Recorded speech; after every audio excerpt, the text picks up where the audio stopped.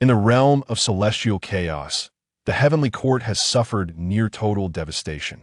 At this moment, the venerable Laojun finds himself encircled by a rebellious faction intent on the downfall of the celestial hierarchy. Surrender your alchemical furnace, and we may spare your life.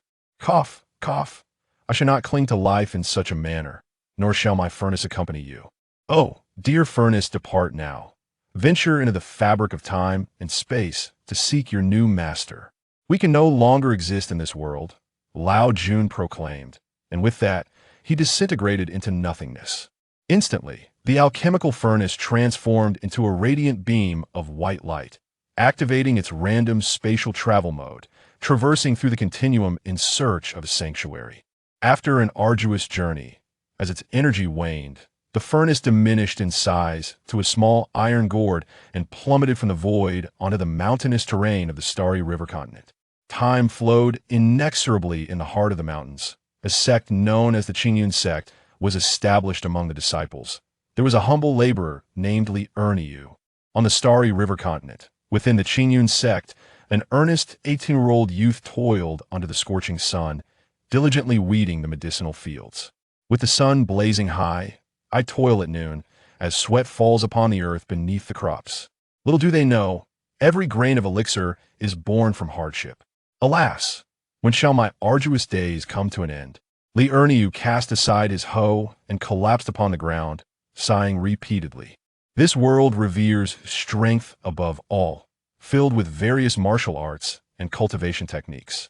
He had initially embarked on his journey from a small mountain village, nurtured by dreams of transcendence and greatness. However, upon arriving at the celestial gate, he was met with the harsh realities of life, which swiftly disillusioned his aspirations.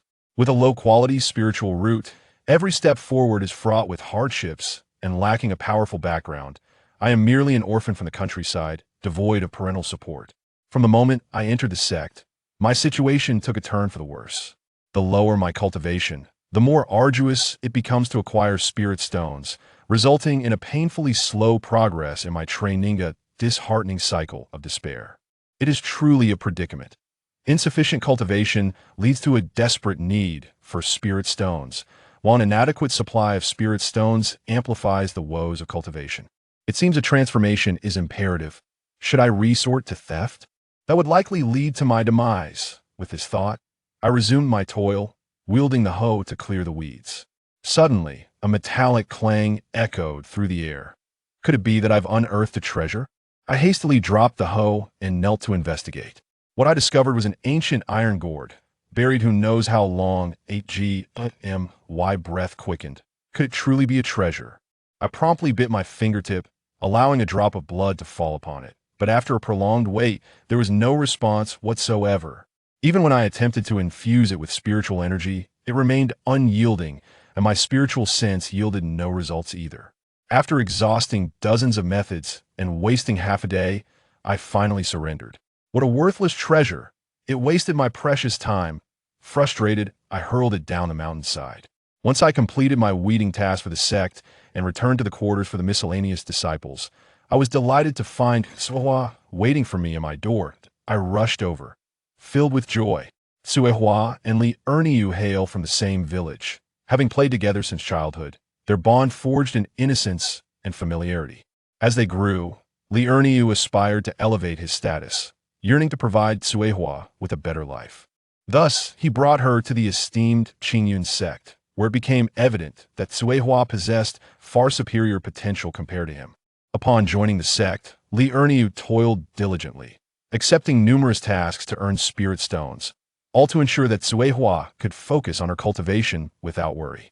Through relentless effort and overcoming myriad challenges, Suehua ultimately ascended to become an inner sect disciple.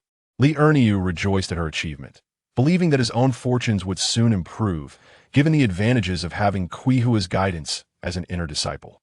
However, he was blindsided by her subsequent words, which nearly caused him to spit blood in frustration. Erniu, perhaps we should limit our interactions from now on, to avoid misunderstandings, Suehua suggested, a hint of embarrassment coloring her tone. Li Erniu, with eyes aflame, exclaimed, "Why? For all these years, I have labored tirelessly, earning spirit stones for your cultivation. Have I not treated you well enough? My master has instructed me to sever emotional ties, claiming that such attachments would hinder my path of cultivation. Suihua replied, her voice tinged with a sense of helplessness and inner conflict, soft as the willow fluff swaying in the breeze. Li Erniu gazed at her, his eyes filled with curiosity and confusion. Your master said that, but what are your own thoughts on the matter? Suihua inhaled deeply, as if endeavoring to suppress the tumult within her soul. I too believe it is best for us to sever ties from now on. We exist in entirely different realms. I shall possess endless years, while you will ultimately become but a handful of dust upon this land. Her words were tinged with a touch of melancholy and resolution. Of course, if you have any requests, feel free to voice them. As long as they are not overly demanding, I shall do my utmost to accommodate you, Suihua said after a moment of silence. Li Erniu recalled a phrase he once uttered in the village. A sycophant will end up with nothing after all the flattery. In a solemn tone, Li Erniu replied, previously, I entrusted you with over 200 spirit stones. I cannot recall the exact amount, but if you return 200 stones, that will suffice. Suihua clenched her teeth and handed Li Erniu a storage pouch, which contained half of her possessions, 500 spirit stones. Li Erniu accepted the pouch, extracted 200 spirit stones, and returned the pouch to Suihua before turning away to return home. He felt no inclination to exchange further words with Suihua. As Suihua gazed at Li Erniu's departing figure, her heart was a tumult of emotions. That figure was resolute and unyielding, as if to convey that their transaction had come to an end, with no further entanglements. Suihua sighed softly, a surge of indescribable feelings washing over her, perhaps a sense of loss or regret, or perhaps a wistful remembrance of times gone by. However, she swiftly tempered all her emotions, her gaze becoming resolute and luminous once more. She murmured to herself, what I seek is the realm of the immortals. Your pace is destined to remain unaccompanied by mine. This is not a matter of my heart being devoid of compassion, but rather that you lack the precious spiritual roots that lead to the path of immortality. The road ahead shall be traversed alone. You may only be a fleeting presence in my life. Li Erniu stepped into the room, and the weighty atmosphere swept over him like an autumn breeze rustling through withered leaves, prompting an involuntary sigh to escape his lips. He murmured, alas, it is what it is. Who am I but a humble soul, born with ordinary talents unlike those gifted cultivators? Yet, within his eyes flickered an indomitable light, as if flames danced in defiance. Despite his name, Erniu, which may sound somewhat simple and even comical, those who knew him well were aware that this was merely a fraud. Li Ernius' intellect, akin to uncut jade, had been polished through countless storms, rendering it clear and radiant, illuminating all around. The tribulations he endured were as profound and weighty as mountains and rivers, yet none could bend his spirit. He chose to cloak his resilience and tenacity in an appearance of simplicity, seeking to evade unnecessary disturbances and troubles. At this moment, he stood within the room, his heart brimming with aspirations and hopes for the future. He recognized that though his talents were ordinary, with sufficient perseverance and resolve, he would someday ascend to the pinnacle, standing out and commanding the attention of all. One wonders if you shall regret today's decision when that time comes. Chapter 2. The mysterious Li Erniu, casting aside all distractions, retrieved a spirit stone and commenced his cultivation. Despite lacking a superior spiritual root, he resolved to diligently practice. For with perseverance, even an iron pestle could be ground into a needle. Puffing and panting, he toiled away. No, it was not a pestle, it was cultivation. As long as he continued his efforts, the hope of becoming stronger would surely blossom. Just as he prepared to retrieve 2 more stones for continued practice, he noticed a rusty iron object before him. What on earth? Is that not the iron gourd I unearthed? Did I not cast it down the mountain? How has it returned? Li Erniu pondered, recalling that indeed, he had hurled it away. Could it truly possess some extraordinary qualities? His eyes gleamed with curiosity as he fixated on the iron gourd. Li Erniu picked it up once more, intent on investigation, yet after a lengthy examination, he found no remarkable attributes. Just as he was about to relinquish his inquiry, he reluctantly employed his spiritual perception to scan the gourd. Suddenly, a dazzling light enveloped him. What is this place? Li Erniu realized that the scenery around him had transformed. No longer was he in the cramped quarters of a lowly disciple. Instead, he stood within a peculiar chamber adorned with numerous doors. After extensive exploration, he discovered that only one door was accessible, leading into an alchemical room replete with a cauldron, various spiritual herbs, and an array of alchemical paraphernalia. Everything necessary for alchemy was present. However, he could not retrieve anything from within. To his astonishment, he also noted that time outside appeared to stand still while he was inside. Regardless of how long he lingered in this chamber, upon his return, he would emerge at the same moment he had entered. Furthermore, the external elements cannot be brought within. Liurnia pondered throughout the night before realizing that the inner sanctum could indeed serve as a place for alchemical practice. Yet he possessed not a shred of knowledge regarding the art of alchemy. It appeared that acquiring knowledge in this field was imperative. Once he became an alchemist, he could amass a considerable fortune in spirit stones, which would facilitate both his cultivation and the procurement of necessary resources. Perhaps this was the pivotal moment to alter his destiny. Before dawn, Liurnia made his way to the sect's library, exchanging 100 spirit stones for a comprehensive manual on the fundamentals of alchemy. As a mere attendant disciple, these were the only materials available to him. Upon returning to his modest quarters, he began to delve into the foundational tome of alchemy. After several days of diligent study, he finally completed the manual and was eager to practice within the gourd space. To his astonishment, he discovered that he had no formulae for concocting elixirs. Instead, he resolved to practice the purification of spiritual herbs. Miraculously, the herbs he utilized would reappear. Using a single herb resulted in another sprouting in its place. Aha! This was undoubtedly an excellent venue for honing his alchemical skills. Yet, he realized he still needed to earn money to purchase the elixir's recipes. As an attendant disciple, however, he found himself lacking both the funds and the privileges to make such purchases. It seemed that securing a position in the alchemy pavilion might afford him the opportunity to glimpse the recipes. Besides, having studied the foundational manual, he had become acquainted with the spiritual herbs, enabling him to comprehend which herbs the alchemists employed during their concoctions. The following day, Liurnia ventured to the mission pavilion to seek tasks pertaining to the alchemy pavilion. However, he encountered only assignments related to tending to the herb fields or searching for medicinal plants, or tasks that he was unqualified to undertake. Just then, he discovered an opportunity to clean the alchemy pavilion, which involved daily tidying and maintaining the alchemical furnaces, offering a modest reward of 2 spirit stones per day. Resolute, he decided to accept the task. Was he at merely the role of a cleaner? What was there to be concerned about? Upon accepting the assignment, Liurnia proceeded to report to the alchemy pavilion, his heart fluttering with both trepidation and excitement. The pavilion itself was an imposing edifice, its eaves soaring elegantly, with wisps of smoke spiraling from the alchemical furnaces, exuding an air of mystery and antiquity. Standing at the entrance, he inhaled deeply, attempting to calm his racing heart. As he stepped inside, he was greeted by an invigorating aroma of herbs that instantly revitalized him. The overseer of the alchemy pavilion, an elderly man with a head of white hair, sat at a wooden table, poring over a time-worn tome, his brow furrowed in concentration.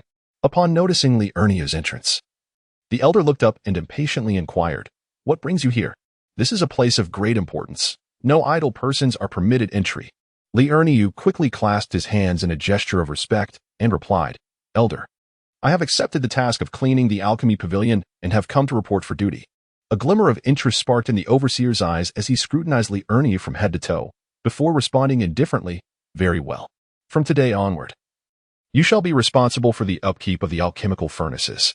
He instructed Liurnia to collect the necessary tools for the task, and thus, he began his new role. In the serene depths of the alchemy pavilion, Liurnia commenced his cleaning duties. Treading delicately, he navigated through the various alchemical chambers with utmost caution, gently polishing each alchemical furnace. What appeared to be a mundane task was, in truth, imbued with his profound reverence and hopeful anticipation. Under his touch, the furnaces gradually emanated an ancient and profound luster, seemingly narrating millennia of tales. His fingers glided over the surfaces as if playing a silent symphony, a tribute to the venerable art of alchemy and a prelude to the exquisite elixirs soon to be born. The alchemists flowed in and out like a gentle stream, some wielding spiritual herbs, others clutching sacred formulas, their gazes deep and focused. Their realm appeared ensnared by the mysteries of alchemy, embodying a dedication and pursuit that transcended the mundane. The air was permeated with a subtle herbal fragrance, a blend of bitterness and sweetness born from the fusion of herbs and flames, much like the alchemist's lives, replete with trials and aspirations. Amidst this aromatic atmosphere, Liurnia felt the resilience and fervor of the alchemists, swelling with pride for the opportunity to labor in this hallowed place. Whenever the alchemist departed from the furnaces to procure ingredients, he could not resist stealing glances at the flickering flames and the spiritual herbs within. His heart brimmed with yearning to uncover the secrets of alchemy and to obtain the coveted formulas. However, the alchemists seemed to possess an acute awareness. At the slightest movement from him, their vigilant eyes would swiftly turn in his direction, filled with caution and admonition, sometimes even prompting him to leave until they had completed their alchemical processes before permitting him to resume his cleaning. In the face of adversity, Liurnia remained undaunted. Although he had not acquired the coveted alchemical formula, he occasionally observed the alchemists and their apprentices meticulously handling medicinal herbs. He committed each sighting to memory, retreating to his abode to practice in the secluded alchemical chamber.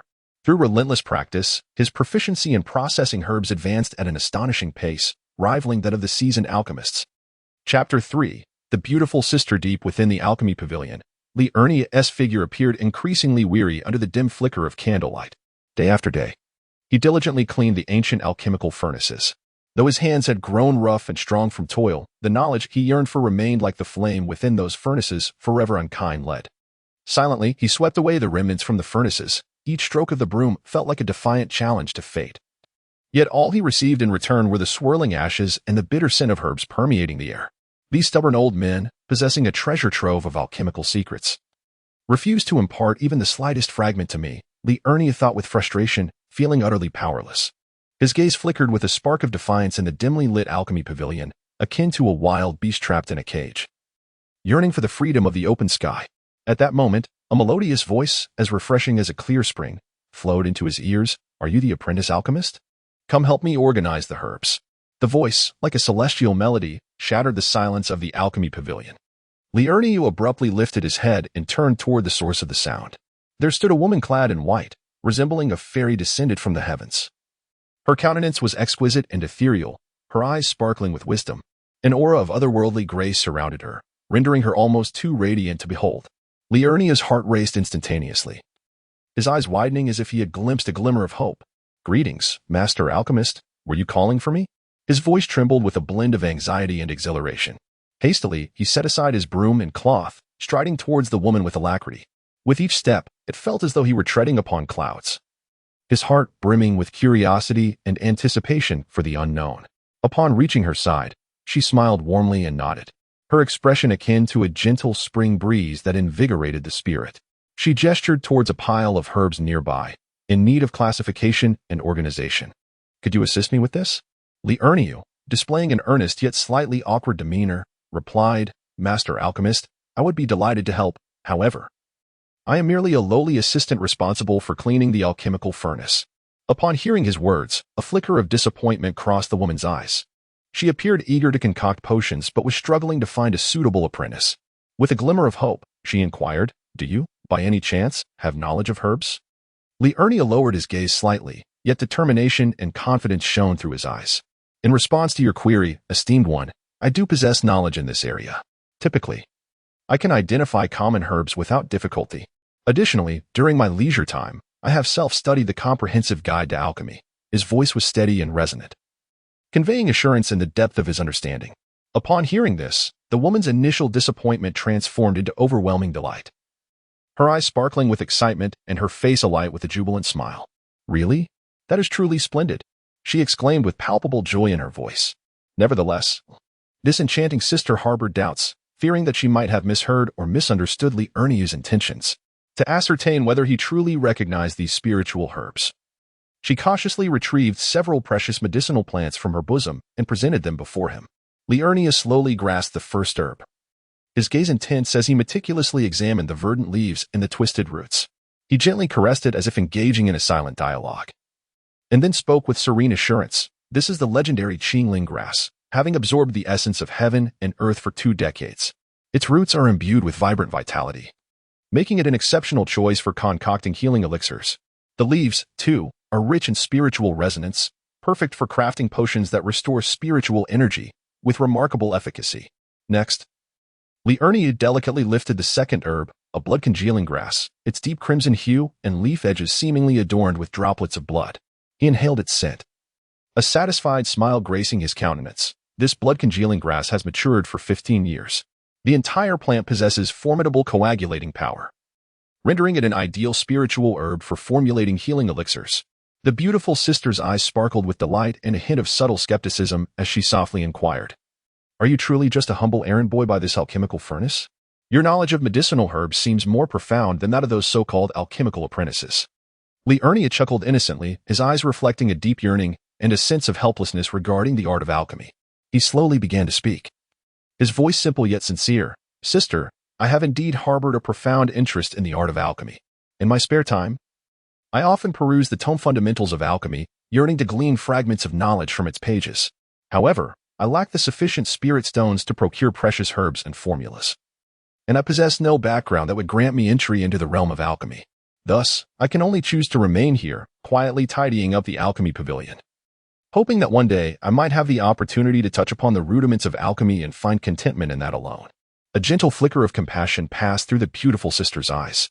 In a soft voice, she said, "I have a healing elixir awaiting preparation. Would you lend me your assistance?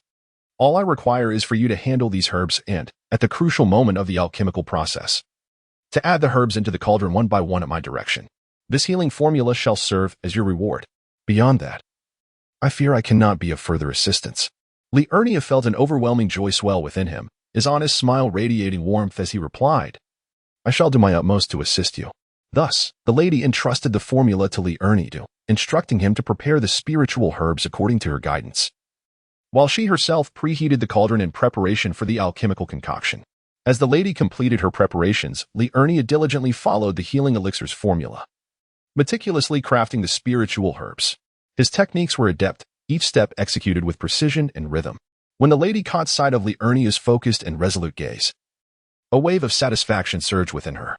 She realized that with Liurnia's involvement, the likelihood of success in this alchemical endeavor had significantly increased. Subsequently, the woman gently opened the alchemical furnace, and a surge of intense flames erupted forth, resembling a dragon of fire swirling in the air. She nodded slightly, signaling to Liurnia that he could commence the addition of the herbs. Without hesitation, Liurnia delicately cast the herbs he held into the furnace, each plant seemingly imbued with life, dancing and spiraling within the flames. The synergy between the two grew ever more harmonious. Chapter 4. The Trial of Elixirs. Their unspoken understanding reached an extraordinary realm. Words became unnecessary, as a mere glance or gesture sufficed to convey their thoughts. Bathed in the flickering light of the fire, their silhouettes intertwined, creating a picturesque scene. Time flowed gently, and after half an hour, a faint yet enticing aroma wafted from the furnace. This fragrance was fresh and rich, invigorating the senses. The woman and Liurnia exchanged a knowing smile. Aware that their alchemical endeavor had met with success, the woman retrieved the elixir and stored it in a jade vial, leaving Liurnia with a communication talisman, saying, "In the future, should I require assistance in alchemy, I shall notify you." After imparting her name, she hurriedly departed, while Liurnia resumed his cleaning duties for the day. Having completed his work, he collected his day's spiritual stones from the steward and returned to his humble abode. Eagerly, he entered the iron-gored space to practice alchemy. First, Liurnia studied the alchemical formula diligently, and after thorough examination, he began to locate the necessary herbs within the space: qingling grass, blood, dandelion, purslane, sanchi, and fracture grass. He then commenced the meticulous preparation of the herbal concoction. Once completed, he positioned the firestone beneath the alchemical furnace to preheat it. After achieving the desired warmth, he began to infuse spiritual energy, intensifying the flames. Following the prescribed formula, he introduced the herbs and initiated the purification of the elixir. However, the resultant liquid emerged murky and dark, and Liurnia immediately discerned its inferior quality. He ceased the refining process, pondering the cause of this anomaly. What is happening? Why was the extraction process so much simpler in my previous attempts? Upon careful examination, he reached a conclusion. The herbs employed were of the second tier, while the recipe he was following pertained to the second-grade elixir. Previously, he had utilized first-tier herbs for his extractions, but this time, he had resorted to second-tier ones. How unfortunate it was to discover that this was indeed a recipe for a second-grade elixir. Yet, he had no choice. He simply could not afford a more refined recipe. Thus, he resolved to persevere with the one at hand. Consequently, Liurnia abandoned the notion of refining pills and dedicated himself solely to the extraction of the elixir. He practiced repeatedly, once, twice, thrice, and eventually 108 times. At long last, he succeeded in extracting a satisfactory elixir. What a laborious endeavor it had been! After a brief respite, he resumed his efforts to extract the second type of elixir. Once, twice, thrice, 87 times. At last, I have successfully extracted the second potion. Then the third, the fourth, the fifth, the sixth. Eureka! I have finally managed to refine them all. The next step is to combine them. Thus, I began to prepare the herbs for alchemy, meticulously purifying each of the 6 herbs: clear spirit herb, coagulation grass, dandelion, purslane, sanchi, and bone-setting herb. Once the extraction was complete, I commenced the fusion. Boom! The furnace exploded.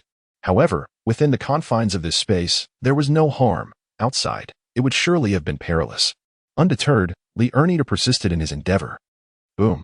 Again. Boom. Boom.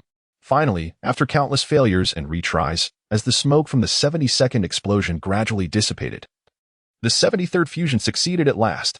Liurnia was astonished to discover that the 2 originally incompatible potions had miraculously merged within the cauldron, forming an entirely new liquid of peculiar hue, radiating an enticing luster. In that moment, the tension that had gripped him finally eased, and a long-awaited, fatigued yet contented smile graced his face. I can't go on like this. I am utterly exhausted, both in body and spirit. I must take a proper rest, change my mood, and unwind. Liurnia murmured to himself, his voice tinged with an unmistakable weariness.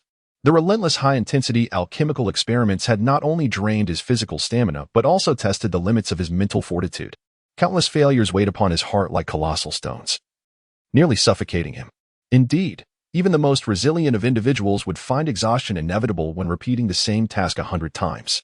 It was not merely physical fatigue that plagued him. Rather, the gnawing anxiety and restlessness within his mind proved to be the most tormenting. He shook his head and let out a self-deprecating smile before exiting the iron gourd space. Stepping out of the iron gourd, Liurnia felt as though he had returned from another realm to the reality of his surroundings. The oppressive emotions within him were finally set free. After a brief respite, he resolved to restore his energy and enhance his cultivation through meditation.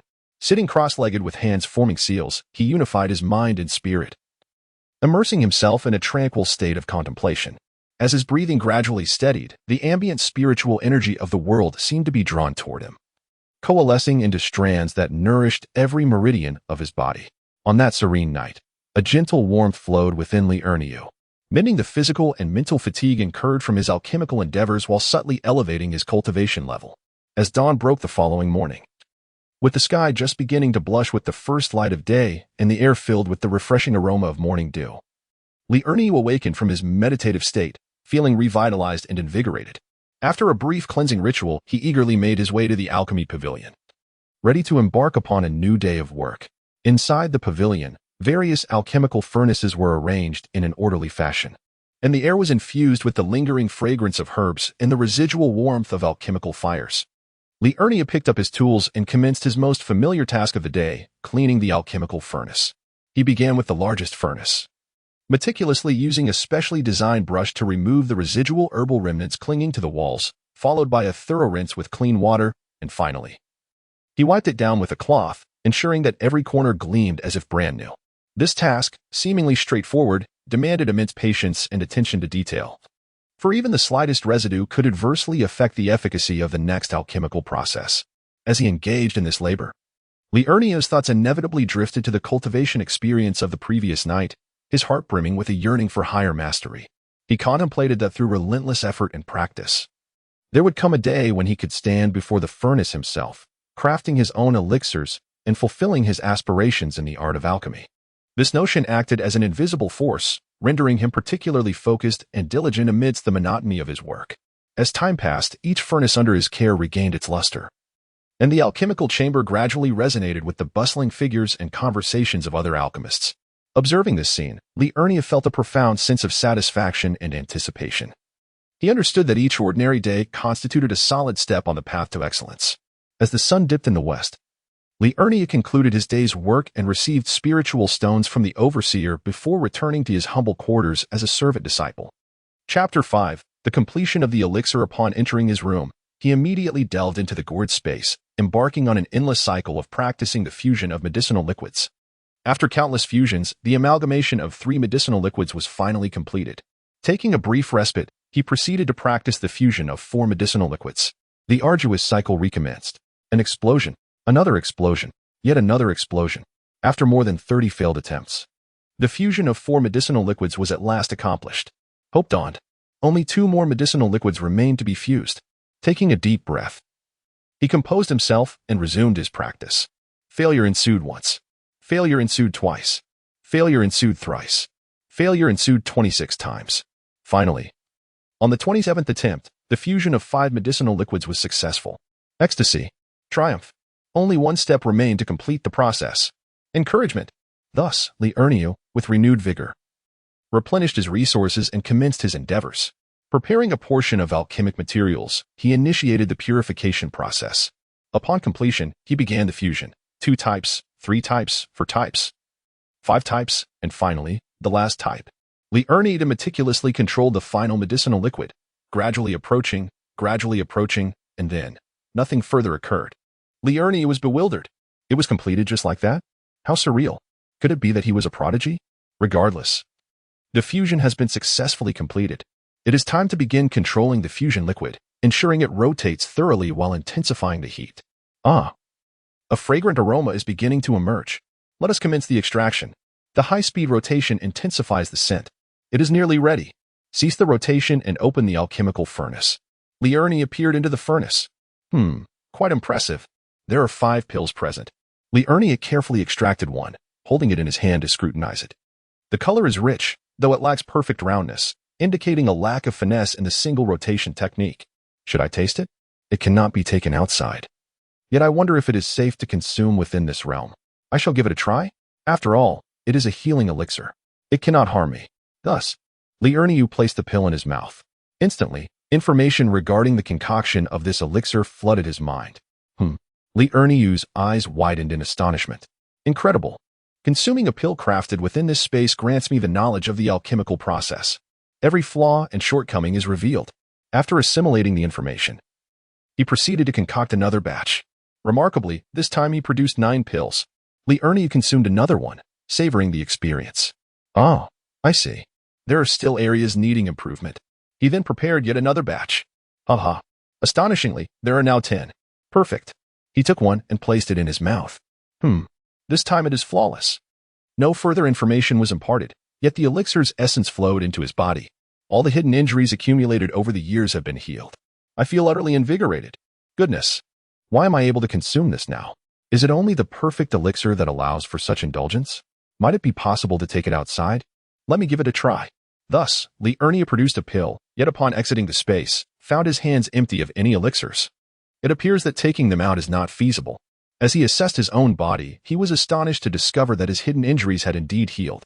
Henceforth, whenever he requires an elixir, he need only consume it within that realm, provided he possesses the skill to concoct it. At that moment, the iron gourd transformed into a radiant beam of light, entering Li Erniu's dantian and hovering above it. Could it be that he has successfully refined an elixir, and this precious gourd acknowledges him as its master? Regardless, it matters not. As long as it brings no detriment, all is well. Now, he must devise a plan to amass some wealth to purchase elixir recipes. It would be prudent to first acquire some assisting elixirs for cultivation. During the day, he should procure herbs for refining healing elixirs, and when alone, utilize the alchemical furnace in the pill refining pavilion to concoct a few batches to sell for profit. Li Erniu then commenced his meditation and cultivation. The night passed in silence. The following morning, at the break of dawn, Li Erniu made his way to the sex marketplace. Upon entering, he spotted the elder in charge of the marketplace leisurely sipping tea at the counter.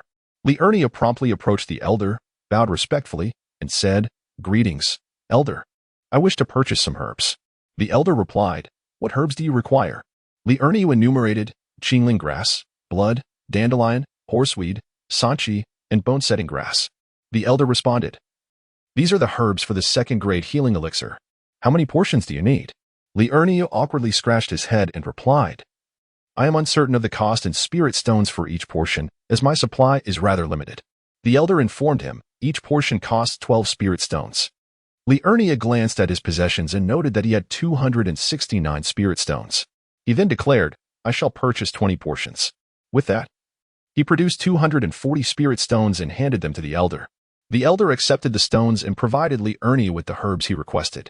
Li Ernie continued, "Elder, might I inquire if you have any alchemical formulas for sale, and what are their prices?" The elder replied, "A first-grade formula costs 500 spirit stones, a second-grade 1,000 spirit stones, and a third-grade 5,000 spirit stones. What formula do you wish to acquire?" Feeling somewhat embarrassed, Li Ernie responded, "I do not have that many spirit stones with me. I shall return to purchase at a later time." "Do you accept alchemical pills?" the elder inquired. "Are you an alchemist?" Li Ernie replied, "I am not. I am merely inquiring on behalf of another." The elder then stated, "For first-grade pills, the price is 5 spirit stones, for second-grade pills, 10 spirit stones, and for third-grade pills, 50 spirit stones." Li Ernie expressed his gratitude, saying, "Thank you, elder." After leaving the sect's marketplace, Li Ernie made his way to the alchemy pavilion. He began to clean the alchemical furnace, and upon completing the task, he realized he had been working there for quite some time and had grown familiar with the pavilion's manager. Thus, he sought out the manager directly and asked, "Manager Good, how many spirit stones are required to use the alchemical furnace?" The manager replied, "Are you planning to use it, or is someone else?" Li Ernie responded, "I shall use it myself." Manager Gu, taken aback, exclaimed, "You can refine pills?" Li Ernie sheepishly replied, "Hee. I possess a modicum of knowledge and wish to give it a try." The steward said, "You may use it, just ensure to clean it thoroughly afterwards. You need not report to me in the future, but do not spend too much time daily, lest it impedes the cleaning of the other alchemical furnaces." Li Ernie promptly expressed his gratitude and eagerly proceeded to concoct elixirs. Upon entering an unoccupied alchemical chamber, he activated the formation and commenced the preparation of second-grade healing potions. Initially, he approached the process with great caution, as he had previously practiced in a spatial realm and was uncertain if there would be any differences in the external environment. After successfully refining one batch, Li Ernie felt reassured to discover it was indeed the same. Within half an hour, he produced 3 batches of potions, significantly faster than Ling Xuanxue, given the countless times he had practiced in the spatial realm. Once he had cleaned the alchemical furnace, he proceeded to tidy up those used by others. He then found another alchemical chamber and prepared 6 more batches of potions. After cleaning all the furnaces, he concluded his day's work, collected his wages from the steward, and returned to his dwelling. Chapter 6. The Pursuit of Wealth. Upon returning to his room, Li Ernie entered the gourd space and noticed another door, seemingly inviting him in, as its vibrant hue indicated its accessibility. He stepped inside and surveyed the surroundings, only to find the room utterly devoid of furnishings, save for a cushion positioned in the center. He sat upon it, yet it remained unresponsive. What purpose does this serve? He attempted to lift the cushion, but it would not budge. Undeterred, Li Ernie sat once more and began to meditate. Instantly, he felt his foundational cultivation techniques manifest within his mind, accompanied by a correction of his methods. Li Ernie attempted to operate the device, and in an instant, his eyes sparkled with astonishment. It was remarkably smoother than his previous foundational cultivation technique. Evidently, this was a chamber designed to assist in cultivation, albeit devoid of spiritual energy, necessitating the use of spirit stones for enhancement. Lacking any spirit stones at the moment, Li Ernie had no choice but to exit the space and return to his quarters for meditation and practice. As night fell without further incident, the following morning found Li Ernie at the sect shop, where he sold the second-grade elixirs he had concocted for 900 spirit stones. Subsequently, he spent 500 spirit stones to acquire a recipe for the first-grade gathering spirit pill, an elixir that aids in cultivation, allowing a practitioner to enhance their training speed by double for an entire day. He also purchased 80 portions of the necessary herbs for brewing the first-grade gathering spirit pill, each costing 5 spirit stones. Consequently, the freshly acquired 900 spirit stones were swiftly depleted. Continuing on, Li Ernie proceeded to the alchemy pavilion to clean the cauldron and refine healing elixirs. Throughout the day, he managed to complete the remaining 11 healing elixirs during his spare time. Upon returning to his residence, he immediately entered the alchemical space to learn the art of crafting the first-grade qi gathering pill. This time, he was significantly more efficient, successfully producing 8 pills on his first attempt, having already mastered the creation of second-grade elixirs. After consuming one of the pills, he swiftly recognized the inadequacies in his previous concoctions and immediately set about refining a second batch. This time, he succeeded in producing 10 pills, and after sampling one, he confirmed their efficacy. He then ventured outside to meditate and practice, and indeed, the speed of his cultivation had noticeably increased. After a night of diligent training, he felt a slight loosening in his cultivation at the 6th level of the qi gathering stage. The following day, Li Ernia continued his journey to the sect's shop to sell elixirs and procure alchemical formulas. This time, he acquired a formula for the recovery pill along with 60 portions of its requisite herbs. The recovery pill is known to enhance the speed of spiritual energy restoration. After these transactions, Li Ernia retained 300 low-grade spiritual stones, which he intended to use for evening cultivation. Subsequently, he made his way to the alchemy pavilion to cleanse the alchemical furnace and refine first-grade elixirs. His progress was swift, aside from the time spent cleaning the furnace. He managed to produce 60 batches of first-grade elixirs in a single day. Upon leaving the alchemy pavilion, he presented Steward Gu with a vial containing 10 first-grade gathering qi pills as a token of gratitude. Steward Gu expressed his astonishment at how quickly Li Ernia had produced first-grade elixirs. Noticing Li Ernia's commendable aptitude and sincerity, Gu remarked, "It seems you possess a remarkable talent for alchemy. These first-grade formulas are of no use to me, so I shall gift them to you." As he spoke, he handed several formulas to Li Ernia, who gratefully accepted them. After bidding farewell to Steward Gu, Li Ernia returned to his residence and eagerly entered the gourd space to concoct several first-grade elixirs, quickly mastering the associated formulas. After consuming a gathering qi pill refined within the space, he proceeded to the cultivation chamber to meditate. Unfortunately, he forgot that items could not be brought into this space. Li Ernia found himself quite vexed, exclaiming in frustration, "What purpose does this cultivation chamber serve?" Returning to his room, he summoned the gourd to investigate its properties. After an extensive examination with little success, just as he was about to give up, he sensed the gourd's opening slowly absorbing spiritual energy. Although the process was gradual, Li Ernia was keenly aware of the phenomenon. Li Ernia took out a spirit stone and tossed it into the gourd, yet there was no response, and the spirit stone could not be retrieved. Feeling disheartened, he resolved to enter the space to observe any changes. Upon entering, he sensed the presence of spiritual energy within the cultivation chamber, albeit faint. Could it be that placing the spirit stone into the gourd would infuse the alchemy room with this energy? With renewed determination, Li Ernia exited the space and placed 10 spirit stones into the gourd before re-entering the cultivation chamber. Overwhelmed with excitement, he realized that this method indeed worked. Simply placing the spirit stones into the gourd sufficed. After leaving the space, he promptly deposited 90 spirit stones into the gourd, eager to discover the extent of their enhancement. He returned to the cultivation chamber, seated himself upon a mat, and commenced his meditation. After an indeterminate period, he achieved a breakthrough, advancing from the qi refining stage to the 7th level of the qi refining stage. Taking stock, Li Ernia noted that approximately 10 to 20 spirit stones worth of spiritual energy remained in the chamber. Although he felt a pang of regret for the spirit stones, the breakthrough made it worthwhile, especially since he would soon be able to acquire spirit stones at a faster rate. Emerging from the space, he cast all remaining 200 spirit stones into the gourd before returning to the cultivation chamber to continue his practice. Feeling that the effects of the spirit-gathering pill he had consumed had waned, he took another, and then yet another. After consuming 2 spirit-gathering pills in succession, Li Ernia experienced another breakthrough, ascending to the 8th level of the qi refining stage.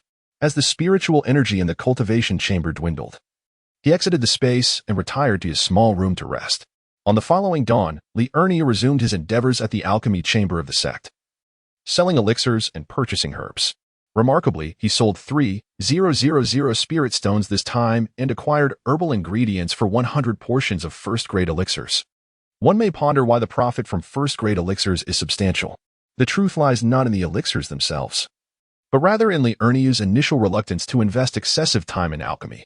Eventually, he discovered a harmonious balance. By dedicating 1 hour to clean the alchemical furnace, he could then refine elixirs for another hour. This arrangement allowed him to concoct elixirs for 5 hours each day. In the preceding 2 days, he had only spent a little over 2 hours producing second-grade elixirs. Thus, Li Ernia spent his days selling elixirs, purchasing herbs, cleaning the furnace, and refining elixirs, while his nights were devoted to cultivation and rest. Remarkably, within just 2 days, he had successfully entered the foundation establishment stage. Some may wonder how such rapid progress was achieved. The answer lies in the time-unrestricted cultivation space, where spirit stones alone are sufficient. With Li Ernia now at the foundation establishment stage, and his alchemical speed accelerated, he utilized the spirit stones earned from 2 days of alchemy to procure the formulas for second-grade elixirs. He then embarked on producing second-grade elixirs for profit and cultivation. After several weeks, he had advanced to the third-grade formulas. His cultivation had reached the pinnacle of the foundation establishment stage. However, he found himself unable to progress further, as his current cultivation method could not support his transition to the core formation stage. It dawned on Ernie that it was time to adopt a more advanced cultivation technique. Unfortunately, he discovered that the miscellaneous disciples were unable to learn higher-level techniques. And to study methods conducive to the core formation stage, one must enter the outer sect. Fortunately, the selection for miscellaneous disciples to transition to the outer sect was scheduled for the following month. During this period, Ernie continued to sell elixirs during the day, procure medicinal herbs, refine alchemical potions, and maintain the alchemy furnace. Before long, the day of the outer sect disciple selection arrived. On the eve of the selection, Ernie concluded a day of diligent work as a handyman. He meticulously cleaned the alchemy furnace under his care, ensuring that every corner gleamed as if brand new, leaving no trace of residue. Additionally, he utilized his spare time to concoct elixirs. As evening approached, Ernie went to see Manager Gu to collect his 2 spirit stones for the day. Ernie said, "Manager Gu, I would like to request a day's leave tomorrow, as I intend to participate in the outer sect disciple selection." "Oh, have you reached the foundation establishment stage?" Manager Gu inquired, his tone tinged with surprise and curiosity. Ernie replied, I have long since reached the foundation establishment stage. However, due to my poor spiritual roots, I did not attempt the assessment until now. But now that I have reached the peak of foundation establishment, if I do not join the outer sect, I will have no methods to cultivate." Upon hearing this, Manager Gu asked, "What type of spiritual root do you possess?" Feeling somewhat embarrassed, Ernie scratched his head and responded, "A mixed element spiritual root." Manager Gu, with a tone of approval, remarked, "Very good. I see you are still young. And reaching the peak of foundation establishment with a mixed element spiritual root at your age indicates that you have not been negligent in your cultivation. Remember, regardless of one's innate talent, with diligence, one can achieve great heights. Many powerful cultivators possess mixed element roots." Ernie expressed his gratitude, saying, "Thank you for your guidance, Elder Gu. I will certainly strive to improve." Elder Gu replied, "Very well. You may go now. Prepare well for your return. Tomorrow I shall have someone take over your duties." On the following day, as the first light of dawn kissed the horizon, Ernie was already poised for departure. Clad in his finest attire, the modest, it was impeccably clean and tidy. He arrived early at the selection square, where a considerable crowd had already gathered. Each individual harboring their own aspirations, the atmosphere charged with both tension and fervor. Ernie surveyed his surroundings, recognizing several familiar faces among the throng, his fellow laborers as well as the external disciples who typically looked down upon such gatherings. Taking a deep breath, he steeled himself, stepping into the crowd, ready to confront the challenges that lay ahead. The bell heralding the selection was about to toll. This marked the first step toward altering his destiny. Regardless of the outcome, he was fully prepared to give his all. At that moment, the bell rang, and the elder presiding over the selection ascended the platform. The elder announced that the external disciple selection would be conducted through a contest of martial prowess. Only those who had reached the foundation establishment stage would qualify to compete, and those who met the criteria could enter the external sect through this arena. This time, only 10 individuals would be accepted. So those who fulfilled the foundation establishment requirements should proceed to the center of the square for evaluation. One by one, individuals stepped forward into the central area, and Ernie joined them. The elder, observing that no one else was entering, noted the presence of over 30 participants.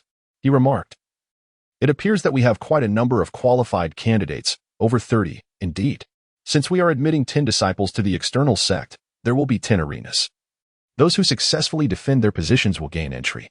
As the words were spoken, an elder adept in formations produced a formation plate, swiftly arranging 10 combat platforms. Once the platforms were set, the presiding elder continued, "Each participant is granted but a single opportunity to challenge the platform, and only one individual may ascend at a time. Following each bout, there shall be a brief respite equivalent to the burning of a stick of incense. To successfully defend the platform, one must either remain undefeated until the end or successfully defend 6 times. Those willing to defend, please step forward." Ernie confidently strode onto one of the platforms, and soon others followed suit, until all 10 platforms were occupied. The elder proclaimed, "Those seeking to challenge may now ascend." At that moment, someone recognized Ernie and exclaimed, "Isn't that Ernie? I never expected him to have reached the foundation establishment stage." Another voice chimed in, "Let us choose him. His combat prowess should be rather modest. However, Just as this individual prepared to ascend, they noticed someone had already leapt onto the platform, prompting an exasperated slap to their thigh. What a blunder! If I had known, I would have rushed up first. Truly, failure begins with excessive chatter. The challenger, having ascended, was met with a swift and decisive strike from Li Ernio, sending them crashing down. After all, Li Ernio had already attained the pinnacle of the foundation establishment stage. The individual who had been lamenting their delay now widened their eyes in astonishment. Good heavens! I spoke too soon. Li Ernio has become that formidable. Perhaps I should rephrase, excessive chatter may not always be a detriment. Laughter ensued, and thereafter, no one dared to challenge Li Ernio. As the contest drew to a close, others had managed to engage in several exchanges, yet all were quelled by Li Ernio's overwhelming presence. The defense came to an end, and Li Ernio, still in disbelief, murmured, "Is this truly my entrance into the outer sect? I merely unleashed a single strike. Had I known, I would have taken it a bit easier." Heh. As Li Ernio engaged in self-reflection, the presiding elder proclaimed the conclusion of the selection process for outer disciples. The elder instructed Li Ernio and his companions to follow him to the outer gate. Upon their arrival, the elder designated an outer disciple to guide them in obtaining their outer disciple tokens and supplies, as well as assisting them in selecting their accommodations. The guiding disciple cautioned, "As you have just entered the outer gate, it is prudent to remain low-key. There are many outer disciples, and some relish in creating trouble. Previously, as servant disciples, you were beneath their notice, but now that you are outer disciples, the dynamics have changed." Gratefully, the group responded, "Thank you for the reminder, senior brother." The elder continued, "Do not be overly concerned. As long as you maintain a humble demeanor, they will think twice before troubling you, for the sect prohibits arbitrary acts of violence." As they approached the administrative office, each received an outer disciple token and a storage bag. The senior brother then led them in choosing their lodgings. Li Ernio examined his storage bag, discovering a sword, 2 sets of outer garments, and 100 spirit stones. The senior brother elaborated, "Each outer disciple may collect 50 spirit stones from the administrative office each month, with an initial allocation of 100 upon entering the outer gate." Finding the senior brother to be amiable, Li Ernio inquired, "May I ask your name, senior brother?" The elder replied, "I am Yichun. You may call me Brother Yi or simply Yichun." Li Ernio responded, "Then I shall address you as Brother Yi." At this moment, Yichun led the group to the residence of the outer disciples, stating, "This is the dwelling place. The absence of formations indicates that no one resides here. Once you have selected your abode, simply infuse your disciple token with spiritual energy to activate the formation. You may now seek out your preferred accommodation. After you have chosen, consult the token for some introductory information about the outer sect." After finishing his remarks, Yichun bid farewell to the group and returned to report back. The others commenced their selection of residences. Li Ernio found a rather secluded dwelling, uninhabited by others, and withdrew his token to infuse it with spiritual energy, activating the formation. Upon entering the house, he noted that it was far superior to the quarters of the servant disciples, featuring 3 rooms, a living area, a bedroom, and a training room. Subsequently, Li Ernio took out the disciple token to review the important guidelines for outer disciples. He stumbled upon an unpleasant revelation. It seemed he could no longer assist in cleaning the alchemy chamber, as that was the responsibility of the servant disciples. Surely, the outer disciples could not usurp their role. Additionally, it was mandated that one must complete a sect task each month, if prolonged seclusion was necessary. Additional tasks must be undertaken in advance. "I must discuss this with Manager Gu," Li Ernio thought, rising to head to the alchemy chamber. Upon finding Manager Gu, Li Ernio spoke with a hint of regret. "Manager Gu, I apologize, but I fear I can no longer continue to assist you in maintaining the alchemical furnace." Manager Gu smiled gently, as if he had anticipated this turn of events. He replied softly, "Ernio, there is no need for concern. Yesterday, I became aware that you are about to be promoted to an outer sect disciple. From this moment forth, you shall no longer be permitted to perform the duties of a menial disciple." Li Ernio hesitated for a moment and inquired, "What conditions must I meet in order to practice alchemy in the future?" Manager Gu gently stroked his beard and replied, "As an outer sect disciple engaged in alchemy, you are required to pay 100 points daily or submit 1 elixir per furnace as a fee." Li Ernio, puzzled, asked, "How do you know how many furnaces one has refined?" Manager Gu nodded slightly, his tone tinged with seriousness. "On the path of cultivation, self-discipline is paramount. However, according to the sect's regulations, outer sect disciples must submit at least 1 first-grade elixir per hour. Inner sect disciples are required to submit at least 1 second-grade elixir per hour, and others must also submit at least 1 second-grade elixir per hour. Upon hearing this, Liurnia's face brightened, and he chuckled. Haha, then I can rest easy. Manager Gu raised an eyebrow. Oh? Are you implying that you will be refining more than 1 first-grade elixir each hour? Liurnia grinned, a mischievous glint in his eyes, with a bit of effort. I could manage to refine 2 furnaces each hour. After hearing this, Manager Gu smiled slightly, a glimmer of insight flashing in his eyes. He was well aware of Liurnia's character, yet he feigned a stern demeanor and said gravely, Then you shall submit 2 first-grade elixirs each hour. Oh, come on. Manager Gu, we are quite familiar with each other. Must you be so rigid? Liurnia immediately adopted a look of grievance, as though he might weep if he were compelled to submit 2 elixirs. Guanshi Gu observed his demeanor and could not help but chuckle. He shook his head and remarked, I have only just realized that your seemingly honest countenance is merely a facade. Liurnia, feeling somewhat embarrassed, scratched his head and responded with a sheepish grin, I am genuinely honest, you know. Otherwise, I wouldn't have mentioned that I can concoct 2 furnaces of elixirs in just 1 hour. All right, enough of this banter. Let us return to our respective tasks, urged Guanshi Gu with a wave of his hand. He cast a sidelong glance at Liurnia, a hint of amusement gracing his features. Have you claimed your free cultivation technique and attack method or spell from the scripture pavilion since you've joined the outer sect? Liurnia scratched his head again, his honest smile broadening. Hee, not yet. I thought of you first, Guanshi Gu, and came to report in. Upon hearing this, a flicker of satisfaction crossed Guanshi Gu's eyes. He retrieved the token from his waist and handed it to Liurnia, saying, It seems you possess a sense of conscience after all. Take this token. It is the key to the control array of my alchemy room. Feel free to use it when I am not. Liurnia accepted the token, his eyes gleaming with delight, and hurriedly expressed his gratitude. Thank you, Guanshi Gu. Once I earn some spirit stones, I shall treat you to tea. Guanshi Gu chuckled. I suppose you do have a heart. Now, off you go. Liurnia bid farewell to Guanshi Gu and departed. Upon arriving at the scripture pavilion, he encountered an elderly man seated at the entrance and said, Greetings. Esteemed steward, I am here to select my cultivation technique and attack method. The steward, devoid of any expression, replied, Disciple's token. Liurnia obediently presented the token. The overseer accepted the token, glanced at it, and declared, Newly admitted outer disciples may freely select 1 cultivation technique and 1 offensive technique. You may proceed to choose, but only from the first 3 levels. Without hesitation, Liurnia made his way to the 2nd floor. As a mere servant disciple, he had thoroughly explored the 1st level, for servant disciples were limited to selections on that floor. Upon reaching the 2nd floor, he perused the area but found no exceptional techniques. Thus, he ascended to the 3rd floor, first heading toward the technique section to begin his selection process. While he was searching for a suitable cultivation technique, he felt a slight tremor from the small gourd. Curious, he turned his attention inward to the gourd, which was pointing in a particular direction. Following its guidance, he walked toward that direction. Just as he approached the end of the corridor, a flicker of doubt crossed his mind, and the small gourd trembled again, this time tilting downward. Liurnia halted and peered beneath the bookshelf, discovering a collection of 10 or so cultivation techniques. He began to retrieve them one by one.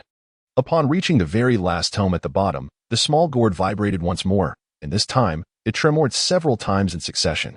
Liurnia shifted his gaze to the tome, revealing an ancient-looking book titled The Yin-Yang Decision of the 5 Elements. Slowly, he opened the first page, which read, The 5 elements create all things. Only those with 5 elemental spiritual roots may cultivate. Upon successful cultivation, the enhancement of the technique can elevate the grade of one's spiritual roots. Liurnia's eyes instantly sparkled with excitement. Wow, is this not the very technique prepared for me? Liurnia immediately cherished the martial arts manual he had acquired and set off in search of offensive techniques. After circling the area dedicated to attack methods, he discovered that there were no further changes regarding the gourd. It appeared that there were no techniques of interest to the gourd. Hence, he began to scrutinize the various martial arts he wished to learn. Sword techniques? Not for me. Knife techniques? No interest. Fist techniques? Let's take a look. Nothing caught my fancy. Palm techniques? Again, nothing appealing. Whip techniques? I'll pass. Hammer techniques? Well, let's see. The cloak hammer technique, the earth-shaking hammer technique, and the 5 elements burial hammer technique. Now that one has a commanding presence, this shall be the one.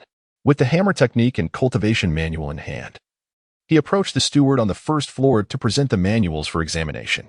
The steward, after reviewing them, grimaced slightly and remarked, "You would do well to select different manuals. No one has ever succeeded in mastering these two. Do you think such formidable techniques would be found on the third floor otherwise?" Li Erniu, with his innocent demeanor, replied, "Thank you, steward. I feel a special connection to these two. I selected them at first glance. Perhaps this is my chance." The steward, shaking his head in resignation, proceeded to register Li Erniu and returned his disciple token. "You have 3 months to return them. For each day overdue, you will lose 5 points." After gratefully accepting the token, Li Erniu made his way to the weapon pavilion. Upon encountering the steward there, he inquired, "Good day, steward. May I ask if there are any hammers for sale?" The steward took Li Erniu's token, examined it, and replied, "You may exchange the sword issued by the sect for a weapon of equal rank." Filled with joy, Li Erniu exclaimed, "Then I shall exchange it for twin hammers." As Li Erniu spoke, he retrieved the longsword issued by the sect and handed it to the attendant. The attendant searched briefly and found a pair of large hammers to give to Li Erniu. Li Erniu tested their weight and remarked, "They're passable, though a tad too light." The attendant responded, "If you desire better quality, it will require additional spirit stones or points." The attendant then produced another pair of hammers, stating, "This pair requires either 4,000 points or 5,000 spirit stones. They are suitable for the core formation stage." Li Erniu accepted the hammers and, feeling their weight, recognized that they were a fitting choice as he approached the core formation stage. He proceeded to pay with spirit stones. The attendant, surprised, muttered to himself, "I didn't expect this newly admitted outer disciple to be quite affluent." Li Erniu then visited the sect's shop, selling the pills he had refined the previous day and purchasing several third-grade herbs. He planned to continue refining pills whenever he had the opportunity to earn more spirit stones. Though he currently possessed around 100,000 spirit stones, it was insufficient for his cultivation needs. Where did he acquire such a fortune? Naturally, it was from a month spent refining pills before entering the outer sect, during which he could earn between 3,000 to 4,000 spirit stones daily, and later, by producing third-grade pills, he could earn up to 5,000 spirit stones a day. Chapter 9. A chance encounter with a beautiful sister upon returning to his new residence. Li Erniu opened the cultivation manual, 5 elements heaven and earth yin and yang technique, and began to memorize it. After 2 hours, he had completely committed the contents of the manual to memory. He then placed 10,000 spirit stones into a gourd and entered the gourd's spatial training chamber. Seated in a lotus position upon the meditation cushion, Li Erniu commenced his cultivation of the profound technique known as the 5 elements and yin-yang of heaven and earth. Instantly, the intricate methods of this practice illuminated his mind, far surpassing the details outlined in the ancient scriptures. Once he assimilated this newfound knowledge, it felt as though mastery had already been attained. Thus, he promptly activated the 5 elements and yin-yang technique. Overwhelmed with exhilaration, Li Erniu ventured into the alchemical space, where he successfully concocted a Tier 3 spirit-gathering pill. Returning to the sanctum of cultivation, he entered a state of seclusion, embarking on the arduous journey from the pinnacle of foundation establishment towards the realm of core formation. With his legs crossed on the cushion, he activated the 5 elements in yin-yang technique. Gradually, the surrounding spiritual energy surged toward him, coalescing into a tempest of power around his being. His eyes remained shut, his countenance serene, and his breath long and even, as though he had harmonized with the very essence of nature itself. In this fleeting moment, he had transcended into a profound state of cultivation, wholly immersed in the manipulation and guidance of the internal spiritual energy. As his intent surged, the spiritual liquid within him surged forth like a tidal wave, converging in his dantian. This marked the zenith of foundation establishment, the spiritual liquid rich and nearly corporeal, heralding the imminent transformation. Li Erniu exerted his utmost to circulate the 5 elements in yin-yang technique, as the spiritual energy coursed through his meridians with increasing velocity, each cycle purer and more potent than the last. As time flowed onward, Li Erniu sensed the mounting pressure within, a harbinger of impending breakthrough. He understood well that the path to core formation was no trifling matter. It demanded not only the saturation of spiritual energy but also a unified state of mind, ready to seize the ephemeral opportunity that lay ahead. He silently recited the incantation in his heart, endeavoring to guide the restless spiritual energy, compressing and refining it into a pill. Suddenly, a faint explosion echoed within Li Erniu's body, as if signaling the collision between the limits of his spiritual energy and physical form. His brow furrowed tightly, beads of sweat cascading down his forehead. revealing an unprecedented resolve and determination. At that moment, the spiritual liquid within him began to undergo a qualitative transformation, shifting from liquid to solid. As a minuscule yet resplendent orb began to take shape in his dantian, a harbinger of the impending formation of the golden pill. As the pill gradually coalesced, Liurnia felt an extraordinary power awakening within him, and the pill grew larger, sharpening his perception of the natural energy surrounding him, as if the entire universe was intimately connected with his being. Ultimately, following a prolonged and deliberate breath, the surge of spiritual energy within him reached its zenith, and the golden pill finally took complete form, dazzlingly radiant and emanating a gentle yet formidable spiritual pressure. When Liurnia slowly opened his eyes, they sparkled with a profound understanding of all things. He realized that he had successfully crossed the threshold into the realm of golden pill formation, embarking upon a new chapter in his cultivation journey. However, he sensed that his state in the golden pill realm was not entirely stable. Thus, he understood the necessity of continuing his practice for a while to solidify his foundation. To his astonishment, he noticed that the spiritual energy in the surroundings had nearly dissipated. In haste, he exited the space and deposited 10,000 spirit stones into the gourd, before returning to the cultivation chamber to fortify his realm.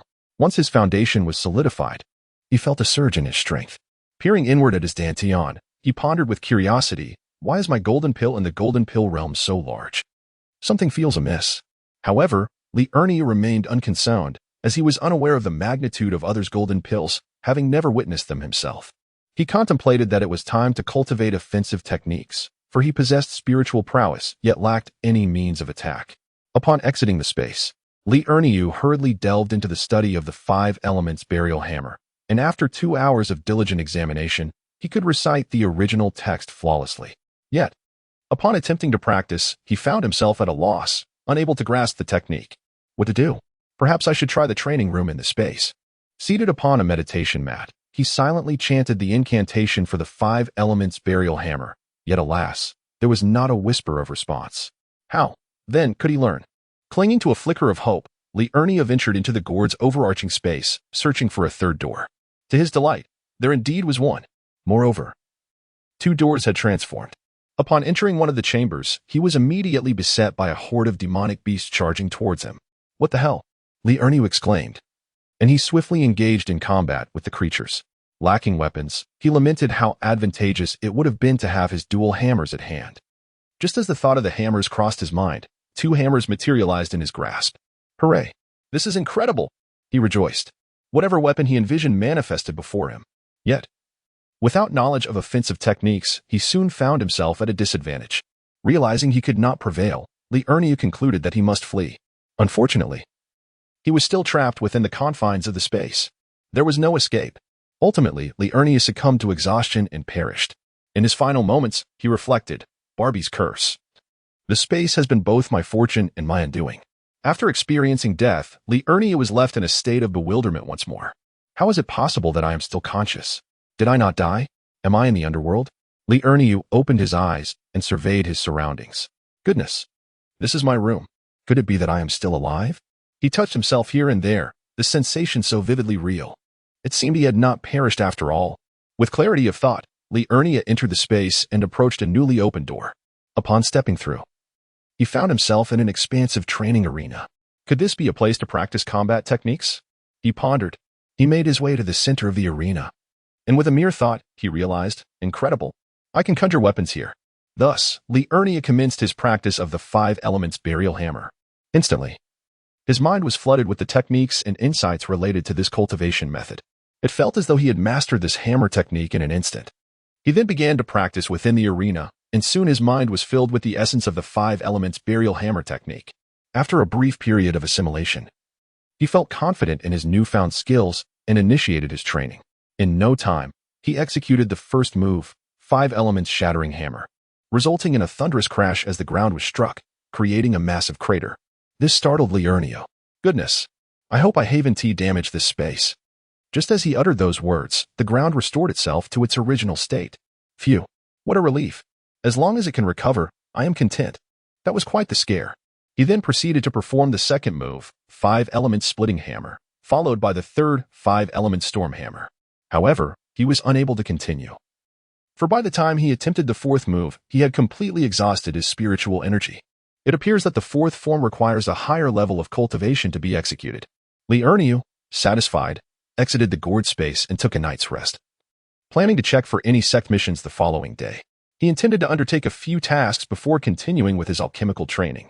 On the morning of the next day, Li Erniu arrived at the mission hall of the sect early. There were still quite a number of individuals there to accept tasks. The hall was bustling with activity, with people entering to claim missions and others finishing theirs. At that moment, the atmosphere in the hall grew lively, filled with murmurs and discussions. Look, Senior Sister Yu Yin has arrived. She must be here to take on a task. Let's see what mission she chooses. If she needs more people, count me in. No. If anyone's counting, make sure I'm included. With your meager skills, how could Senior Sister Yu Yin possibly choose you? Li Erniu felt an inexplicable familiarity with the name Yu Yin, yet he could not recall who she was.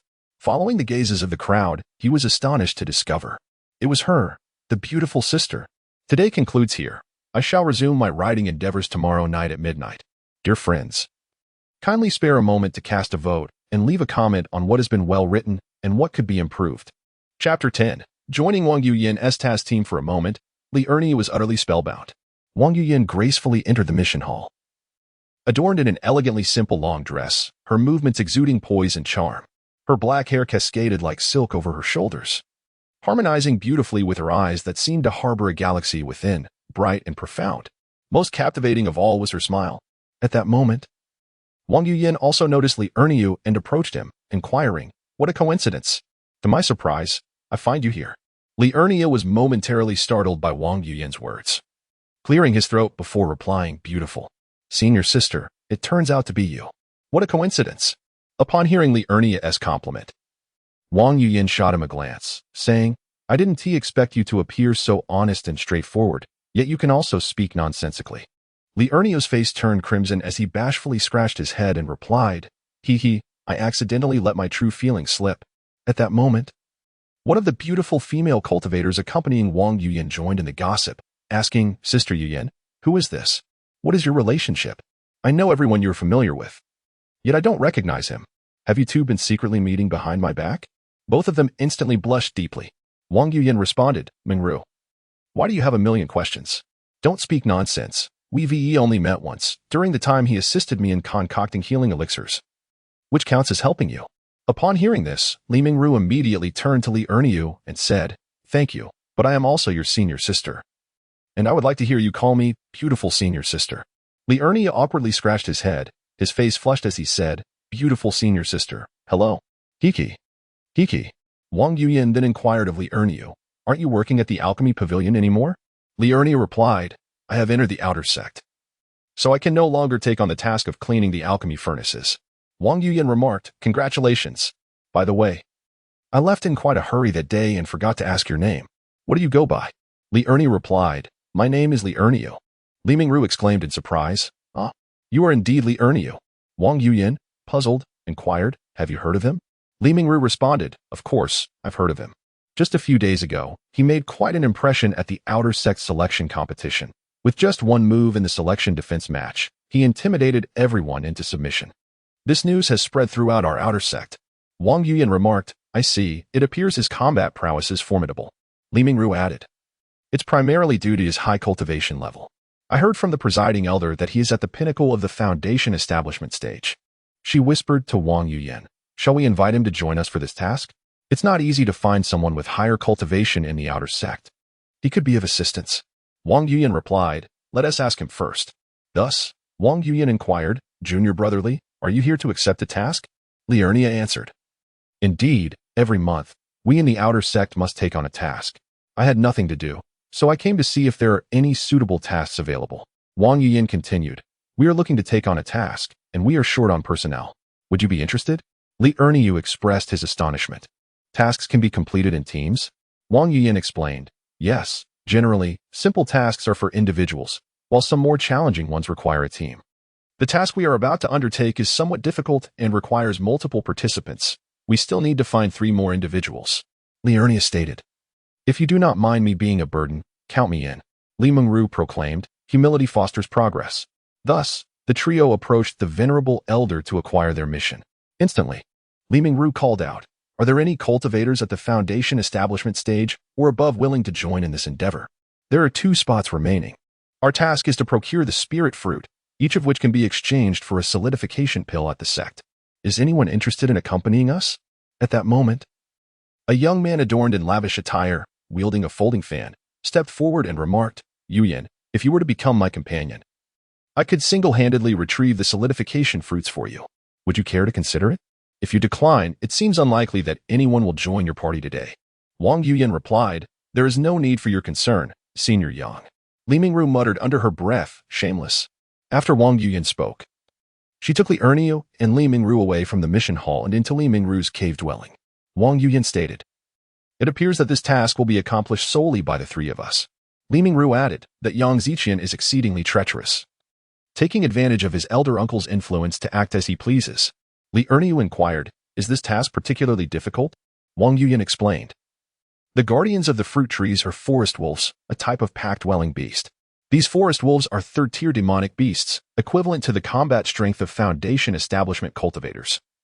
With around 100 of them present, the Wolf King is nearly 4th tier, akin to a peak Foundation establishment practitioner. I can only restrain the Wolf King. We need 3 to hold off the pack while 1 retrieves the spirit fruits. Thus, at least 5 individuals are required to complete this mission."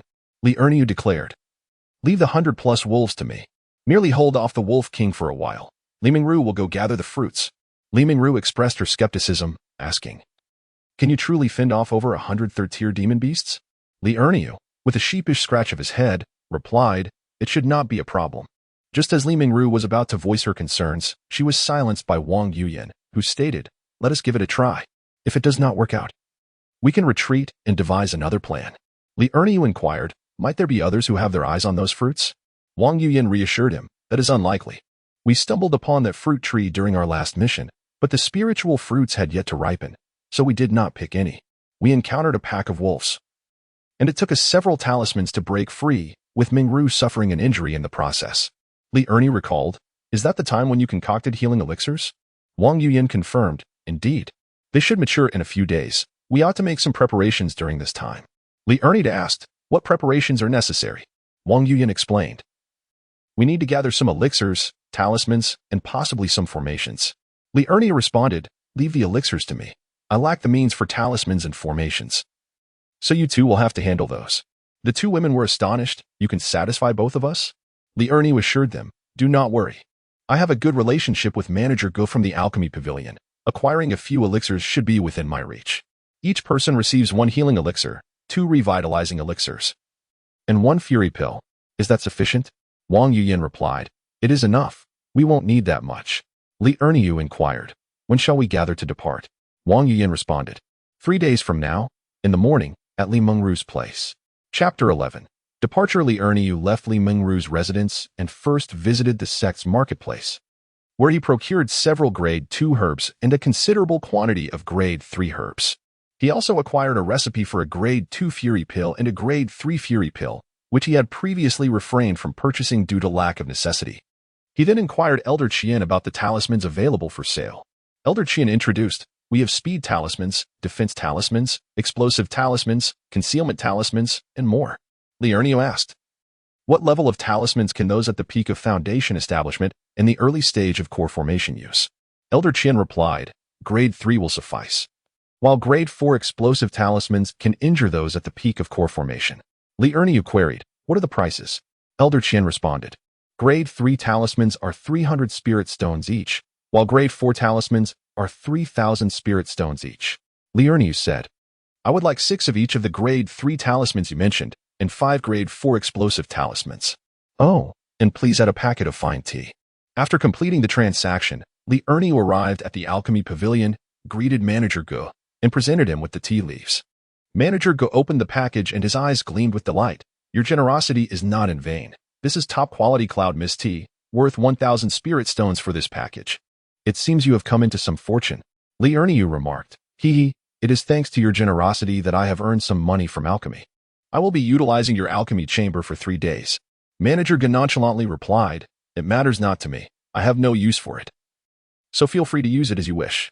Li Erniu proceeded to the alchemy chamber, activating the formation to commence his work. In the blink of an eye, 3 days elapsed. Li Ernie successfully refined the necessary second-grade elixirs and set aside some third-grade ones, selling the remainder to the sect's marketplace for over 20,000 spirit stones.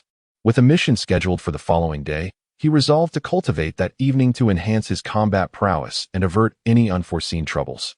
Li Ernie first deposited 20,000 spirit stones into his gourd and then entered the space to concoct third-grade gathering spirit elixirs. Afterward, he retreated to the cultivation room for his training. Upon consuming the gathering spirit elixirs, the spiritual energy in the cultivation chamber was soon depleted. Yet Li Ernie's cultivation level ascended to the third layer of the core formation stage.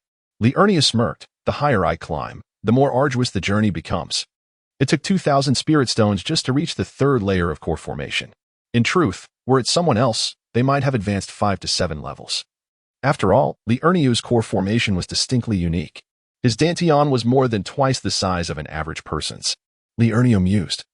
I shall venture to that beast-hunting arena and give it a try. After all, it is a safe bet. Surely, that location was intended for combat training.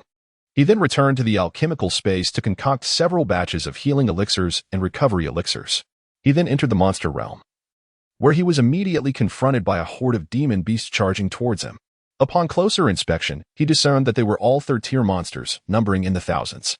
Li Ernie swiftly summoned his twin hammers, and with a flourish, the might of the 5 elements funeral hammer surged forth, aimed directly at the throng of beasts before him. The first technique, mountain-shattering hammer, was unleashed with a resounding thud. As the twin hammers descended, the rock shattered, and numerous demon beasts fell in response. Following this, the sound of thunderous impacts echoed as each strike resembled the force of a mountain being cleaved, executed in a seamless chain, showcasing extraordinary power. The second technique, earth-rending hammer, delivered a more ferocious force. Where the hammer struck, the ground erupted, accompanied by a cacophony of cracks and roars.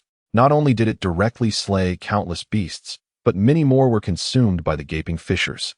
The relentless sounds of destruction rang out as the beasts continued to perish until the series of strikes concluded. The third technique, Storm Hammer, saw Li Ernie whirl with his twin hammers. The hammer winds sweeping forth like a tempest, producing a haunting wail. Wherever the hammer shadows fell, the resounding crashes of direct hits reverberated, alongside demon beasts caught in the tempest, plummeting to their demise.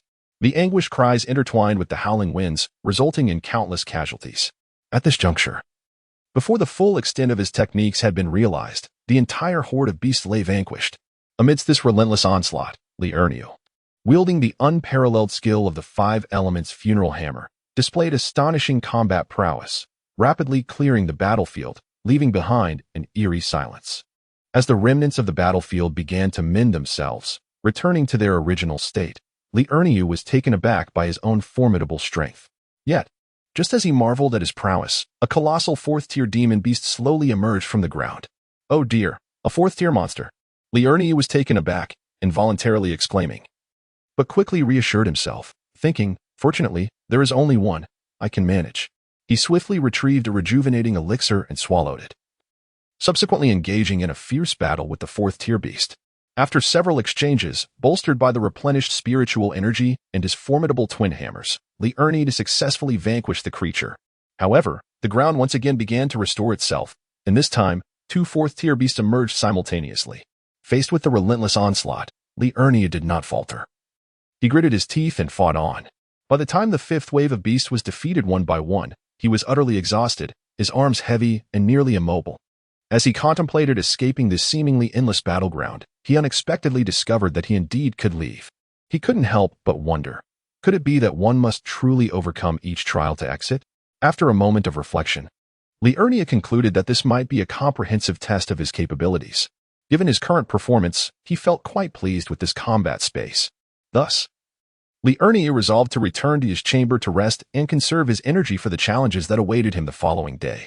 On the next morning, Li Ernie arrived at Li Minru's residence, sent a communication signal, and entered as the formation activated.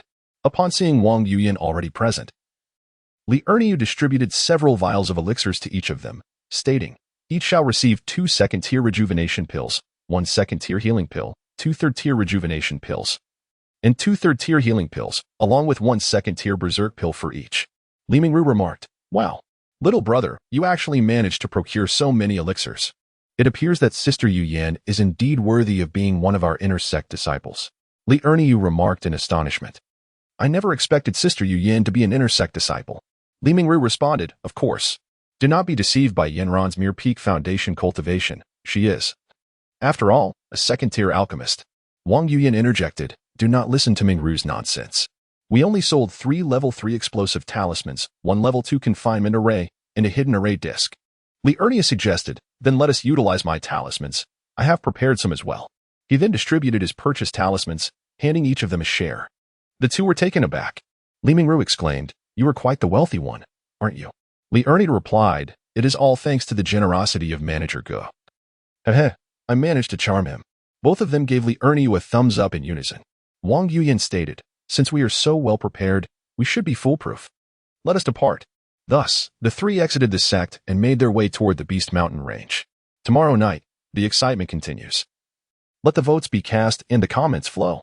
Chapter 12. Yang Ziqian's ambush as the three figures grew more distant, disappearing beyond the sect's boundaries. Their movements swiftly reached Yang Ziqian's ears. Upon receiving the news, a glint of ruthlessness flickered in Yang Ziqian's eyes, and he promptly took off like a bolt of lightning, hastily pursuing them. He had been well prepared. Those loyal to him, always at the ready, had already been discreetly assigned to monitor the trio's every move. Today, his informants brought word of their departure from the sect. A smirk of pride and coldness curled at the corners of his mouth as he mused inwardly. Ah, what an ungrateful woman. How dare she refuse to become my partner? Truly, she is giving me a face yet lacking in modesty. Since you have the audacity to leave the sect, do not blame me for my lack of courtesy. When the time comes and you fall into my hands, I shall tear your garments to shreds. Heh, at that moment, you will be entirely at my mercy. Yang Ziqian, bold and skilled, knew that even 3 opponents combined would pose no challenge to him. Thus, he pursued them, utilizing his agility and stealth, swiftly uncovering their whereabouts. He maintained a safe distance behind the trio, careful not to alert them while ensuring he did not lose track of their movements. Indeed, Yang Ziqian, a true intersect disciple, demonstrated remarkable agility and concealment skills. Not even Li Erniu, at the 3rd level of the core formation, detected his presence. As they gradually distanced themselves from the sect, Yang Ziqian pondered whether to act now or wait. They were undoubtedly heading to gather the spirit-gathering fruit. And after they engaged in battle with the demonic beasts, it would be far easier for him to deal with them. Hence, he resolved to remain patient, observing the unfolding events from the shadows while closely trailing the three. After half a day's journey, Wang Yuyin and her companions finally arrived near the spirit-gathering fruit. Wang Yuyin halted her steps and remarked, not far ahead lies the grove of the spirit-gathering fruit. Let us proceed with caution. The 3 individuals proceeded with utmost caution and soon discovered a pack of wolves. They swiftly concealed themselves behind a grand tree, holding their breath and intently observing the movements of the wolves as well as the ripening of the fruit trees, which bore several vibrant red fruits. The wolves, akin to loyal guardians, silently encircled the fruit tree, awaiting the moment when the spiritual fruit would mature. In their eyes glimmered a mix of greed and yearning, as if that ethereal fruit were destined to be their feast for the night. Wang Yuyin remarked, in half an hour, the fruit will be ripe. Let us wait a little longer before we act. Otherwise, the wolves will devour the fruit once it is ready. Presently, Li Erniu would distract the wolves while I would hold back the Wolf King, and Ming Ru would seize the opportunity to gather the fruit. Once she had collected it, we would hasten back to the sect, and together we would devise a plan to escape in time to reunite at the sect. The trio awaited the passage of time, second by second. As Wang Yuyin sensed that the moment had arrived, she softly uttered, let us commence. Li Erniu circled around to the opposite side, brandishing his twin hammers and yelling as he charged towards the pack. The wolves, perceiving an intruder approaching, instinctively surged towards him, leaving the fruit momentarily unguarded. With a few powerful strikes, Li Erniu flattened several of the wolves that lunged at him. Upon witnessing this, the Wolf King let out a piercing howl, commanding all but itself to rush towards Li Erniu. With the pack diverted, Wang Yuyin seized the opportunity to confront the Wolf King. The Wolf King, realizing there was still an adversary, had no choice but to engage in battle. As Wang Yuyin's strength paled in comparison to that of the Wolf King, she could only evade its attacks, gradually distancing herself from the fruit tree. Observing this, Li Mingru swiftly and stealthily approached the fruit tree to pluck the spiritual fruit. At that moment, the Wolf King discovered that someone had stolen their fruits, inciting his fury and escalating his aggression. Wang Yuyin immediately utilized the mystical speed talisman given by Li Erniu to enhance her velocity. Observing that Li Mingru had pilfered the spirit fruit and realizing that Wang Yuyin was no match for the Wolf King, Li Ernie recognized the necessity to hasten his own pace. Consequently, he unleashed the five elements grave hammer, resulting in a cacophony of howls from the slaughtered wolf pack. Yang Ziqian, witnessing Li Mingru fleeing towards the sect after stealing the fruits, was astonished by her lack of assistance to the two. Realizing he had miscalculated, he thought it best to let her escape, for she was not his primary target. However, he could not allow Wang Yuyan to elude him any longer. Thus, Yang Ziqian approached the fray between Wang Yuyan and the Wolf King, swiftly incapacitating Wang Yuyan before delivering a powerful kick that sent the Wolf King flying. By the time Li Ernie concluded his own battle and intended to assist Wang Yuyan, he found her already rendered unconscious by another. He hurried over to rescue her. The Wolf King, recognizing the formidable presence of the newcomer who had decimated his entire pack, understood he was outmatched and hastily retreated. Yang Ziqian, observing the Wolf King's flight and left with only a dim-witted foe, remarked, "Heh, young one, I advise you to surrender. I might spare your life." Li Ernie he turned around, his eyes gleaming with a cold light, and spoke in a deep voice, "Since you are so ungrateful and determined to seek death, I shall oblige." With that, he drew the long sword from his waist, its blade shimmering with a frosty gleam, resembling a silver dragon poised to leap from the water. Boom, clang, bang. In an instant, the two were engulfed in a fierce battle, their weapons clashing, producing a cacophony of piercing metallic sounds that echoed through the tranquil forest. When Li Ernie witnessed Yang Ziqian setting Wang Yuyan down, the heavy burden in his heart was instantly lifted, and the duel between the two transformed into a tempest, gradually distancing from that fragile figure. At this moment, Li Ernie took a deep breath, his muscles taut, and suddenly unleashed the five elements burial hammer technique. The hammer's silhouette soared, akin to a colossal dragon emerging from the sea, its might overwhelming, charging directly at Yang Ziqian. However, Yang Ziqian remained unfazed by the formidable hammer technique. Utilizing his extraordinary agility, he weaved around Li Ernie like a swift leopard, seeking the opportune moment to strike. Li Ernie's expression turned to one of astonishment, as he realized that despite his immense strength, he could not perceive the elusive movements of Yang Ziqian. He understood that if this continued, he would likely find himself at a disadvantage. Thus, he discreetly activated a swift movement talisman, which immediately melded into his body. Although Li Ernie had employed the talisman, he refrained from utilizing its speed, biding his time for a decisive blow. As they fought, Li Ernie intentionally exposed a vulnerability, revealing the area near his left chest. Upon witnessing the unfolding events, Yang Ziqian swiftly lunged towards Li Ernie's left chest with his blade. Just as Yang Ziqian was about to strike, Li Ernie instantaneously activated his movement talisman, evading the thrust with remarkable agility, and deftly trapped the sword's blade between his arm and body. With his right hand poised, he swung a massive hammer that struck Yang Ziqian squarely in the chest. The impact sent Yang Ziqian hurtling backward, blood spewing from his mouth. Seizing the opportunity, Li Ernie relentlessly pursued him, raising the hammer once more to deliver a fatal blow to Yang Ziqian's head. Chapter 13. A chance encounter with Zhua. A resounding crash echoed across the desolate battlefield, reverberating through the very air as if it quaked in response. Yet, the anticipated carnage did not manifest. Instead, Yang Ziqian skillfully evaded the blow, turning on his heel to flee.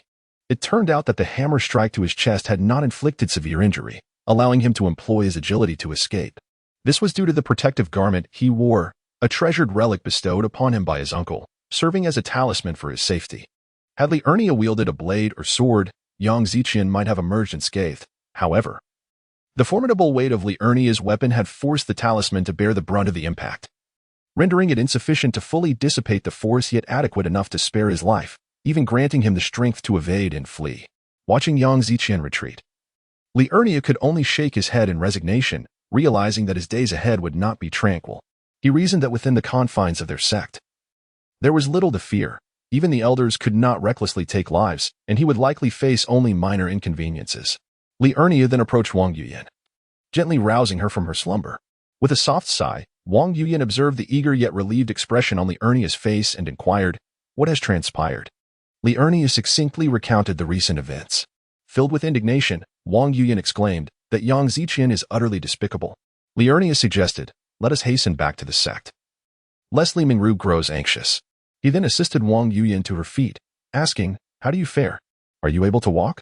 Wang Yuyan replied, "I feel much improved. Let us proceed." The two of them made their way towards the sect. Upon their return to Li Mingru's cave, they found her anxiously pacing at the entrance. Seeing them arrive, Li Mingru rushed forward with concern. You two have finally returned. Are you uninjured? Wang Yuyan responded, let us discuss this within the cave. Once inside. And after Li Mingru activated the cave's protective array, Wang Yuyan composed herself and began to recount the harrowing incident in detail, including Yang Ziqian's ambush. The moment she was rendered unconscious, and how Li Erniu had injured Yang Ziqian, forcing him to flee. After listening intently, Li Mingru furrowed her brows and said with anger, This Yang Ziqian displays an utter disregard for consequence. We must report this matter to the sect. Li Erniu interjected, It may prove futile. We lack evidence. And he has powerful connections. Even the presence of evidence holds little significance, for we remain unscathed. There exists the possibility that we might be counterattacked. Wang Yuyan concurred with Li Erniu's sentiments. Li Mingru inquired, Shall we let this matter rest? Li Erniu replied, There is little we can do. And we must exercise caution in the future. Perhaps one day Yang Ziqian will seek vengeance upon us. A moment of silence enveloped the three. After a brief pause, Wang Yuyan asked, How many spirit fruits did Mingru gather? Upon hearing the mention of the spirit fruits, Li Mingru's spirits lifted slightly as she replied, I collected 5. I only require 1, leaving 2 each for the 2 of you. With that, Li Mingru produced the spirit fruits, distributing 2 to both Li Erniu and Wang Yuyan. They accepted the fruits graciously. Wang Yuyan remarked, 1 will suffice for me. Let this one be for Li Erniu as well. Li Erniu inquired, What is the rank of the solidification pill?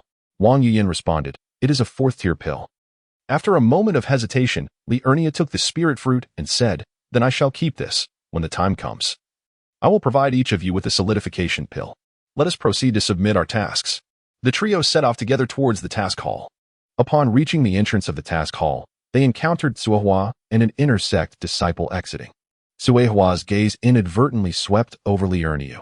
And in that fleeting moment of distraction, it felt as if time itself had paused. Seeing Li Erniu in the company of 2 beautiful women stirred a pang of bitterness within her heart. He had heard that Li Erniu had entered the outer sect, achieving this with the remarkable distinction of being the champion of the trial arena. His cultivation had also advanced by leaps and bounds, which left her utterly astonished. Could it be that I was truly mistaken? A surge of indescribable emotions welled up within Suehua. She had once perceived Li Erniu as merely an ordinary youth, devoid of any significant prospects. Yet now, the reality compelled her to reevaluate her judgment. With a tumultuous heart, Suehua turned away and hastily departed with the inner sect disciples beside her. It was as if she could not bear to gaze upon Li Erniu any longer. Fearing mockery from the current version of him, or perhaps trying to numb herself, or... Upon seeing Suehua, Li Erniu momentarily paused. However, as he witnessed her hurried departure, he felt no lingering anger towards her. In fact, his heart had already found peace, and his feelings for Suehua had diminished significantly. At that moment, Li Mingru and Wang Yuyan also took note of Li Erniu's transformation and the complex emotions he harbored towards the woman. Li Mingru, with a curious expression, inquired, Was that woman your ex-girlfriend? Li Erniu sighed and replied, You could say that. We both hail from the same village. Li Mingru's curiosity intensified, so. Who broke up with whom? And what was the reason for the split? Li Erniu managed a wry smile. Isn't it obvious? I was merely a lowly servant. How could I ever be worthy of an inner sect disciple? Li Mingru patted Li Erniu on the shoulder and said, That just shows her lack of foresight. Besides, out with the old, in with the new. Just look at our sister Yuyan. She's far more beautiful than your ex. Wouldn't you agree? Flushed crimson, Li Erniu furtively glanced at Wang Yuyan, whose delicate countenance was tinged with a rosy blush, as if enveloped in an ethereal halo, captivatingly beautiful. However, Li Erniu swiftly regained his composure, scratching his head sheepishly, and declared, Let's expedite the submission of our mission. Whereupon he briskly entered the task hall. Li Mingru muttered, Humph. Timid soul. Wang Yuyan, gently tugging at Li Mingru, chided, Refrain from such unguarded remarks. You speak without restraint, causing undue embarrassment. Li Mingru grumbled, I speak no falsehood. It is evident that Li Erniu regards you with. Before Li Mingru could complete her utterance, Wang Yuyan interjected, her face flushed, and hastened towards the mission submission area. Ah, wait for me, Li Mingru exclaimed, hastily pursuing her. Each of the 3 presented a single gelling fruit, fulfilling their mission.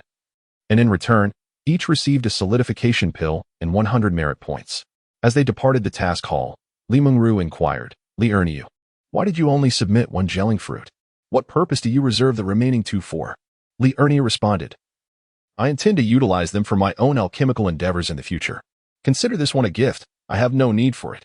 Should either of you fail to achieve a breakthrough, you will have a spare. Li Mengru exclaimed. Have you already attained the golden core stage?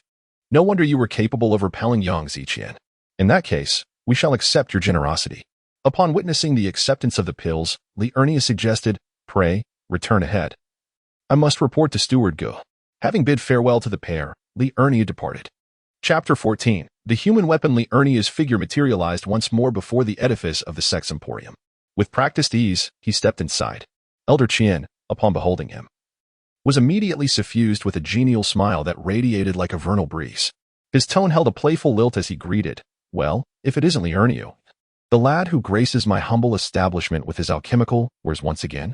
Li Ernie responded with a subtle smile, clasping his hands in respectful obeisance. Greetings, Elder Qian. I come not to trade in elixirs this time, but rather as an emissary, and to procure certain goods from your store. With these words, he produced several vials of pills from within his garments and placed them upon the counter.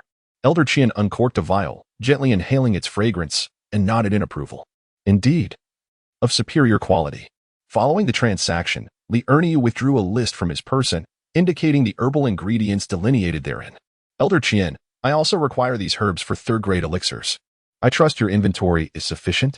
Elder Qian accepted the list, casting a cursory glance over it before instructing a disciple to retrieve the items. Seizing the interlude, Li Ernie broached a different subject, inquiring with measured caution, by the way, Elder Qian, might you happen to possess a solidify pellet formula for sale? Elder Qian responded with a subtle smile, his astute eyes gleaming with mercantile acumen.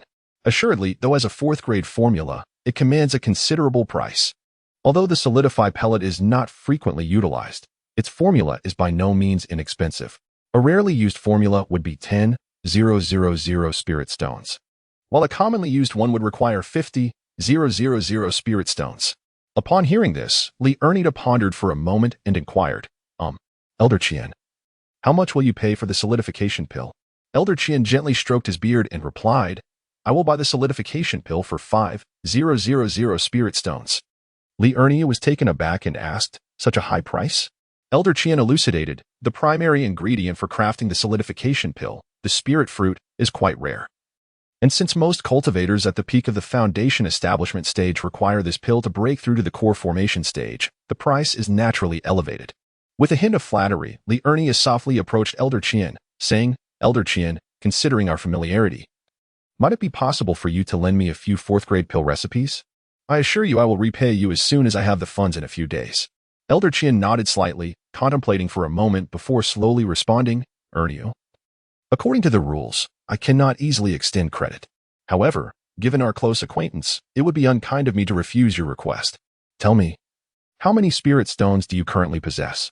Let me see, and I will consider lending you a few recipes. Upon hearing this, Li Ernie felt a surge of joy and hurriedly replied, Elder, I currently have 100,000 spirit stones, but I wonder. Elder Qian's eyes flashed with surprise, and he chuckled, Oh, I did not expect you to have amassed such a fortune. In that case, I shall grant you all the fourth-grade pill recipes. You must repay me within 6 months, otherwise. Li Ernie hastily nodded vigorously, a broad smile on his face as he assured, Elder, rest assured, I, Li Ernie, am a man of my word. I will certainly repay you within 6 months. A glint of cunning danced in Li Ernie's eyes as he probed once more, Elder Qian. Might I also prevail upon your benevolence to extend credit for 60 portions of the herbs required for these elixirs? Elder Qian sighed, a note of resignation in his voice. Alas, Li Ernie, you truly vex me. Since the lion's share is already on credit, I shall not quibble over the trifle. Elder Qian cleared his throat and began to enumerate with precision the fourth-grade spirit gathering elixir, 50,000 spirit stones, the fourth-grade consolidation elixir, 10,000 spirit stones. The fourth-grade spirit return elixir, 50,000 spirit stones, the fourth-grade healing elixir, 50,000 spirit stones, the fourth-grade detoxification elixir, 30,000 spirit stones.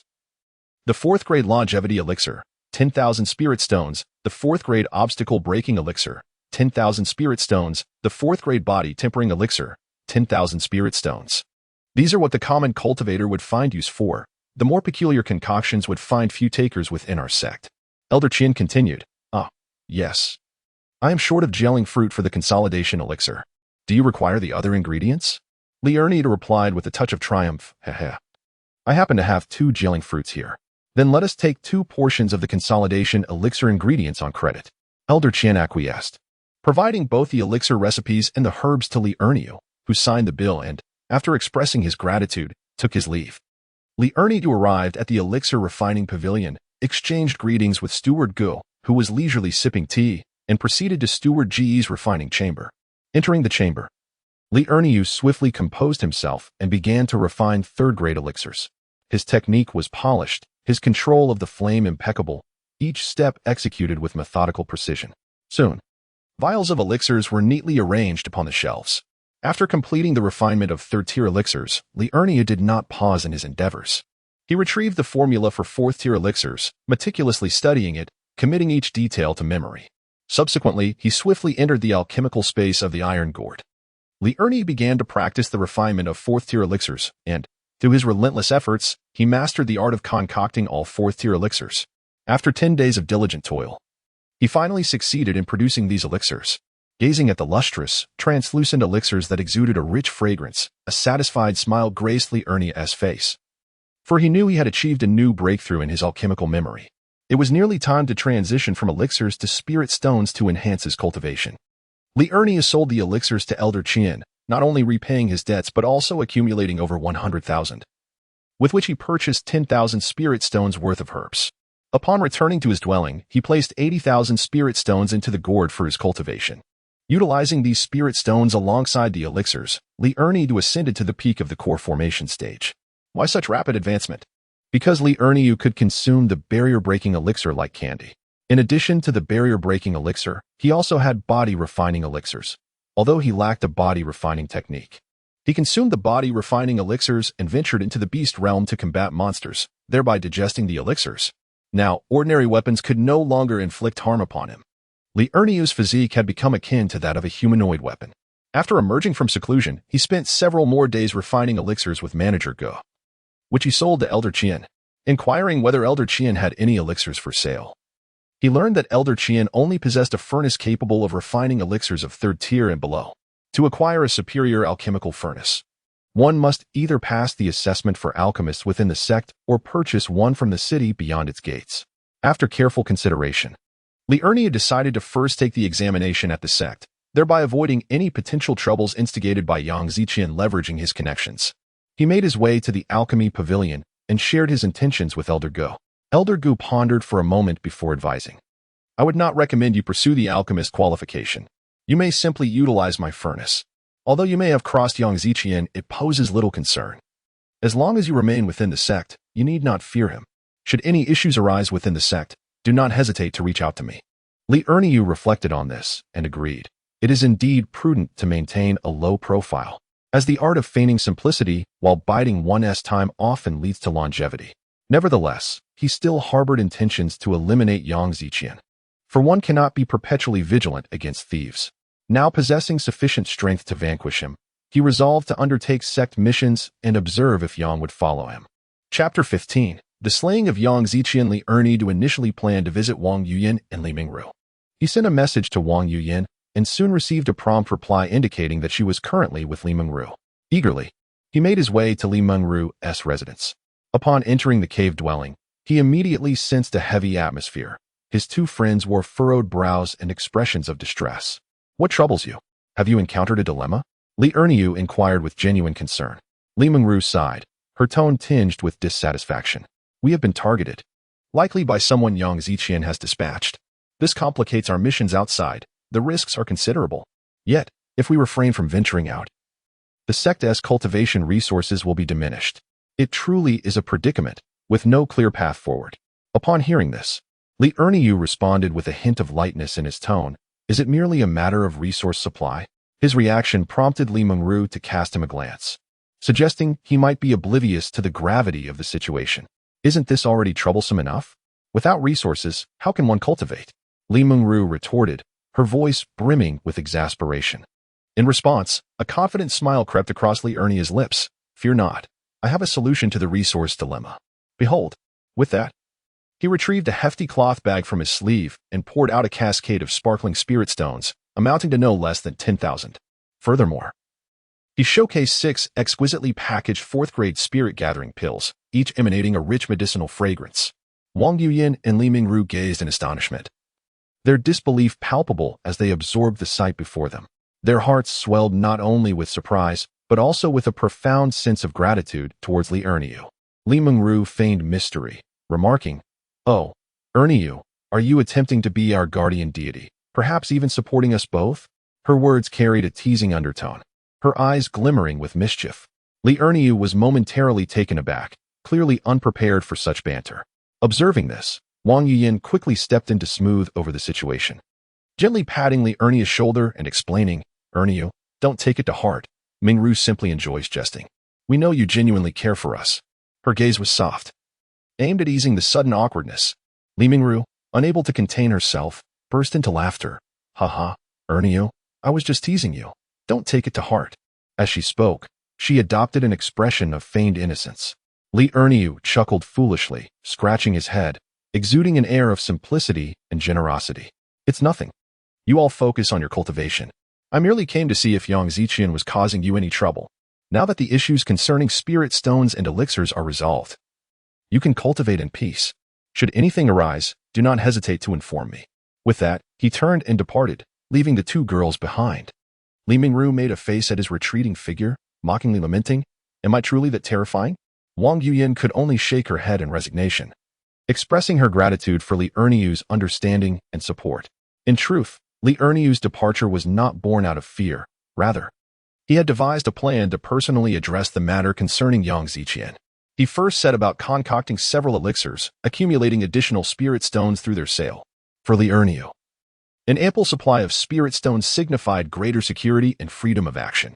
With his newly acquired spirit stones in hand, he entered the mission hall, acutely aware of several glances directed towards him, yet he paid them no mind. He promptly accepted several tasks involving the collection of herbs deep within the Beast Mountain range before striding out of the sect with purpose. As anticipated, shortly after entering the Beast Mountain range, Yang Ziqian surrounded him with a throng of followers. Yang Ziqian's visage twisted in rage as he hissed, "Li Erniu, last time you deceived me and left me injured. This time, I shall make you wish for death." His words dripped with suppressed fury and resentment.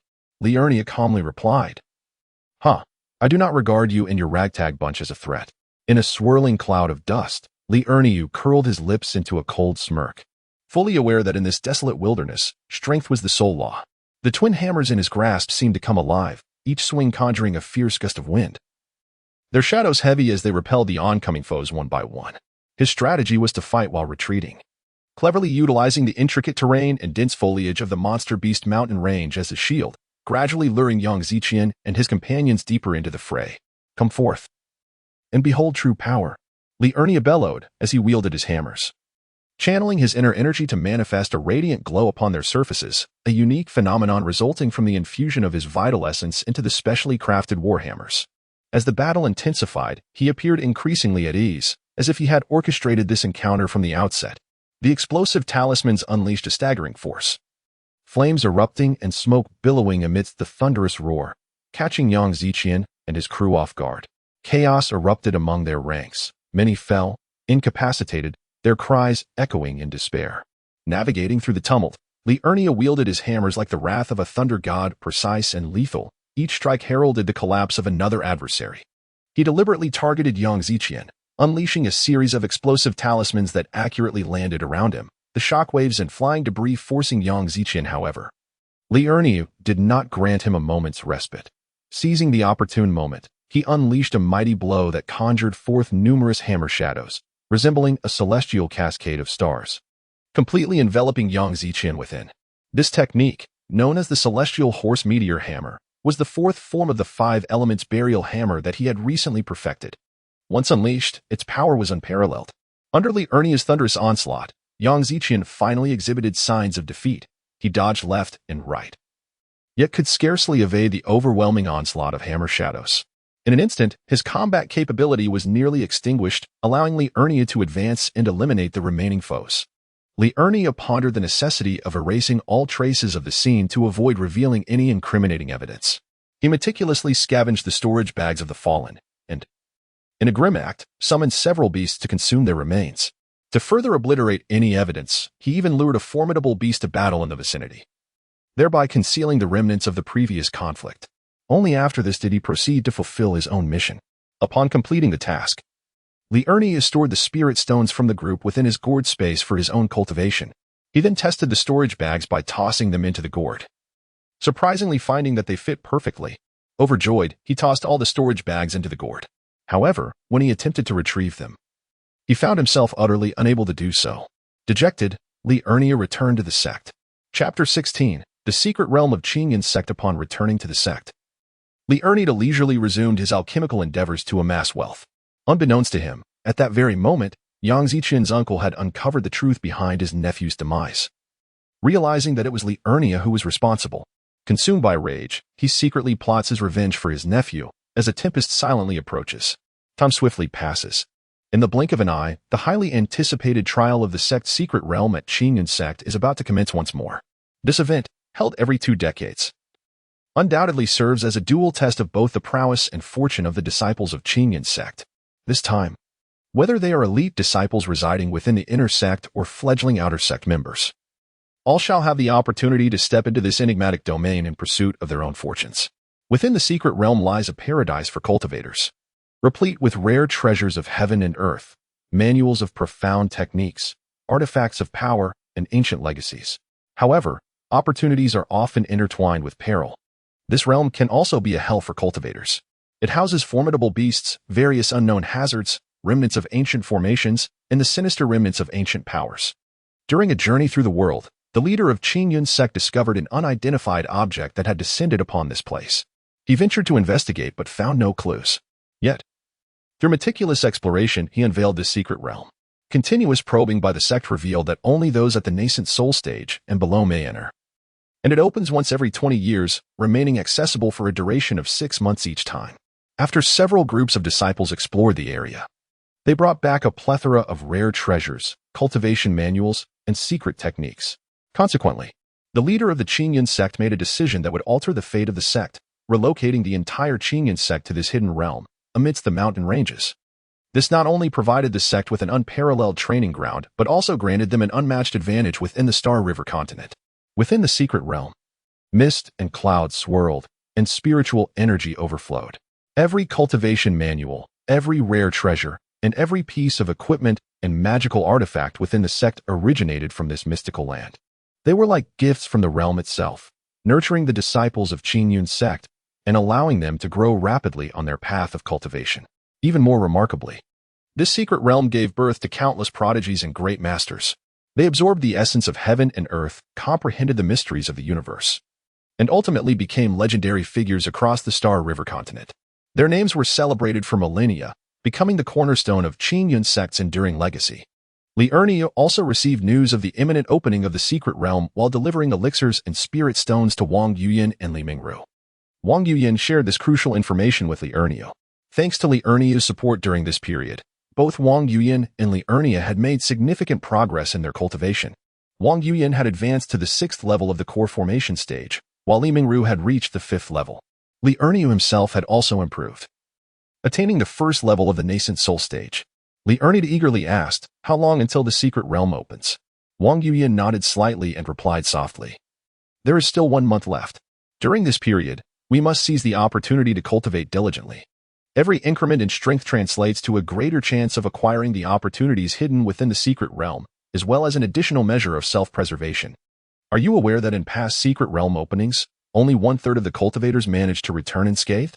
In one instance, nearly 1/10 of the participants were fortunate enough to return to our world."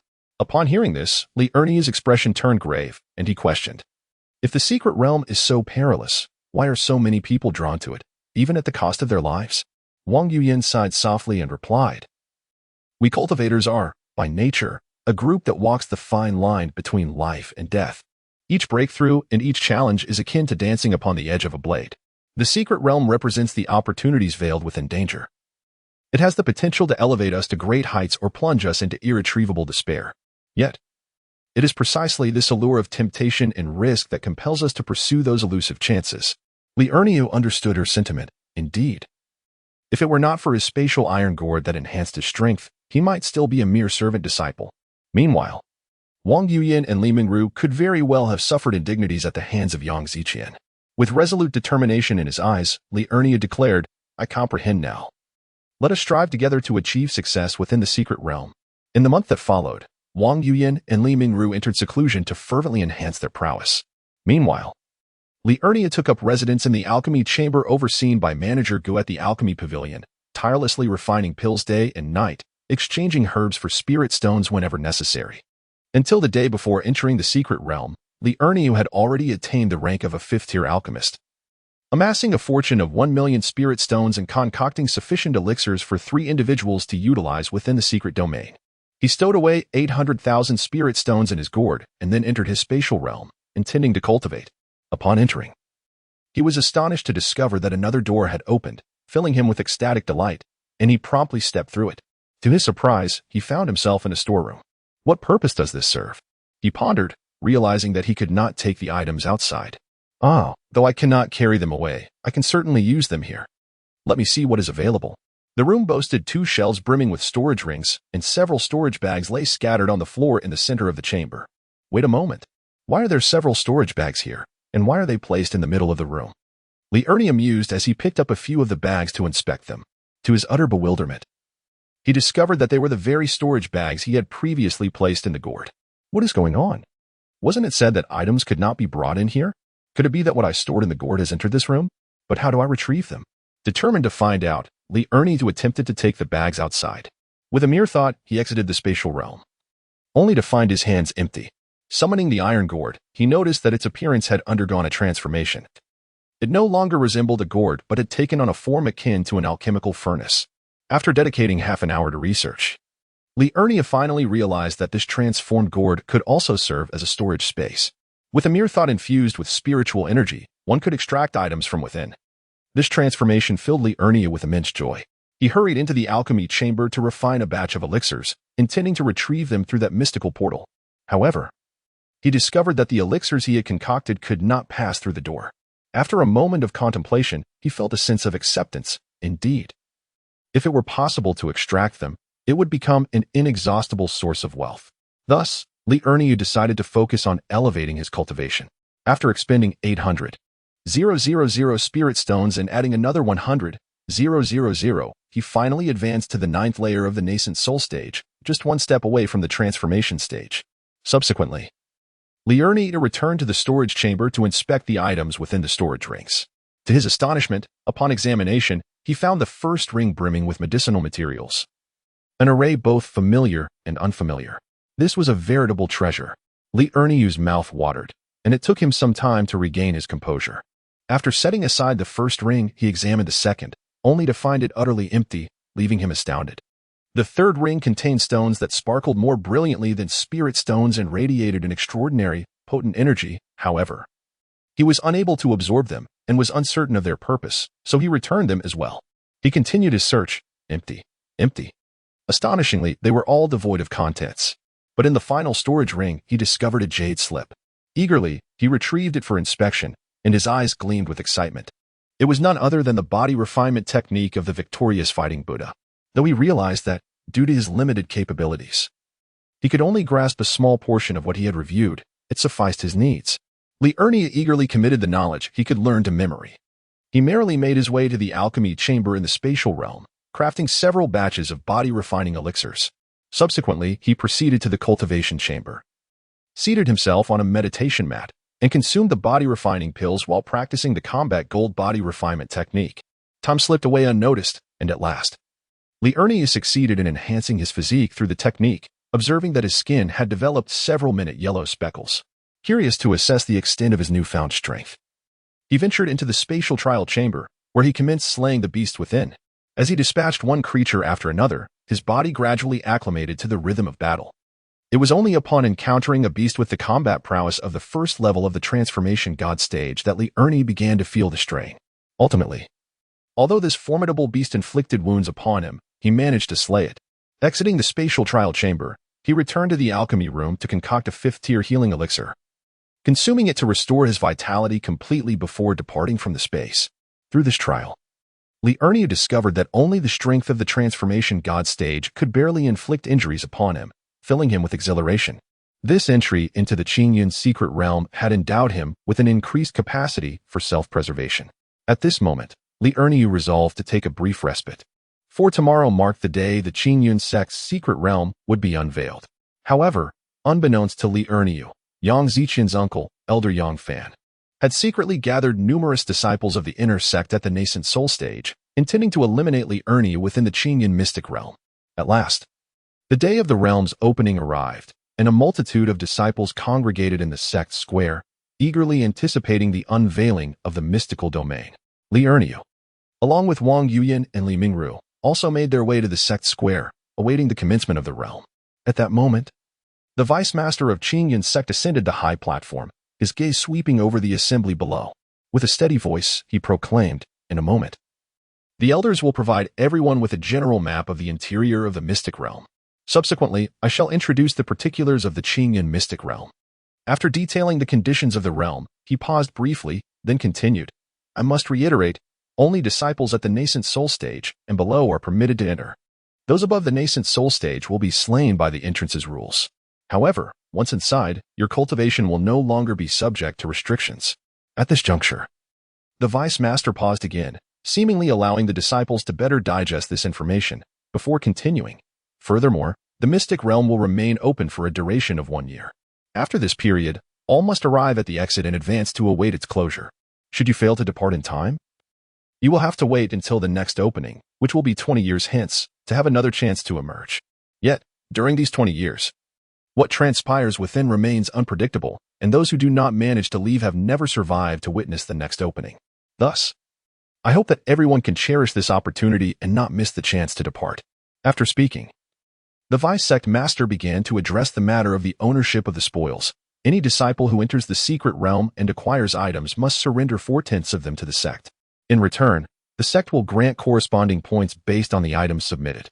However, the manuals of cultivation may be kept by the individual.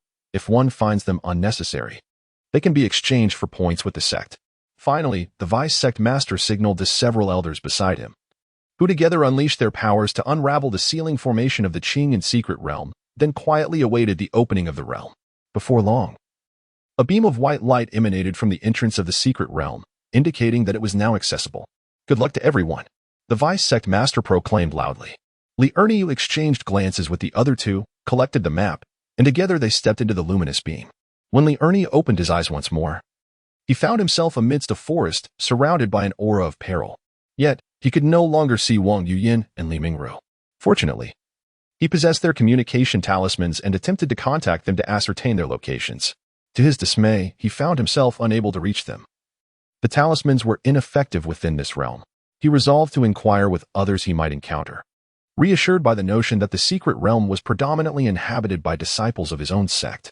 The subsequent series of events would profoundly reshape Li Erniu's understanding, revealing the dangers of the world of cultivation and the treachery of human hearts. He took a deep breath, examined the map to familiarize himself with his surroundings, and then cautiously began to explore this enigmatic place. Suddenly, a colossal python lunged at him. Li Erniu swiftly sidestepped and delivered a powerful punch to the serpent's body. The python writhed in agony, yet it did not succumb to death. What could this mean? A mere fourth-tier beast, equivalent to the early stages of the nascent soul realm, had withstood his blow. Although he had not exerted his full strength, it seemed improbable that such a small fourth-tier creature could endure such an assault. As Li Erniu gazed at the massive python, he noted that its exterior bore little sign of injury. It appeared that the creatures within this secret realm possessed far superior defenses than those outside.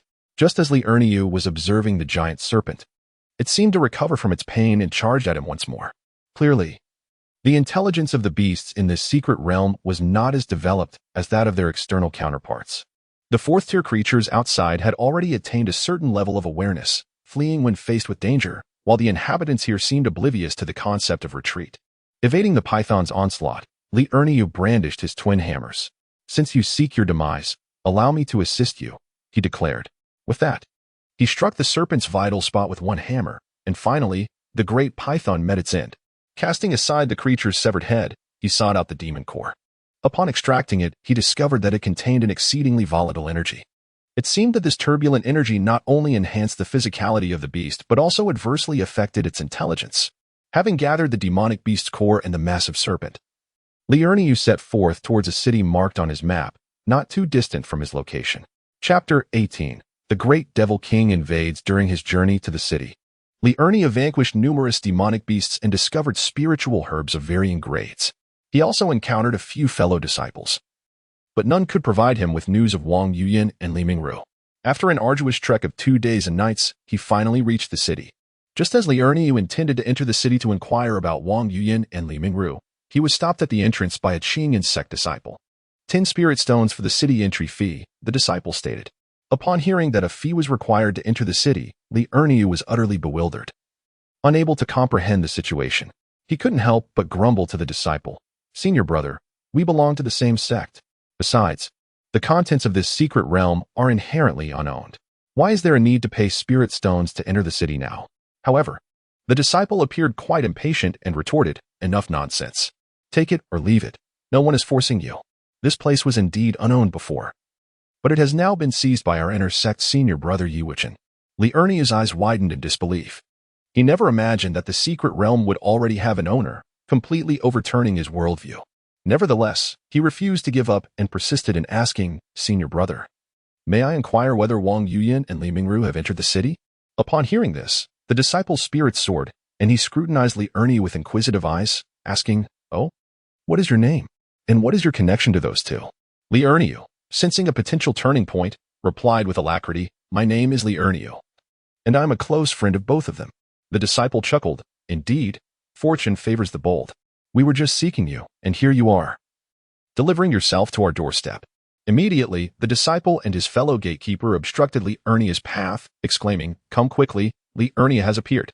At the city gates, in response to their cries, a dozen or so individuals surged from the city, encircling Li Erniu. The leader of the group proclaimed, "Ha!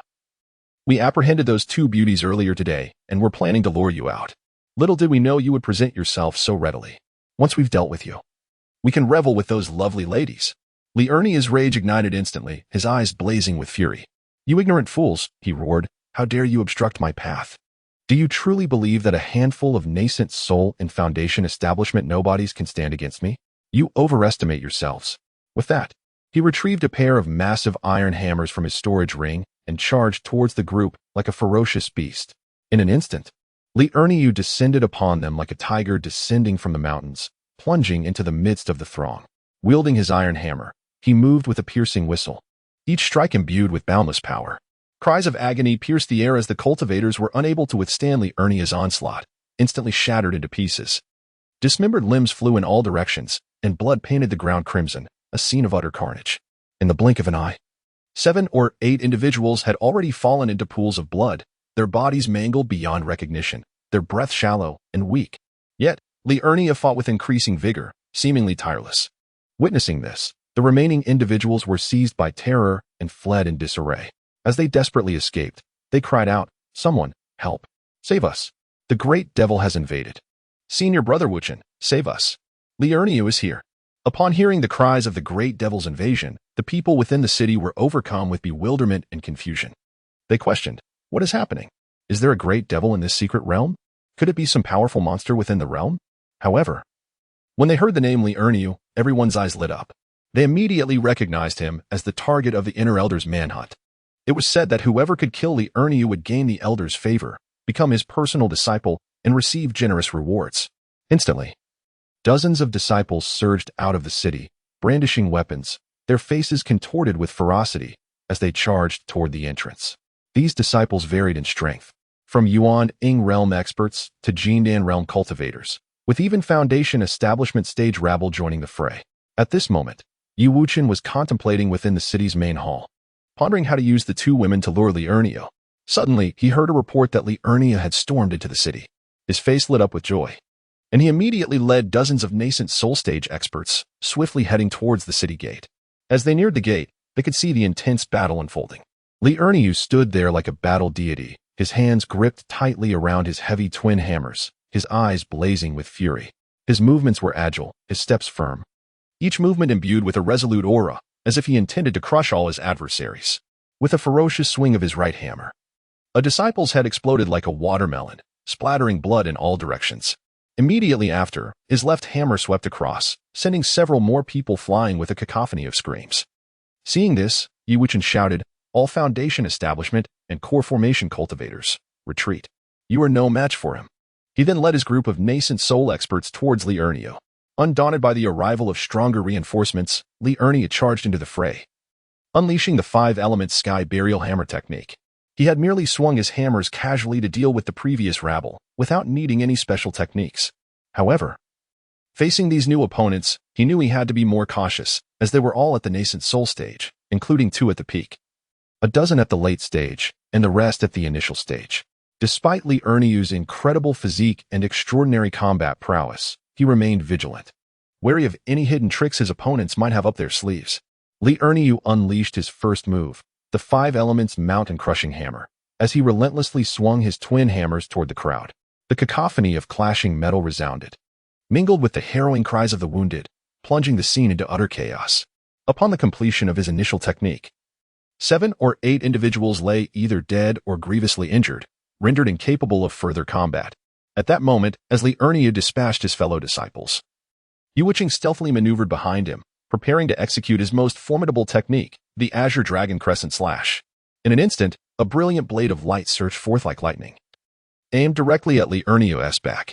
With a thunderous impact, Yi Wuchen's strike collided fiercely against Li Erniu. Yet, to everyone's astonishment, Li Erniu merely staggered slightly, his footing unwavering.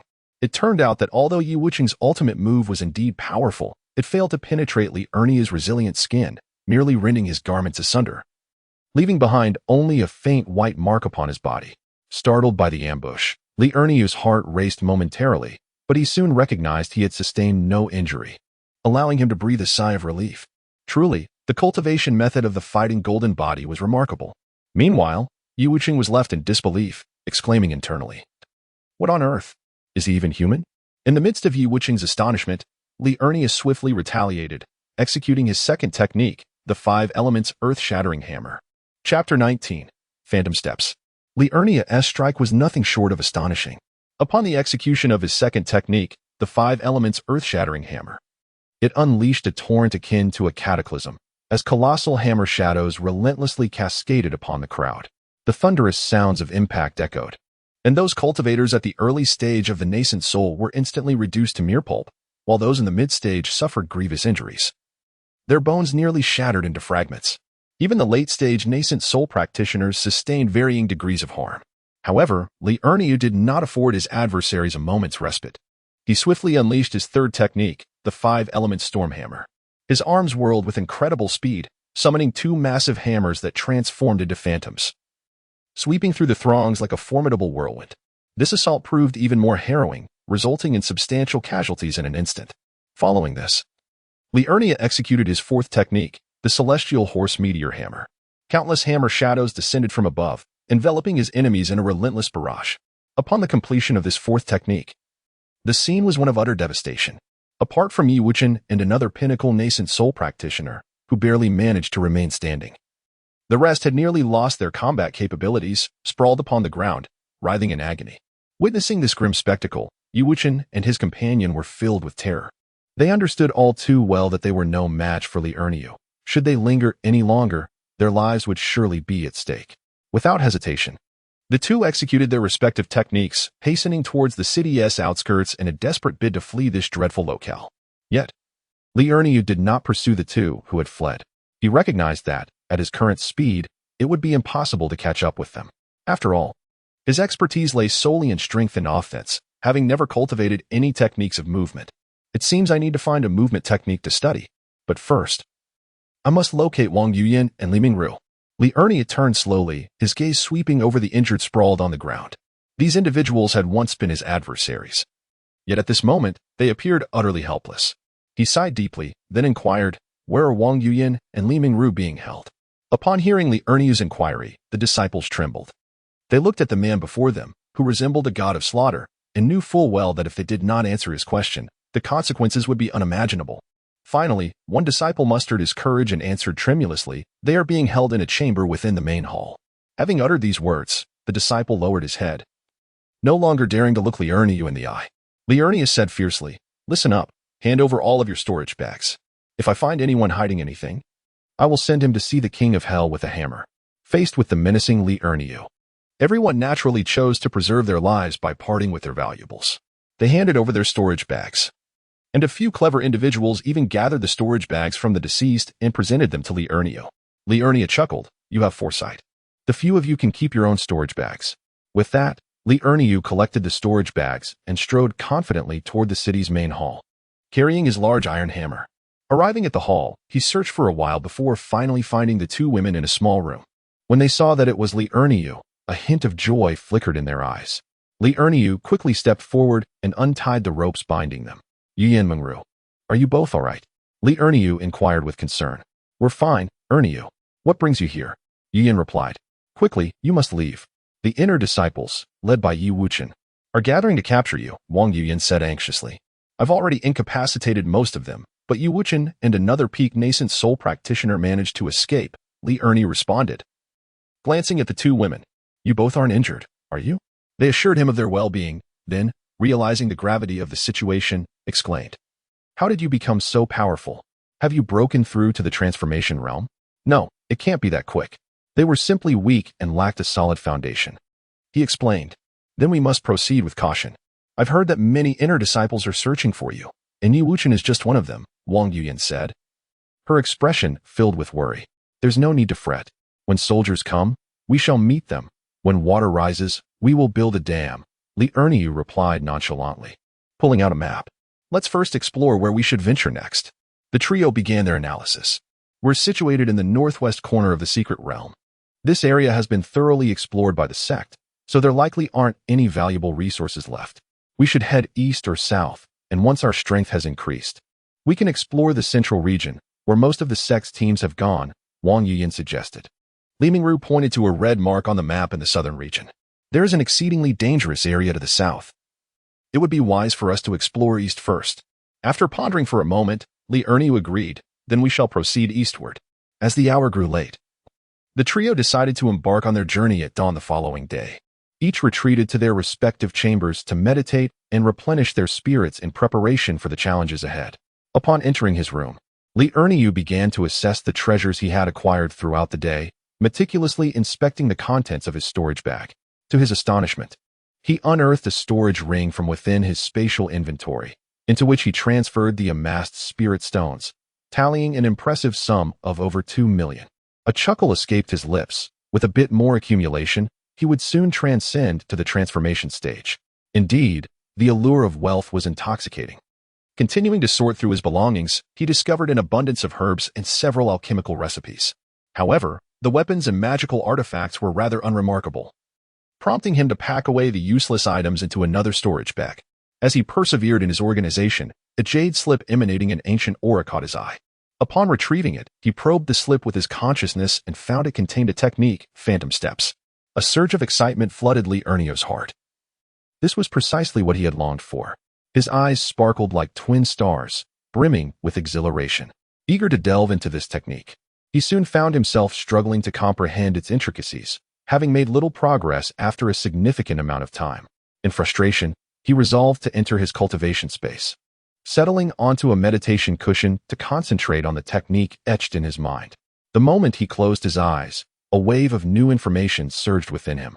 It became apparent that this technique was not entirely complete. It required further refinement. It seemed the original creator had altered it, wary of others pilfering their knowledge.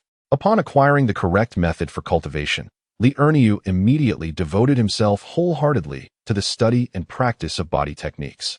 He repeated the movements time and again, constantly adjusting his posture and breathing, striving to perfect every detail. As time passed, he gradually became acquainted with this set of techniques and was able to execute them fluidly. However, despite having mastered the movements, Li Erniu still felt somewhat inexperienced in their application. He understood that to truly unleash the power of these techniques, he required further practice and refinement. Thus, without hesitation, he ventured into the training zone, prepared to enhance his skills and reflexes through practical combat drills. Chapter 20. Breakthrough to Transformation. Upon entering the space, Li Erniu immediately commenced practicing the phantom steps. He traversed seamlessly among the demonic beasts, ruthlessly dispatching any that could not keep pace with him, only to replace them with a fresh batch. This relentless practice honed his phantom steps to an extraordinary level, increasing his speed exponentially. Eventually, his mastery of the phantom steps reached an astonishing degree. Even 6th-tier demonic beasts at the first level of transformation found it challenging to keep up with his movements. He effortlessly evaded the beast's attacks, delivering lethal strikes in an instant. During an intense battle, he easily defeated a 6th-tier demonic beast. Yet, this was merely the beginning. The next wave consisted of 2 6th-tier beasts, stronger than the previous ones. But Li Erniu did not falter. He continued to employ the phantom steps, skillfully dodging the attacks of both beasts. Despite being struck over 10 times, he remained steadfast, gradually adapting to the relentless rhythm of high-intensity combat. As time progressed, he discovered that his phantom step had significantly improved, allowing him to evade the attacks of 2 6th-tier demonic beasts with greater agility. Just when Li Erniu believed he could no longer derive further enhancement from the phantom step, he acted without hesitation, swiftly dispatching the 2 6th-tier beasts. However, this was merely the beginning. Soon, a tide of challenges surged forth. 4, 8, 16. Each wave of beasts doubled in number. Yet, Li Erniu consistently found ways to enhance his abilities, perpetually increasing his speed. It was not until he faced 32 6th-tier demonic beasts that he realized he could no longer evade their attacks, and his body struggled under the weight of such overwhelming aggression. Nevertheless, Li Erniu fought valiantly against these beasts, dodging their strikes while enduring injuries, ultimately managing to slay 16 6th-tier demonic beasts. At this juncture, Li Erniu was utterly exhausted, having depleted all his spiritual energy and lacking even a modicum of strength. His body marred by wounds and teetering on the brink of death. Upon recognizing his dire condition, he immediately exited the training space, and upon doing so, his injuries vanished, and his spiritual energy was restored to its former state. Only Li Erniu felt a slight fatigue, yet his heart brimmed with joy, as he sensed the imminent opportunity for a breakthrough. Thus, he ventured into the courtyard of the Grand Hall, where he seated himself in a meditative posture. Instantly, the surrounding spiritual energy surged forth, coalescing into a vortex that enveloped him. Why did he not choose to cultivate in the spatial realm? The answer lay in his insufficient supply of spirit stones to support his elevation in cultivation, as the spatial domain could only utilize spirit stones to replenish spiritual essence. Wang Yuyin and Li Mingru were drawn outside by the commotion, and upon witnessing the spectacle before them, Wang Yuyin softly remarked, "It appears that Erniu is on the verge of a breakthrough. We must also strive harder, otherwise we shall find ourselves increasingly distanced from him." The night quietly passed amidst Li Erniu's fervent absorption of spiritual energy, yet he showed no signs of ceasing. As dawn broke the next day, Wang Yuyin observed Li Erniu is still engrossed in his practice and lamented, "It seems we shall not be able to explore the secret realm today. Let us also engage in cultivation. We shall set forth once Li Erniu enters the transformation stage." Thus, the two sought a secluded corner within the city, distancing themselves from Li Erniu, and began to focus on their own cultivation. Why venture so far away? Because the spiritual energy around Li Erniu had been drawn to him. A week slipped by in the blink of an eye, and Wang Yuyin and Li Mingru had ceased their cultivation, continuously moving away until they found themselves outside the city. Still under the influence of Li Erniu, venturing any further would pose a danger. Consequently, they resolved to abandon their training and return to the Grand Hall to safeguard Li Erniu. Another day has passed, and suddenly, a brilliant radiance envelopes Li Erniu. He proclaims loudly, "Break for me."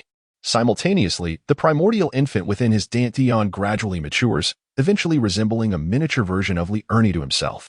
At that moment, Wang Yuyin and Li Mingru sense an overwhelming pressure, their faces instantly paling and their bodies trembling uncontrollably.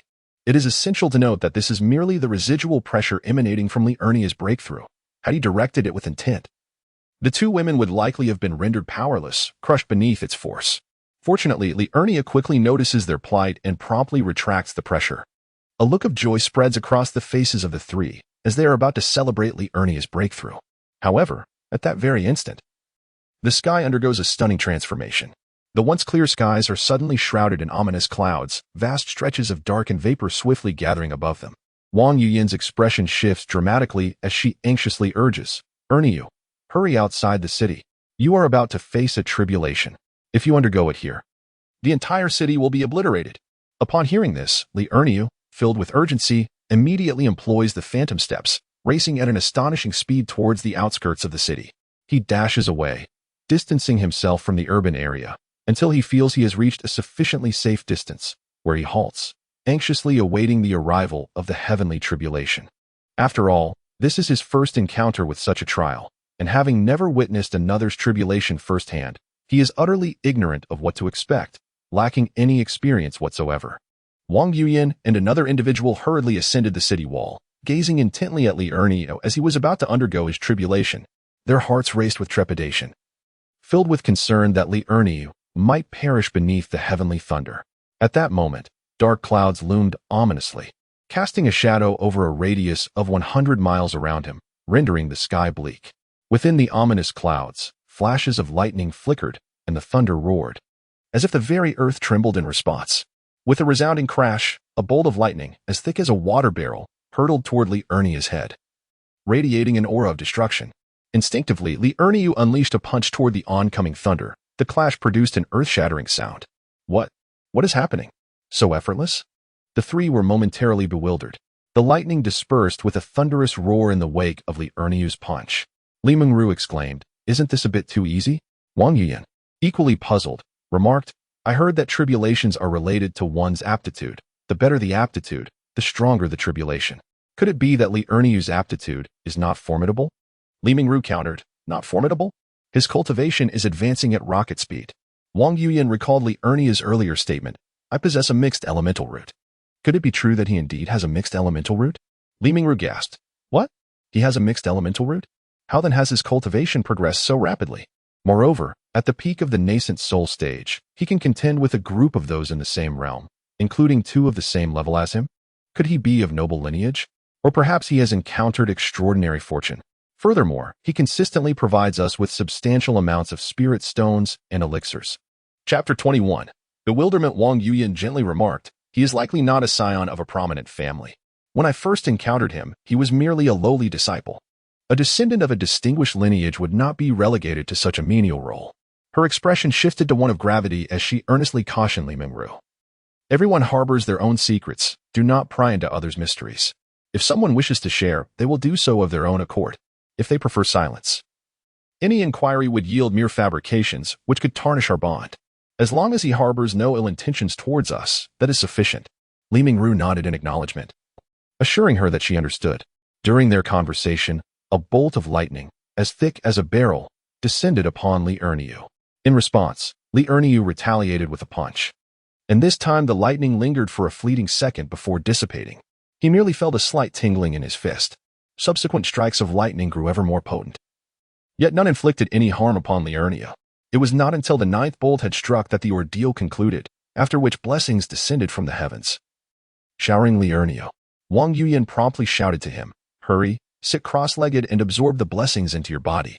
Initially captivated by the kaleidoscopic hues radiating from the sky, Li Erniu was jolted back to awareness by Wang Yuyan's call. He swiftly adopted a meditative posture, channeling his energy to absorb the celestial light.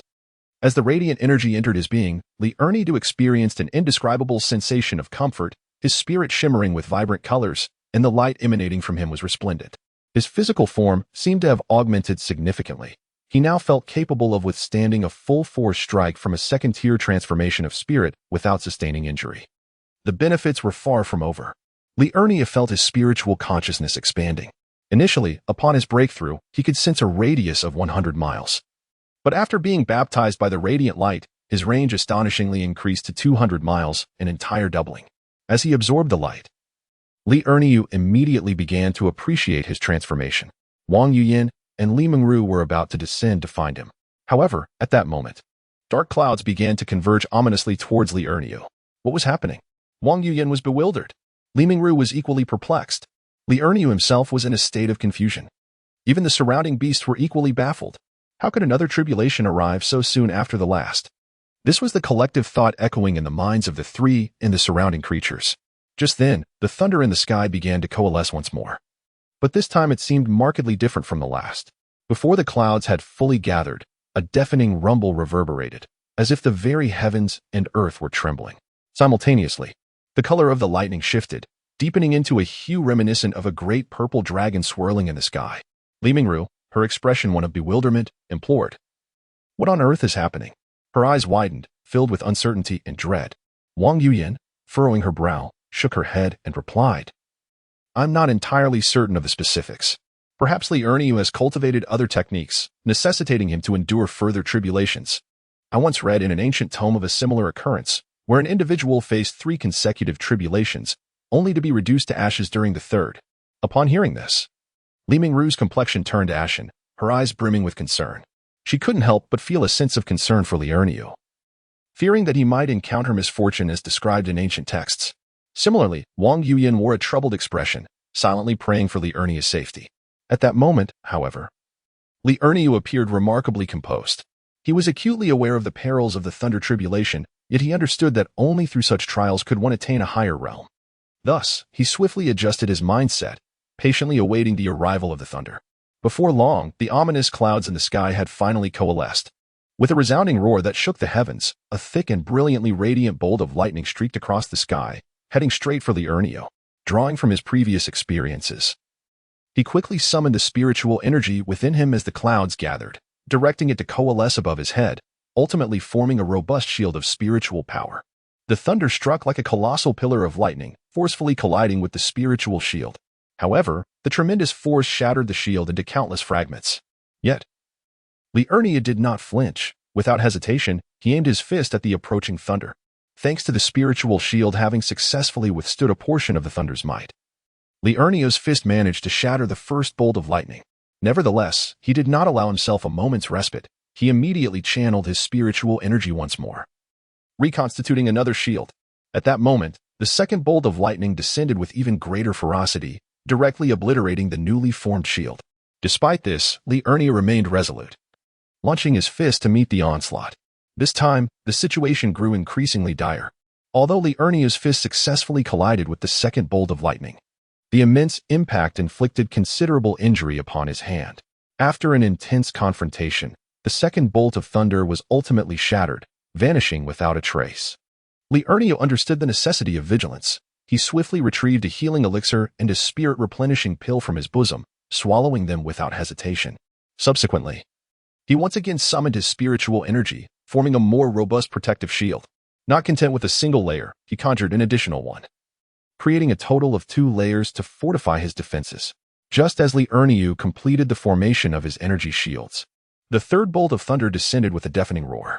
He inhaled deeply and struck back with a fierce punch. This time, the damage inflicted on his fist was far more severe, revealing ghastly white bone. The thunder danced chaotically upon his fist, sending a tingling sensation coursing through him. Gritting his teeth, Li Erniu endured, swiftly retrieving another healing pill and a spirit-replenishing elixir from his storage pouch, swallowing them to ensure his vitality remained intact. He summoned a formidable 3 layers of energy shields and gripped his dual hammers tightly. The gathering of the fourth bolt of thunder took longer than the previous ones, prompting Li Erniu to realize that its power would be significantly greater. He immediately steeled himself, preparing to unleash the technique of the 5 elements burial hammer. With a resounding rumble, the fourth bolt of thunder finally arrived. Without hesitation, Li Erniu executed the first move of the 5 elements burial hammer, mountain-crushing hammer. The colossal shadow of the hammer descended like Mount Tai, colliding head-on with the terrifying thunder. With a resounding crash, the illusory giant hammer shattered after only a few fleeting seconds. Thunder once more struck the ethereal protective shield, causing both the shield and the remnants of the thunderous might to dissipate. Li Erniu inwardly lamented. It appears that the hammer technique surpasses mere fists. Swiftly, he conjured 3 layers of spiritual shields and readied the second form of the 5 elements earth-shattering hammer. Just as Li Erniu prepared himself, the 5th bolt of thunder descended with a thunderous roar. The collision between the 5th lightning strike and Li Erniu's second form of the 5 elements earth-shattering hammer was intense. This time, the shadow of his hammer held for an even shorter duration. Alarmed, he thought to himself, this is not good. Chapter 22. The dazzling power of the alchemy furnace. The 5th bolt of thunder resembled a frenzied, roaring beast, sweeping in with an unstoppable, violent force, ferociously tearing through Li Erniu's seemingly robust defenses. The surging power of thunder struck like a sharp blade, mercilessly piercing the spiritual shield. A chilling, thunderous boom echoed as the shield shattered instantaneously, transforming into countless fragments of starlight, vanishing into the boundless void. Immediately, the brutal thunderbolts lunged fiercely toward Li Erniu. In an instant, his formerly smooth and compliant hair stood upright like steel needles, only to be reduced to ash by the lightning, leaving him with a newly exposed, gleaming head. Although the might of the thunder had yet to rend his flesh, Li Ernie endured an excruciating torment beyond words. He felt as though his entire body was coursing with countless electric currents, a tingling sensation rapidly spreading throughout his limbs and bones, causing him to tremble involuntarily, as if firmly ensnared by an overwhelmingly powerful and malevolent force. Damn it! Why is this thunder so ferocious? A sense of impending crisis surged within Li Ernie, compelling him to abandon any notion of complacency. He immediately channeled all his energy into the bodily refinement technique of the battle of the gods. I cannot falter here. I must grow stronger. I must break free from this predicament. He silently shouted within, his unwavering resolve bolstering him. In an instant, a torrent of magnificent power erupted from within him, flowing forth like a deluge. He could distinctly feel his body undergoing wondrous and intense transformations, becoming increasingly resilient as iron, increasingly robust in strength. This astonishing realization stirred tumultuous waves within his heart, excitement impossible to contain. It seems that the forthcoming thunder must be traversed with the bodily refinement technique of the battle of the gods. He hastily settled into a cross-legged position, frantically retrieving a healing elixir and a spirit-replenishing pill from his robe, and without hesitation, swallowed them, fervently hoping they would swiftly mend his injuries and replenish his nearly depleted spiritual energy. May these potions prove effective, allowing me to endure this trial. To ensure every precaution, he anxiously consumed several more pills, preparing for any unforeseen circumstances, and fully activated the bodily refinement technique of the battle of the gods. In that fleeting moment, the sixth bolt of thunder, imbued with cataclysmic terror, descended like a collapsing mountain. Li Ernie's expression instantly transformed into one of grave seriousness, his demeanor as unyielding as iron, leaving no room for negligence or complacency. This impending thunderbolt would undoubtedly prove even more formidable, yet retreat was not an option. With fervent urgency, he waved his hands, conjuring 5 layers of spiritual energy shields above his head in an instant. Simultaneously, he pushed the body refinement technique of the battle Buddha to its utmost limit, focusing intently as if bracing for an imminent threat. Boom! The deafening roar resounded like the crack of thunder from the heavens, and the 5 layers of spiritual shields shattered like fragile glass, disintegrating into dust. Nevertheless, these shields successfully absorbed half of the sixth thunder's power. However, the remaining force of the lightning still surged forth like a fearsome beast, baring its fangs and claws as it lunged at Li Ernie, posing a tremendous threat. Crash! The remaining lightning struck mercilessly upon Li Ernie, reducing his garments to ashes in an instant. His once robust physique was left torn and mangled, blood gushing forth like a fountain, the ghastly wounds rendering it almost unbearable to behold. The immense agony surged over him like a relentless tide. I could not succumb. I must endure. Li Ernie clenched his teeth tightly, the veins on his forehead bulging as if striving to break free from the confines of his skin. Yet, he refused to yield, steadfastly persevering as Li Mingru furrowed her brow, her heart racing with anxiety. What could she do? He must not come to harm. Amidst this unbearable torment, Li Ernie hastily swallowed the elixir he had held in his mouth, channeling all his energy into the body refinement technique of the battle of the golden body. He had to endure. Once he refined this thunderous power, he would emerge even stronger. As the body refinement technique continued its course, the residual thunderous energy within Li Ernie began to be gradually assimilated. His gruesome and terrifying wounds ceased to bleed, and his injured body began to mend slowly. At that moment, a thunderous crack echoed as the 7th bolt of lightning descended, bearing an even more ferocious force. What could he do now? Was he truly destined to perish here? No, he would not resign himself to such a fate. In a state of desperation, Li Ernie quickly summoned several shields of spiritual energy and pushed the body refinement technique to its utmost limit. However, the lightning effortlessly shattered the spiritual shields, ruthlessly striking Li Ernie directly. This time, his injuries worsened, revealing ghastly bones in multiple places, a sight that was truly harrowing. No. Wang Yuyan's tears welled up, her heart lodged in her throat. Li Mingru clenched her fists, her nails digging into her palms. Ernie, you must not come to harm. I cannot give up.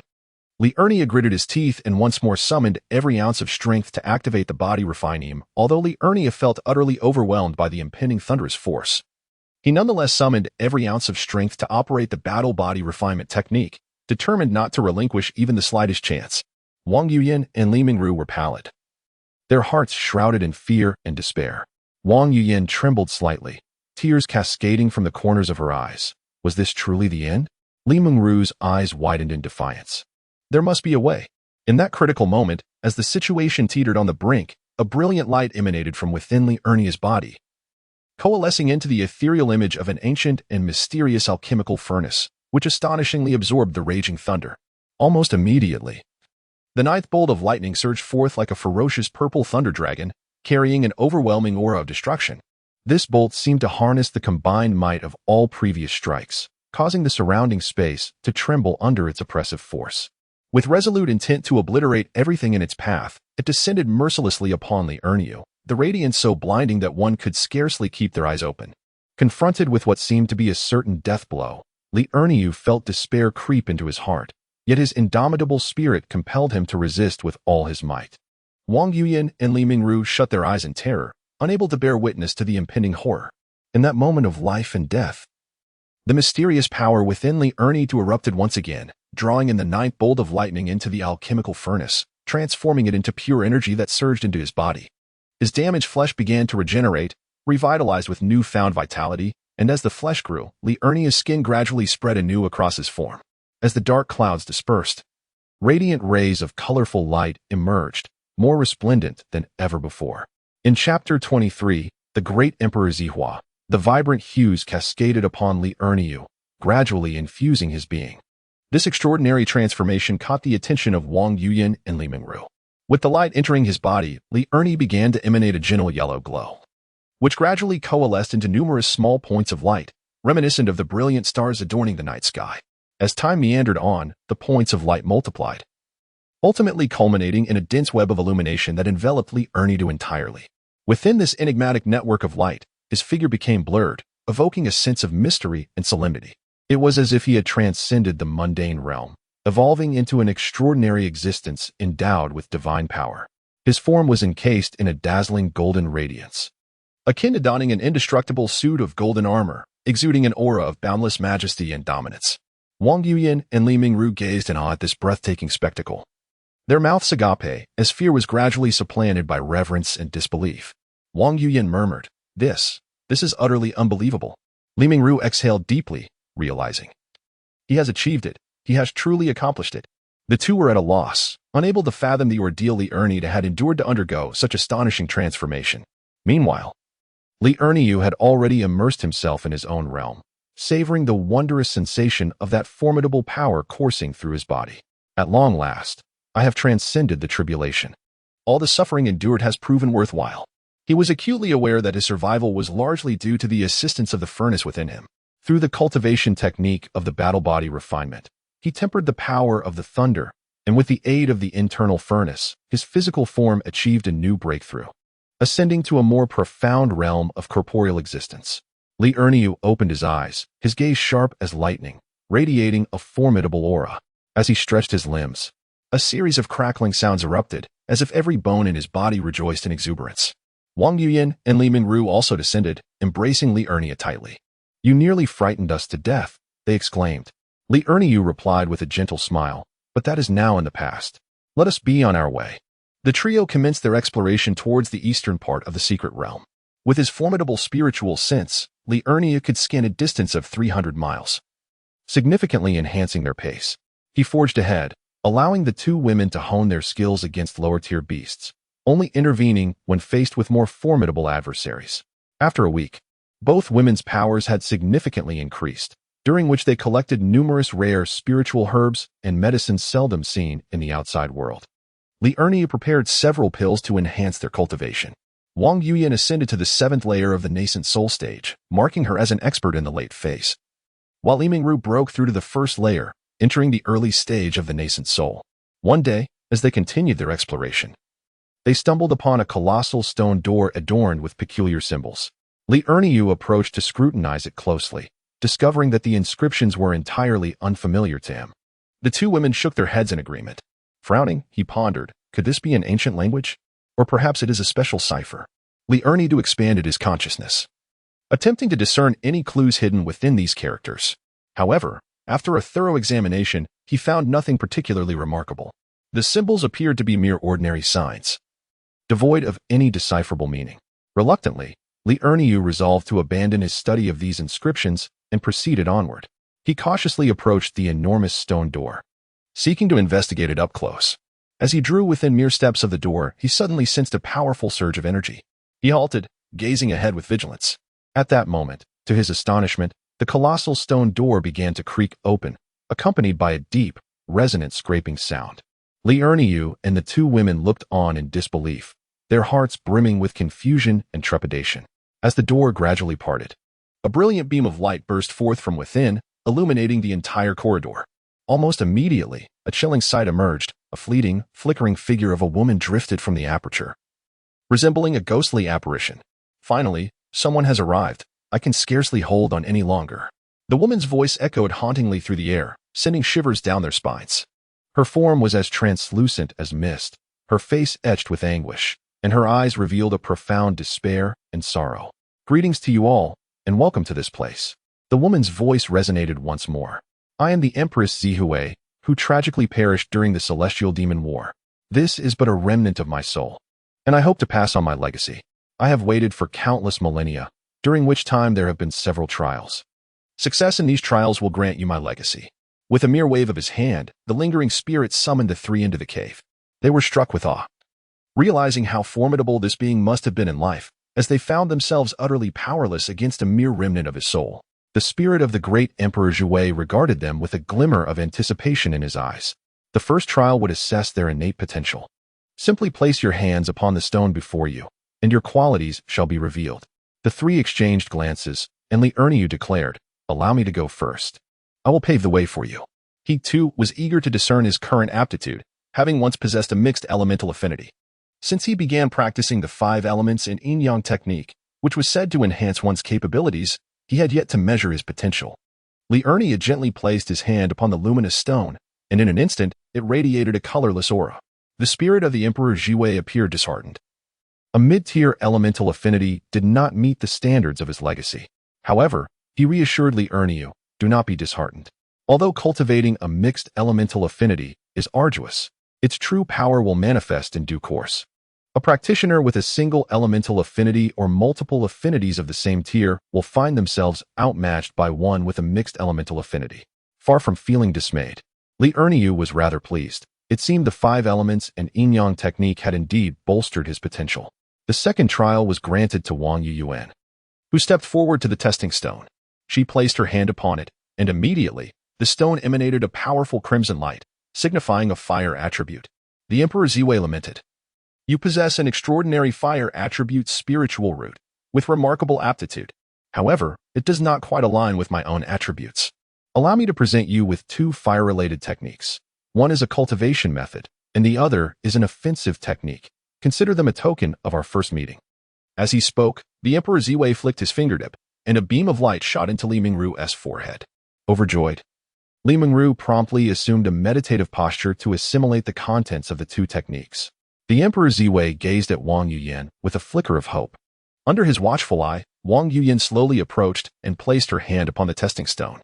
Chapter 24, the terminal stage of toxic masculinity. Suddenly, a brilliant radiance erupted, dazzling and resplendent, the light piercing like a sword, making it difficult for one to open their eyes. The onlookers endured the discomfort, gradually adjusting. Squinting to focus their gaze, they beheld the intertwining blue and violet hues, flickering incessantly, ethereal and dreamlike, as if the entire world had been painted in extraordinary colors. At that moment, the Emperor Ziwei's eyes sparkled, his excitement palpable, as he exclaimed, "Marvelous! A supreme wind and thunder spiritual root. You were truly born for my legacy." His voice was filled with astonishment and admiration, akin to the discovery of an unparalleled treasure. The sound reverberated in the radiant space, striking a chord deep within the hearts of those present. Without hesitation, the Emperor Ziwei waved his hand, and Wang Yuyan was instantly transported to a mysterious and ancient inheritance formation.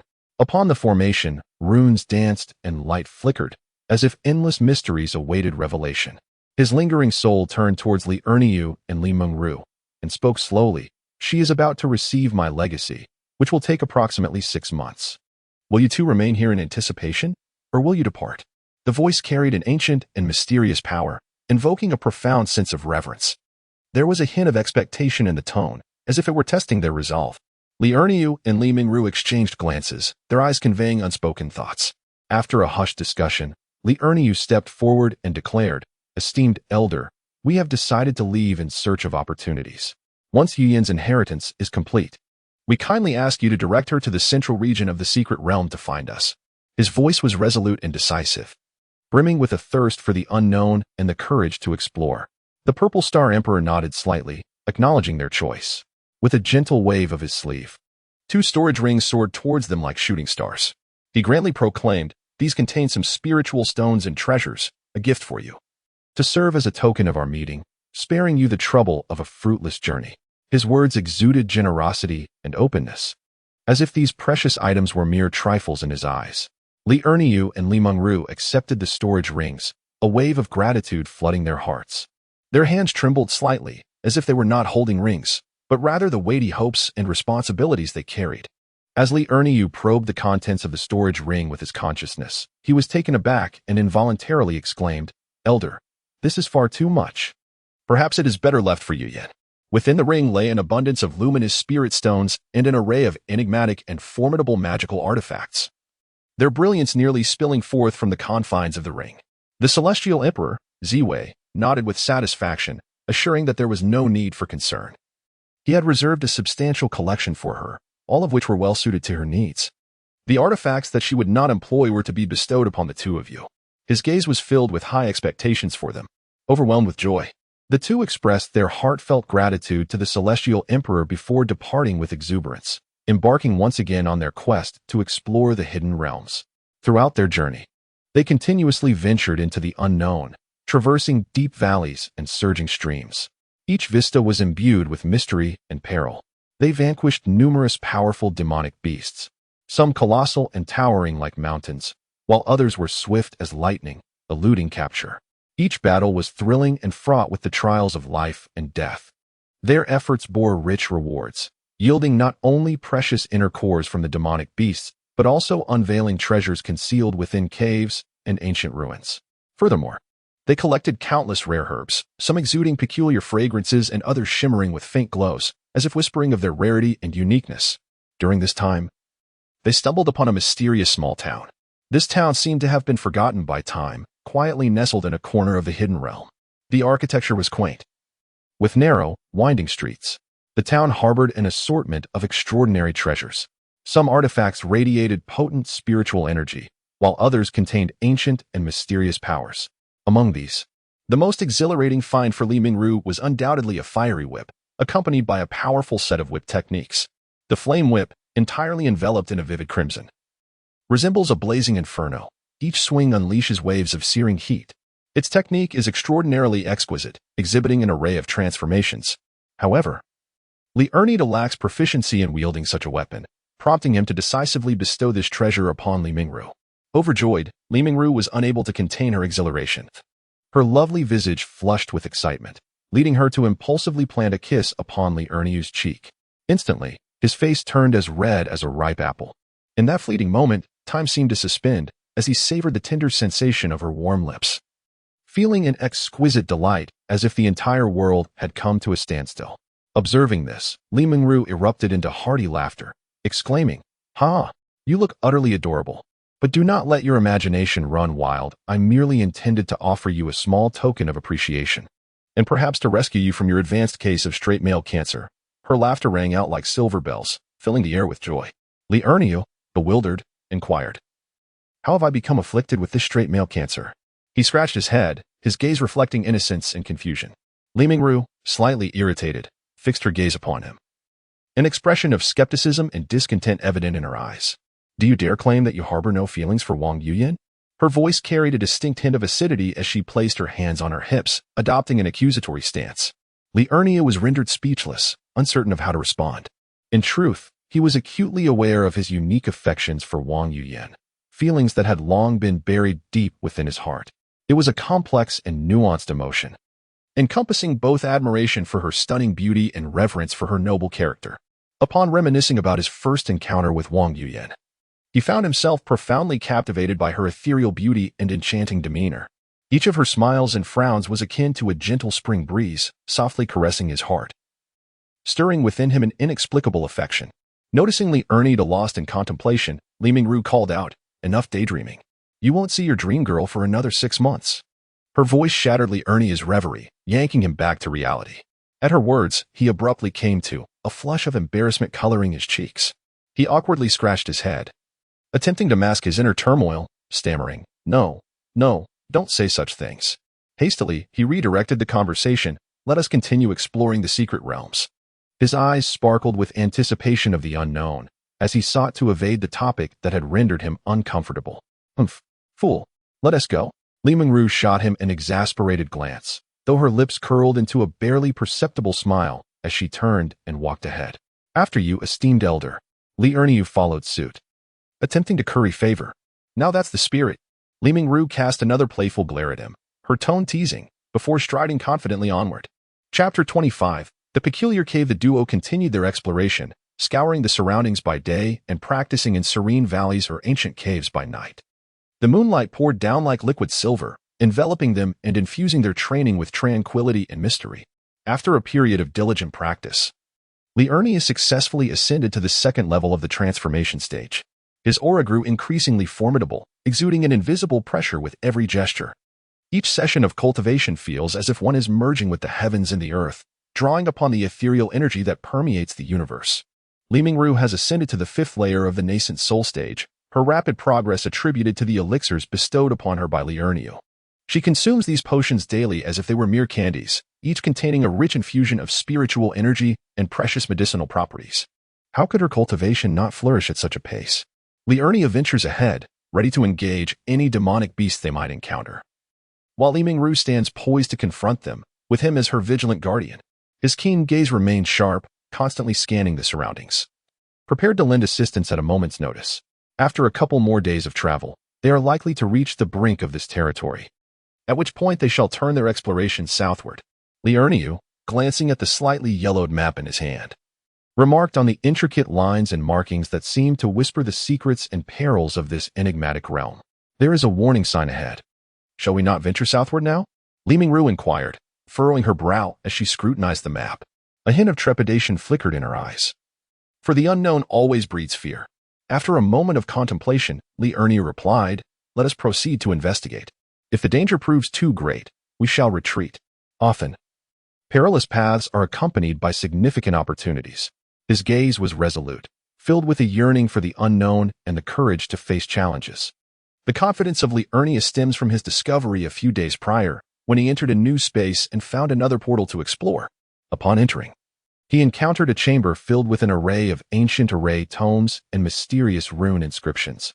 Thus, he devoted himself to the relentless study of these intricate formations, losing track of time in the complexities of the symbols and the profound principles of the arrays, until he mastered the ability to deploy a sixth-level formation. He felt as if he had grasped a newfound power. The scene shifted back to Li Erniu, who was racing with Li Mingru, exerting all their strength. Along the way, they encountered demonic beasts, yet they did not pause. Li Erniu could effortlessly dispatch lower-level beasts with a single swing of his hammer, which he wielded with the swiftness of the wind, instantly slaying the creatures. When faced with higher-level beasts, he cleverly maneuvered around them with Li Mingru. This was all thanks to his formidable spiritual awareness, which allowed him to sense the presence and movements of the beast in advance. Soon, they arrived at a region marked as dangerous on the map, and indeed, there lay an ancient fragmented formation. Although incomplete, the formation still emanated a powerful and mysterious aura that instilled fear in those who beheld it. Li Erniu declared, "You can wait for me outside. I shall enter alone."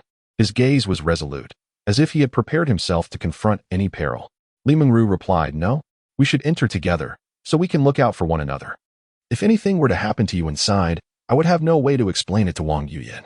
Her eyes were filled with determination, her hands gripping her sword tightly. After a moment's contemplation, Li Erniu conceded, "Very well, but you must stay close behind me."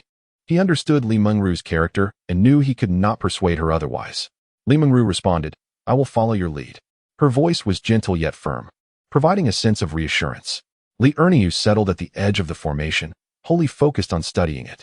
He devoted an entire day and night to his examination, his eyes bloodshot yet still sharp and attentive. He paused, his face awash with astonishment, and remarked, "It is indeed the Eight Gates Golden Lock formation.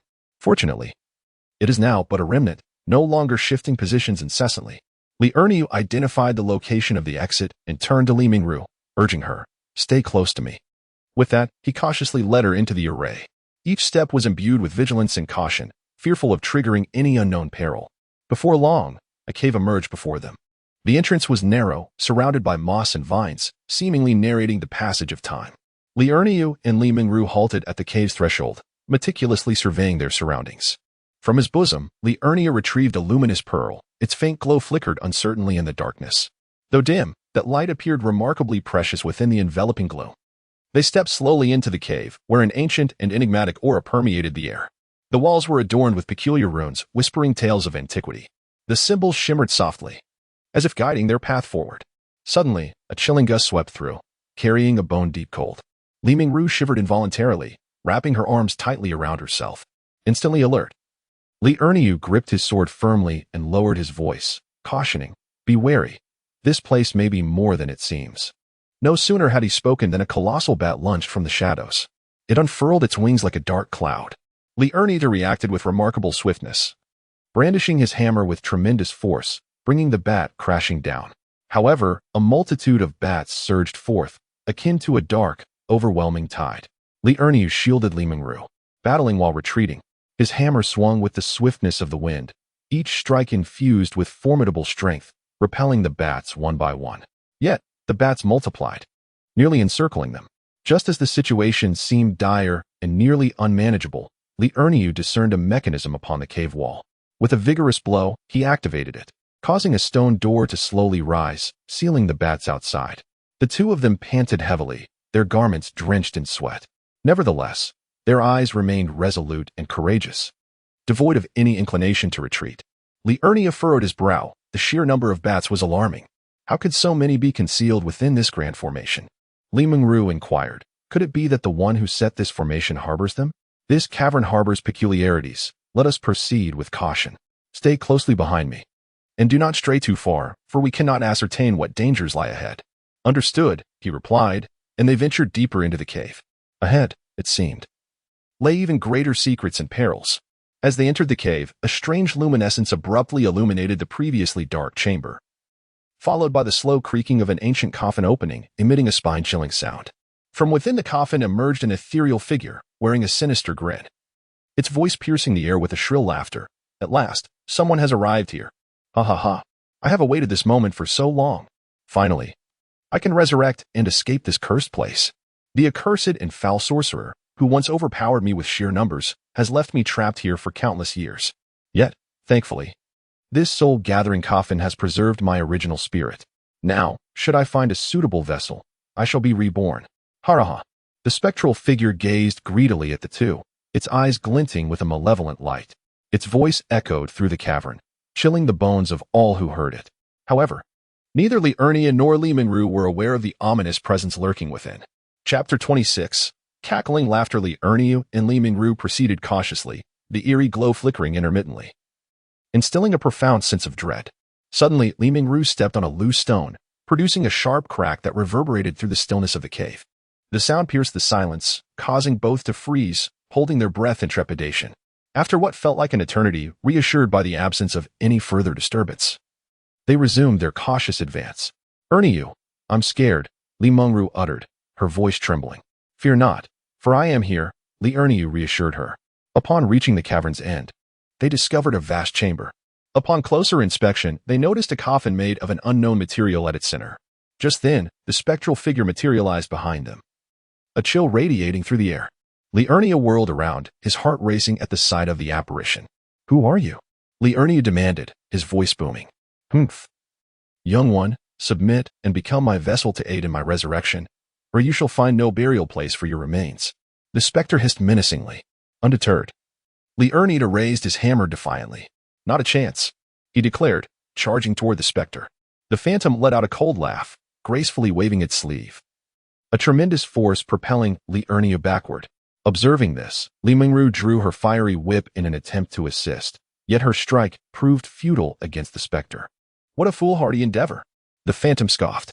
In an instant, it penetrated Li Erniu's brow. No, brother Erniu. He became motionless. Once the phantom infiltrated Li Erniu's mind, it erupted in laughter. At last, I shall be reborn. Hee hee. The spectre gazed upon Li Erniu's primordial spirit, which trembled beneath its imposing aura. Just then, The phantom's essence was swiftly engulfed by the silhouette of a cauldron. The specter was taken aback by this unexpected turn of events. Where am I? Ah! It was instantly vanquished by the cauldron's apparition, transforming into pure spiritual energy that surged into Liurnia's mind, causing his primordial spirit to swell with newfound strength. Slowly, Liurnia opened his eyes, revealing an unprecedented depth and sharpness within. Li Mingru quickly demanded, "Who are you? Get out of his body at once. Otherwise, I shall not be merciful." I am Liurnia. Impossible. You cannot deceive me. I truly am Liurnia. Must I be overtaken to prove my identity? How can you prove you are Liurnia? How may I demonstrate my own existence? Is this not a conundrum? Consequently, Liurnia recounted all the experiences shared with Li Mingru. Those who usurp others invariably acquire their memories. How am I to prove it to you? Li Mingru gazed at Liurnia, her heart swelling with a tinge of doubt. Erniu, are you truly still the same? Liurnia paused momentarily, then replied with a smile. Mingru, I am undoubtedly still myself. Yet, Li Mingru's brow remained furrowed, as she sensed that the Liurnia before her was somehow different. However, that fleeting specter. Liurnia stepped forward, clasping Li Mingru's shoulders earnestly. Mingru, do not let your thoughts wander. I assure you, I am perfectly fine. That apparition has been vanquished. Despite his assurances, the seeds of doubt within Li Mingru's heart lingered. They continued their journey, with Li Mingru silently observing every movement of Liurnia. It seemed that Liurnia was aware of her scrutiny, feeling a sense of helplessness. Mingru, what must I do to earn your trust? Liurnia halted, gazing at her with inquiry. Li Mingru bit her lip and replied, Erniu, unless you can demonstrate it to me. Liurnia pondered for a moment, then exclaimed, how am I to prove it? If I were but a specter, I would have dispatched you with a mere swipe. Why would I engage in such trivial conversation? After a moment of contemplation, Li Mingru realized the validity of his words. Observing that her doubts had begun to dissipate, Liurnia suggested, let us explore this cave further. That powerful specter must have left behind something of value. The two commenced their meticulous search within the cavern. Liurnia approached the coffin and discovered a concealed compartment at its base. Upon opening it, he found a jade pendant exuding a mysterious luminescence. As he probed the pendant with his spiritual consciousness, he realized it was a storage jade pendant, containing many enigmatic stones akin to those within the space of his alchemical furnace. Additionally, there lay a pair of formidable hammers, clearly crafted for him. With a hearty laugh, Liurnia seized the hammers, but they clanged heavily against the ground, creating two deep craters. Goodness, how extraordinarily heavy, he exclaimed. Li Mingru urged him.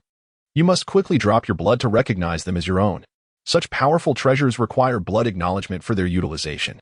Upon hearing this, Liurnia's eyes sparkled with excitement as he pressed his fingertips to draw forth 2 drops of blood, which he let fall onto the hammers. In an instant, he felt a profound connection to the massive weapons. With a mere thought, the hammers shrank in size, soaring into his hands. Incredible! He marveled. Liurnia then resumed his exploration of the storage pendant, uncovering various elixirs and several recipe scrolls. After reviewing the scrolls, he discerned the properties of the potions. He promptly distributed some to Li Mingru, declaring, this one enhances your cultivation, perfectly suited for you at this stage. This is a more advanced elixir, to be used only once you reach the transformation stage, and this one is for healing. Li Mingru, filled with joy, gratefully accepted the potions. Liurnia continued to sift through the pendant's contents, discovering numerous cultivation manuals. With a focused thought, he summoned the manuals, and the two began selecting those most fitting for their use. After the two individuals selected their suitable items, Liurnia gathered the remaining belongings and continued to examine the space jade pendant. The herbs were of no use to Li Mingru, so she collected them for herself. What is this? Liurnia discovered a token-like object and took it out. The two began to study it. However, after a prolonged examination, they yielded no results, prompting Liurnia to set it aside for future investigation when they possessed greater strength. They extracted various magical artifacts from within and began to sort through them. What is this dark wooden piece? Li Mingru pointed at a section of wood that appeared to have been charred by lightning. Liurnia inspected it closely and sensed a residual power of thunder within. It was likely used for absorbing lightning. You should take it. It might prove useful during your tribulation. Having divided the magical artifacts, the two cheerfully made their way toward the cave entrance. Despite the perilous adventure, their gains were indeed substantial. As night fell, they decided to continue their exploration of the secret realm the following day. This cave is safe. Let us cultivate here for the night. Chapter 27. Li Mingru breaks through to the transformation stage. The night passed without incident. The next morning, Li Ernie stored the coffin within his storage ring. Why are you keeping a coffin? This coffin is clearly a treasure. The previous primordial spirit resided within it. Without this coffin, his spirit would have perished long ago. It must be an artifact for nurturing souls. Subsequently, Li Ernie and Li Mingru arrived at the cave entrance, only to find that the bats outside were still present. The two frowned, pondering their next course of action. Li Ernie pondered for a moment and suggested, "Let us search for any treasures we may have acquired that could help us control these bats." The two began rummaging through their storage rings, and soon, Li Mingru excitedly exclaimed, "Brother Ernio, look at this." She held up a jade flute, and Li Ernie took it from her, examining it closely. The flute was a vibrant green, adorned with mysterious runes. When he attempted to play it, a melodious sound emerged. Upon hearing the flute's tune, the bats became restless and agitated. "It seems this is the one," Li Ernie thought with delight. "However, I am not particularly skilled at playing. Perhaps you could give it a try?" Li Mingru nodded and began to play the jade flute. Her proficiency quickly surpassed his, and in no time, she was able to command the bats. As her technique improved, the bats started to spiral gracefully in the air. With the ebb and flow of the music, they gradually calmed down, ultimately forming a straight line. "Splendid. From now on, you can control these bats, which will be a tremendous advantage for us. But how shall we transport them?" After a moment of contemplation, Li Mingru focused intently and gently waved the jade flute towards the swarm of bats. It appeared as though they understood her command, as they flew over to encircle her and Li Ernie. Then, Li Mingru placed the flute to her lips and played a specific melody. In harmony with the rhythm of the music, the bats gathered together, coalescing into a dark sphere. Eventually, the black sphere gradually shrank, transforming into a bat-sized orb that settled into the palm of Li Mingru's hand. She nodded with satisfaction, stowing the bat ball into her storage ring. "All right, let us depart," Li Mingru said to Li Ernie. "With these bats, we shall have greater assurance when faced with danger." The two turned away from the cave, continuing their exploration into the secret realm, this time heading south. Their pace quickened considerably. Li Ernie's spiritual sense had expanded to a range of 1,000 miles. In merely half a month, they reached the southernmost point, yielding a bountiful harvest of various rare treasures. Both of their cultivations had advanced once more, with Li Ernie attaining the 5th level of the transformation stage. While Li Mingru was on the brink of undergoing the Thunder Tribulation, Li Ernie set up several defensive formations for her, and then stepped back beyond the range of the tribulation to protect her. Li Mingru took out the Thunderstrike wood and seated herself at the center of the defensive formation to begin her tribulation. The sky darkened with ominous clouds, and thunder roared as the first bolt of lightning struck down, aimed directly at Li Mingru. The immense current collided with the defensive formation, resulting in a brilliant flash as both the lightning and the first layer of defense dissipated. Subsequently, the second and third bolts followed in swift succession, each more ferocious than the last. One by one, the defensive formations shattered under the relentless assault of the tribulation. Li Ernie, burning with anxiety, refrained from acting rashly, fearing that any interference might disrupt Li Mingru's transcendence. As the 5th bolt of lightning faded, so too did the remaining defenses. The 6th bolt, imbued with formidable power, surged toward Li Mingru. Just as it was about to strike, it split into two paths, one darting toward the Thunderstrike wood, while the other continued its course toward Li Mingru herself. At that moment, Li Mingru let out a powerful shout, and an overwhelming aura erupted from her, forcefully repelling the power of the Thunder Tribulation. Her garments were tattered by the onslaught of the lightning, yet her eyes shone with unwavering determination.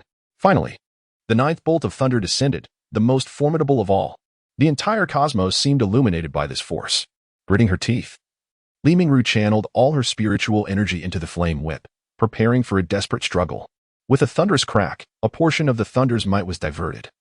Striking towards Li Mingru, she swiftly retrieved several treasures from her storage ring and hurled them into the sky. However, the artifacts held out for only a few seconds before being obliterated by the lightning, scattering into the air. Nevertheless, the power of the thunder was significantly diminished, and the remaining lightning struck Li Mingru, causing her garments to flutter and her flesh to splatter. Moments later, the thunder tribulation subsided, and the sky returned to clarity. Li Mingru successfully endured the tribulation, hastily consuming healing potions and sitting cross-legged. As she meditated, her injuries gradually healed, her flesh slowly regenerating, and her aura growing even stronger. Once she had healed, she quickly donned her clothes and rose to her feet. Li Ernia rushed forward, concern etched on his face, and asked, "How are you?" Li Mengru smiled gently and replied, "I am fine, thanks to the formation you set up and the Thunderwood." After a brief respite, the two continued their journey through the mystical realm. Soon, they arrived at a mysterious valley, shrouded in dense mist, from which echoed peculiar sounds. Cautiously, Li Erniu and Li Mingru entered the valley, where they beheld a spirit plant radiating with a dazzling array of colors. Li Erniu exclaimed in astonishment, "Could this possibly be the legendary multicolored celestial spirit herb? It is said that consuming it can greatly enhance one's cultivation." Just as they were about to harvest it, a colossal beast suddenly lunged at them from the side. Li Erniu swiftly executed his agility skills, guiding Li Mengru to evade the attack. The beast missed its target and let out an enraged roar. Seizing the opportunity, Li Mengru conjured a sphere of flame and hurled it at the beast. The creature nimbly dodged the assault and unleashed a jet of dark energy towards the ground. Sensing imminent danger, Li Erniu quickly repositioned himself and Li Mengru. However, the beast appeared to possess an uncanny ability to track their presence, relentlessly launching its attacks. Faced with the dire situation, Li Mingru resolved to unleash her ultimate technique. She produced a jade flute and began to play a stirring melody.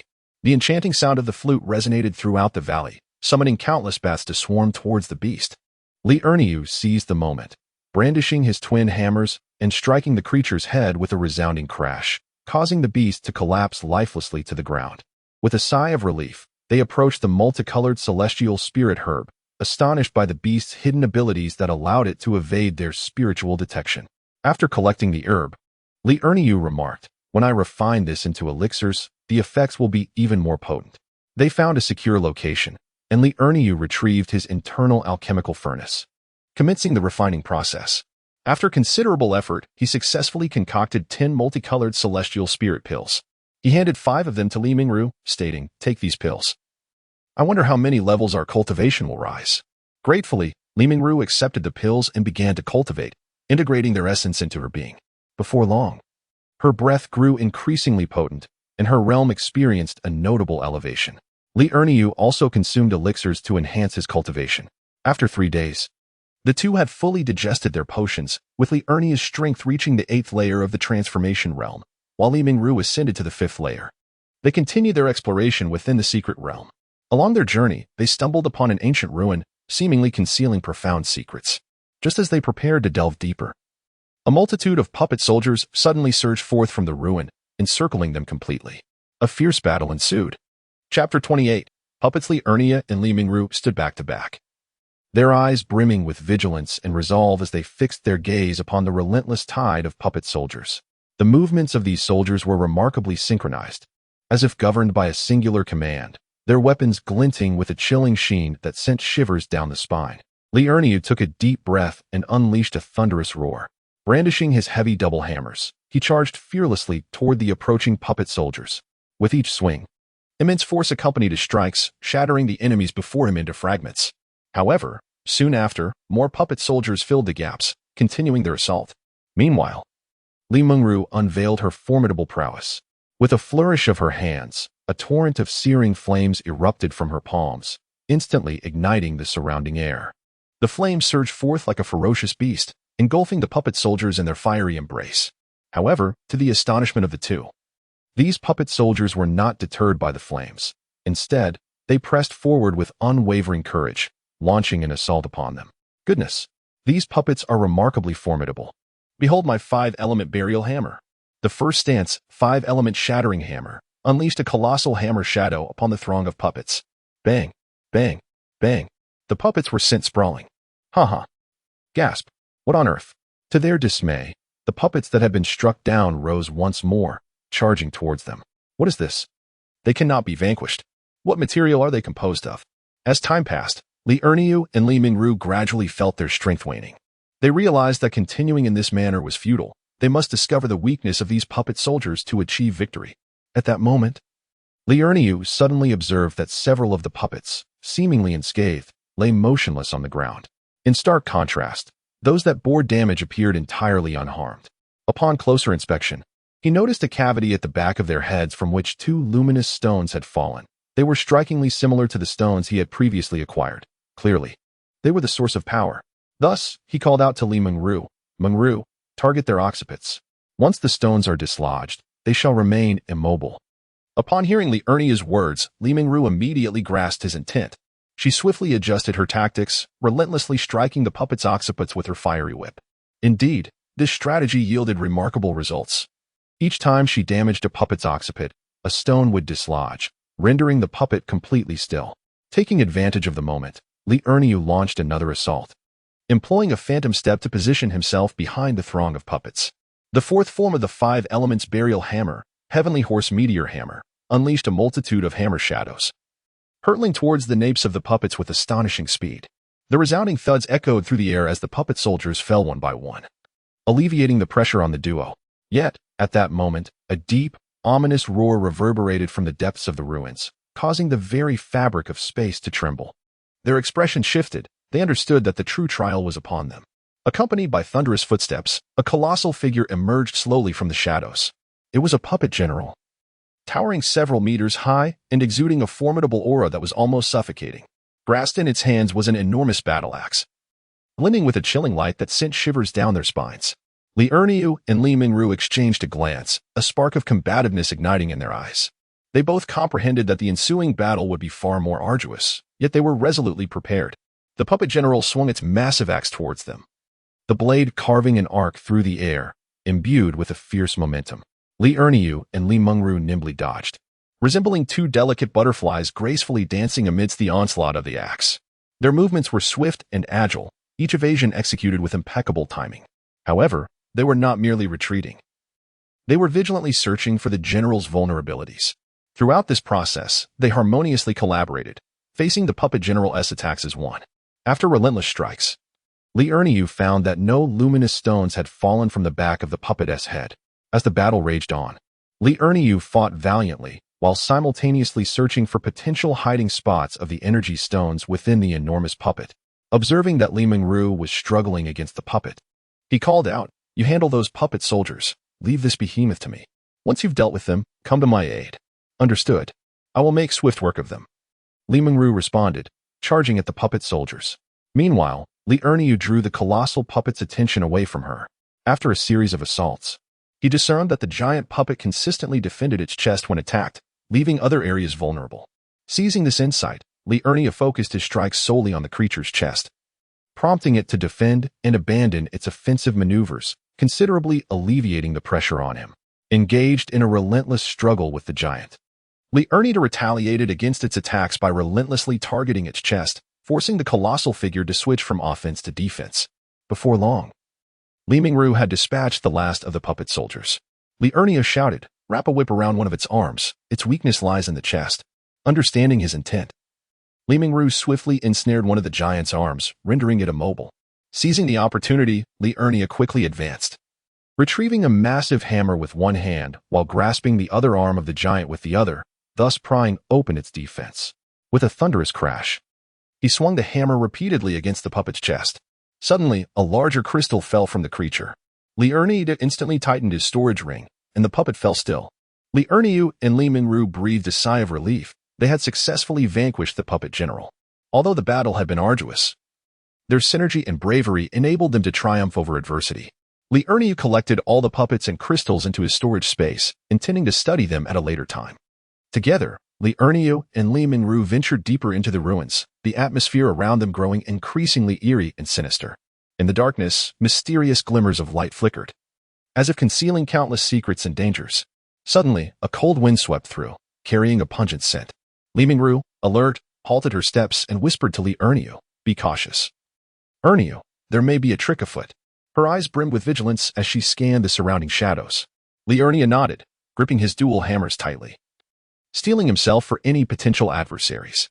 Standing shoulder to shoulder with Li Mingru, they advanced with utmost care, each step taken with heightened caution, fearful of triggering traps or encountering an ambush.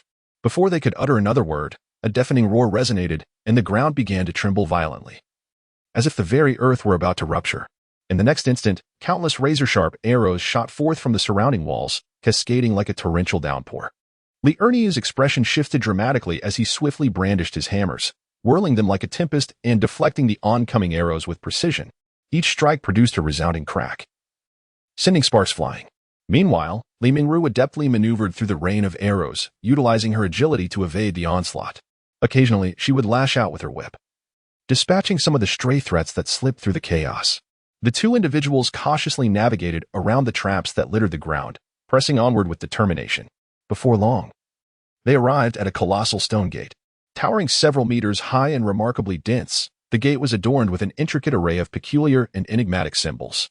Li Erniu furrowed his brow tightly, scrutinizing these markings in an attempt to decipher the means to unlock the gate. Meanwhile, Li Mingru remained on high alert, vigilantly observing the surroundings for any signs of movement. After a thorough examination and analysis, Li Erniu finally discerned a pattern among the symbols. Their arrangement appeared to adhere to a specific order, requiring precise manipulation to unveil the mechanism. With utmost care, he extended his hand and gently shifted the symbols according to the sequence he had uncovered. As he executed his movements, the stone gate slowly creaked open, releasing a heavy, grating sound. Beyond the threshold lay a vast and expansive stone chamber, at the center of which stood a treasure chest radiating a formidable aura, shimmering with an otherworldly light.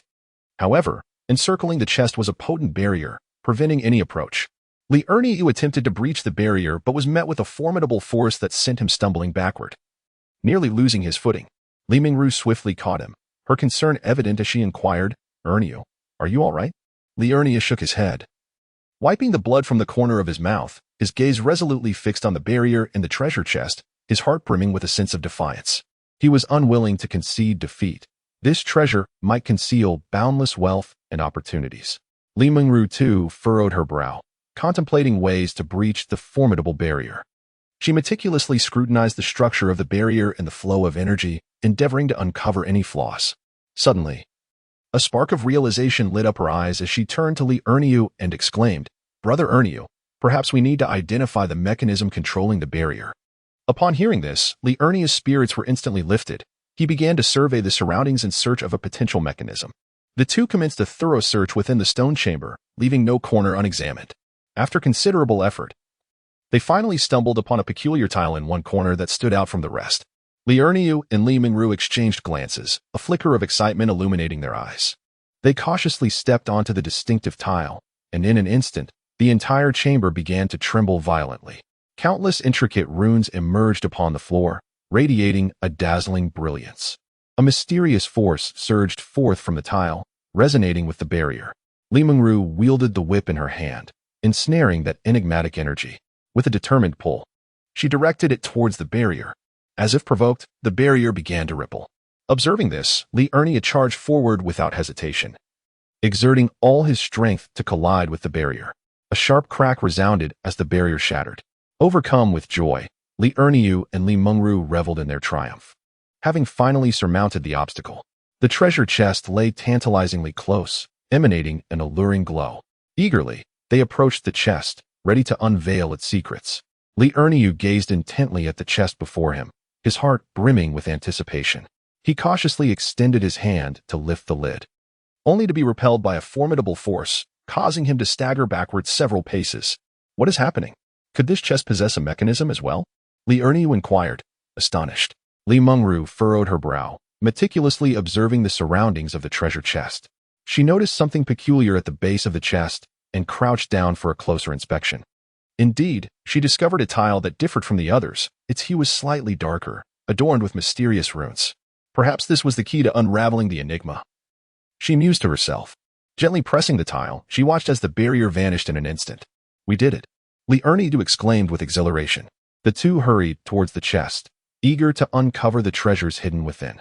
However, as they approached, a profound sense of danger washed over them. Suddenly, the chest began to tremble violently, an overwhelming force surging forth from within. "This is bad. We might be in danger," Li Erniu shouted, pulling Li Mingru back. From the chest, a dark figure slowly emerged, its features obscured, yet exuding an aura of terror. "You intruders shall never claim the treasure," the shadow bellowed in a deep, menacing growl. Li Erniu and Li Mingru exchanged glances, each perceiving the tension in the other's eyes. Li Erniu sensed something amiss and whispered, "He may appear formidable, but he is likely all bluster." "Really? He seems quite imposing," she replied. "If he were truly that powerful, he wouldn't bother with words. He'd have already struck us down." "That does seem plausible. Look, he hasn't attacked yet." Nevertheless, we must remain cautious. Li Ernie let out a thunderous roar. His muscles taut with tension as he unleashed a surge of power, charging towards the shadow like a ferocious tiger. The shadow, sensing the impending clash, emitted a disdainful grunt and extended its dark claws to meet Li Ernie. Just as their paths were about to converge, Li Mengru nimbly maneuvered behind the shadow. Her flame whip striking out like a bolt of lightning, landing a fierce blow on the shadow's back. The shadow recoiled in pain, momentarily faltering. Observing this, Li Ernie shouted, "It fears flames. Employ fire-based skills against it." Without hesitation, Li Mengru unleashed her fiery abilities upon the shadow, while Li Ernie summoned the furnace, directing the flames within to surge towards their foe. Enraged, the shadow pivoted and lunged at Li Mengru. Remaining composed, she gracefully leapt into the air, executing a swift turn, her flame whip once again making precise contact with the shadow's face. The shadow staggered back, its dark essence becoming increasingly chaotic. In this critical moment, Li Ernie and Li Mengru synchronized their efforts, denying the shadow even a moment's respite. Li Ernie controlled the furnace's flames to assault the shadow, while Li Mengru used her agility to harass and ambush from the sides and rear. Gradually, the shadow found itself on the defensive, its attacks becoming erratic, and its defenses riddled with gaps. Seizing the opportunity, Li Ernie exerted his full strength, enlarging the furnace to envelop the shadow, drawing it inside and igniting the flames to sear it. The shadow emitted a haunting wail as its dark essence began to dissipate, ultimately transforming into a black orb. What caused this transformation into a black orb? What purpose does it serve? Li Ernie, with utmost caution, delicately retrieved the enigmatic orb from his bosom, scrutinizing it intently. He could perceive the formidable aura emanating from the orb, yet its specific purpose eluded him entirely. Both he and his companion fell into a contemplative silence, endeavoring to unravel the enigma, but after an extended period of examination, they remained at an impasse. Ultimately, Li Ernie, with a sense of resignation, consigned the orb to the storage space of his elixir furnace, hoping that answers would eventually reveal themselves. Their gaze then shifted once more to the treasure chest before them. The two approached it slowly, their steps imbued with an unusual caution. Anticipation gleamed in their eyes, as they privately speculated on the treasures that lay within the chest. Chapter 30. The fire god Zhurong. Li Ernie's face was alight with expectation as he gently opened the chest, his heart brimming with curiosity and longing. Upon discerning the contents within, he was momentarily taken aback. Among the items was an ancient jade tablet, radiating a faint glow, as if it harbored boundless mysteries. This was, perhaps, to be expected. However, the other object left him utterly bewildered, a miniature long knife, exquisitely crafted yet diminutive in size. Could this possibly be a nail-cutting knife? He mused. What use could something so small possibly serve? Li Ernie grumbled as he pinched the tiny knife between two fingers. Yet, he soon discovered that lifting it was far from effortless. What on earth? Why is it so heavy? I can barely move it. He exerted all his strength in an attempt to raise it, but the knife remained immovable, even causing a cut on his finger. Blood gushed forth, dripping onto the blade. Suddenly, an extraordinary scene unfolded. Li Ernie's blood swiftly enveloped the miniature long knife, gradually merging into its essence. In an instant, he sensed a wondrous connection forming between himself and the diminutive blade. With a mere thought, the miniaturized weapon soared into his grasp, transforming seamlessly into the size of a conventional long knife as per his will. Astonished, Li Ernie gazed at the weapon in his hand. Feeling its substantial weight and the keen sharpness of its edge, he attempted to wield it a few times, though his movements were somewhat awkward. An inexplicable exhilaration coursed through him. Beside him, Li Mengru's eyes widened, her face alight with astonishment. Wow, this must be a treasure. Perhaps it acknowledges you as its master because it has absorbed your blood, she exclaimed excitedly. Li Ernie nodded, his heart brimming with joy. Yet, he soon furrowed his brow, pondering, but I don't know any sword techniques. What use is this blade to me? After a moment of contemplation, Li Mengru suggested, let's examine the jade slip. It may contain information about the techniques for this knife. Li Ernie agreed, and together they focused their attention on the jade slip. Upon scanning it with their spiritual senses, they discovered not only a technique named Heaven Slaying and Earth Destruction, but also a set of puppet manipulation skills. Both were rendered utterly astonished by the revelations. Li Ernie quickly retrieved some soldier puppets and handed them to Li Mengru, along with a few energy stones. Take these. Use your puppet techniques to make them recognize you as their master. It will enhance your combat prowess. All right, let's refine the puppets then, she replied. The two found an open space where Li Erniu set up defensive and concealment formations, commencing the refinement of the puppet. After a day and night, Li Mingru finally completed the process. Li Erniu only refined the largest puppet before retreating to the alchemical furnace space to cultivate his sword techniques. Once finished, he sat in meditation nearby. Upon seeing that Li Mingru had completed her refinement, he remarked, "Let us proceed. We must continue our exploration of the secret realm." Li Mingru, astonished, responded, "You finished so quickly? I only managed to refine the large one. The rest I shall leave for you, Yin. At least you have a conscience." The two exited the ruins and continued their exploration. After several days, Li Mingru exclaimed with excitement, "I sense a familiar aura ahead. It must be a rich land imbued with fire attributes." Thus, they hastened their pace and, after half a day's journey, arrived at a blazing expanse of flames. Where the intense heat assailed their senses, Li Mingru eagerly approached the fire, absorbing the potent energy of the flames. There must be treasures of fire attributes present here, she thought, her eyes shimmering with desire. Li Erniu employed his techniques to withstand the searing temperatures, following closely behind Li Mingru as they ventured deeper into the inferno. Suddenly, a colossal flame beast appeared before them, roaring fiercely and exhaling torrents of fire. Li Erniu struck decisively at the creature's head with his blade, slaying it. The beast collapsed, transforming into a brilliant crimson gem. Li Mingru stepped forward to collect the gem, feeling the immense power contained within. "This is a fire attribute crystal. Absorbing it will enhance my strength," she declared joyfully. The pair pressed onward, slaying dozens of flame beasts along their path. By this point, both were drenched in sweat. Unable to endure the oppressive heat any longer, Li Mingru remarked, "By absorbing the crystal stones, we should be able to enhance our resistance to flames, allowing us to press onward." Li Erniu and Li Mingru settled into a meditative posture, commencing the absorption of energy from the fire-type crystals. As the energy flowed into them, their bodies gradually acclimated to the searing temperatures. When they reopened their eyes, the oppressive heat of the fiery realm no longer posed a significant challenge. The duo continued their journey, vanquishing the flame beasts along the way. Eventually, they arrived at the central area, where a grand, crimson altar stood before them. As they observed their surroundings, a fiery phantom materialized. Instantly, they assumed a defensive stance. "There is no need for such caution. I am merely a remnant soul," it proclaimed. "I have awaited the successor for ages, and finally, someone has arrived." "Ah, I did not anticipate that one lacking a fire affinity would make it this far." "Aha. Esteemed elder, I could only reach this place through the aid of a treasure," Li Erniu responded. The phantom scrutinized him closely, noticing a spectral aura enveloping Li Erniu. Indeed, it was a Dan furnace. "What is this? The alchemical furnace of the Supreme Lord?" the phantom exclaimed in astonishment. Li Erniu scratched his head in response. "Esteemed elder, I am unaware of its origins. I merely stumbled upon it."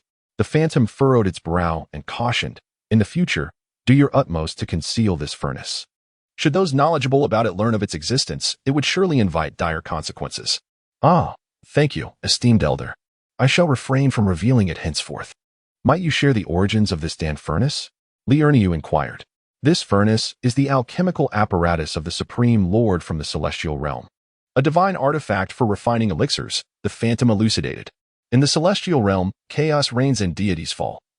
Who would have anticipated that the alchemical furnace of the Supreme Old Lord would manifest here? It appears he, too, has met his demise. I, too, perished in that cataclysmic battle.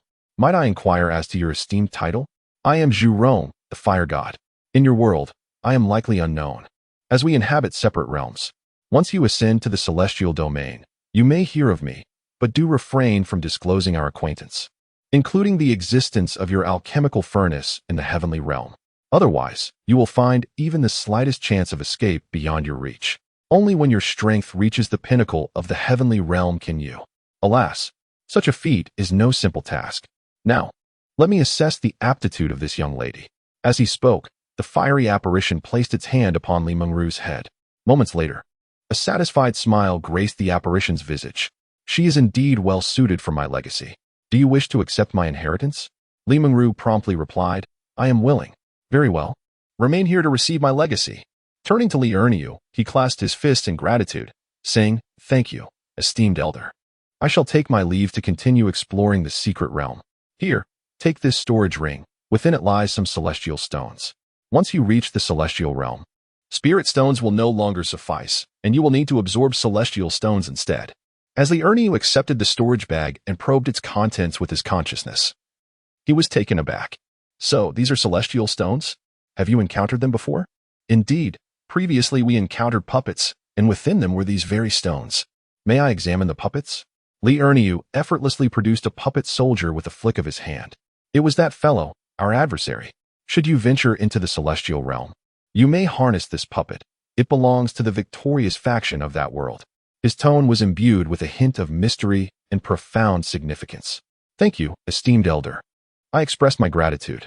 Now, go forth and seek your fortune. He waved his hand, signaling my departure. Farewell. I respectfully bowed and turned to leave. Li Erniu continued to navigate this enigmatic realm, his heart brimming with anticipation and curiosity, guided by the map's markings. He commenced his exploration of the areas designated as perilous. These locales might conceal immense opportunities, yet they were fraught with unknown dangers.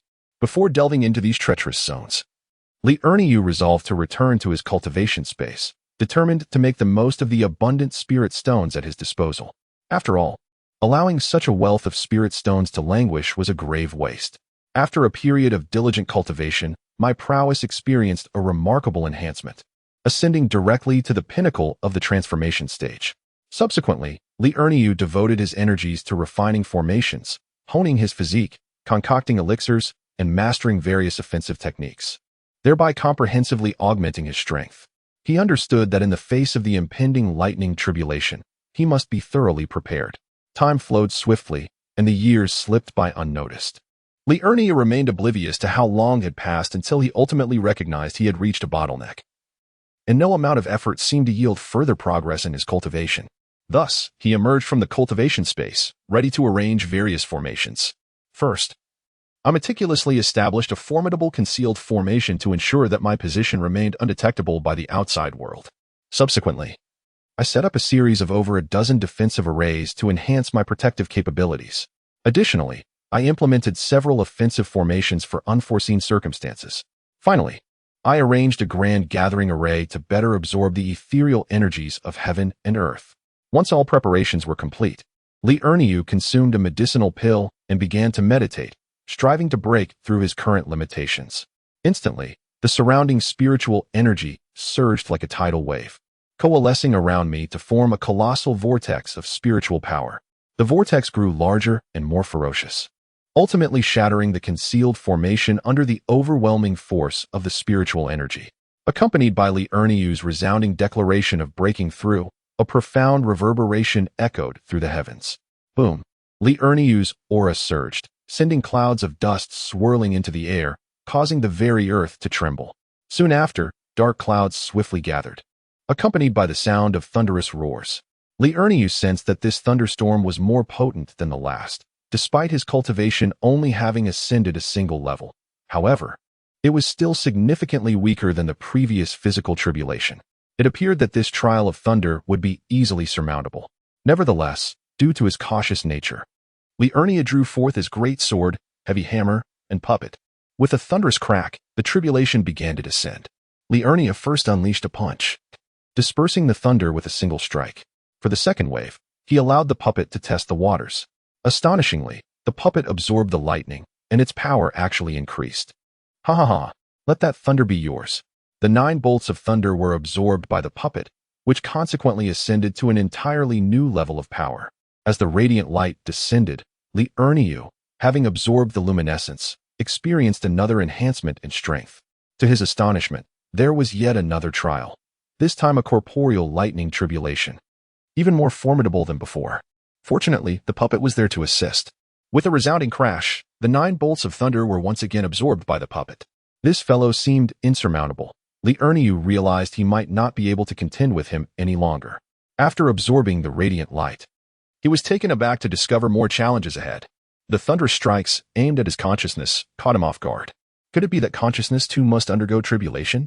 The bolts of lightning directly assaulted Li Erniu's mind, and surprisingly, the puppet was unable to absorb these strikes, likely due to its lack of consciousness. Without delay, Li Erniu sat cross-legged, consuming medicinal pills to mend his mind. The second bolt, the third, and up to the 7th struck him. He let out a muffled groan as his head throbbed with excruciating pain. Gritting his teeth, he persevered, ingesting soul-replenishing pills. This approach was futile. What should he do? Perhaps he could try to forge a soul-consolidating shield. To his relief, it worked. The first strike met the soul shield with a resounding clash. Fortunately, it proved effective. But another bolt was approaching. He hastily took more medicine, continuing to strengthen his soul shield while awaiting the final bolt of thunder. With a thunderous crash, the last strike came. Boom. Li Erniu fell to the ground, clutching his head in agony, his body curled into a tight ball, his face etched with suffering. It felt as though a myriad of needles were piercing his skull, a pain beyond endurance. At that moment, the thunder in the sky suddenly dissipated, and a cascade of resplendent rays descended from above, as beautiful as a rainbow. These luminous beams seemed to possess a mysterious power, penetrating Li Erniu's body and directly entering his mind. As the radiant light enveloped his consciousness, he felt a rush of refreshing energy surge within him, alleviating the excruciating pain that had plagued his senses. This invigorating essence was akin to a gentle spring breeze, providing profound relief to both his body and soul. As time passed, not only did Li Erniu's awareness cease to ache, but it also began to gradually rejuvenate, growing increasingly formidable. He could sense his consciousness expanding, as if boundless potential awaited his discovery. This transformation filled him with elation, as he recognized it could be a rare opportunity. After absorbing the radiant light, Li Erniu found that his consciousness could extend over a vast expanse of 10,000 miles. How terrifying. It seems death has come knocking. Li Erniu remained seated, undisturbed. Before long, a group hastily encircled him. Swish, swish, swish. Over 50 cultivators at the transformation stage had gathered around him. Do I have a grudge against you? Li Erniu inquired calmly. Certainly not. However, you have a score to settle with the inner sect elder. Oh, after emerging from the secret realm, do you still regard a mere inner sect elder as a threat? The inner sect elder is a formidable figure at the late stage of the void refinement realm. When we exited, we were merely at the pinnacle of the transformation stage, and even if we fortuitously broke through to the void refinement stage, we would still be no match for the elder. Is that so? In light of this, let us take action. With a reminder from Li Erniu. Over 10 individuals withdrew from the encirclement aimed at him. They had never truly wished to harm Li Erniu. Rather, they had succumbed to the oppressive influence of the elder. Upon reflection, they realized that even if a peak divine transformation practitioner were to emerge, the elder would not easily trouble them, prompting their retreat. Li Erniu nodded in satisfaction, sensing that some still possessed a semblance of conscience. Li Erniu then unleashed his formidable pressure, instantly immobilizing those who had come to attack him. He commanded his puppets to engage, and those who did not withdraw from the assault were swiftly eliminated on the spot. Chapter 32. The mysterious elder Li Erniu cast a glance at the 10 or so individuals who had chosen to withdraw. They trembled at once. Li Erniu remarked, "You may leave now, but remember not to serve as hounds for others." With that, they fled in haste. And Li Erniu paid them no further mind as he embarked on his journey to explore the secret realm. In an instant, his speed greatly increased. He could now teleport to any location covered by his divine consciousness, allowing him to traverse distances with remarkable swiftness. Soon, he arrived at a location marked as perilous on the map. Li Erniu halted, cautiously surveying his surroundings. A strange aura pervaded the area, with towering trees and rampant underbrush. As he took a step forward, a massive python suddenly lunged from the nearby thicket, its gaping maw aimed at him. Li Erniu scoffed lightly, unperturbed as he sidestepped with grace, and a flash of light emanated from his hand. A sharp blade of light was swiftly unleashed, and before the python could react, it was cleaved in two, crashing to the ground with a thunderous thud. Continuing onward, he soon encountered a pack of ferocious wolf demons. They bared their teeth, their eyes glinting with ferocity. Yet, Li Erniu merely smiled faintly, forming seals with his hands, instantly unleashing a formidable pressure. The wolf pack was immediately subdued, rendered motionless. With a casual wave of his hand, a flash of light swept through, and the wolves vanished without a trace. As he ventured deeper, the beasts he encountered grew increasingly powerful. A two-headed lion spirit obstructed his path, exuding an overwhelming aura as it lunged at him with a furious roar. Li Erniu's gaze sharpened, his internal spiritual energy surging wildly as he engaged in a fierce battle with the two-headed lion. After several exchanges, the lion gradually fell to the disadvantage, ultimately having its skull shattered by a single punch from Li Erniu. Within this secret realm, Li Erniu advanced with unstoppable momentum. as most of the beasts he faced posed no challenge to him. However, he remained vigilant, aware that true danger might yet lie ahead. At that moment, a sudden surge of intense spiritual energy rippled through the air, prompting a jolt of alertness within Li Ernie as he hastened towards the source of the disturbance. Upon arriving, he discovered an ancient stone tablet standing resolutely. Mysterious runes were etched upon its surface, emanating a powerful aura. Drawing closer, Li Ernie scrutinized the runes intently. Suddenly, they began to shimmer, and a beam of light shot upward into the sky. In the wake of this phenomenon, a spatial rift materialized before him. From within the rift emanated waves of terrifying energy, as if it were a gateway to an unknown realm. Li Ernie gazed at the rift, a sense of curiosity and challenge welling up within him. Taking a deep breath, he resolutely stepped into the fissure. Upon entering the fissure, Li Ernie was greeted by an extraordinary sight. In a realm of chaotic void, countless stars flickered with a faint luminescence. At the heart of this emptiness, a colossal planet slowly revolved. Li Ernie sensed an immense gravitational pull, compelling him to soar towards the celestial body. As he approached, he discovered that the planet's surface was enveloped in a layer of enigmatic energy shield. He attempted to penetrate the barrier with his spiritual power, yet it remained impervious. While contemplating how to gain entry, a spacecraft descended from the heavens. The hatch opened, and an elderly man emerged, his gaze piercing as he regarded Li Ernie. The old man spoke. "Young one, welcome to this place." Li Ernie performed a respectful gesture and inquired, "Elder, may I ask what this place is?" The old man smiled gently and replied, "This is an ancient relic, brimming with boundless mysteries and treasures, yet fraught with peril." Li Ernie's expression turned resolute as he declared, "Having arrived here, I shall certainly seek to explore." The old man nodded in approval and stated, "Your courage is commendable. Yet to enter this planet, you must overcome 3 trials." Without hesitation, Li Ernie responded, "I am eager to learn more." With a wave of his hand, the old man conjured a flash of light, revealing a mountain of flames before Li Ernie. "This first trial," he explained, "is to traverse this mountain of fire. Where the flames burn with unparalleled intensity, a moment's carelessness could lead to utter annihilation." Without the slightest hesitation, Li Ernie darted forward like an arrow released from a bow, his eyes ablaze with determination and resolve, as if ignited by an inner flame. As he stepped into the Inferno Mountain, the searing heat assailed him, and the roaring flames swiftly engulfed him. The fire ruthlessly scorched his body, emitting crackling sounds that sent shivers down his spine. Nevertheless, Li Ernie did not flinch. He gritted his teeth, enduring it all with indomitable willpower. The spiritual energy within him surged wildly, forming a thick protective shield that enveloped him completely. This layer of spiritual energy became his final bastion against the flames, preventing their direct assault on his body. Yet, despite this, the temperature of the fire still seeped through the shield, inflicting excruciating pain upon him. Each step became an arduous struggle, as if he were burdened by an immense weight. Sweat poured from his forehead, soaking his garments.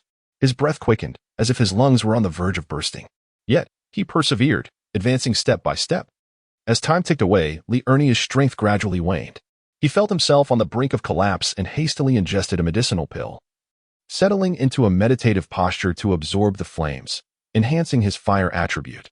Before long, he regained his vigor, and his fire attribute was elevated, for he possessed the 5-element spiritual root, propelling him onward.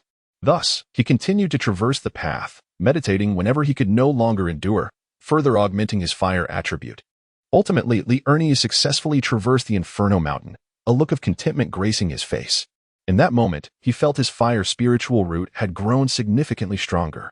The elder waved his hand once more, revealing an expansive, boundless expanse of ice, as a bone-chilling coldness surged from all directions. The elder spoke with an impassive expression. "The second trial requires you to locate the heart of ice within this frigid expanse. The coldness of this icy realm has the power to instantly freeze one's soul." Li Ernie took a deep breath, a glimmer of determination flashing in his eyes. And without hesitation, he stepped onto the ice field. As he entered, a bone-chilling cold assaulted him, as if it sought to freeze his very blood. His body involuntarily trembled, each step becoming an arduous endeavor. Yet, Li Ernie did not falter. Gritting his teeth, he endured the intense cold and suffering, advancing deeper into the icy wilderness. His skin turned a vivid red from the frost, his lips took on a purplish hue, and his breathing grew rapid. Subsequently, He consumed a medicinal pill to restore his spiritual energy and absorbed the ice attribute to enhance his water attribute root, for ice is indeed a form of water. After a prolonged and arduous effort, Liurnia finally discovered the location of the Heart of Ice. It was a crystal-clear ice gem, emanating a faint glow, resembling a brilliant pearl embedded within the ice field. Overwhelmed with excitement, he rushed toward the ice crystal. Chapter 33. Exploring the planet. As he reached out to touch the ice crystal, a piercing cold instantly surged through his entire being. Undaunted, he gripped the ice crystal tightly and cradled it to his chest. In that moment, a powerful force surged within him, revitalizing his weary body and elevating his water attribute to its peak. The elder nodded in satisfaction, a glimmer of admiration flickering in his eyes, and slowly spoke, "The final trial is to defeat me." As the last words faded, an overwhelming aura suddenly emanated from the elder, sweeping through the air like a tempest, instilling fear in the hearts of those present. Yet, Liurnia remained resolute, displaying no hint of trepidation. He inhaled deeply, centering himself, prepared to confront this ultimate challenge. Observing that the elder refrained from wielding a weapon, Liurnia followed suit, eschewing his own arms. With a fierce roar, he surged towards the elder like a shooting star, his fist slicing through the air with a sharp whistle as they descended upon the elder. However, the elder merely sidestepped with a graceful flicker, effortlessly evading the onslaught. Undeterred, Liurnia swiftly recalibrated his strategy, unleashing his signature techniques. In that moment, the arena became a blur of fists, each combatant exchanging blows with fervor, locked in a relentless struggle. As seconds ticked away, Liurnia's stamina began to wane, yet he gritted his teeth, persistently searching for a chink in the elder's armor. At last, amidst a heated exchange, he discerned a subtle misstep from the elder and seized the moment to launch a fierce counterattack. The elder, taken aback, displayed a fleeting expression of surprise, but quickly regained his composure, bracing himself to counter Liurnia's offense. After a breathtaking battle, Liurnia finally seized an opportunity, landing a decisive blow to the elder's vital point. The elder let out a muffled grunt, staggering backward. Seizing the advantage, Liurnia pressed forward, renewing his assault. With no other recourse, the elder summoned all his strength to defend himself. Yet, at this juncture, Liurnia had become an unstoppable force, each punch imbued with boundless power, overwhelming the elder with relentless ferocity. Ultimately, under the onslaught of Liurnia's fervent strikes, the elder succumbed to defeat. Liurnia gasped for breath, gazing at the old man sprawled on the ground, a victorious smile illuminating his face. The old man chuckled heartily. "Well done, young lad. You have passed the trial. The mysteries of this planet are yours to explore." With that, a vessel appeared beneath the old man's feet, bestowed upon Liurnia. Gratefully, Liurnia thanked the elder and piloted the craft towards the planet. As soon as he landed, a barrage of flying swords, daggers, and forks surged towards him. "What on earth?" Liurnia exclaimed, swiftly retrieving his mighty hammer and summoning a puppet to shield himself. The clang of metal echoed as 10 minutes slipped by. Then 20, and an hour passed. Good heavens, when will this end? I'm utterly exhausted. I must find a mechanism or something. Liurnia expanded his consciousness. What the devil? He gasped in shock, realizing that his mental prowess was rendered useless in this place. Where exactly am I? His brow furrowed, contemplating the situation. "Titan, go and discover what is controlling these weapons," he commanded, directing his puppet, whom he had named Titan, into action. Titan possessed formidable strength and agility. Without hesitation, Titan darted forward, braving the onslaught of weapons. Meanwhile, Liurnia utilized Titan's eyes to survey the surroundings. Suddenly, he spotted a glowing yellow orb that piqued his interest. "Titan, retrieve that orb," Liurnia instructed decisively. Titan immediately soared towards the luminous sphere. But as he approached the radiant orb, Liurnia felt a mysterious force envelop him, rendering his body significantly lighter. To his astonishment, the weapons that were initially hurtling towards him veered off course, redirecting their trajectory towards Titan. Liurnia's eyes widened in disbelief as he observed this unfolding scene. He realized that the sphere possessed some extraordinary ability to manipulate these weapons. At that moment, Titan found himself obstructed by a multitude of weapons, unable to advance any further. "I must alleviate his burden," Liurnia murmured to himself, and with a swift motion, he dashed towards the sphere. Indeed, a portion of the weapons sensed his movement and split, half of them now hurtling towards him. Instantly, Titan's pressure diminished significantly. With a swift motion, Titan grasped the resplendent golden sphere tightly in his hands. Simultaneously, The weapons that had been soaring at high speed vanished without a trace. Li Erniu hurried forward, eager to uncover the truth. As he drew near, he was immediately struck by a powerful metallic aura. His eyes sparkled with excitement as he exclaimed, "Could it truly be of the gold attribute? How marvelous!" With that, he promptly closed his eyes, beginning to absorb the energy emanating from the luminous orb. As he absorbed this energy, he could distinctly feel his own metallic essence strengthening within him. Upon opening his eyes, Li Erniu nodded in satisfaction. He then turned to Titan, smiling as he said, "Let us proceed. Our journey continues." With that, Li Erniu and Titan advanced together, delving deeper into this mysterious and perilous world. Before them lay a dense forest, into which Li Erniu and Titan cautiously ventured. As the duo progressed, the surrounding trees and vines began to stir, swiftly ensnaring both man and beast. "What on earth?" they gasped, struggling in vain against their bindings. "What should I do? I must remain calm. Ah, fire. Surely. The trees fear fire." Li Erniu unleashed a torrent of flames, which rapidly engulfed the nearby trees and vines. At last, they freed themselves from their restraints. That was close. Li Erniu thought, his heart still racing as he patted his chest. They pressed on. Suddenly, the trees around them seemed to react to some unseen force, growing wildly and launching assaults against them. No matter how many branches were consumed by the flames, an unending tide of new ones emerged from all directions, overwhelming the pair. With eyes alight with excitement, Li Erniu exclaimed, could there be treasure ahead? He inwardly hoped that this adventure would indeed prove worthwhile. Surrounded by a roaring inferno, he defended against the relentless onslaught of branches, advancing cautiously until he finally beheld something ahead. Before him stood a vibrant sapling, radiating a verdant glow. It stood there serenely, as if beckoning them closer. Li Erniu's eyes widened in astonishment as he murmured, "What is this? Could it be of the wood element?" His heart raced with anticipation, for he knew that treasures of the wood element were exceedingly rare and precious. Chapter 34. All elements present with a heart full of curiosity and anticipation. Li Erniu cautiously approached the small sapling. As he drew nearer, he sensed a formidable surge of wood energy emanating from the sapling. Joy filled his heart as he confirmed his suspicions. Indeed, it was a treasure of the wood element. Without hesitation, Li Erniu extended his hands, firmly grasping the sapling, and then closed his eyes. He concentrated all his strength into his hands, commencing the intense absorption of the wood energy contained within the sapling. As time passed, his body gradually brimmed with vitality and vigor, significantly alleviating his previously exhausted state, while enhancing his wood element affinity. They continued their journey, only to find their path obstructed by a towering mountain peak. The mountain appeared daunting to climb. Li Erniu gazed up at the summit, inwardly lamenting his predicament. At that moment, Titan let out a deep, resonant roar. Turning his gaze, Li Erniu witnessed Titan's form transforming, as massive wings unfurled from its back. "So you possess this ability as well?" Li Erniu exclaimed in delight. Titan flapped its wings, lifting Li Erniu into the sky. They soared above the mountain peak. Looking down below, to his astonishment, there lay the earth element beneath them. In an instant, Titan propelled Li Erniu toward the earth element, causing several peaks to rise with a thunderous roar. Li Erniu drew his long knife, its golden tip gleaming. He positioned the knife downward and his feet upward, rotating rapidly, transforming into a drilling point, plunging straight towards the earth element. As he drilled deeper, an immense resistance suddenly surged against him. A sudden jolt coursed through him, prompting an immediate increase in his pace. Yet, it was too late. A resounding bang echoed, and he exclaimed in surprise. At that moment, he noticed a faint shimmer emanating from the surrounding soil. This is... A flicker of realization sparked within Li Erniu as he plunged his hand into the earth, grasping a handful of soil.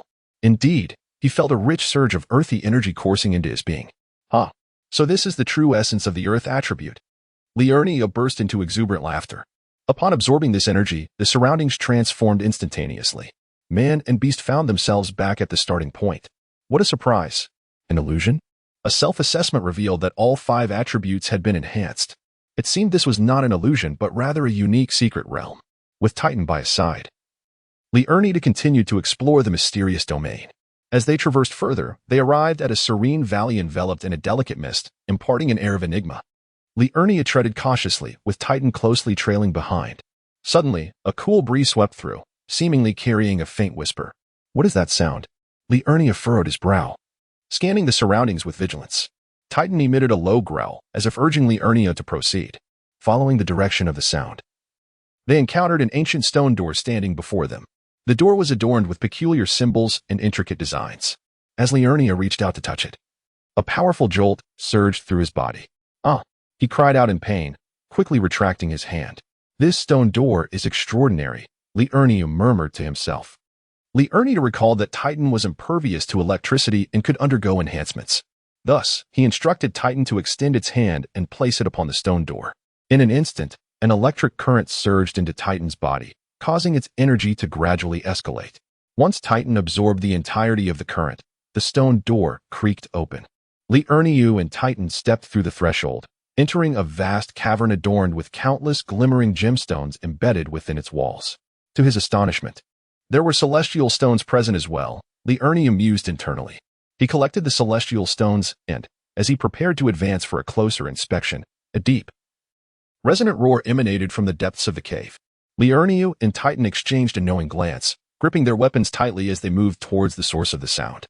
As they ventured deeper into the cavern, the roar grew increasingly distinct and intense. Liurnia's spiritual sense discerned that it belonged to a demon beast at the void refining stage. The duo approached the formidable creature, with Liurnia firmly grasping his long blade and Titan bracing itself for battle. The beast launched the first strike, opening its cavernous maw to unleash a torrent of searing flames. Liurnia deftly sidestepped the assault, simultaneously swinging his blade at the beast. Seizing the opportunity, Titan leaped forward, aiming for the creature's back. The beast violently thrashed its body, attempting to dislodge Titan. In that moment, a fierce melee ensued among the three. After a grueling struggle, Liurnia discerned the beast's vulnerability lay within its abdomen. He exchanged a subtle signal with Titan, who understood the cue and diverted the beast's attention. Seizing the moment, Liurnia charged towards the creature's midsection, delivering a powerful strike. The beast held in agony, collapsing onto the ground, just as they believed the battle was concluded. A fiery orb suddenly coalesced from the flames surrounding the beast, hurtling directly towards Liurnia. Liurnia deftly evaded and then led Titan in a fierce assault against the beasts. Once the fiends were vanquished, they beheld a striking crimson fruit tree nestled behind the slain creatures. Liurnia gathered the tree and the remnants of the beasts before they pressed deeper into the cavern, in search of further secrets and treasures. In the depths of the cave, they stumbled upon an underground river, flowing with a peculiar liquid. The water shimmered with a myriad of colors, enchanting and surreal. Liurnia crouched down, dipping a finger into the liquid, and was instantly enveloped by a refreshing force coursing through his body. This water was undoubtedly extraordinary, he mused, just as he pondered how to procure this miraculous liquid. The river suddenly erupted with towering waves, and a colossal water beast leapt forth. With claws bared, the creature lunged towards them, prompting Liurnia and Titan to retreat hastily. The beast manipulated the river, conjuring countless water arrows that hurtled towards them. Liurnia brandished his longsword, deftly cleaving through the incoming projectiles, while Titan skillfully evaded the onslaught. After a fierce exchange, Liurnia discerned that the beast's movements were intricately linked to the flow of the water. "Titan, let us disrupt the river's current together," Liurnia shouted. Titan comprehended his intent and joined forces with Liurnia to stir the waters. The creature's movements began to falter, and seizing the opportunity, Liurnia leapt into the air, driving his sword into the beast's vulnerable spot. With a resounding crash, the massive creature collapsed, its form succumbing to the ground before gradually dissolving into a pool of clear water, merging seamlessly with the river. Beneath the surface, a rare herb, radiating a potent spiritual essence, quietly thrived. This herb, when utilized alongside the spiritual root from the recently encountered ethereal tree, can concoct a potent elixir. A glimmer of excitement flickered in Liurnia's eyes as he meticulously unearthed the herb and secured it within his satchel. Upon completing this task, he surveyed his surroundings, realizing that the cave harbored no further treasures worthy of exploration. Without hesitation, he turned and exited the cavern, advancing towards the central region. After his thorough cleansing of the peripheral area, he deemed it devoid of any threats. The challenges that lay ahead would be formidable adversaries and abundant opportunities.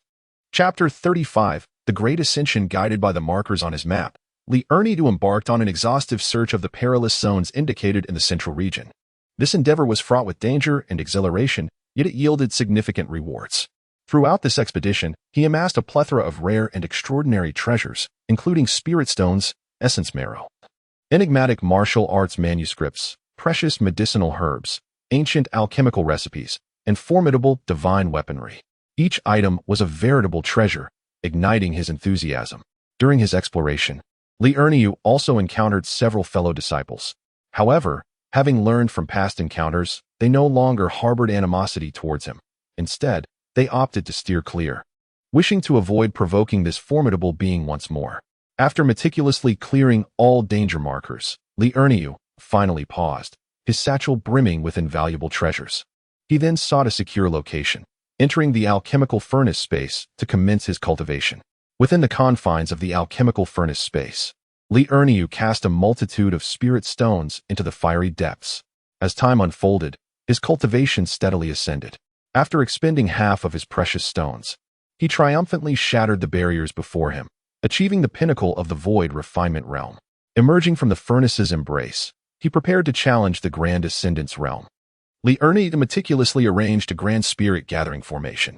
In an instant, ethereal energy surged around him, enveloping him in a rich tapestry of spiritual force. Immersed in this potent energy, he devoted himself entirely to the pursuit of the Grand Ascendance. Radiance flickered around his form as spiritual power continuously flowed into his meridians, assailing every obstacle in his path. As seconds ticked away, beads of sweat adorned his brow, yet his resolve grew ever more steadfast, just as he sensed his strength waning. The elusive secret techniques he had procured earlier surged forth in his mind, revealing the pivotal method for breakthrough. Following the manuscript's guidance, he skillfully adjusted the flow of spiritual energy within him. In an explosive moment, a formidable force erupted within, as the spiritual essence within his meridians cascaded like a tumultuous river. With a thunderous roar, the surrounding spirit energy spiraled into a whirlwind, heralding his successful ascent into the Grand Ascendance realm. However, before he could savor his victory, an overwhelming pressure descended from the heavens. Raising his gaze, Li Erniu beheld ominous thunderclouds gathering above, with lightning crackling ominously within. This heralded the tribulation of the Grand Ascendance realm. Summoning the Titan, he rose to his feet, wielding his long blade, prepared to confront the tempest of tribulation. Li Erniu continued to utilize the Titan to navigate through the thunderous trials, absorbing each bolt of lightning as the Titan grew ever more formidable. After enduring 9 tribulations of thunder, the Titan has ascended to the pinnacle of its strength. Li Erniu began to absorb the radiant light, enhancing his power. Shortly thereafter, he faced the tribulation of the physical body. One bolt of thunder after another struck down, while Li Erniu commanded the Titan to fully absorb the force of the tribulation. The Titan's form trembled continuously amidst the tempest of thunder, yet it persisted with unwavering determination. Li Erniu stood ready to share in the burden of the tribulation, but the Titan steadily grew stronger, navigating through the peril with remarkable resilience. With each strike, the Titan's aura intensified. Its fur shimmered with electric brilliance, and its eyes gleamed with a resolute light. Li Erniu watched anxiously from the side, channeling his energy and adjusting his own state in preparation for any unforeseen events. When the 7th bolt of thunder descended, the Titan let out a fierce roar, its body undergoing a transformation, becoming even larger and its power surging with ferocity. The 8th bolt followed swiftly, emanating an aura of terrifying pressure, warping the surrounding space with its might. Finally, the 9th bolt of thunder arrived, akin to divine retribution, descending with the force to obliterate all. The Titan opened its maw wide, swallowing the essence of the tribulation entirely. In the aftermath, the Titan's aura reached unprecedented heights as the electric glow gradually receded, transforming into a layer of mysterious runes that enveloped its surface. At this moment, the Titan had surpassed the Great Ascension stage, emerging as a formidable ally to Li Erniu. Li Erniu gazed at the transformation of Titan, his heart brimming with joy. As the radiant light descended, he hastily absorbed its essence, causing his physique to swell and shimmer, transforming into a resplendent golden form. Soon after, the soul's thunderous tribulation arrived. Drawing a deep breath, Li Erniu adopted a solemn expression, fully concentrating as he prepared to embrace the purifying ordeal of the divine consciousness. The first bolt of tribulation struck like a fierce lightning bolt, piercing directly into his sea of consciousness. In that instant, Li Erniu felt an excruciating pain as if a myriad of sharp needles were mercilessly stabbing at his mind, rendering him nearly incapacitated. Nonetheless, he resolutely endured this agonizing torment, steadfastly guarding his spirit, refusing to allow his awareness to waver in the slightest. With each relentless wave of the tribulation crashing down, Li Erniu's sea of consciousness was engulfed in tumultuous waves. The successive onslaughts began to blur his consciousness and dull his thoughts. In this critical moment of peril, memories of the arduous journey he had traversed and the unwavering conviction deep within his heart surged forth in his mind. In that fleeting moment, his spirit ignited like a raging fire, revitalizing his formidable fighting spirit. With determination, Li Erniu formed hand seals, continuously channeling the esoteric techniques from the ancient scriptures concerning the stabilization of consciousness.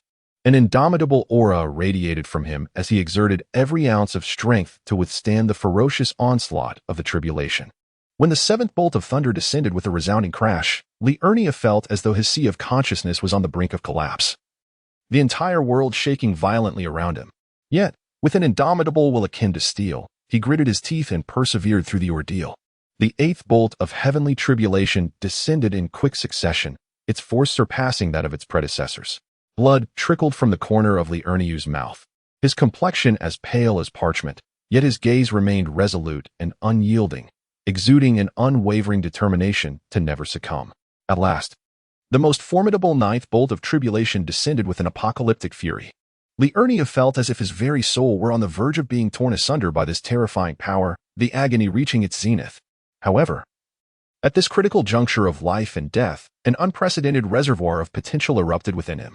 Armed with the last vestige of faith and strength, he successfully withstood the lethal onslaught of the tribulation. In the aftermath of the tribulation, a resplendent rainbow bridge appeared in the sky, as if linking heaven and earth. The bridge shimmered with a kaleidoscope of colors, reminiscent of a dreamlike beauty. Upon this bridge, countless rays of dawn descended from above, resembling cascades of golden waterfalls showering the earth. These rays were imbued with boundless vitality and energy, infusing the entire world with life and vigor. Li Erniu stood steadfast, emanating a powerful aura.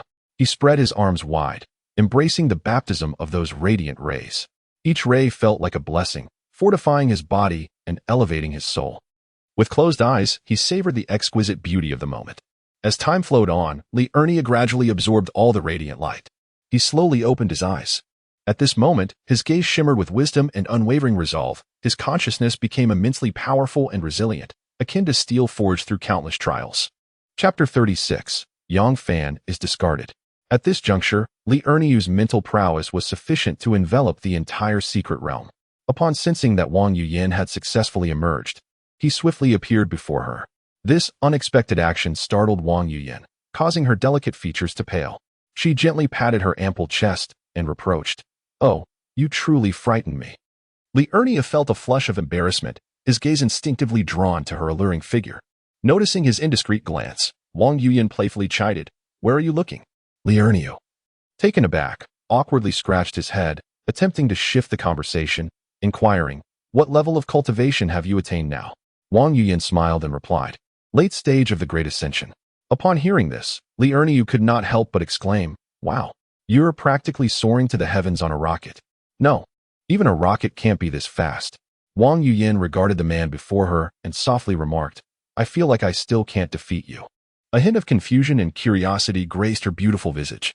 Li Erniu chuckled, his sunlit smile enveloping Wang Yuyan in warmth. He stated, "Hee. You need only to focus on your beauty. As for fighting, leave that to me." His voice resonated with confidence and determination. Wang Yuyan nodded slightly, a flicker of emotion dancing in her eyes. She was acutely aware that Li Erniu had always been her protector, both in the throes of battle and in the simplicity of daily life. With heartfelt gratitude, she expressed, "Thank you for your unwavering care." Li Erniu gently caressed Wang Yuyan's hair and replied tenderly, "No need for thanks. It is my duty. We are family, and I shall forever safeguard you." "Then it is settled," Wang Yuyan exclaimed joyfully. With that, she embraced Li Erniu with a profound affection. They held each other tightly, basking in the warmth and love they shared. Li Erniu reciprocated her embrace, whispering softly in her ear, "Rest assured, with me by your side, everything will be all right." The two remained entwined, relishing the tranquility and bliss of the moment. They both wished for time to stand still, allowing this exquisite feeling to last eternally. After a brief pause, Wang Yuyan suggested, "Let us find a place to converse." Li Erniu conjured a formidable protective array to ensure their safety. They then settled in the center of the formation and began to share their recent experiences. Wang Yuyan listened intently as Li Erniu recounted his adventurous tales, her emotions fluctuating between astonishment and concern. Her heart raced when she learned of his encounters with formidable foes. Yet she breathed a sigh of relief upon hearing of his victories over them. Sensing Wang Yuyan's worry, Li Erniu reassured her, "Do not fret. I have grown significantly stronger. Furthermore, I possess many secret weapons." With a playful wink, he elicited a smile from Wang Yuyan. Finally, Li Erniu declared, "No matter the challenges we face, as long as we unite our efforts, we shall surely overcome them." Wang Yuyan nodded, her eyes sparkling with a resolute light. She had faith in Li Erniu's abilities and the bond they shared. They continued their conversation, exchanging thoughts and aspirations. In this warm moment, their hearts drew ever closer. United in anticipation of a beautiful future, Li Erniu gifted Wang Yuyan some puppets, allowing her to refine and claim them as her own. He also presented her with weapons and treasures suited to him, along with alchemical formulas and manuals. They spent several days together in conversation.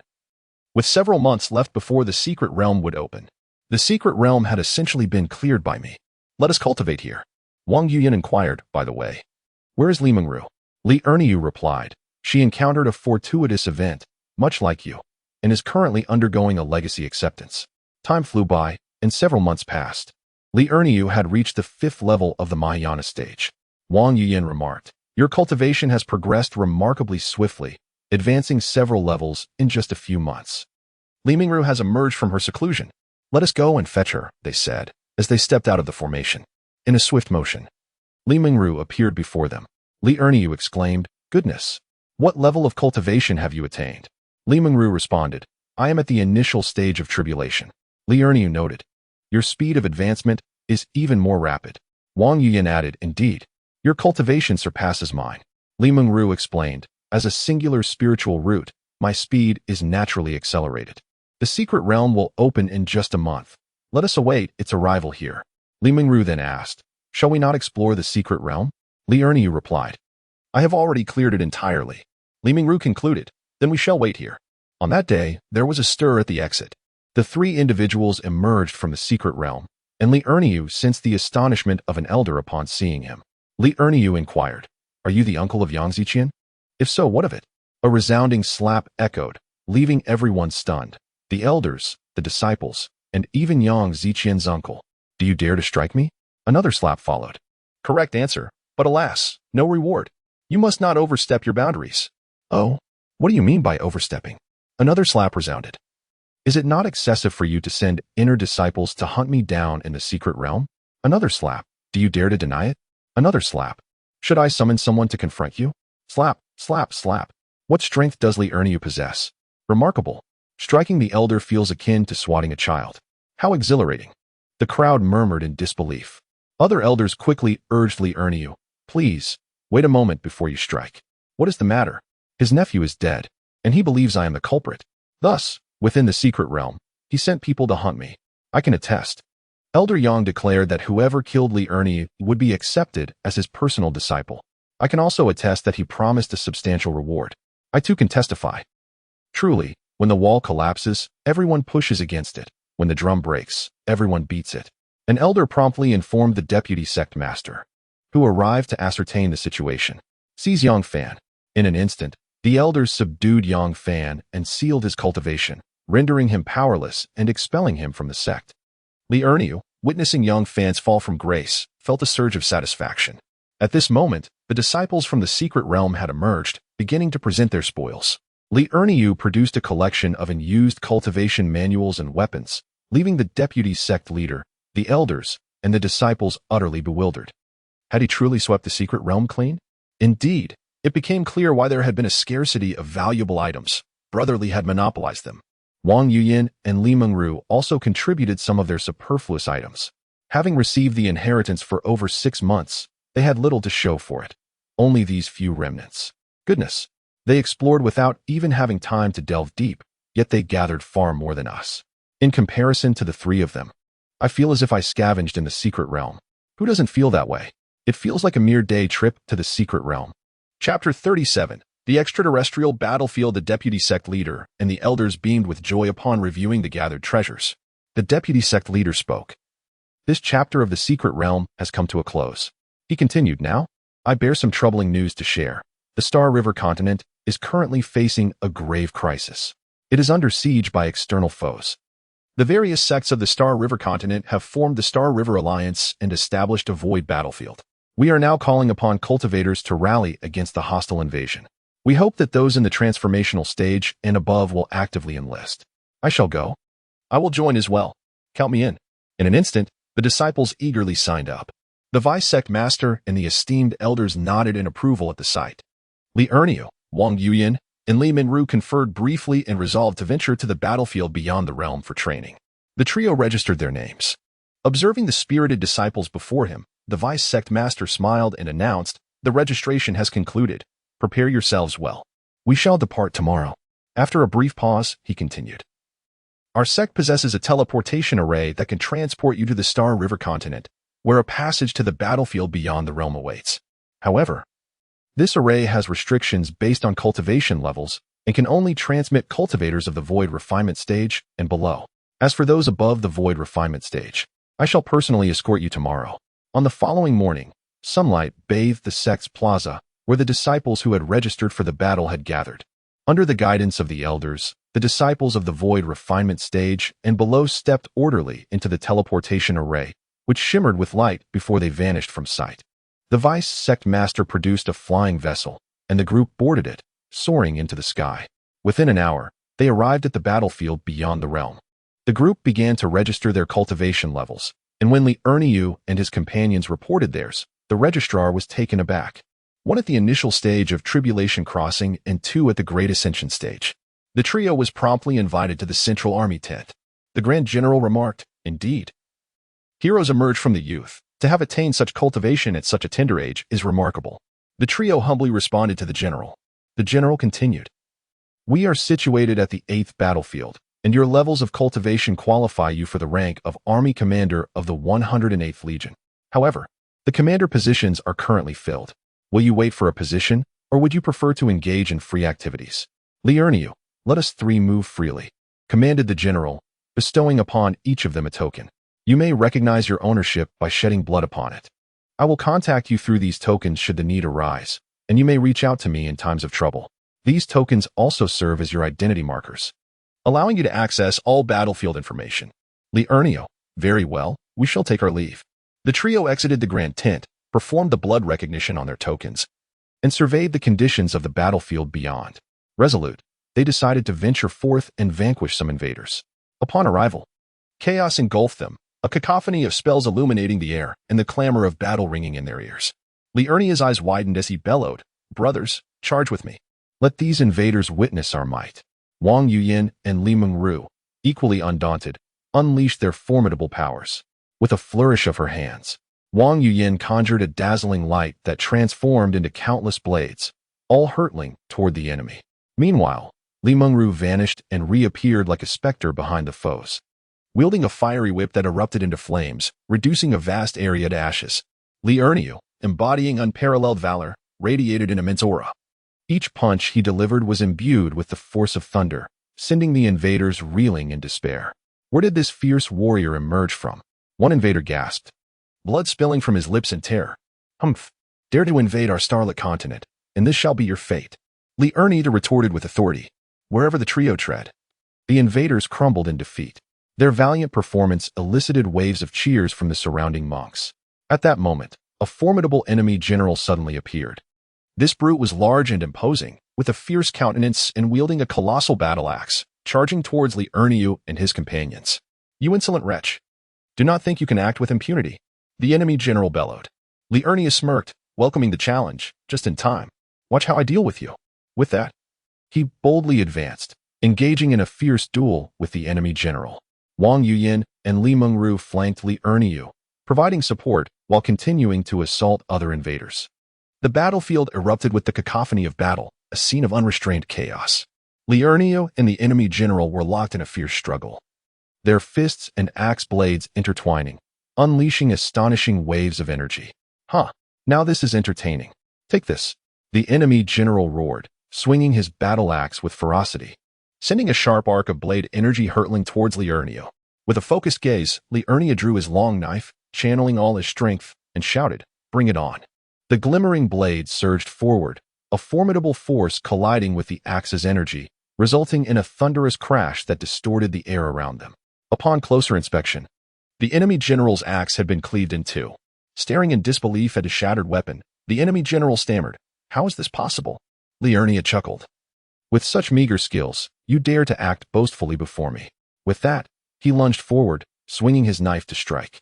The opposing commander retreated in terror, but Liurniu's velocity was simply too expeditious, affording the adversary no respite.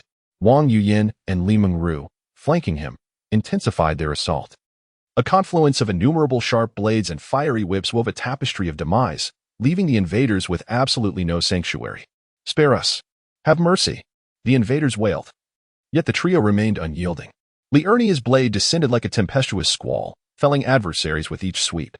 Wang Yuyin's sharp blades, akin to unerring projectiles, unerringly struck vital spots. Li Mengru's fiery whip, with each lash, unleashed an inferno, leaving adversaries scorched and routed. It was an unequivocal massacre. One invader, paralyzed by terror, soiled himself. "Such pathetic entities dare to encroach upon our Shinga continent? Perish, all of you!" Liurnia roared, his ferocity escalating with each strike, embodying a veritable war deity incarnate.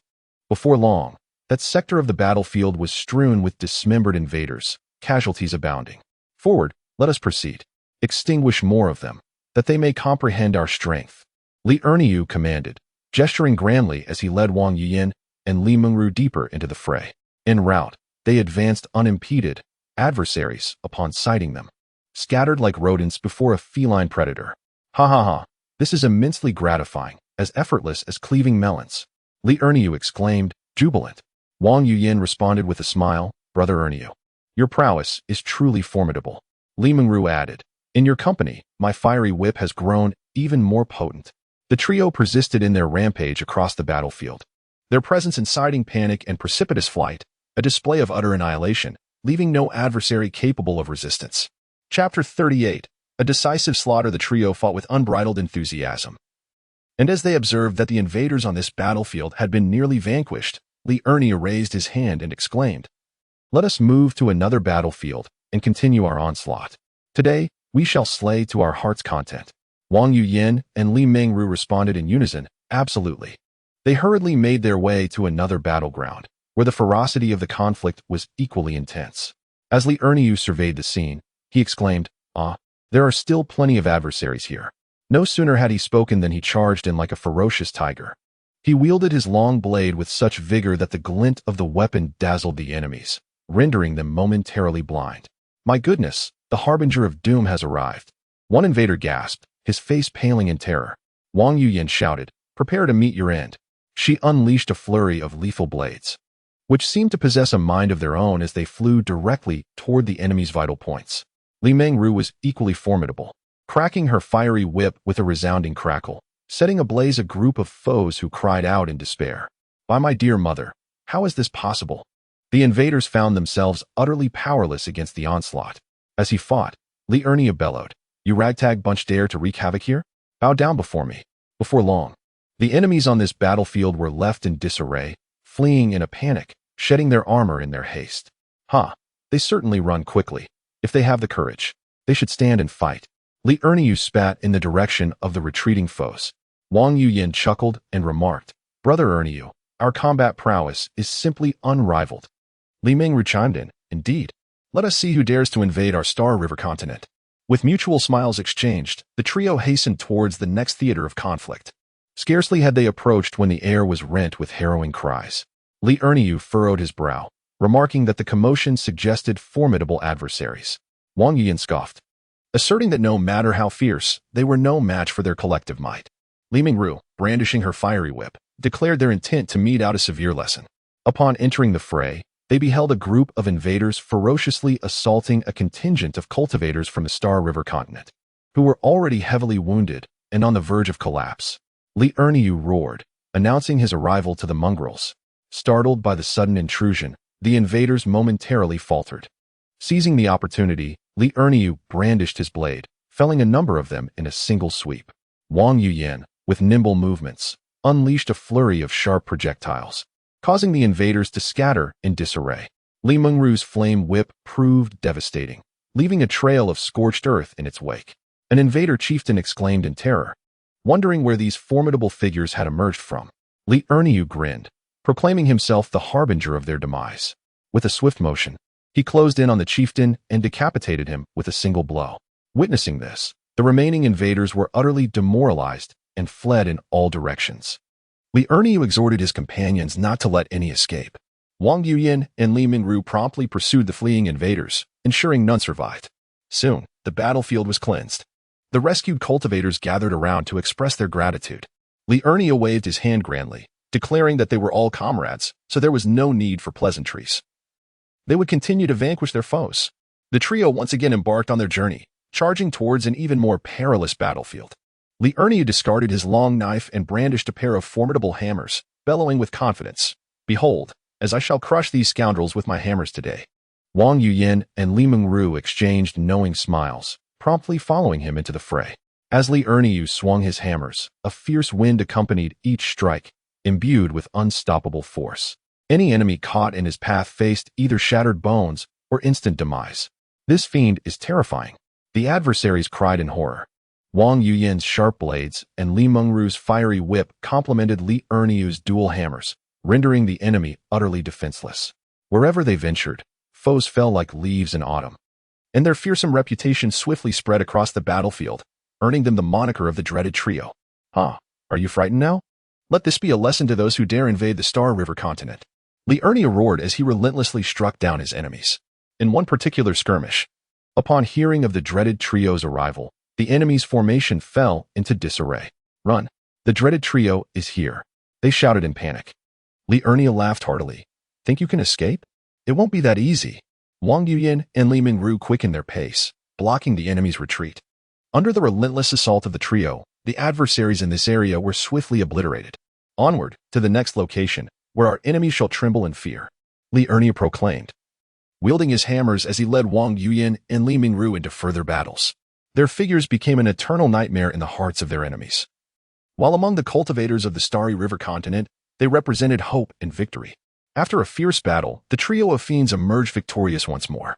Li Erniu plopped down onto the ground, panting and exclaiming, "Ha! What a thrilling experience. Truly exhilarating." Wang Yuyin and Li Mingru also wore smiles of delight. Wang Yuyin remarked, "Brother Erniu, our gains this time are surely substantial. Let us hasten to examine the enemy's storage bags." Li Erniu sprang up in excitement. Yes. Let us see what treasures these fellows have hidden." Thus, the trio began to rummage through the enemy's storage bags. Li Erniu picked up one bag and, peering inside, his eyes instantly lit up. "Oh, look, a trove of spirit crystals." Wang Yuyin opened another bag, exclaiming in surprise, "Mine contains several magical artifacts." Li Mingru giggled. "I found an abundance of precious elixirs." As Li Erniu counted, he murmured, "We've struck gold. These fellows are quite affluent." Suddenly, he pulled out a dark object, puzzled, and asked, "What is this?" Wang Yuyin leaned in for a closer look. "It appears to be a mysterious artifact. It might prove to be of great use." The trio grew increasingly exhilarated as they continued their assessment, their bounty overflowing. Just then, distant shouts and sounds of battle echoed once more. Li Erniu stowed the items away and hefted his twin hammers, declaring, "Let us go, brothers. Onward to vanquish more foes. There may be even greater treasures awaiting us." Wang Yuyin and Li Mingru followed unhesitatingly, shouting, "To battle." The trio once again vanished into the smoke of the battlefield, leaving behind a throng of defeated enemies and their legendary tales. Just as Li Erniu, Wang Yuyin, and Li Mingru gathered their spoils and prepared to charge forth once more, they noticed a cloud of dust rising ahead, accompanied by several formidable auras approaching. "This is not good. The newcomers harbor ill intentions." Wang Yuyin furrowed her brow in concern. Li Erniu squinted, sneering, "They dare send a few late-stage cultivators and a tribulation-stage foe, thinking this will suffice to challenge us?" With a grand gesture, he summoned a brilliant light, and a colossal puppet, Titan, materialized before them. The Titan, towering like a mountain, emanated an overwhelming pressure. "Let them experience the might of the Titan," Li Erniu bellowed. The late-stage adversaries were momentarily taken aback by the Titan's presence, yet emboldened by their numbers, they charged forward resolutely. The Titan, unfazed, swung its massive fist, sending one of the leading foes crashing back, blood spewing forth. "Good heavens, this puppet is ferocious," an enemy exclaimed in shock. Li Erniu laughed heartily. "This is merely the beginning. Unleash a vigorous assault upon them." Wang Yuyin twirled her hands, unleashing a flurry of sharp blades that sent the enemies into disarray. Meanwhile, Li Mingru wielded her fiery whip, crackling ominously, deterring foes from approaching. Realizing the precariousness of their situation, the tribulation stage adversary took matters into their own hands. Launching a potent spell towards the Titan glimmered with light, enduring the onslaught with resilience. Li Erniu exclaimed with fury, "Dare to strike my Titan? Watch as I eliminate you." With that, he maneuvered the Titan to charge towards the adversary in the tribulation stage. The Titan moved with remarkable swiftness, reaching the enemy in an instant, raising its colossal foot to stomp down. The adversary hastily attempted to evade, yet was still caught in the tempestuous winds stirred by the Titan, leaving them in a state of disarray. If you possess courage, do not flee," Li Erniu shouted triumphantly. At that moment, several enemies in the late stage of ascendance seized the opportunity to launch a surprise attack on Li Erniu and his companions. Wang Yuyan rebuked, "Dare to ambush us? You seek your own demise." With a flourish, her blade radiated brilliance, compelling several foes to retreat. Li Mingru showed no restraint either. With a whip of flames, she conjured a wall of fire, obstructing the enemy's advance. Under Li Erniu's command, the Titan grew ever more formidable in battle, rendering the enemies to wail in despair. "We cannot hold on any longer. Let's flee," one adversary in the late stage of ascendance shouted. Yet, Li Erniu would not permit their escape, declaring loudly, "Not a single one shall get away. All must remain." Ultimately, under the combined onslaught of the Titan and the trio, the enemy forces were utterly annihilated. Now that is true power, Li Erniu proclaimed to the two women. "The night is drawing near. Let us return and rest." Chapter 39. The Thunder Tribulation annihilates the foes upon returning to their dwelling. The three immerse themselves in their respective cultivation. Li Erniu cast all spiritual herbs and medicines into the alchemical furnace, which regained the capabilities of the Old Lord's furnace and could autonomously concoct elixirs. Li Erniu entered the furnace's space to cultivate until he reached the peak of ascendance, then practiced the body refinement technique to elevate his physical form to its utmost potential. He continued to hone his offensive techniques and formations to perfection. Subsequently, he entered the training space, slaying fierce beasts to refine his swordsmanship and hammer techniques. Having honed his skills to the utmost, he emerged from the spatial dimension and collapsed onto his bed, falling into a deep slumber. He was roused the following morning by Wang Yuyan. "The general has summoned us," she announced. The trio proceeded to the command tent. "You requested our presence, General?" Li Erniu inquired. "Indeed," the general affirmed. "Your performance yesterday was exemplary. However, henceforth, endeavor to leave some of the lesser adversaries for the other cultivators to gain experience, as they too must develop." Li Erniu questioned, "Given the apparent weakness of the opposition, why not deploy a large contingent of elite warriors to eliminate them entirely?" The general elucidated, "They are merely the vanguard. As time elapses, the caliber of those who traverse will escalate. Therefore, we must facilitate the rapid ascent of our lower-level cultivators." "How do they arrive?" Li Erniu probed. "They possess spatial translocation pillars," the general explained, "with 108 such pillars positioned across our continent. These pillars, with the passage of time, will be capable of transporting beings of increasingly higher cultivation levels." "Then why not obliterate these pillars?" Li Erniu inquired. "We have attempted to do so, but to no avail." The general responded. "May I attempt to destroy them?" Li Erniu requested.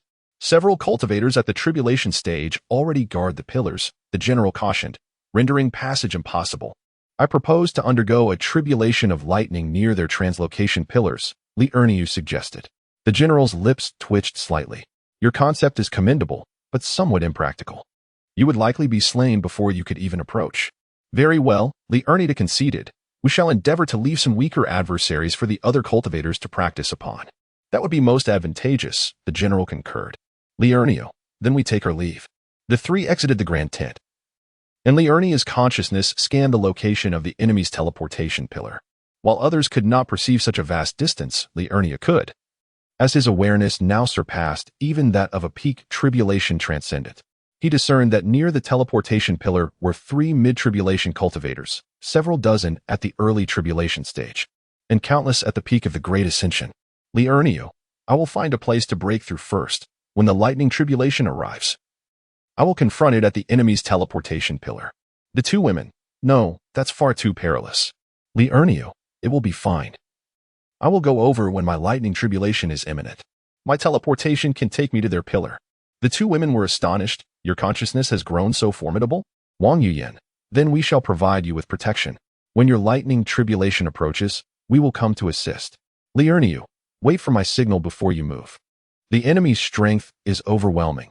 It would be easy for you to fall victim if you go now. The two women, very well. But if you find yourself in dire straits, send us word. Li Erniu, rest assured, as long as I wish to leave, they cannot stop me. I am adept in the three realms of law, body, and consciousness. The trio arrived at an open area, where Li Erniu set up a concealment formation, a spirit-gathering array, and a defensive array, then began to meditate and break through. As Li Erniu entered a state of cultivation, spiritual energy surged toward him. Li Mengru, do you think his reckless plan will succeed? Wang Yuyan, I cannot say for certain, but it should not pose too great a danger. He still has puppets to assist him. As the two engaged in their discussion, a thunderous roar erupted from Li Erniu. Give me break. Accompanied by a tremendous sound, Li Erniu's cultivation broke through to the tribulation stage. Dark clouds swiftly began to coalesce. Wang Yuyan urged, we must retreat to avoid being affected by the tribulation. The two withdrew from the range of the impending storm. Soon, the sky was shrouded in ominous clouds. And Li Erniu waited, biding his time for the arrival of the first bolt of tribulation lightning. As it approached, he deftly shifted his position. Just as the first bolt of tribulation lightning descended, Li Erniu instantaneously teleported to the enemy's teleportation pillar, with the lightning following suit directly above him. In an instant, the nearby cultivators of the opposing faction were caught in its wrath, forced into a passive state of tribulation. A cacophony of thunder erupted, crackling and booming as the lightning struck down. The enemy, taken by surprise, lost a third of their ranks to the merciless bolts. The invading cultivators, adept at navigating tribulations, swiftly commanded their forces to retreat from the danger zone. Concurrently, they launched an assault against Li Erniu. In response, he summoned a titan to absorb the lightning and shield himself from the onslaught. Upon his arrival, he unleashed dozens of pre-prepared confinement arrays to prevent the invaders from escaping. With the titan defending and Li Erniu attacking, the duo exhibited an impeccable synergy. Furthermore, the titan's strength continued to grow under the tribulation's purifying force. As the enemy struggled to defend against the lightning, their offensive capabilities dwindled to a mere fraction of their potential, leaving Li Erniu unscathed. Despite the continuous influx of adversaries teleporting in, they were met with immediate demise by the descending bolts. Soon, Li Erniu endured 9 strikes of lightning. And as the radiant light enveloped him, he swiftly absorbed its essence into his being. As the tribulation of Li Erniu came to an end, there remained one last lightning tribulation for the local adversaries. The opposing party, having also undergone 9 tribulations, found themselves at the second phase after Li Erniu's arrival. Thus he had advanced one step ahead. Once Li Erniu absorbed the radiant light, his enemy completed their own tribulation. The formidable entity from the opposing side immediately surrounded Li Erniu, exclaiming, "Boy, let us see what you have left to rely upon." No sooner had the enemy spoken than dark clouds began to gather once more. What the hell? Who else is undergoing tribulation? We need to vacate this place. They had not anticipated that Li Erniu was to face another tribulation. As they turned to discern the source of the disturbance, a tremendous rumble heralded the first bolt of lightning hurtling towards Li Erniu. What the hell? It's that kid again. They quickly found themselves thrust into a passive mode of reaction against the impending calamity. This time, fortune did not favor them. It was a physical lightning tribulation, and those among them who had not sufficiently honed their bodies were struck down by the onslaught of thunder. Alas, I can't believe there are still 2 left standing. They gasped, spotting 2 surviving individuals, albeit gravely injured. The ones undergoing tribulation were devoid of the radiant light. Li Erniu, having absorbed the celestial glow, now witnessed the arrival of a mid-tribulation powerhouse. Chapter 40. Destruction of the teleportation pillar. Li Erniu instructed Titan to guard the exit of the teleportation pillar while he began to devise a method to dismantle or collect it. The colossal pillar loomed at a height of 10 zhong, emitting a dark red glow. Intricate, indecipherable patterns were etched into its surface, as it was firmly embedded in the earth. Initially, he opted for brute force. Li Erniu drew forth a pair of hammers and unleashed the 5 elements burial hammer technique, striking the pillar with a resounding series of blows. As the dust settled, the pillar remained unscathed, towering majestically without a single blemish, while his mighty hammers bore numerous dents and scars. What on earth is this material? Li Erniu exclaimed in disbelief. Undeterred, he grasped a long sword, delivering a powerful slash, only to be dismayed when the blade suffered a chip. With determination, Li Ernie wrapped his arms around the pillar, exerting every ounce of strength. Veins bulged on his arms as he strained, yet the pillar remained immovable. He decided to summon Wang Yuyan and Li Mingru for assistance. Taking out a communication talisman, he contacted the two, who soon arrived at the scene. Upon their arrival, they were instantly taken aback. The area was strewn with the bodies of alien foes, lying in disarray. The corpses were grotesquely contorted, their innards scattered about, most charred black from lightning strikes, with some still crackling with residual. Li Ernie remarked. The reason I summoned you both is to seek your insights on how to either destroy or remove this teleportation pillar. The two began their assault in turns, yet, regrettably, the pillar showed no signs of damage. Wait, could there be some whip marks? Li Ernie approached for a closer inspection and indeed observed a few faint scars. Could it be that fire is required? Li Mingru, channel your full power to incinerate the teleportation pillar and see what transpires. After burning for quite some time, the only change was a few charred spots on the surface. Li Mingru sighed. This approach is futile. My flames are insufficient. Even if we burned it for a month, it might not yield results. Li Ernie began to ponder. Fire? I possess flames too, but they are not as potent as Li Mingru's, given her inheritance from the fire god. I have an alchemy furnace. Let us see if it can incinerate the pillar. Without delay, Li Ernie summoned the alchemy furnace, enlarging it and forcefully placing it atop the teleportation pillar. He then intensified the flames within the furnace, observing the changes through his divine consciousness. At that moment, a formidable being from another race emerged from the pillar, only to be swiftly refined into a human essence by the furnace. Goodness, humans can also be transformed into elixirs? Unfortunately, he had only one alchemy furnace while the other race possessed 108 teleportation pillars. Let us first observe the changes in the teleportation pillar. Li Ernie noticed the surface of the pillar beginning to melt. Excellent. It seems to be effective. The surface runes of the teleportation pillar have become indistinct. As the final rune vanished, the pillar instantaneously melted into a metallic solution. Success. Li Ernie extracted the metallic liquid onto the ground, where it solidified into an iron disc upon contact with the cool air. He drew his long knife and attempted to cleave it. Remarkably, he managed to create a fissure, indicating that the pillar itself was not particularly hard, likely due to the runes above. Li Ernie stowed the iron disc away and, alongside the two women, scavenged weapons and artifacts from the heap of corpses, as well as undamaged storage bags. After taking inventory, they found countless spirit stones, spiritual herbs, and elixirs. Though the weapons and artifacts were rather unremarkable, the two women entrusted all these items to Li Ernie. Wang Yuyan remarked, I have enough resources to ascend. A portion of my inherited power remains sealed within me, so ascension is merely a matter of time. Li Mingru added, so do I. Li Ernie responded, truly. Comparing oneself to others can be disheartening. You too can ascend effortlessly while I must toil diligently. The two women exchanged exasperated glances, as if to say, given your cultivation speed, which surpasses that of a flying vessel, why the complaints? Li Mingru sighed, I finally managed to surpass you in cultivation, only for you to catch up again. The trio returned to the main camp and informed the general of the destruction of the teleportation pillar, leaving him momentarily speechless. The general exclaimed, you three are truly formidable. Will you be resting here for a few days, or shall we proceed to another battlefield? I will summon the entire army to eliminate any remaining threats in this area before we provide support elsewhere. Li Ernie inquired whether there were any particularly skilled artificers on the mainland, as the teleportation pillars must have been crafted with exceptional technique. He posited that the pillars could be easily destroyed by disrupting their runes. The general responded that the most renowned artificers on the Star River continent were from the Purple Flame Divine Hall. He suggested they proceed to the foremost battlefield, where he would contact the sect and arrange for the most adept artificer from the Purple Flame Divine Hall to rendezvous with them. Li Ernie affirmed their intention to go to the first battlefield. The general provided Li Ernie with a map of the Star River continent, delineating the coordinates of each battlefield. He inquired whether they possessed a flying boat, offering to provide one if necessary. Li Ernie replied in the affirmative, stating that he had acquired one from the storage ring of a transcending tribulation stage alien he had slain. After bidding farewell to the general, the trio embarked on their journey to the first battlefield in the flying boat procured by Li Ernie. Upon their arrival, they were promptly greeted and escorted to accommodations arranged by the general. They were informed that representatives from the Purple Flame Divine Hall were expected to arrive the following morning. Having settled into their lodgings, they established an array and commenced their cultivation.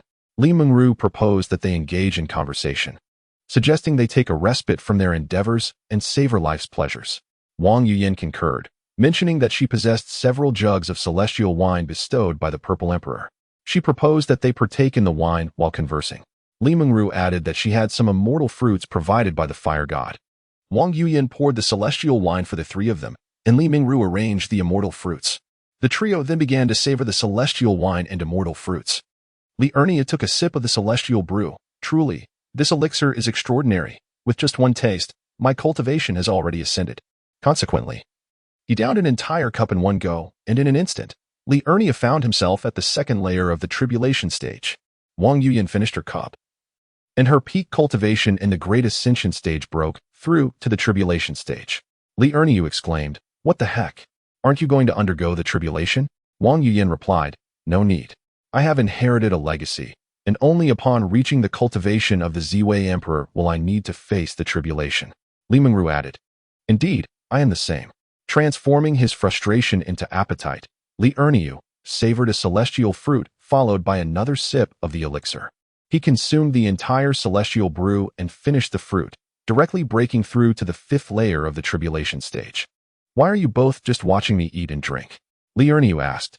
Wang Yuyan responded, "These do not benefit us much. At most, they accelerate our progress. It would be a waste for us to partake." Li Erniu. Wang Yuyan settled beside him on the left, wrapping her arm around his left. "Don't be disheartened. Two beautiful ladies are here with you. Aren't you delighted?" Li Mengru sat to his right, encircling his right arm. "Exactly." A night of sweet dreams ensued. Chapter 41. A determined destruction of the teleportation pillar. In the early morning, the general sent word to the trio that the representatives from the Purple Flame Temple had arrived. The three tidied themselves and proceeded to the general's tent. The general announced, "These three are the head of the Purple Flame Temple and two master craftsmen." Li Erniu clasped his hands in greeting. "Greetings to the head and the two masters." The head of the Purple Flame Temple replied, "Hello. I have heard that you have destroyed a teleportation pillar. May I take a look?" Li Erniu promptly produced the metal from the teleportation pillar. The Temple of Purple Flame and the two esteemed masters diligently examined metals, which indeed serve as excellent materials for crafting artifacts. Furthermore, these materials are optimal when integrated into formations and the inscribing of runes. Li Erniu inquired, "Are you referring to the formations and runes that have been inscribed?" The three nodded in affirmation. Li Erniu continued, "I have studied formations. How could I have overlooked this?" The master of the Temple of Purple Flame replied, "This is a collaborative endeavor among artifact crafters, formation masters, and rune masters. One must possess knowledge in all three disciplines to comprehend it fully." Li Erniu then asked, "Are there any means to decipher it?" The master responded, "The first method is to eliminate the one who has claimed ownership. The second involves using overwhelming force to destroy it, and the third entails the use of intense flames for refinement. The first and second methods are virtually implausible. Thus, only the third remains viable." Li Erniu furrowed his brow. "Is there truly no other method?" One of the masters from the Temple of Purple Flame remarked, "There is one more approach, though it is exceedingly difficult." Curious, Li Erniu asked, "What is this method?" The other master elaborated, "It requires one to embody all three professions, each at a level exceeding 10. Li Erniu pondered, "I wonder if the Temple of Purple Flame possesses techniques in artifact crafting and rune inscribing that can reach level 10? The master of the Temple of Purple Flame replied, "Indeed, though it is quite challenging for a single individual to master them in a short time. Even if it is possible," Li Erniu proposed, "I could exchange my insights on formations from level 1 to 11. I simply wish to broaden my skills." The master of the Temple of Purple Flame consented, and he produced 2 jade slips, offering them to Li Erniu, who reciprocated with 1 jade slip of his own. "Li Erniu, I shall return briefly, and we will depart in 10 minutes to eliminate those foreign tribes and investigate the teleportation pillar."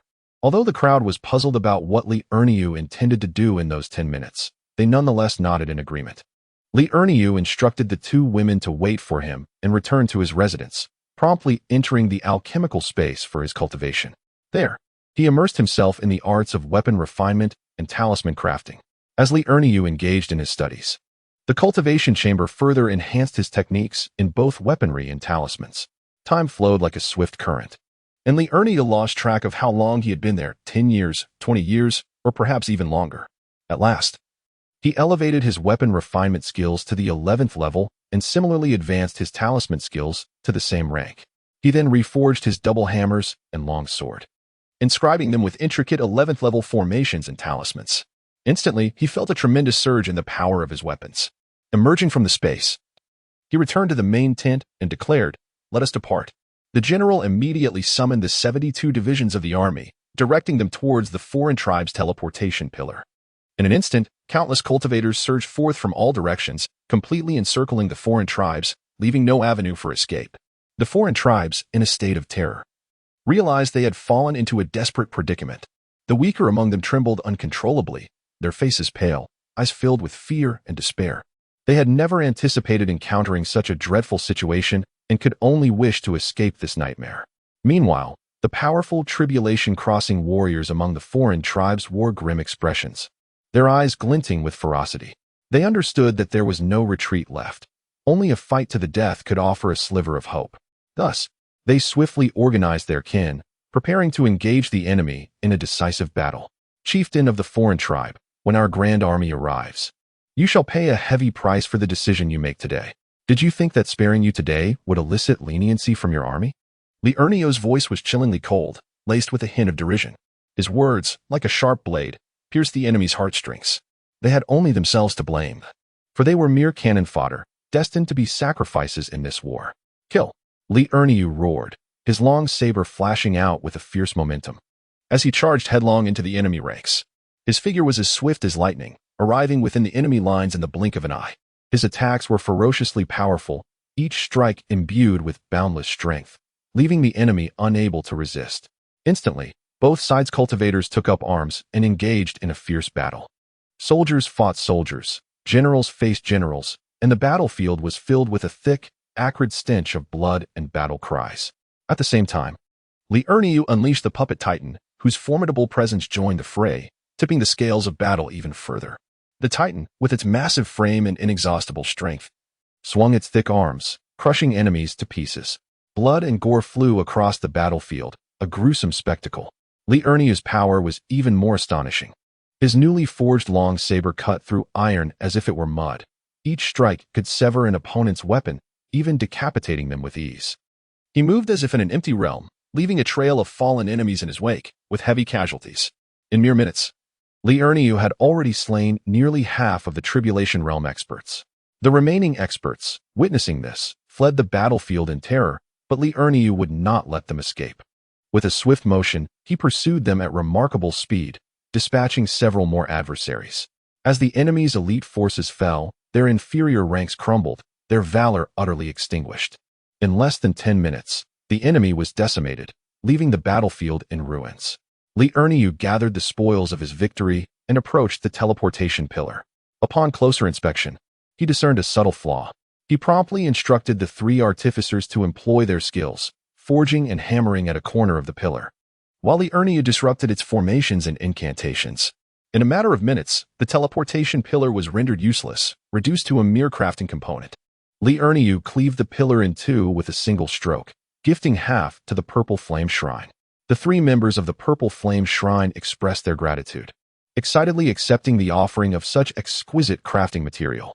Li Ernio conferred with the general, and it was decided that Li Ernio and the 3 members of the Purple Flame Shrine would proceed to Battlefield 2. The general contacted other war zones to seize the teleportation pillars, awaiting Li Ernio and the Purple Flame Shrine to collect them. A month elapsed, during which the quartet dismantled over 90 teleportation pillars. With only a dozen or so pillars remaining, more than 30 of the enemy's Tribulation Transcendence peak cultivators descended upon them. The remaining teleportation arrays were immediately lost, but fortunately, the enemy remained stationed at the pillars, refraining from pursuit. Had they pursued, the Star River continent would have undoubtedly suffered grievous losses. The Star River continent immediately withdrew its Earth Realm cultivators from the battlefield, dispersing all Tribulation Transcendence cultivators to a dozen or so war zones for defense. Li Ernio's strength had ascended to the Tribulation Transcendence peak. During this period of traversing the battlefields, others piloted the flying boat while he utilized the time to enter the Pill Furnace dimension to enhance his strength. When spirit stones became scarce, he exchanged crafting materials with the 3 members of the Purple Flame Shrine for a considerable number of spirit stones. The Temple of Purple Flame is indeed prosperous, having acquired one-third of Li Ernia's refining materials. Chapter 42. The final teleportation pillar. It seems the adversary is aware of our destruction of the teleportation pillars, as they have concentrated their forces at 2 remaining pillars. 30 peak tribulation warriors have been dispatched, with 15 at each pillar. Li Erniu, alongside 3 others from the Temple of Purple Flame, continued their efforts to dismantle the pillars. Within 2 days, they had successfully eradicated the remaining pillars, leaving only 2. Many peak tribulation warriors from the Star River continent have also arrived, previously caught off guard while seeking breakthroughs across various locales. It was only after the arrival of 30 peak tribulation warriors from the alien race that the Star River Alliance mobilized all disciples from their respective sects to conduct a thorough search, which eventually led to the discovery of some peak tribulation experts. A senior member of the Star River Alliance remarked, "We have only mustered 35 peak tribulation warriors, while the enemy now boasts over 50. I believe we should wait a few more days before attempting to destroy the teleportation pillars." Li Ernie replied, "If we wait, the enemy will only bring more forces. Our reinforcements arrive at a slower pace than theirs." Another senior member of the Alliance interjected, "That is true, but we may not be able to overpower them." Li Ernie asserted, "Even if we cannot prevail, we must engage. How can we know our strength if we do not try? I can clear one location with 10 peak tribulation warriors while the rest of you defend." As he spoke, Li Erniu produced several defensive formation discs. These are level 11 defensive formation discs. The remaining members should focus on defense, ensuring the alien forces do not escape to the Star River continent. If they flee the battlefield, it will be difficult to track them down. Li Ernie scanned the assembly in the hall and inquired, "Who was willing to join me?" His voice reverberated through the hall, yet no one responded. At that moment, Wang Yuyan rose without hesitation and declared resolutely, "I shall go." Immediately following her, Li Mengru also stood up, smiling as she said, "I will go as well." However, Li Erniu furrowed his brow and shook his head, stating, "No, you both have not yet reached the pinnacle of the tribulation stage." Upon hearing this, the pinnacle experts in the hall were instantly filled with a sense of shame. They silently lamented that they were outdone by 2 young girls. This feeling of being surpassed left them utterly humiliated, simultaneously igniting the latent courage within them. Although this newfound bravery was stirred, when faced with the actual peril of life and death, caution prevailed. Consequently, despite some displaying a modicum of valor, the number of volunteers remained sparse. After considerable effort, they ultimately managed to assemble a mere 10 individuals. These were all formidable experts at the pinnacle of the tribulation stage, willing to accompany Li Erniu on this venture. Li Erniu retrieved 10 pieces of exquisite armor from his storage ring, distributing them one by one to the 10 experts. This armor had been meticulously crafted during his respite in the Flying Boats Lounge. As the experts received the armor, their eyes sparkled with delight. Being cultivators at the pinnacle of the tribulation stage, their discerning eyes immediately recognized that this armor was no ordinary item. Its exceptional quality far surpassed any magical treasures they possessed. At this moment, a surge of hope blossomed within their hearts. They had initially resigned themselves to the prospect of self-detonation, yet it now appeared that their lives need not be sacrificed for victory. Meanwhile, those who had not secured the precious armor were filled with remorse. Li Erniu, leading 10 formidable warriors along with 3 experts from the Xian Divine Palace, advanced towards the teleportation pillar. Midway, Li Erniu addressed the trio from the Xian Divine Palace, instructing, "Please wait here. We shall notify you upon our success." With that, he retrieved a formation plate from his storage ring and swiftly established a concealed formation alongside a defensive one for them. The 3 expressed their gratitude, saying, "Understood. Thank you. We shall not impede your progress." Nodding in acknowledgement, Li Erniu and his 10 companions pressed onward. Before long, they arrived at the enemy's teleportation pillar. The alien forces had long since detected their approach and awaited them. To think such a meager group would dare come to their demise, they scoffed. Li Erniu, undeterred by their taunts, summoned the puppet titan and brandished his twin hammers, charging into battle. The clash was immediate, the air filled with the cacophony of battle cries. With each swing of his hammers, Li Erniu unleashed tremendous force, forcing the alien adversaries to retreat. The other 10 peak tribulation warriors unleashed their own formidable techniques, engaging fiercely with the foes. Li Erniu's hammers whistled through the air, shattering enemy weapons upon impact. What kind of divine weapon is that? They gasped in disbelief. In a brief span, the enemy suffered the loss of over a dozen peak tribulation experts. The remaining individuals, utterly petrified, instantly scurried back to the teleportation conduit. Incredible! One exclaimed, this conduit can actually transmit back. After gathering the spoils of victory, Li Erniu approached to examine the teleportation conduit. Astonishing, he remarked. It's genuinely distinct from the others. This one is bidirectional. Li Erniu promptly summoned the 3 members of the Violet Flame Divine Hall. The quartet then commenced the demolition of the teleportation conduit. Upon completion, the group jubilantly returned to the main hall. The awaiting powerhouses were dumbfounded. Had they resolved the situation so swiftly? Could it be that they retreated upon observing the numerical superiority of the opposition? A cacophony of voices erupted in the main hall. Li Erniu announced, we can now proceed to the final teleportation conduit. Abruptly, the hall fell into complete silence, which was subsequently shattered by a chorus of astonished exclamations. Disregarding the commotion, Li Erniu led 15 individuals out of the hall, boarded the airship, and set course for the final battlefield. Upon arrival, they immediately advanced towards the teleportation conduit, en route deploying Wang Yuyan, Li Mengru, and the 5 members of the Violet Flame Divine Hall. Reaching the final teleportation conduit, Li Erniu exclaimed in disbelief, heavens! The opposition numbers over 80 tribulation transcendent realm experts. Moreover, the conduit is incessantly producing more. A tribulation transcendent realm expert, who had fled from the previous conduit, cackled maliciously. Youngster, I couldn't defeat you before, but let's see how you fare this time. We'll overwhelm you with our numbers. Ha ha ha. Little did you know, these 2 teleportation arrays are interconnected. Li Erniu retorted, does numerical superiority intimidate me? We'll still prevail against you. Li Erniu produced 10 long sabers and distributed them among 10 individuals. Insufficient numbers, yet weapons abound. In an instant, 10 individuals were invigorated.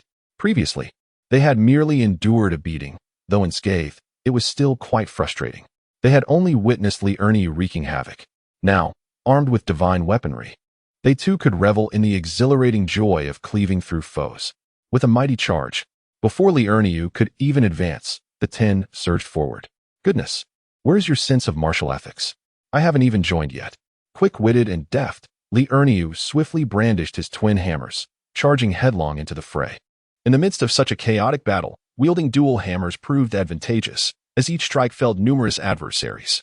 In an instant, a fierce melee erupted. Chapter 43, The Rampage of Carnage. Li Erniu moved as if through an uninhabited realm, unleashing chaos.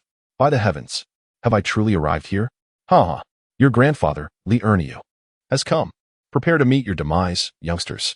Li Erniu danced through the fray, each swing of his hammers creating gusts of wind as foes fell before him. The other 10 were commendable as well, clad in armor that absorbed blows and wielding formidable weapons. The clashing of arms echoed as blades shattered and littered the ground. Just as they were immersed in the battle, reinforcements from the Starry River continent arrived. Upon witnessing the odds, the foes realized they could not prevail. They fled, scrambling towards the teleportation array. Those who were swift managed to escape, while those lagging behind became victims of Li Erniu's hammers, reducing them to mere pulp. The retreating foes suffered losses, some injured, and others perished. Li Erniu spotted Wang Yuyan and Li Mengru arriving. The 3 embraced briefly. Li Erniu proclaimed, I'm about to ascend to the celestial realm. I will make a round among the alien races and then ascend there. You too, while awaiting your ascension, be sure to conceal yourselves and find a secluded spot to level up discreetly. After bidding farewell to the 2 women, Li Erniu stepped into the teleportation array. Suddenly, the formidable demon king approached. Quick, flee! Li Erniu brandished his twin hammers and commenced his slaughter. 7 miles Kala. He laughed heartily. Old Bull is here. Behold my invincible twin hammers, the 5th element burial hammer, 3rd form 5th element storm hammer. A high-ranking member of the opposing race, unfamiliar with Li Erniu's combat prowess, shouted defiantly. What are you running for? There's only one of him. As one of their own advanced, those who had never set foot on the Star River continent charged forward, while those returning from the Star River continent knew better than to engage and fled instead. Li Erniu was in a frenzy. Heads burst like watermelons, emitting resounding pops, accompanied by a gruesome spray of blood and brains, a sight truly horrific. The opposing leader, witnessing this carnage, exclaimed in disbelief, incredible! How can there be such a formidable warrior from that continent? Had I known, I would never have invaded. Curse that old Taoist. He fumed. You dare to boast? Calculating the heavens, the earth, even the air. This is the outcome of your calculations. I shall return to settle the score. He immediately summoned more tribulation stage warriors to besiege Li Erniu. I refuse to believe we cannot wear you down. Surely, your spiritual energy must deplete eventually. Hours passed, 1 hour. 2 hours. Is his spiritual energy truly limitless? As Liurnia fought, he would retreat to the alchemy furnace space to replenish his energy. Though they were unaware that time stood still for him, as casualties mounted, and it became apparent that Liurnia was advancing towards him, the leader panicked. If we don't flee now, it will be too late. With a swift motion, he took flight, leaving the remaining warriors in utter confusion. What? The leader has fled. Make haste and abscond. Liurnia. Heavens, don't flee. I have yet to satiate my bloodlust. Observe my unrestrained carnage. Fifth form of the 5 elements burial sky hammer, Pegasus meteor hammer. Wails echoed across the land as countless hammer shadows descended upon the fleeing alien race. Instantly, the alien horde was crushed into lamentation, a maelstrom of blood and flesh filling the heavens. Some fled, others perished, and none remained standing. Liurnia commenced the arduous task of collecting the spoils of war, ensuring none survived with a final, decisive blow. The endeavor of scavenging the battlefield consumed several hours, a testament to the sheer number of casualties. Having gathered the spoils, Liurnia proceeded to dismantle and stow away the alien race's teleportation pillar. He then roamed the continent, targeting major sects, eliminating their tribulation-transcendent cultivators, and plundering their treasuries. He surmised that this continent would pose no threat to the Star River continent for millennia to come. Seeking a secluded haven, he prepared to undergo the tribulation and ascend to the immortal realm. Liurnia arranged a grand spirit-gathering array, drawing in the surrounding spiritual energy. He seated himself in the center of the formation, meditating to break through the tribulation-transcendent stage. Spiritual energy converged ceaselessly, yet 3 days and nights passed without a breakthrough. Sensing the sluggish pace, Liurnia retrieved a vast quantity of spirit stones, piling them within the spirit-gathering array until it overflowed within a 10-mile radius. He resumed his cultivation. After another 3 days and nights of cultivation, the breakthrough was imminent. The speed at which spiritual energy gathered intensified, transforming into a veritable torrent. With a resounding roar, Liurnia shattered the threshold, attaining the human immortal realm. However, he had not yet truly entered this realm, for the thunder tribulation remained. The sky was shrouded in dark clouds, rapidly gathering. Goodness! Why is this thunderstorm so formidable? It seems my numerous slaughters have provoked it. This tempest intends to strike me down. Fortunately, I possess a lightning rod, the Titan. The clouds were dense, flickering with a profound violet light. The entire continent bore witness to the phenomenon of the thunderstorm. Goodness! Who dares to undergo tribulation? This is outrageous. Can anyone survive this? The tempest is too powerful. I can foretell it. He is destined to perish. The leader of the alien tribe interjected. If he survives, I shall strike you down. You pretentious fool. Your miscalculations have caused our continent to regress by millennia. You are on the verge of ascension. Why concern yourself with the lower realms? Indeed. Why should I invade their territory? Goodness. Is it not your incessant meddling that has led to this? The old Taoist fell silent, awkwardly refraining from further comment. The narrative shifted back to Liurnia. As the thunderstorm approached, Liurnia summoned the Titan.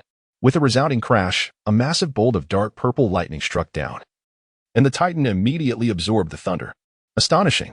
Absorbing this lightning elevates one to the human celestial realm. Crash. The second bolt descended, and the Titan continued to absorb it. Crash. The third bolt struck, elevating the Titan to the earthly celestial realm. Astonishing. Upon absorbing these bolts, it seems he could directly ascend to the great Luo celestial realm. The fourth, fifth, sixth, and seventh bolts, indeed, he reached the heavenly celestial realm. The eighth, ninth, up to the 15th bolt, and he attained the golden celestial realm. The 16th to the 27th strikes, the pinnacle of golden immortals. Ah, this fellow! Multicolored rays of light descended, accompanied by formidable thunder. This resplendent aura brimmed with energy. Upon absorbing it, I exclaimed, what on earth? I haven't even ascended yet, and I'm already a celestial being. Just after absorbing the radiant light, the thunder followed. Boom. This time, the thunder bore the hue of dark soil, indicating that this corporeal thunder was equally formidable. It was unfortunate that the Soul Tribulation Titan could not assist. I had to prepare swiftly. The Titan aided him in transcending the tribulation while he meticulously inscribed formations and charms to counter soul attacks. With one hand inscribing formations and the other crafting charms, he engaged in a dual effort. The Titan was struck 3 times yet attained the strength of a great Luo golden immortal. The thunder rumbled incessantly, cascading down in relentless torrents, as the Titan's cultivation continuously surged until the thunder ceased. The Titan ascended to the realm of celestial monarchs. At this juncture, Liurnia had inscribed hundreds of soul defense formations and numerous soul protection charms. Boom. The first strike of the soul tribulation arrived. Liurnia activated but a single formation, while the remaining mental assaults crashed into his consciousness. Damn, that hurts. The thunder continued to strike down, and Liurnia hastily activated the formation to withstand the tribulation. It wasn't until the 15th strike of thunder had concluded that the soul protection formation was entirely depleted. 12 strikes remained, with only the soul defense charms left. Chapter 44. Ascension to the Celestial Realm. Boom. The skies darkened with dense clouds, illuminated by flashes of lightning as 16 colossal bolts of thunder roared like dragons, crashing down upon the earth. Liurnio's complexion turned ashen, and he was horrified to discover the fragility of the protective charms, which were obliterated in an instant. What the hell? How can these charms be so weak? Liurnio's eyes widened in astonishment, his face a canvas of disbelief. In a frantic bid for survival, he conjured a layer of soul shield, attempting to withstand the onslaught of thunder. However, this fragile barrier shattered within moments. Anxious and desperate, he realized the urgency of discovering alternative means to fend off the impending storm. With nimble fingers, he began to inscribe formations and incantations in the air, hoping that the speed of his new arrangements would match the relentless consumption of his defenses. His hands danced like phantoms, moving with a velocity that dazzled the eye. He was wholly absorbed, pouring every ounce of his energy into the intricate designs of the formations and spells. At that moment, retreat was not an option. Should he fail to carve out additional soul defense formations and spells, he would be utterly defenseless against the forthcoming thunder. Boom. The 17th bolt of lightning descended with cataclysmic force, and Liurnio's soul shield crumbled as easily as paper. Simultaneously, the numerous soul defense formations he had just inscribed disintegrated into nothingness, while the spell shattered into countless fragments. Gritting his teeth, he hastily consumed a soul-enhancing elixir to restore his damaged essence. With renewed urgency, he accelerated the drawing of spells and formations, desperate to prepare before the next strike of lightning. Thunder rained down in relentless succession, each strike delivering a crushing blow to his resolve. His inventory of spells dwindled, and his anxiety deepened. At last, after the 25th bolt dissipated, he despondently realized that all the soul defense spells he held had been exhausted. Oh no, is this truly the end for me? Liurnia was engulfed in despair. Confronted by such formidable thunder, he felt as though he were ensnared in an endless abyss, devoid of any glimmer of hope for survival. At that moment, the clouds in the sky thickened ominously, with flashes of lightning and rumblings of thunder, as if brewing a more powerful strike. Liurnia sensed the looming threat of death and recognized that he could not simply wait for his demise. Thus, he resolved to explore whether he could enter the alchemical furnace space during the tribulation, hoping to discover a thread of life. As he concentrated his thoughts, a miracle unfolded. He was instantaneously transported into the alchemical furnace space. This filled him with elation, yet he understood that he had not yet escaped peril. For once he departed from this sanctuary, he would once again face the terrifying soul tribulation. At that moment, he had to devise a strategy to confront the predicament before him. Liurnia began to ponder how he might withstand the remaining 2 soul tribulations. Suddenly, it occurred to him that perhaps he could seek out some defensive treasures within his storage space. After all, he had previously vanquished numerous peak tribulation cultivators, and their storage spaces might conceal various wondrous artifacts. Consequently, he entered the storage area of the alchemical furnace and commenced a meticulous search. After a thorough investigation, he finally uncovered a treasure specifically designed for soul defense, known as the soul-devouring pearl, which could absorb and repel external soul attacks. He also discovered another artifact for soul assault, the soul bell, along with a smaller bell for defending against soul attacks. In total, he selected over 100 soul-related treasures of various sizes. Liurnia finally found a semblance of confidence. He believed that with the aid of certain treasures, he could withstand 1 or 2 soul thunder tribulations. With a heart full of trepidation, Liurnia exited the alchemical furnace's space. Suddenly, a colossal bolt of thunder struck toward him. In a flurry of movement, he summoned over 20 magical artifacts designed for mental assault to counter the thunder, while simultaneously deploying more than 20 defensive artifacts to shield himself from the soul thunder. The assault artifacts held their ground for mere seconds before succumbing, obliterated by the thunder's fury. Next, the thunder unleashed its wrath upon the soul defense artifacts, which resisted valiantly for several moments before shattering into fragments. In haste, Li Ernia conjured a soul shield. Both the thunder tribulation and the soul shield disintegrated simultaneously. Yet another bolt of thunder loomed. Li Erniu quickly ingested several medicinal pills and activated the remaining soul defense artifacts. The assault artifacts were also primed for retaliation. When this final soul thunder tribulation revealed itself, it bore an overwhelming pressure capable of devastating the heavens and earth. The entire space trembled and warped under its terrifying might. The lightning transcended mere illumination, coalescing into a tangible force resembling a furious thunder dragon, bearing its fangs and claws, exuding an aura of inexorable annihilation. Wherever it passed, the void was riven with inky fissures, as if heralding the apocalypse. Its grandeur silenced all of creation, rendering everything in its presence utterly insignificant and fragile in the face of such absolute power. This soul thunder tribulation embodied the most unadulterated and ferocious energy within the cosmos. It represented the ultimate trial for the soul, a precarious choice between life and death. Confronted by it, the soul seemed to be ensnared in an endless abyss of darkness. With the slightest misstep, it could be utterly devoured by this ferocious force, dissipating into the void. Li Erniu hastily maneuvered his soul attack talisman to counter the descending thunder.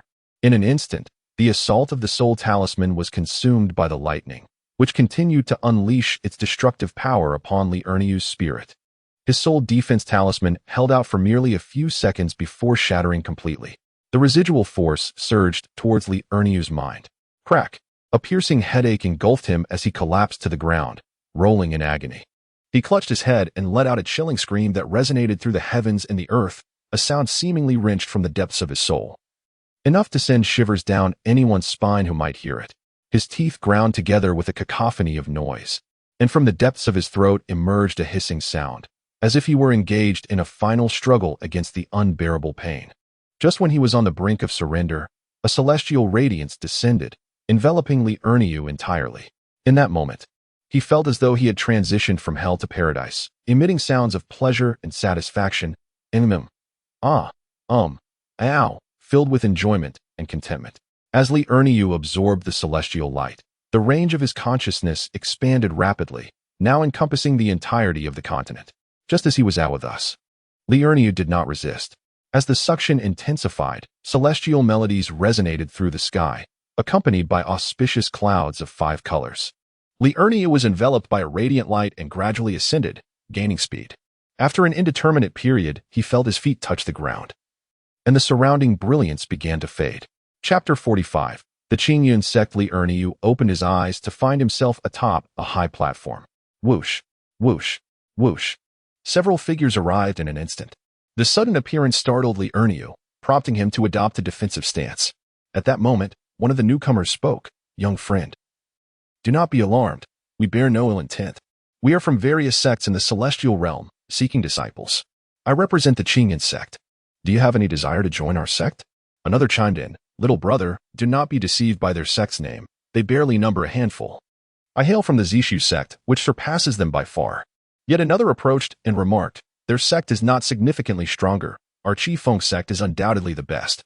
The final figure declared, this place belongs to my sect, which is the strongest. You should come to our Jiuyang immortal mansion. The first speaker interjected, hey, cease this futile banter. Let us not engage in petty squabbling. Your Zishu sect merely has one additional errand disciple than us.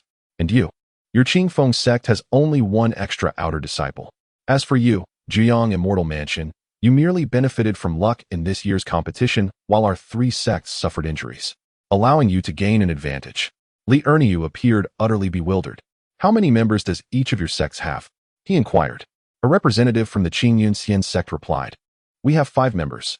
The individual from the Zishu Xian sect stated, we have 6. A member of the Qingfeng Xian sect added, we also have 6. The representative from the Jiuyang Xinfu declared, we boast 18 members. The 3 sects collectively scoffed, 15 of your members are mere attendants. The Jiuyang Xinfu member retorted, nevertheless, we still count 18. Li Erniu was thoroughly perplexed. Is this truly what you call a sect? He turned to the Qingyun Xian sect representative and asked, are you familiar with the Star River continent? The individual's eyes instantly sparkled with excitement. Did you ascend from the Star River continent? Welcome home. Our sect leader is the first-generation master of the Qingyun sect from the Star River continent. Li Erniu responded, indeed, I am a disciple of the Qingyan sect. The representative exclaimed. Then you have returned home. We are of the same sect. Come, let us go home. Did you all hear that? This is one of our own. Do not try to take him away. The other three could only shake their heads and turn away, as Zhao Dashan from the Qingyan sect guided Li Erniu. He remarked, I am Zhao Dashan, an outer disciple of the Qingyan sect. What is your name, senior brother? Li Erniu replied, I am Li Erniu. You must be mistaken. I should be the junior brother. Zhao Dashan insisted, I am not mistaken. I am a native of the immortal realm, currently a pseudo-human immortal. You, having ascended, are a true human immortal, thus your cultivation surpasses mine, making you my senior brother. Li Erniu, what is the realm of a pseudo-immortal? This is the first time I have heard of it. Zhao Dashan, among the native beings, there are 3 types at birth. One is immortal. Another is a pseudo-immortal, and the third is an immortal. It took me 2 centuries to cultivate from a mortal to a pseudo-immortal. Li Erniu, what is the lifespan of your mortal kind? Zhao Dashan, our natives have a longer lifespan than the ordinary inhabitants of your lower realm. Mortals live for 1,000 years, pseudo-immortals for 10,000 years, and immortals for 1,000,000 years. Li Erniu, wow, your lifespans are astonishing. As the two conversed, they made their way towards the Qingyun immortal sect. Li Erniu inquired, how much longer until we arrive? Zhao Dashan, not far, perhaps half a month. Li Erniu, wow, is that really considered not far? Are we going to run all the way? Why not fly there? Zhao Dashan, in the immortal realm, only true immortals can fly with swords. You have just ascended and have not yet transformed your spiritual energy into immortal energy, hence you cannot fly yet. Once we return to the sect, they will prepare some immortal stones for you, and you will be able to convert your spiritual energy. Li Erniu, then let us rest a while before continuing our journey. Li Erniu set up hidden and defensive formations, took out the immortal stones, and began the process of converting his spiritual energy. Zhao Dashan, wow, how do you possess immortal stones? Li Erniu replied while absorbing the immortal stones. I acquired them in a secret realm. Zhao Dashan, you are truly fortunate. Li Erniu consumed 2 pieces of celestial stones, then took out another 2 to absorb. After depleting those, he produced yet another 2. Eventually, he directly retrieved 100 pieces. And before he could complete the conversion, he brought forth 500 more. Zhao Dashan was left in a state of shock. While others finished their conversions with a mere 10 pieces, Li Erniu was still struggling with nearly 200. It was only after he absorbed over 2,000 pieces that he successfully transformed all the spiritual energy within him into celestial power. In that moment, Li Erniu felt an overwhelming sense of comfort, akin to being pampered by multiple massage therapists. With the transformation of celestial energy complete, he found that his consciousness could now extend beyond, revealing a range of 10 miles. Alas, his awareness was significantly inferior compared to that of the lower realm. Li Erniu summoned his long blade and leaped onto it. Zhao Dashan hastily followed, steadying Li Erniu's shoulder. Guide me, Li Erniu instructed. Just keep going straight. And you will arrive, Zhao Dashan replied. With a whoosh, they soared into the air. Goodness, how fast! Zhao Dashan grasped Li Erniu tightly, struggling to keep his eyes open against the fierce wind. Slowing down, Li Erniu inquired, why haven't we arrived yet? Zhao Dashan, finally managing to open his eyes, exclaimed, where are we? Good heavens, we've gone too far.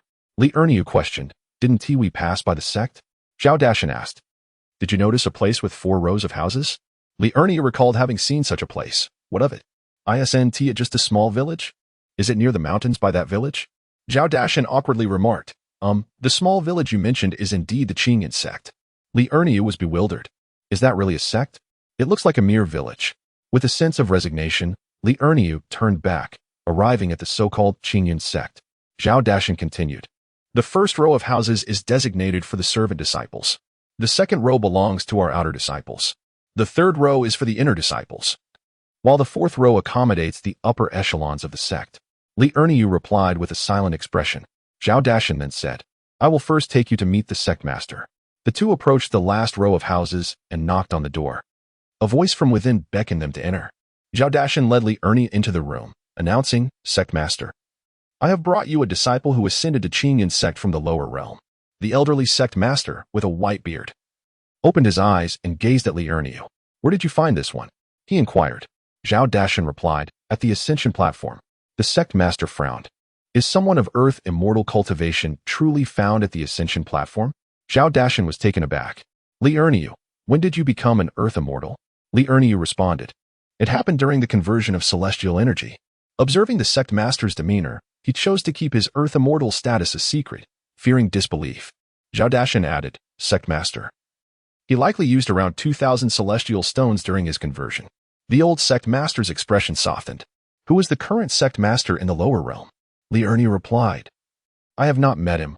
I have only encountered the vice sect master, whose name I believe is Ding Miaohua. The elder sect master continued to inquire. What position do you hold in the Qingyan sect? Li Erniu replied, I am an outer disciple. The elder sect master was momentarily taken aback.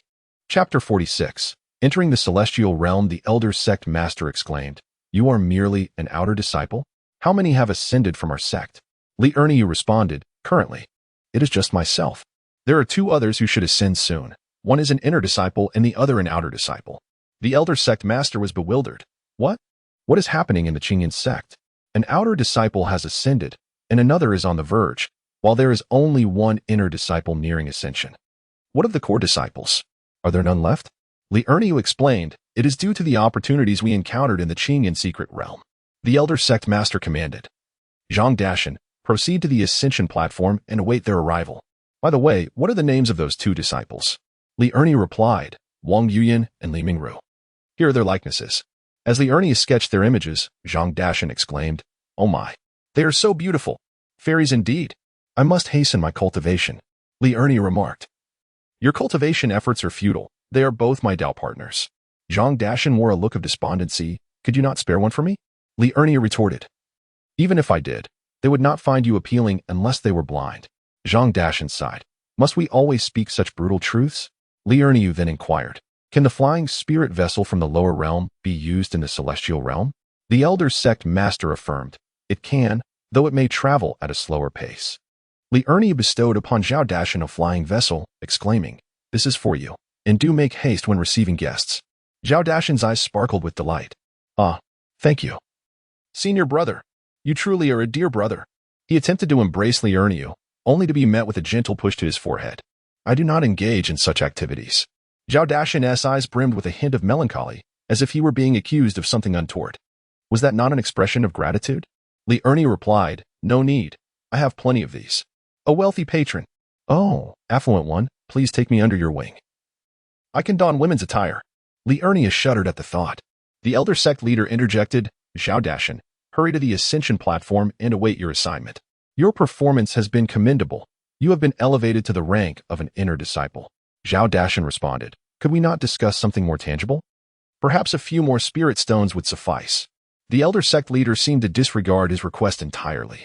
Li Erniu then tossed Zhao Dashan 1,000 spirit stones, adding, If you bring back those 2 individuals, I shall grant you an additional 2,000 spirit stones. Zhao Dashan's eyes gleamed with ambition. Rest assured, senior brother. As long as they arrive at this ascension platform, I will guarantee their return. With that, he hurried off towards the platform. Li Erniu inquired of the sect leader, Are there other ascension platforms? The sect leader replied, Indeed, there are numerous platforms in the celestial realm. Typically, our continent's ascendants emerge from this particular platform. Yet there is a 50% chance they may arrive from others. The celestial realm boasts thousands of ascension platforms, and the majority of those emerging from our nearby platform hail from relatively lower realms. Li Erniu, Oh, I did not ascend from the Star River continent. Rather, I ascended from another continent. May I inquire how to address the esteemed leader? The venerable leader, his brow adorned with lines of perplexity, replied, I am Li Qingyun, the founder of the Qingyun sect. How is it that you, a newcomer, are unaware of my existence? I shall have a stern word with Ding Miaohua when he ascends. He must be reprimanded. Li Erniu, I was originally a mere servant disciple, having only recently entered the outer sect when the secret realm opened. Fortune smiled upon me, allowing my ascension. Alas, I have yet to familiarize myself with the sect. Li Qingyun's expression softened somewhat. He tossed Li Erniu a token denoting an inner sect disciple. You may find your quarters in the 2nd row. Any room without a nameplate is unoccupied. The token contains information about the sect and the celestial realm. Upon arriving at the 2nd row of residences, Li Erniu's lips twitched in dismay. Out of a dozen or so rooms, only 2 bore nameplates, one belonging to the newly inducted Zhang Dashan, indicating there was but a single inner sect disciple before him. Li Erniu chose a room at random and settled in. He intended to enter the alchemy furnace space to cultivate for a while, but to his astonishment, he found himself unable to do so. What is happening? A line of text surfaced in his mind. Upon arriving in the celestial realm, my space is rendered inaccessible. It can only be used for alchemy and storing items. Li Erniu, can you now communicate with me? A line of words appeared once more, and now it is satisfactory. As I absorb the energies of the celestial realm, I shall gradually regain my strength. I am the spirit of the alchemical furnace, and once I and the furnace return to our pinnacle, the cultivation space shall be accessible. However, the flow of time differs from that of the mortal realm, within the celestial furnace space. Time flows at a ratio of 100. 100 years in the furnace equate to 1 year outside. Li Erniu inquired, how long will it take for you to reach your zenith? The furnace spirit replied, approximately 1 year. Very well. Li Erniu retrieved a token to familiarize himself with the sect. The Qingyun Immortal sect is led by sect master Li Qingzun. Inner disciples include Zhang Haitao, possessing celestial capabilities, Li Erniu with earthly prowess, and Zhang Dashan, who has attained pseudo-celestial status. Outer disciple Lu Feifei is at the mortal celestial level, while the servant disciples Wang Chaochuan and Han Shui remain as mortals. Slaying celestial beasts and collecting celestial herbs can yield sect points when submitted to the sect. The eastern mountains of the sect are replete with celestial herbs, yet they are also teeming with celestial beasts. A moment's carelessness could lead to demise at the jaws of these creatures. Points can be exchanged for celestial stones, divine techniques, and treasures. Next, Li Erniu carefully examined the token's introduction to the celestial realm. The celestial realm is vast and boundless, populated by numerous sects and a myriad of powerful beings. Among them, the 5 great sects reign supreme: the Xiantian sect, the Holy Sword sect, the 100 Flowers Immortal Palace, the 10,000 Buddhas sect, and the Beastmaster Temple. These 5 sects possess profound heritage, abundant masters, and control vast resources and cultivation methods within the celestial realm, having once united to overthrow the celestial dominion of the heavenly court. In addition to these major sects, countless smaller sects and wandering cultivators abound. The division of regions within the celestial realm is exceedingly intricate, encompassing both the ethereal mountains and blessed lands brimming with celestial energy, as well as the perilous and untamed wilderness. In this celestial domain, the classification of magical artifacts and elixirs is also meticulously structured. Artifacts are categorized into celestial instruments, sacred treasures, and divine artifacts, each of which is further divided into 3 tiers: heaven, earth, and humanity. Elixirs are classified from the 1st to the 9th grade, with divine elixirs existing beyond the 9th grade. The trading markets of the celestial realm flourish with an abundance of rare materials, celestial treasures, and elixirs. However, the celestial realm is not devoid of discord. Fierce battles frequently erupt among celestial sects vying for resources. Upon absorbing this information, Li Erniu developed a preliminary understanding of the celestial realm. He resolved to adopt the strategy of survival, recognizing that endurance is the path to supremacy. Li Erniu decided that aside from cultivating within his sect, he would venture into the mountains to hunt weaker magical beasts and gather celestial herbs from areas inhabited by lesser creatures. With a substantial reserve of celestial stones, he deemed them sufficient to support his cultivation for several years. Li Erniu began to acquire various celestial techniques from the spirit of the alchemical furnace, all of which were supreme celestial arts from the heavenly court, alongside the alchemical methods and prescriptions of the Supreme Old Lord. He prepared to venture into the eastern mountains the following day to collect celestial herbs for concocting elixirs that would aid in his cultivation. Chapter 47. The Sect Competition of the Eastern Wilderness. Li Erniu commenced his training in the celestial arts bestowed by the alchemical furnace spirit. His cultivation technique was the Supreme Old Lord's 3 Purities primordial formula. His offensive techniques included the Jade Emperor's 9 Heavens Divine Thunder formula, the Buddha's Palm, Sun Wukong's Ghostly Movement and Sudden Strike, and Yang Jian's Skyward Demon Cleaving Blade. The auxiliary techniques include Sun Wukong's 72 transformations, countless clones, Kuei Malong's instantaneous travel, the Buddha realm and the palm, the listening ear and farsight techniques. Additionally, there are various secret arts related to celestial formations, talismans, and artifacts. After a night of diligent practice, Li Erniu mastered the 3 Pure Chaos formula and the Lingxiao Demon Dispelling Blade. He felt the efficacy of the 3 Pure Chaos formula was remarkable, leading to a rapid enhancement of his cultivation. And he estimated that it would not be long before he could transcend to the celestial realm. The Lingxiao demon-dispelling blade technique proved significantly more powerful than his previous heaven-slaying and earth-destroying blade technique, which was only effective in the mortal realm and ineffective in the celestial domain. Li Erniu then embarked on a journey to the eastern celestial beast mountain range. Upon reaching the edge of the mountains, he expanded his consciousness to explore gradually. Shortly thereafter, he discovered a first-grade celestial herb, guarded by a first-tier celestial beast equivalent to a human immortal. With a single stroke, Li Erniu dispatched the beast and collected the celestial herb, continuing his exploration. Over the course of a day, he gathered 87 first-grade celestial herbs and fruits. Upon returning to his dwelling, he prepared 2 cauldrons of elixirs to enhance his cultivation and 1 cauldron of healing elixirs, allowing the cauldron to refine the medicines autonomously. Li Erniu continued to learn the techniques provided by the cauldron's spirit. By the end of the night, he had mastered Kuei Malong's instantaneous travel and refining technique. The following day, he exchanged the celestial beast's carcass with the sect leader for various refining materials and successfully crafted a human-tier celestial staff. He also learned Sun Wukong's stealthy strikes and the listening and farsight techniques from the listening, ear, and farsight methods. Li Erniu then ventured to the eastern mountain range. As the first-grade celestial pills held little significance for him, he prepared to gather second-grade elixirs. Li Erniu arrived at the mountains, equipped with the abilities of eavesdropping and heavenly eye, which significantly accelerated his quest for both magical beasts and elixirs. Upon discovering the second-grade elixir and the guardian second-tier magical beasts, Li Erniu employed instantaneous travel in conjunction with ghostly ambush to incapacitate the beasts before using his long blade to harvest them and collect the elixirs. Through Li Erniu's remarkable maneuvers, within a single day, he gathered 389 stalks of second-grade elixirs. He selected 8 sets of materials for auxiliary cultivation, 3 sets for healing elixirs, and 1 set for detoxification elixirs, tossing them into the alchemical furnace to allow it to refine them autonomously. Returning to his dwelling, he resumed the monotonous yet essential practice of cultivation and the secret techniques imparted by the spirit of the furnace. After a month, Li Erniu's cultivation broke through to the celestial immortal realm. He successfully mastered all the secret techniques provided by the spirit. No sooner had he emerged from his seclusion than he received a notification from the sect leader in their region, the Eastern Wilderness. The sect competition would commence in a month, open to all under a century in age, regardless of their cultivation level.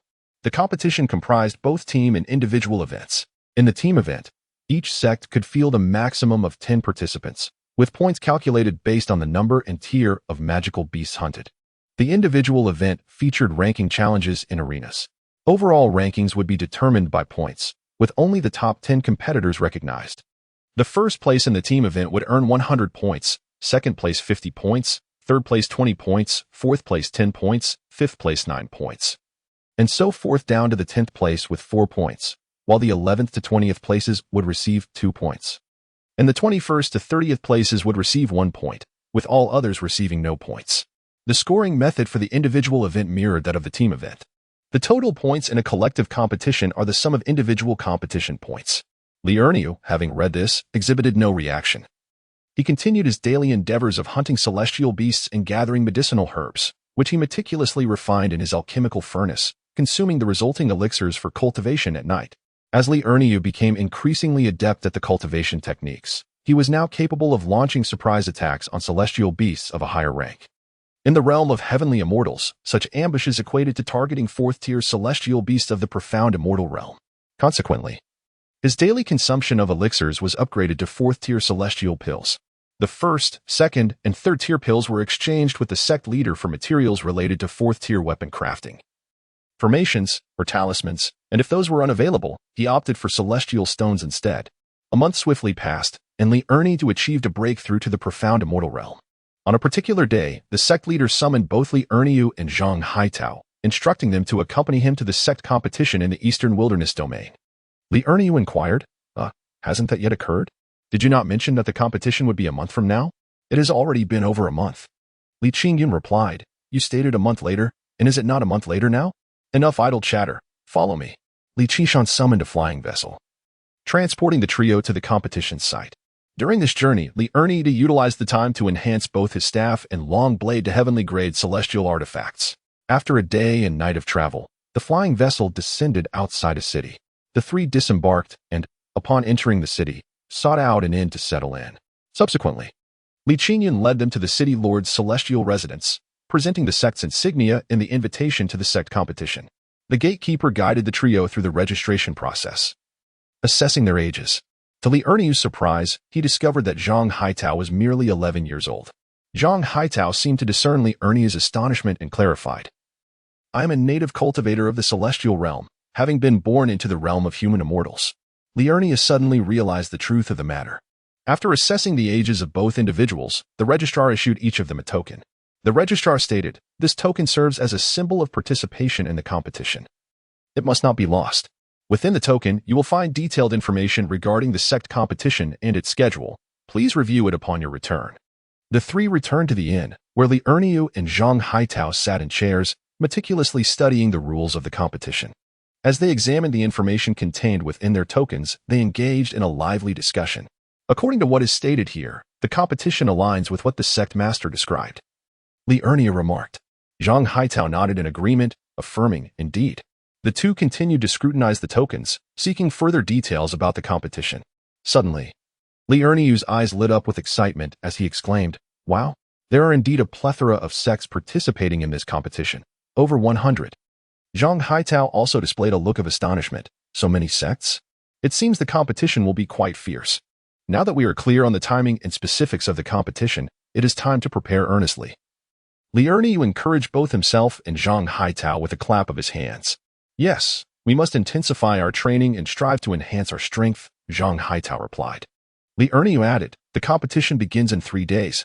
Let us utilize this time to consolidate our cultivation." Noticing that Zhang Haitao was on the verge of breaking through to the Xianxian realm, Li Erniu tossed him a bottle of 4th-grade elixirs designed to aid in cultivation. Zhang Haitao promptly expressed his gratitude. The two then entered a state of focused cultivation. Chapter 48. Not of the same family, do not enter the same door. Time flies swiftly, and in the blink of an eye, 3 days have passed.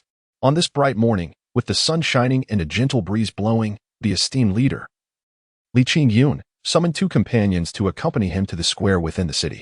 Along the way, they were filled with enthusiasm and anticipation. Upon their arrival at the square, they discovered that a sizable crowd had already gathered. People huddled in small groups, engaging in hushed conversations or curiously gazing around, creating a lively atmosphere. The entire square was infused with a sense of tension and excitement. The trio found a corner to await the commencement of the grand competition among the sects of the Eastern Wilderness region. Before long, the sound of celestial music resonated, heralding the arrival of over 10 elders onto the elevated platform at the square. Instantly, the clamor of the crowd fell silent as all eyes turned towards the platform. Once the square had quieted, one elder cleared his throat and spoke in a resonant voice. "Once again, we gather for the grand competition of the Eastern Wilderness region, held every 5 years. This event will be presided over by us, the old-timers. Among us are both seasoned elders and newcomers. Allow me to introduce our esteemed hosts. This is the Lord of the Eastern Wilderness region, Eastern Wilderness Celestial. I am Xiaofeng, the mayor of Eastern Wilderness City. Next is Mo Yuxiang, the mayor of Mayun City, Feng Yichen, the mayor of Lingfeng City, Yan Liang, the mayor of Yanong City, Yula Qing, the mayor of Huanyue City, Xing Yushuan, the mayor of Xingyao City, Shui Wuhan, the mayor of Shuangxue City, Mu Kanglan, the mayor of Qingmu City, and Jin Linghua, the mayor of Zijin City. I trust everyone is familiar with the rules of the competition, so I shall refrain from elaborating.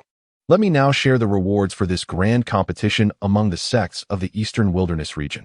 The premier sect will be rewarded with 500,000 immortal stones and 10 celestial-grade immortal artifacts. The second-ranked sect will receive 300,000 immortal stones and 6 celestial-grade immortal artifacts. The third-ranked sect will be granted 200,000 immortal stones and 3 celestial-grade immortal artifacts. The fourth-ranked sect will be presented with 100,000 immortal stones and 1 celestial-grade immortal artifact. And those ranked 5th through 10th will be awarded 10,000 immortal stones and 1 terrestrial-grade immortal artifact.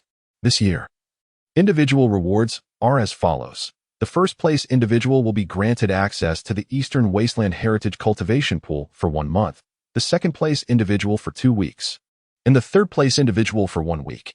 Now, I hereby declare the Eastern Wasteland Domain Sect Competition officially open. As the city lord's words reverberated, a thunderous applause and cheers erupted throughout the arena. Following the city lord's pronouncement, several large screens were slowly raised. Now, The Vice City Lords will lead the participants to the Immortal Beast mountain range. We, along with the audience and sect leaders, will remain here to witness the contestants' remarkable performances. Upon the conclusion of his address, a dozen or so Vice City Lords piloted several immortal ships, which came to rest in the plaza's airspace. The contestants boarded the immortal ships, which then swiftly departed, carrying them towards the Immortal Beast mountain range. Before long, they arrived, and the contestants disembarked, surging into the mountain range to commence their hunting endeavors. The spectators in the plaza turned their attention to the large screens, engaging in discussions about the contestants' impressive displays. Without further ado, the scene shifts back to Li Erniu, who, alongside Zhang Haitao, ventured into the Immortal Beast mountain range. Initially, Zhang Haitao accompanied Li Erniu, but they later parted ways as Li Erniu dispatched demonic beasts with seamless efficiency, employing a bludgeon in his left hand and a finishing blow with his right, resolving each encounter in a mere second. Indeed, even first to third-tier immortal beasts were felled with a single strike, negating the need for a finishing blow. Zhang Haitao had no choice but to part ways with Li Erniu to hunt the celestial beasts. Li Erniu gradually ventured deeper, targeting the fourth-tier celestial beasts, employing a rather stealthy and cunning approach, striking from the shadows and delivering finishing blows with remarkable efficiency. Despite Li Erniu's astonishing speed in slaying the demonic beasts, the number of participants from their sect was far too limited, causing their scores to lag significantly behind. After all, while other sects had 10 members, they were merely 2. Consequently, the large screen did not display Li Erniu's progress. It primarily focused on the leading 20 participants, occasionally switching to others without ever capturing Li Erniu's exploits. Given the overwhelming number of competitors, Li Erniu primarily concentrated on the fourth-tier celestial beasts, simultaneously gathering celestial herbs, which were indispensable for concocting elixirs to aid in cultivation. The collective competition in the Celestial Beast mountain range was set to last a week. By day, Li Erniu hunted celestial beasts, and by night, he consumed herbs to enhance his training.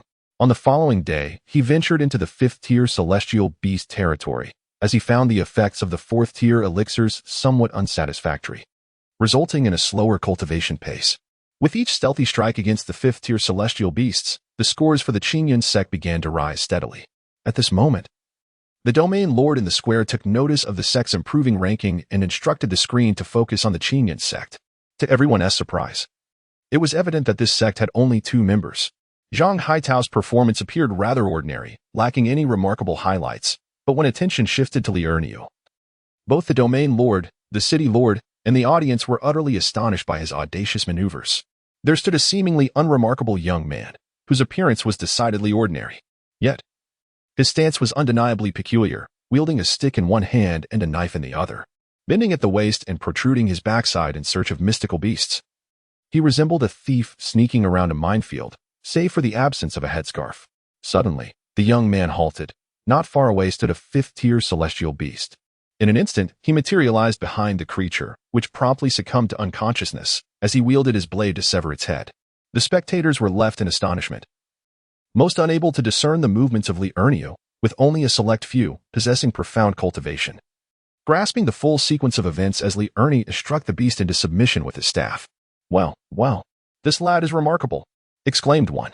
Indeed, Emir Xianstian has dispatched a Jingxian celestial beast, and in just one swift maneuver.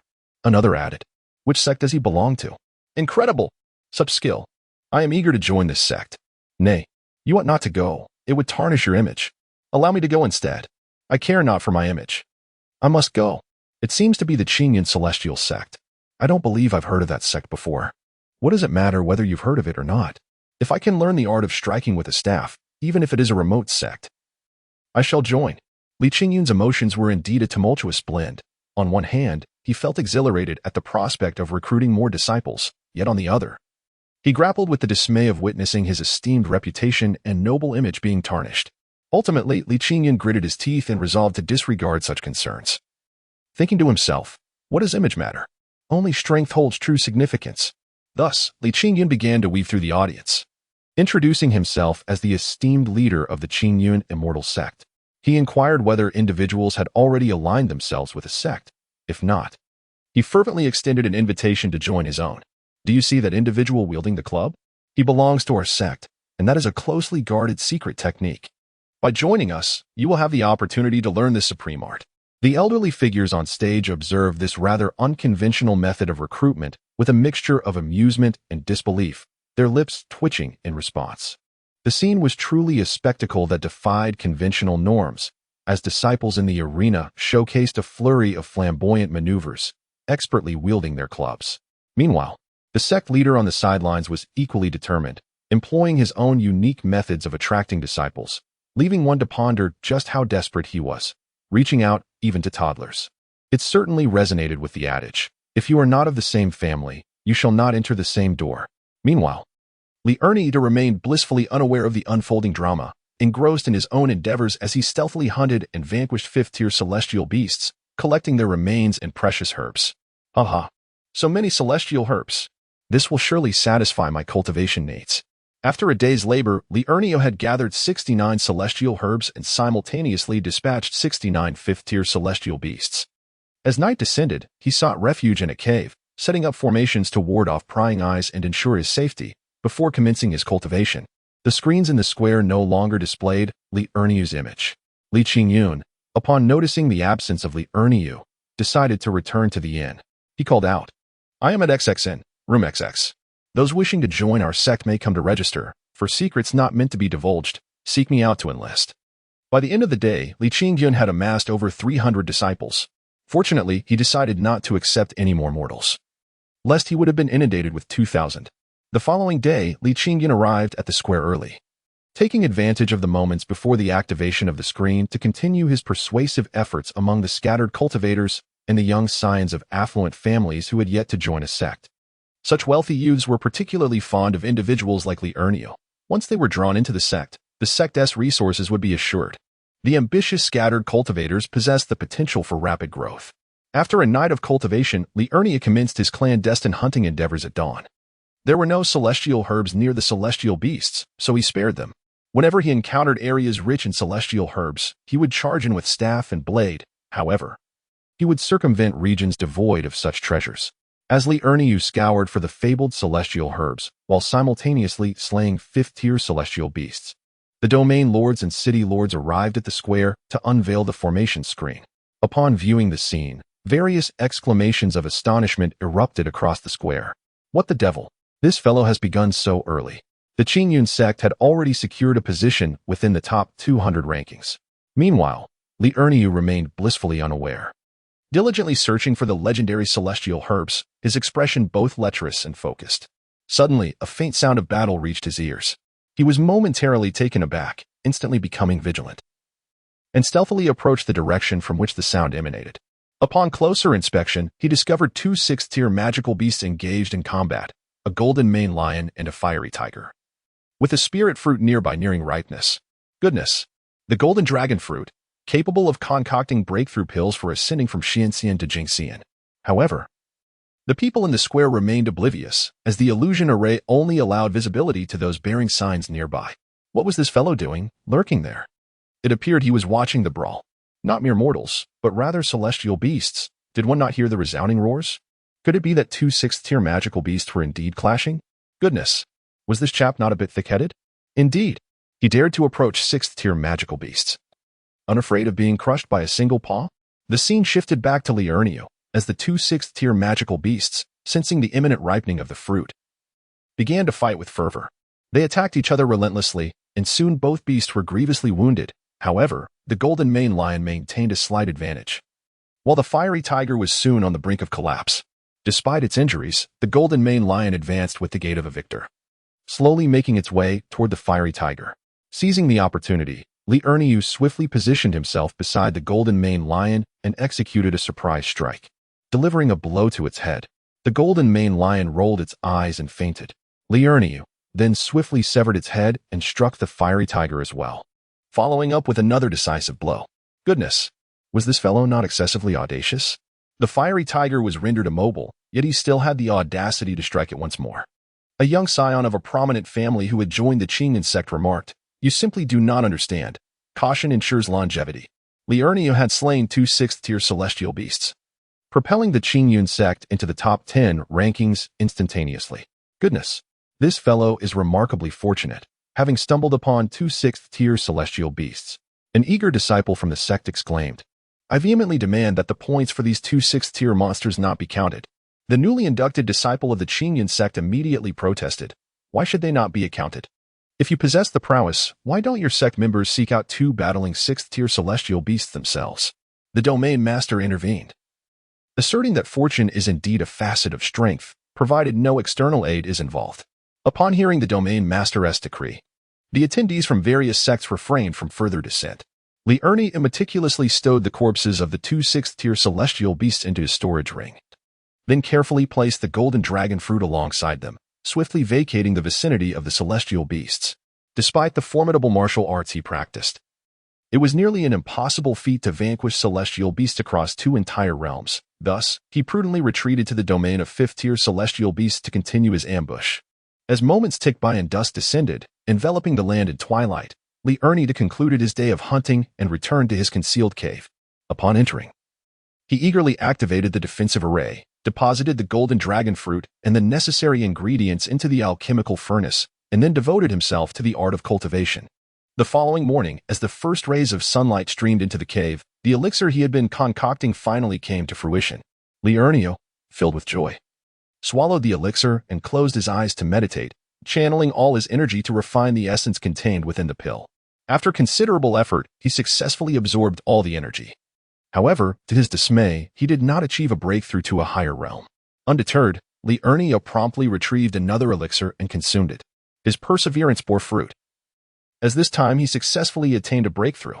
After his accomplishment, Li Ernie did not rush to leave the cave. Instead, he took a moment to consolidate his newly elevated cultivation.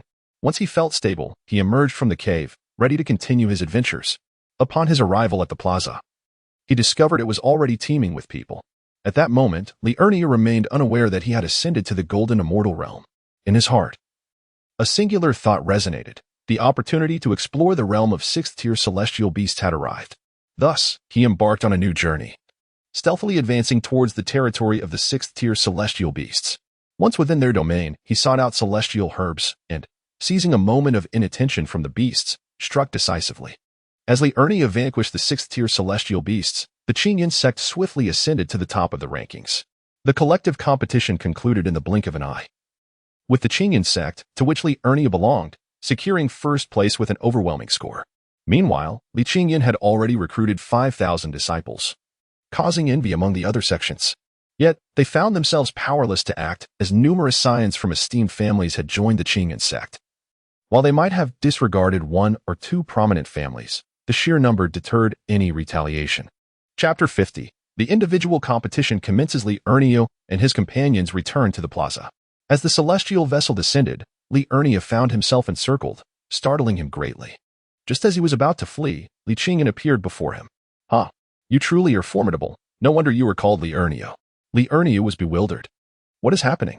Li Qingyan continued. "With the number of sixth-tier celestial beasts you have slain, how could you not be impressive? Our sect has achieved the collective first place. These newcomers have joined our sect, drawn by your renowned technique." At that moment, the host's voice resonated from the high platform, first congratulating the Haima Qingyan celestial sect for securing the collective first place, followed by the Bihai celestial sect in second and the Baiwa celestial palace in third. The collective competition has concluded today, and tomorrow marks the beginning of the individual arena battles. On the arena, swords and blades are devoid of mercy. Those lacking in strength ought not to participate. However, should you insist on stepping onto the stage, fate shall take its course. Now, everyone, please return. The individual arena battles will commence at dawn in this square. With that, the domain lord and city lord departed. Li Qingshan, Li Ernie, and Zhang Haitao returned to the inn, experiencing a night devoid of dreams. At dawn, Li Qingshan brought the two to the square. A throng of newcomers soon gathered around them, all disciples of the Qingyan celestial sect. "Greetings, sect master." "Greetings, senior brother Niu," Li Ernie introduced. "This is your senior brother Zhang Haitao." "Greetings, senior brother Zhang." The crowd began to engage in lively conversation. Before long, a melodious celestial sound filled the air, akin to a divine melody. As the celestial music played, the domain lord and city lord gracefully ascended the high platform. Their arrival imbued the atmosphere with a solemn gravity, drawing forth reverent gazes from the gathered crowd. The lord of Dongwang City stood upon the elevated platform, his demeanor grave as he continued to preside over the contest. Esteemed guests, he proclaimed, today we shall witness an intense solo arena competition. Before we commence, I must once more remind you that should you feel your abilities are insufficient, it is advisable not to ascend the stage lightly. For once you step onto the arena, your fate lies in the hands of destiny. However, during the competition, you possess the right to concede. As soon as you vocalize your surrender, your opponent must cease their assault. Failure to do so will result in disqualification and severe penalties. His resonant voice echoed throughout the venue, instilling a sense of awe in the hearts of the audience. Finally, the Lord of Dongwang City declared, "Now, I invite the competitors for the solo contest to gather before the platform." As his words resonated, the crowd began to stir. Some self-assured contenders confidently approached the front, eager to showcase their prowess, while others of lesser strength hesitated, contemplating whether they truly wished to take the stage. The atmosphere grew tense as each individual weighed their own abilities against their courage. Li Erniu also made his way to the forefront of the platform. The Lord of Dongwang City, surveying the arena, released his consciousness, enveloping the entire square in an instant. He meticulously counted the participants before announcing, "A total of 896 individuals are competing in this arena contest." He then proceeded to elucidate the rules of the competition. This arena contest is divided into 3 phases. First, there's the knockout round, where every participant has the opportunity to ascend the stage and showcase their prowess. Opponents are determined through a random draw, but only those who emerge victorious can advance to the next round, while the defeated are eliminated until approximately 100 contenders remain. Following this is the points competition, where competitors continue to draw lots for their duels. After 10 rounds, a victory earns 3 points, a draw 1 point, and a defeat yields no points, culminating in a ranking based on total points. Finally, in the challenge round, the top 20 may challenge those ranked just above them, continuing until there are no further challenges, thereby establishing the ultimate rankings. Upon hearing this, the crowd displayed expressions of excitement, eager to demonstrate their abilities in this grand event. As the city lord's words resonated, a dozen array masters produced their array plates and commenced the setup of the stages, and before long, 100 platforms rose majestically. Participants began to draw lots. Li Erniu drew the number 261 and thus awaited his turn in the ensuing matches. He observed the duels taking place on the platforms, anticipating his own bout. At last, it was his turn to enter the arena. He took a deep breath and leaped onto the stage. Opposite him stood a burly man, who upon seeing Li Erniu, wore a disdainful smile, clearly unaware of Li Erniu's formidable skills. As the match commenced, the giant launched the first attack, unleashing a fierce gale of punches. Li Erniu deftly sidestepped, engaging in a fierce struggle with the man. It was evident that Li Erniu was not revealing his full strength, for many battles lay ahead. He intended to play the part of a humble contender, gradually unveiling his true capabilities as the points competition progressed. After several intense rounds of combat, Li Erniu seized an opportunity when his opponent, a burly man, was struck down on his legs. The giant collapsed to the ground, and as Li Erniu raised his club to deliver a fatal blow, the man hastily conceded defeat. The referee announced Li Erniu as the victor, and the audience erupted in cheers, with the newly initiated disciples of Qingyan sect rallying in support of Li Erniu. Once off the arena, he returned to his sect. "Brother Nyo, why didn't you deliver a finishing blow?" they inquired. "Indeed, why not?" others echoed. With a sly smile, Li Erniu replied, "It is essential to conceal one's strength in the beginning, allowing for an unexpected triumph later." The disciples nodded in agreement, raising their thumbs in admiration, praising Brother Nyo's wisdom. "Isn't this a case of playing the fool to catch the wise?" one disciple asked. "Indeed," Li Erniu affirmed. Another disciple chimed in, "I've learned something. Brother Nyo is truly cunning." A third retorted, "Pa, what do you mean by cunning? It's called being resourceful, all right? If you don't know the right words, refrain from speaking nonsense." Li Erniu chuckled good-naturedly. "Let us continue watching the matches." After the first round, the victorious contestants proceeded to draw lots for the next round, with over 430 participants remaining. Due to severe injuries, some of the winners withdrew from the competition. Li Erniu drew the number 87, making him the first to take the stage once more. Once again, he concealed his strength, and after more than 30 exchanges, he exploited his opponent's weakness, striking their legs and knocking them to the ground, prompting another concession. Following this round, they moved on to the draw for the third round. With 226 competitors still in the fray, Li Erniu drew number 99, again taking the stage first. He once more incapacitated his opponent's legs, leading to yet another surrender. What an astonishing sight! This fellow seems to harbor a grudge against legs, striking only at his opponent's lower limbs. It appears that his martial arts primarily focus on targeting the lower body. Injuring the legs of his adversaries renders them immobile. Perhaps he is reluctant to inflict fatal injuries, as a blow to the head could easily prove lethal. The crowd buzzed with speculation. As the competition concluded for the day, the sun began to set. The city lord announced that 113 individuals had advanced to the next round, although a few victors had sustained injuries. If they could recover by the following morning, they would be permitted to continue competing. Thus, the day's events came to a close, with the points competition set to commence the next day. Chapter 51. Dominating the competition the next day, Li Qingyun rose early, summoning Li Ernio and Zhang Haitao to the plaza. The newly initiated disciples of the Qingyun sect had already arrived, claiming a territory that was distinctly theirs, adorned with a banner proclaiming Qingyun sect, martial arts shake the universe. Dominating the competition. Some even held placards declaring Brother Ernio shall surely triumph. Li Qingyun remarked, "These disciples are truly talented. A wealth of potential abounds." Upon seeing the sect master and Brother Ernio approach, the new disciples promptly cleared a path for them to pass through. Li Qingyun basked in the ambience, exclaiming, "At last, I am savoring the atmosphere of a grand sect." Li Ernio responded, "Sect master, you should consider how to best organize these disciples." Li Qingshan suggested, "Upon our return, we shall establish a dedicated area and construct a magnificent sect anew." At that moment, the sound of celestial music filled the air, heralding the arrival of the domain lord and the city lord. The lord of Dongwang City addressed the gathered disciples. "Those who advanced yesterday may step forward to prepare for the drawing of lots." As the participants took their places, the lord noted that 110 had arrived, though 3 were absent, likely due to severe injuries sustained the previous day. "Let us commence the drawing." Li Ernio drew number 32 and ascended to the corresponding platform. Also drawing the number 32 was a monk wielding a formidable Vajra pestle, his head gleaming brightly. The monk taunted, "Youngster, having witnessed your previous matches, I assure you, I shall not allow you to strike my legs." At that moment, the referee signaled the start of the match. Before the monk could utter another word, Li Ernio deftly maneuvered behind him and struck with a single blow. The sound echoed as the monk fell unconscious. The referee declared Li Ernio the victor, and cheers erupted from the direction of the Qingyun sect. At last, Brother Ernio has unveiled his secret technique of the silent strike. We adore watching Brother Ernio's prowess. Brother Ernio is formidable and majestic. Some spectators chanted slogans, "Ernio, Ernio." Unparalleled strength, bravely striving for the top, never bowing down.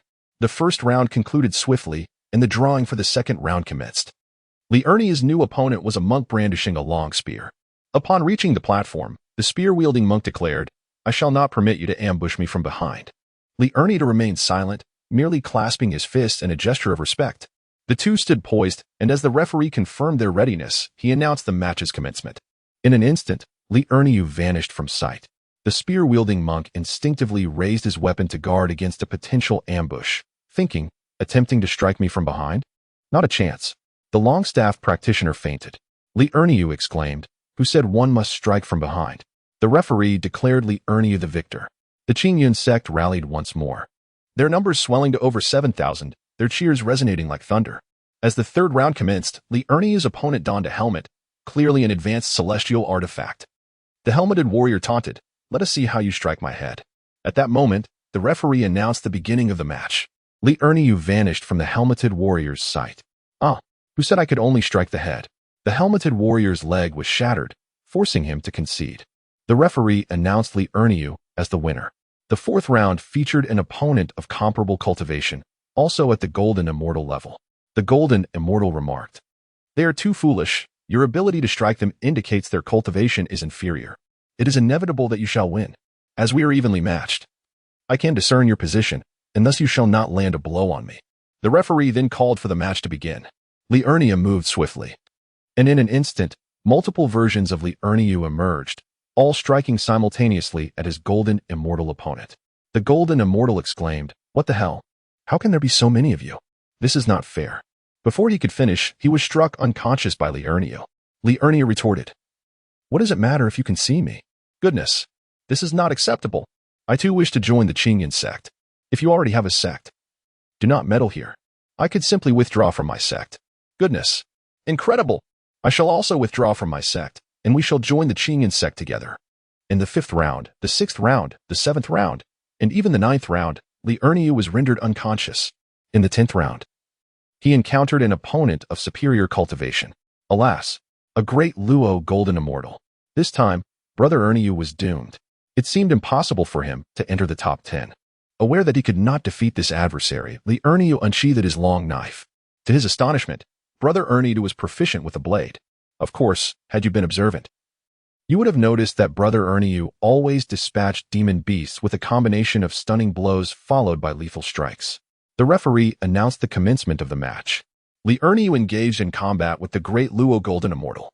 He summoned all his strength, executing the Lightning Wind Demon Slashing Blade technique, battling for dozens of exchanges, gradually finding himself at a disadvantage. Had it not been for his exquisite footwork and his knife techniques that were nothing short of miraculous, he would have already succumbed. Realizing that if he continued in this manner, defeat was imminent, Li Erniu conjured numerous clones. Suddenly, countless Li Erniu surrounded the great Luo Golden Immortal, throwing him into disarray.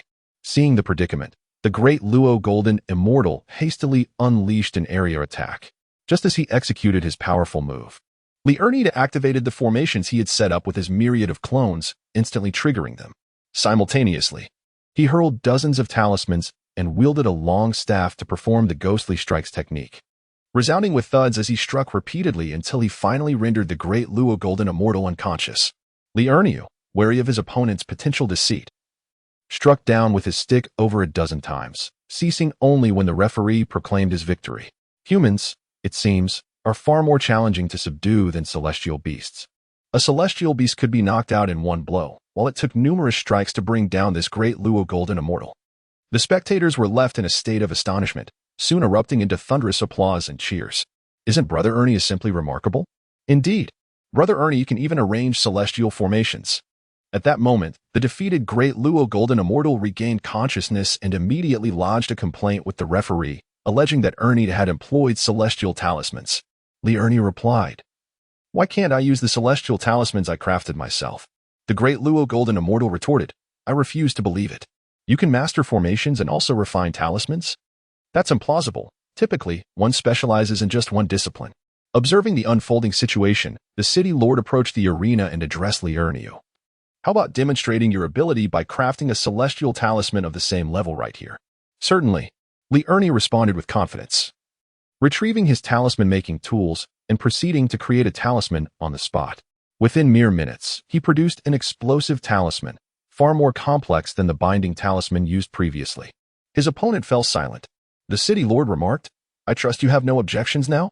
If this young brother were to unleash dozens or even hundreds of explosive talismans, you would not merely be defeated, but gravely injured." The 10 matches finally concluded, each one a captivating spectacle filled with tension. After a fierce competition, the city lord announced the rankings based on the points accumulated by the participants. As both Li Erniu and another disciple from the Baihai Xianzong achieved 10 consecutive victories, they were declared co-champions. Chapter 52. The Inheritance Training Grounds of East Wilderness City. Li Erniu of Qingyun Sect and Yi Qinfei of Bihai Xianzong are tied for first place. Dongmei of Baihuaxian Palace and Wu Jiang of Lingxiao Xianzong share the third position. Xiao Yi of Xian Xingzong ranks 5th, while Cui Yang of Wushuang Xindian holds the 6th. Lu Dehua of Juyang Xianfu is 7th. Huey of Fengyun Xian Palace is 8th. Wu You of Qinglian Daozong is 9th. And Pang Lei of Lingxiu Xian Palace secures the 10th spot. The top 15 contestants are now free to challenge each other. Yu Qinfei, eager to assert his dominance, directly challenges Li Erniu, given their shared rank. They ascend to the arena, and as the referee announces the commencement, the two warriors eagerly engage in combat. Yu Qinfei wields his celestial sword with precision, unleashing a torrent of fierce swordplay, each strike imbued with formidable power, relentlessly pressuring Li Erniu and leaving him no respite to strategize. In response, Li Erniu employs his extraordinary agility, evading Yu Qinfei's onslaught with ghostly speed. His movement's a blur that consistently eludes the latter's strikes. Simultaneously, he conjures numerous clones, each brandishing the Ling Xiaoding Im Dao, engaging Yu Qinfei in a fierce counterattack. Yet, Li Erniu is not content with merely this. Seizing the opportunity as his clones entangle Yu Qinfei, he swiftly retrieves a bundle of talismans from his storage ring, casting them without hesitation into the surroundings. These talismans instantly transform into radiant beams of light, comprising both binding talismans to restrict the enemy's movements and explosive talismans capable of inflicting devastating damage. Confronted with this sudden onslaught, Yu Chunfei dared not to be complacent. He hastily summoned the celestial energy within him, coalescing it into a protective shield around his body to fend off the threats posed by the talismans. At that moment, Li Erniu seized the opportunity, swiftly laying out several formations. His movements were deft and rapid, clearly indicative of his profound mastery over such intricate arrays. Once the formations were completed, he activated them without hesitation, simultaneously hurling a stack of talismans and conjuring forth an abundance of clones. Thereafter, he unleashed the Buddha's palm. A strike imbued with boundless pressure, akin to a mountain descending upon its prey. Half of his clones executed the Buddha's palm, while the other half resorted to stealthy assaults with their bludgeons. In an instant, Yu Chunfei found himself besieged, sustaining numerous injuries, ultimately leading him to concede defeat. The referee proclaimed Li Ernie the victor. The audience was left astounded by Li Ernie's remarkable display of skill, his formations, talismans, and myriad clones. Coupled with his underhanded bludgeon tactics were truly infuriating. What are you going to do? Join the Qingyun Immortal Sect? Wait, didn't Tiyu just call him despicable? Indeed. If we can't win, we might as well join. Hold on. Wait for me. I'm going too. Soon. A throng of eager individuals rushed to the registration desk of the Qingyun Immortal Sect. Time passed swiftly, and no further challenges arose. The city lord distributed rewards according to the sect rankings. Li Qingyun remarked, "We shall return to the sect now. You will remain in the eastern wilderness city for a month to cultivate. Return to the sect once your training is complete." Li Ernie replied, "Very well. Do you have enough supplies for the airship?" Li Qingyun remarked, "Sufficient. Those affluent youths possess far superior vessels than my flying ship." Li Erniu and his companions followed the city lord to the sacred realm of cultivation in Dongwang City. The city lord presented a token and placed it within the recess of a stone door. With a resounding click, the stone door swung open. He bestowed upon each of the three a token, stating, "Upon the conclusion of your cultivation period, the tokens will guide you out. Should you achieve a breakthrough to the Great Luo Golden Immortal level, infuse the token with your celestial energy, and you will be transported to a designated area for tribulation. After enduring the tribulation, reactivate the token, and you shall return." Li Ernie queried, "Must one undergo tribulation upon reaching the Great Luo Golden Immortal stage?" The city lord affirmed, "Indeed, prior stages do not require tribulation. However, breakthroughs from the Great Luo Golden Immortal onward necessitate the facing of thunder tribulations." As Li Ernie entered the realm of cultivation, he was immediately enveloped by a profound aura of celestial essence. He inhaled deeply, elated to discover that the celestial energy here surpassed that of the Qingyun Immortal Sect by thousands of times. Finding a spacious area, he settled into a meditative posture and commenced his cultivation. As his techniques flowed, the surrounding celestial energy began to converge upon him, permeating his being. Time flew by, and within half a month, Li Erniu sensed an imminent breakthrough. He swiftly pushed his cultivation techniques to their utmost limits, consuming several celestial pills. The celestial energy coalesced into streams, swiftly infiltrating his body. With a resounding boom, Li Erniu successfully ascended to the Great Luo Golden Immortal level. He promptly activated his token, and in an instant was transported to an open expanse. Dark clouds swiftly gathered, prompting Li Erniu to hastily produce the Titan puppet. With the advent of the tribulation bug, Li Erniu found the process of transcending trials considerably eased. Before long, he successfully navigated his thunder tribulation, and Titan ascended from the rank of a mortal monarch to that of a mortal sovereign. Auspicious clouds descended from the heavens, bestowing blessings upon him, which Li Erniu absorbed, enhancing his own strength. At that moment, ominous clouds swiftly gathered once more, signaling the imminent arrival of his physical body tribulation. Li Erniu instructed Titan to absorb the oncoming lightning. Once the tribulation passed, Titan's power escalated to the immortal king realm. Having absorbed the bountiful blessings, Li Erniu's physical form grew even more formidable, to the extent that he estimated even a full-force attack from a Great Luo Golden Immortal would not harm him. Knowing that the mental consciousness tribulation was approaching, Li Erniu promptly retrieved his pre-prepared mental defense array, talismans, and the defensive artifact he had forged. As anticipated, he effortlessly overcame the mental consciousness tribulation. More divine blessings rained down, and upon absorbing them, Li Erniu discovered his mental acuity now extended across a vast expanse of 10,000 miles. Having transcended the tribulations, he returned to the eastern wilderness city, the site of his cultivation heritage, to continue his training. In the blink of an eye, half a month had elapsed. Li Erniu dispatched messages to inform others of his progress. Upon opening his eyes, he felt the surge of his enhanced power and nodded in satisfaction. Rising to his feet, he sought out the city lord to bid farewell before returning to the Qingyan immortal sect. Upon his arrival at the Qingyan sect, he was astonished by the transformation it had undergone. The grand halls and buildings now exuded an impressive grandeur. As he approached the entrance of the sect, disciples who spotted him immediately rushed forward to greet him. "Senior brother, you have returned. What do you think of the current state of our sect?" one disciple exclaimed. Li Erniu replied, "It is magnificent. I commend your hard work." The disciple responded, "It is but our duty. I shall escort you to the grand hall. The sect leader is likely awaiting your return." Li Erniu, "Very well." The two made their way towards the grand hall, and along the journey, anyone who spotted Li Erniu greeted him with joy. Upon arriving at the sect's grand hall, Li Qingyun, overjoyed at Li Erniu's return, exclaimed, "You have returned. Our sect has been established, and now, elders have been appointed based on their strength. All that remains is for you to assume the position of deputy sect leader." Li Erniu was taken aback. "How did I become the deputy sect leader?" Chapter 53. News of two women. Li Qingyun, "The fact that we have attracted so many disciples is largely due to your efforts." Li Erniu, scratching his head in a good-natured manner, replied, "It was you, the sect leader, who brought them in. Your contributions are the greatest." Li Qingyun, "Thus, I am the sect leader, and you are the deputy sect leader." Li Erniu's lips twitched. Li Qingyun continued, "Isn't the secret technique you use for striking the muted stick capable of being recorded for the disciples' study?" Li Erniu produced a jade slip, documenting the technique for the muted stick, along with some alchemical methods, formulas, formations, and talisman techniques, and presented them to the sect leader. He altered the name to surprise attack with a stick, to prevent anyone from recognizing it as a celestial technique and causing trouble. Li Erniu stated, "I shall merely hold a nominal title. I am not suited to manage the sect." Li Qingyun chuckled, "Very well. Whenever you discover any extraordinary techniques or secret arts, simply leave a jade slip for the sect. I shall handle the rest.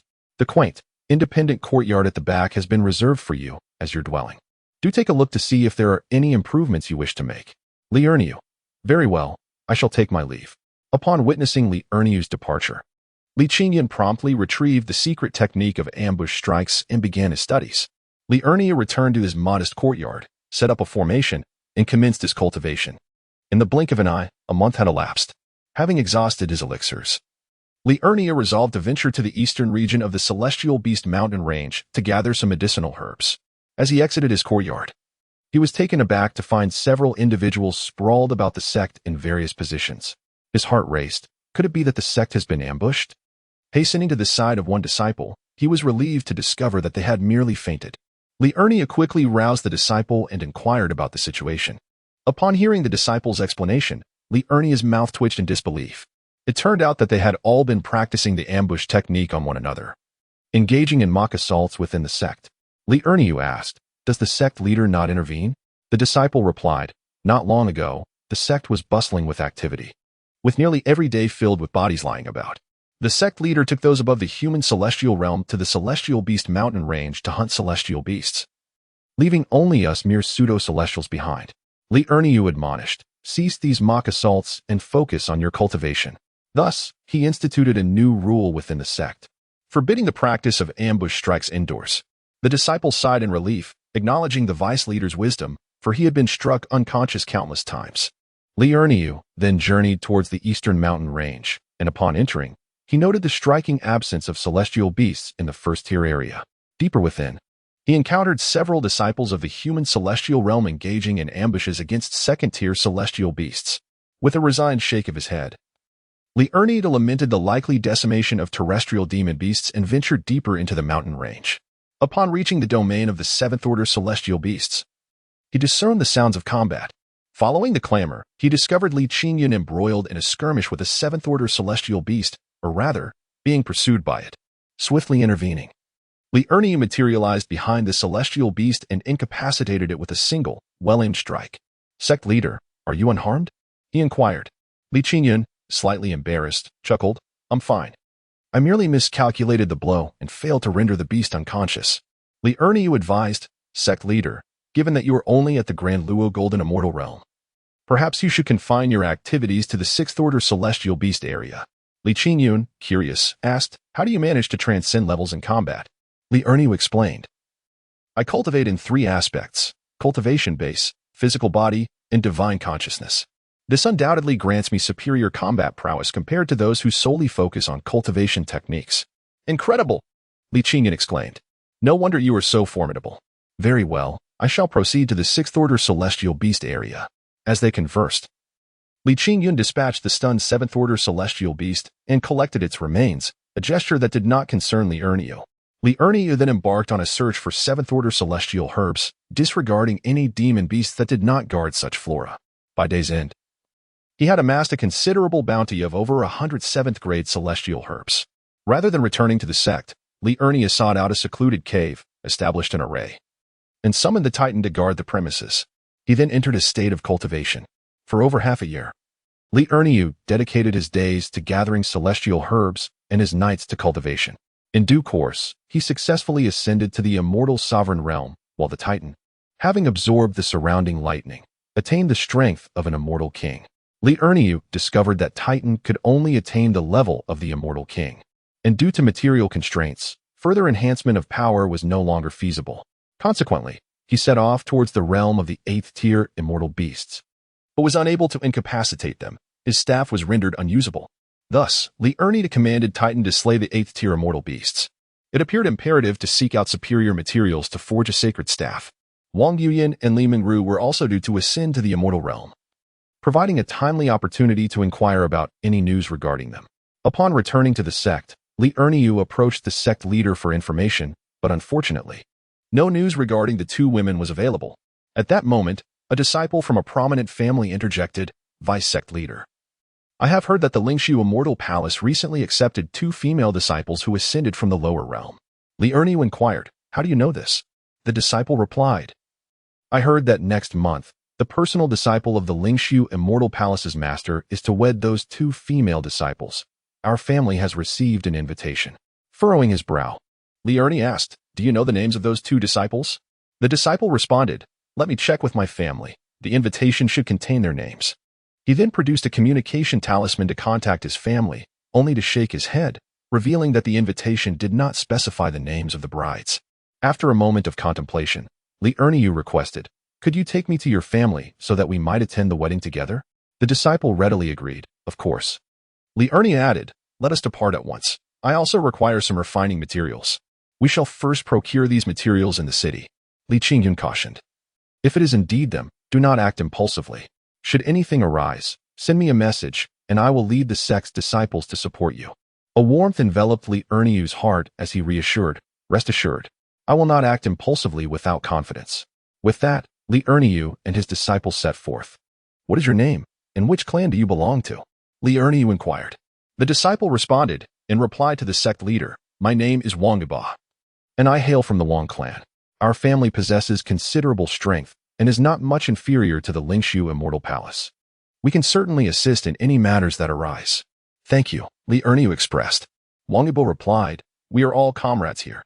However, Li Erniu had no intention of seeking their assistance, as Wang Yiba was not the clan leader and could not represent the family. A clan would not offend a major sect on his behalf. "What is the highest cultivation level of the Lingshu Immortal Palace?"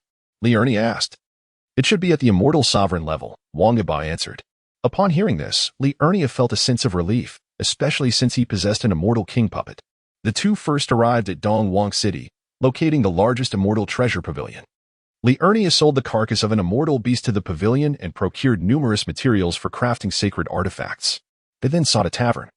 As Li Erniu intended to forge weapons, it would be imprudent to engage in battle without suitable armaments.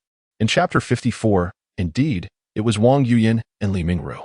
Li Erniu requested a residence with a small courtyard. Upon their arrival in the courtyard, he set up a formation and instructed Wang Yiba to wait for him to complete the forging before proceeding to their clan.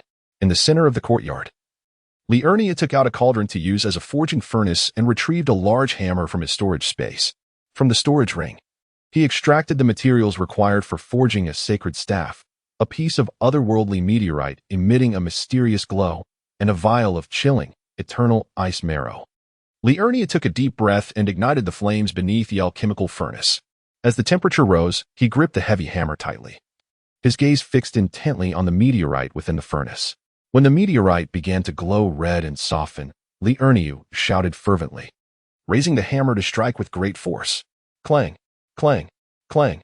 The crisp sound of metal striking metal echoed throughout the room. You stubborn entity, conform to your form, he muttered to himself as he hammered away. Under his relentless strikes, the meteorite gradually began to take the shape of a staff. At that moment, he swiftly poured in the eternal ice marrow. Instantly, a plume of white vapor surged upward, causing the temperature of the room to plummet. Li Ernia dared not pause, continuing to wield the heavy hammer, meticulously shaping the long staff. At last, the sacred staff began to take its preliminary form. This staff was entirely black, with an enigmatic purple hue shimmering faintly. Li Ernia etched formations and runes upon its surface, which intertwined to create patterns reminiscent of the trajectories of celestial bodies, radiating immense waves of power. Without a moment's rest, Li Erniu commenced preparations to forge a sacred long knife. He retrieved his cherished dragon scale gold, a precious material shed by an ancient colossal dragon, along with a piece of the intensely heated Nine Suns essence. Once more, he ignited the alchemical furnace and placed the dragon scale gold within. Given the exceedingly high melting point of the dragon scale gold, he continually increased the fire's intensity. With the hammer ever poised for action, when the dragon scale gold finally began to melt, he summoned all his strength to swing the hammer, coaxing it to gradually transform into the shape of a long knife. Come forth and transform, he urged fervently. Li Ernia bellowed with fervor, as if channeling every ounce of his strength into the long blade before him. With the infusion of the Nine Yang essence, the sword's brilliance intensified, radiating with an almost blinding luminescence. Subsequently, Li Erniu meticulously inscribed formations and runes upon the blade. Ultimately, the sacred long sword emerged, reminiscent of the azure dragon crescent blade, adorned with flickering flames that danced along its edge, which gleamed with a chilling sharpness. The elongated hilt was intricately engraved with dragon patterns, as if a colossal dragon coiled upon it, poised for a majestic ascent. Having departed from the inn, Li Erniu and Wang Yibo made their way to the Wang family estate. Upon their arrival, they were greeted with warmth, for many members of the Wang clan had witnessed Li Erniu's remarkable prowess during the grand competition. With Wang Yibo's revelations of Li Erniu's recent elevation to the position of deputy sect leader, their hospitality only grew more effusive. After spending 2 days at the Wang residence, the day of the grand wedding at the Lingshu Immortal Palace arrived, prompting Li Ernia to accompany the Wang family to the venue. The Lingshu Immortal Palace welcomed the Wang family with open arms, graciously accepting their gifts and ushering them to prime seating, as guests continued to arrive in droves. The grand hall soon brimmed with representatives from various sects and families, all gathered to extend their congratulations. The Lord of East Wilderness City made his entrance, prompting everyone to rise in respect. After offering his felicitations to the Lingshu Immortal Palace, he prepared to take his leave. At that moment, he spotted Li Erniu. "Ah, young brother, what a surprise to see you here," exclaimed the Lord. Li Erniu replied, "I am equally astonished that you remember me, esteemed Lord. I happened to be visiting the Wang family when I heard of the wedding at the Lingshu Immortal Palace, and I could not resist joining in the festivities." The Lord of East Wilderness City responded, "I have heard of your promotion to deputy sect leader. Congratulations to you." Li Erniu, "Ha, I am merely a decoration. Lord of Dongwang City, I have some matters to attend to. I must take my leave. When you visit Dongwang City, do remember to drop by the Lord's residence." Li Erniu, "Certainly, I shall make it a point to disturb you." After the Lord of Dongwang City departed, many recognized Li Erniu. They were surprised that he had also arrived. Who is he? You may not have participated in the Dongwang Grand Competition, but you must have heard of him. He is none other than Li Erniu, the champion of the Dongwang Grand Competition. So, it is that remarkable individual. He is capable of defeating opponents of higher levels. Indeed, his cultivation must now surpass that of the great Luo Golden Immortal. I cannot even discern the extent of his powers. Truly, his progress is astonishing, and he is destined to become a formidable figure in the future. Members of various sects and families quickly approached Li Ernia to greet him. After exchanging pleasantries, Li Ernia remarked, "Today's host is the Lingshu Immortal Palace. We shall converse later." The crowd promptly returned to their seats. The members of the Lingshu Immortal Palace cast grateful glances towards Li Erniu. Then the wedding ceremony of the Lingshu Immortal Palace commenced. The groom made his entrance first.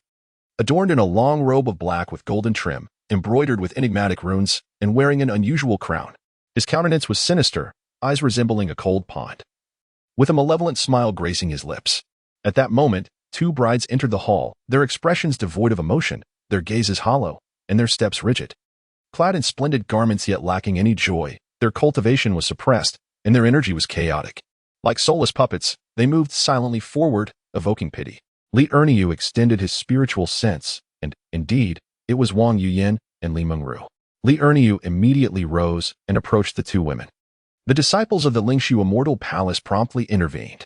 The master of the palace on the elevated platform inquired, "Young friend, what is your intention?" Li Erniu replied, "Why do you seek to control these two individuals?" The master of the Lingshu Immortal Palace immediately adopted a stern expression, stating, "This matter concerns my palace alone.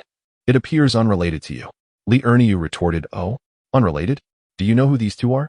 The master responded, "They are merely two insignificant cultivators who have ascended from the lower realms." Li Erniu chuckled, "I too have ascended from the lower realms. And we hail from the same place."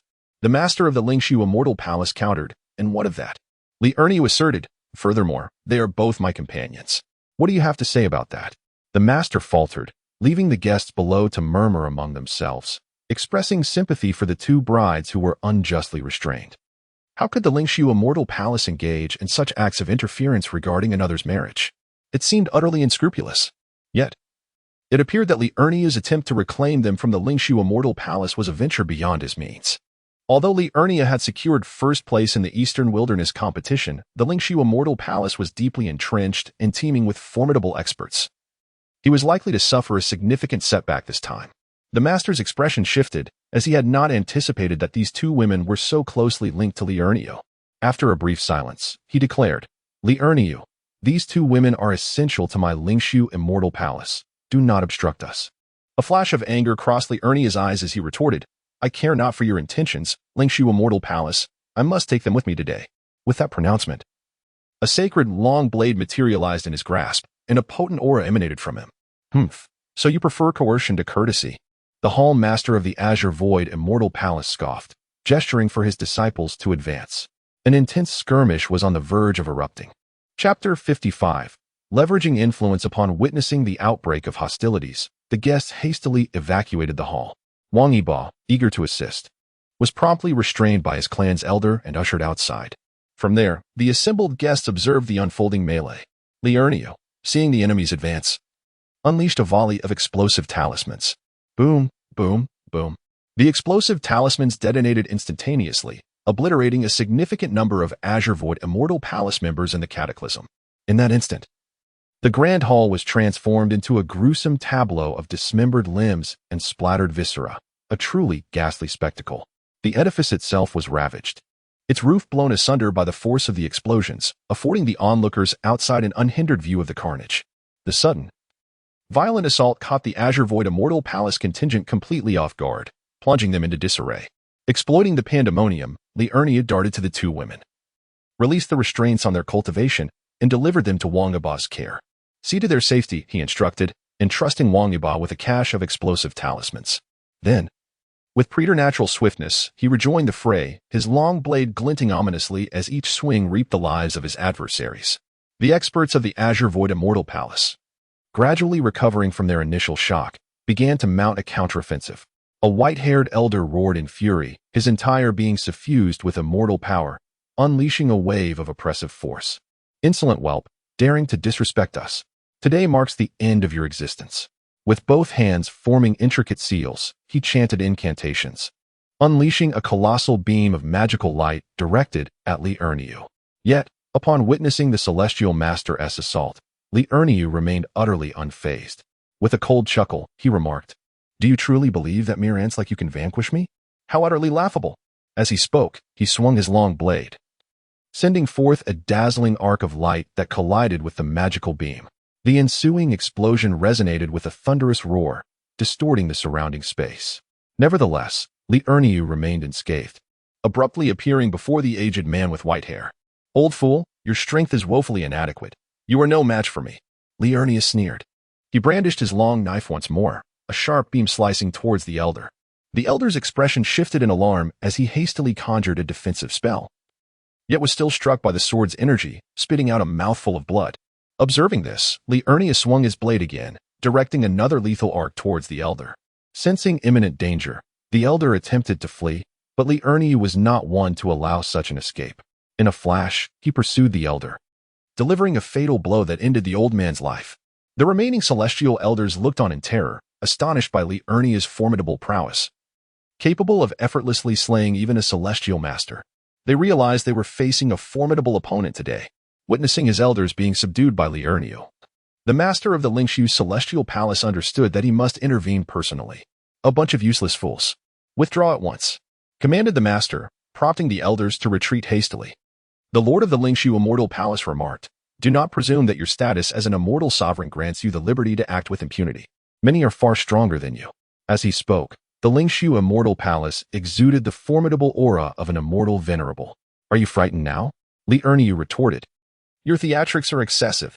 Without hesitation, he summoned the Titan puppet, commanding it to charge at the lord of the Lingshu immortal palace. With a single punch, the Titan sent the lord flying out of the grand hall, and it continued its relentless pursuit.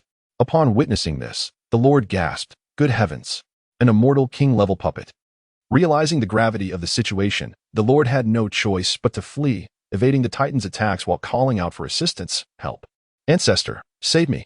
Li Erniu's brow furrowed in concern. Could there be other formidable foes lurking? If they surpassed the Titan, his plan to rescue the two women might be in jeopardy.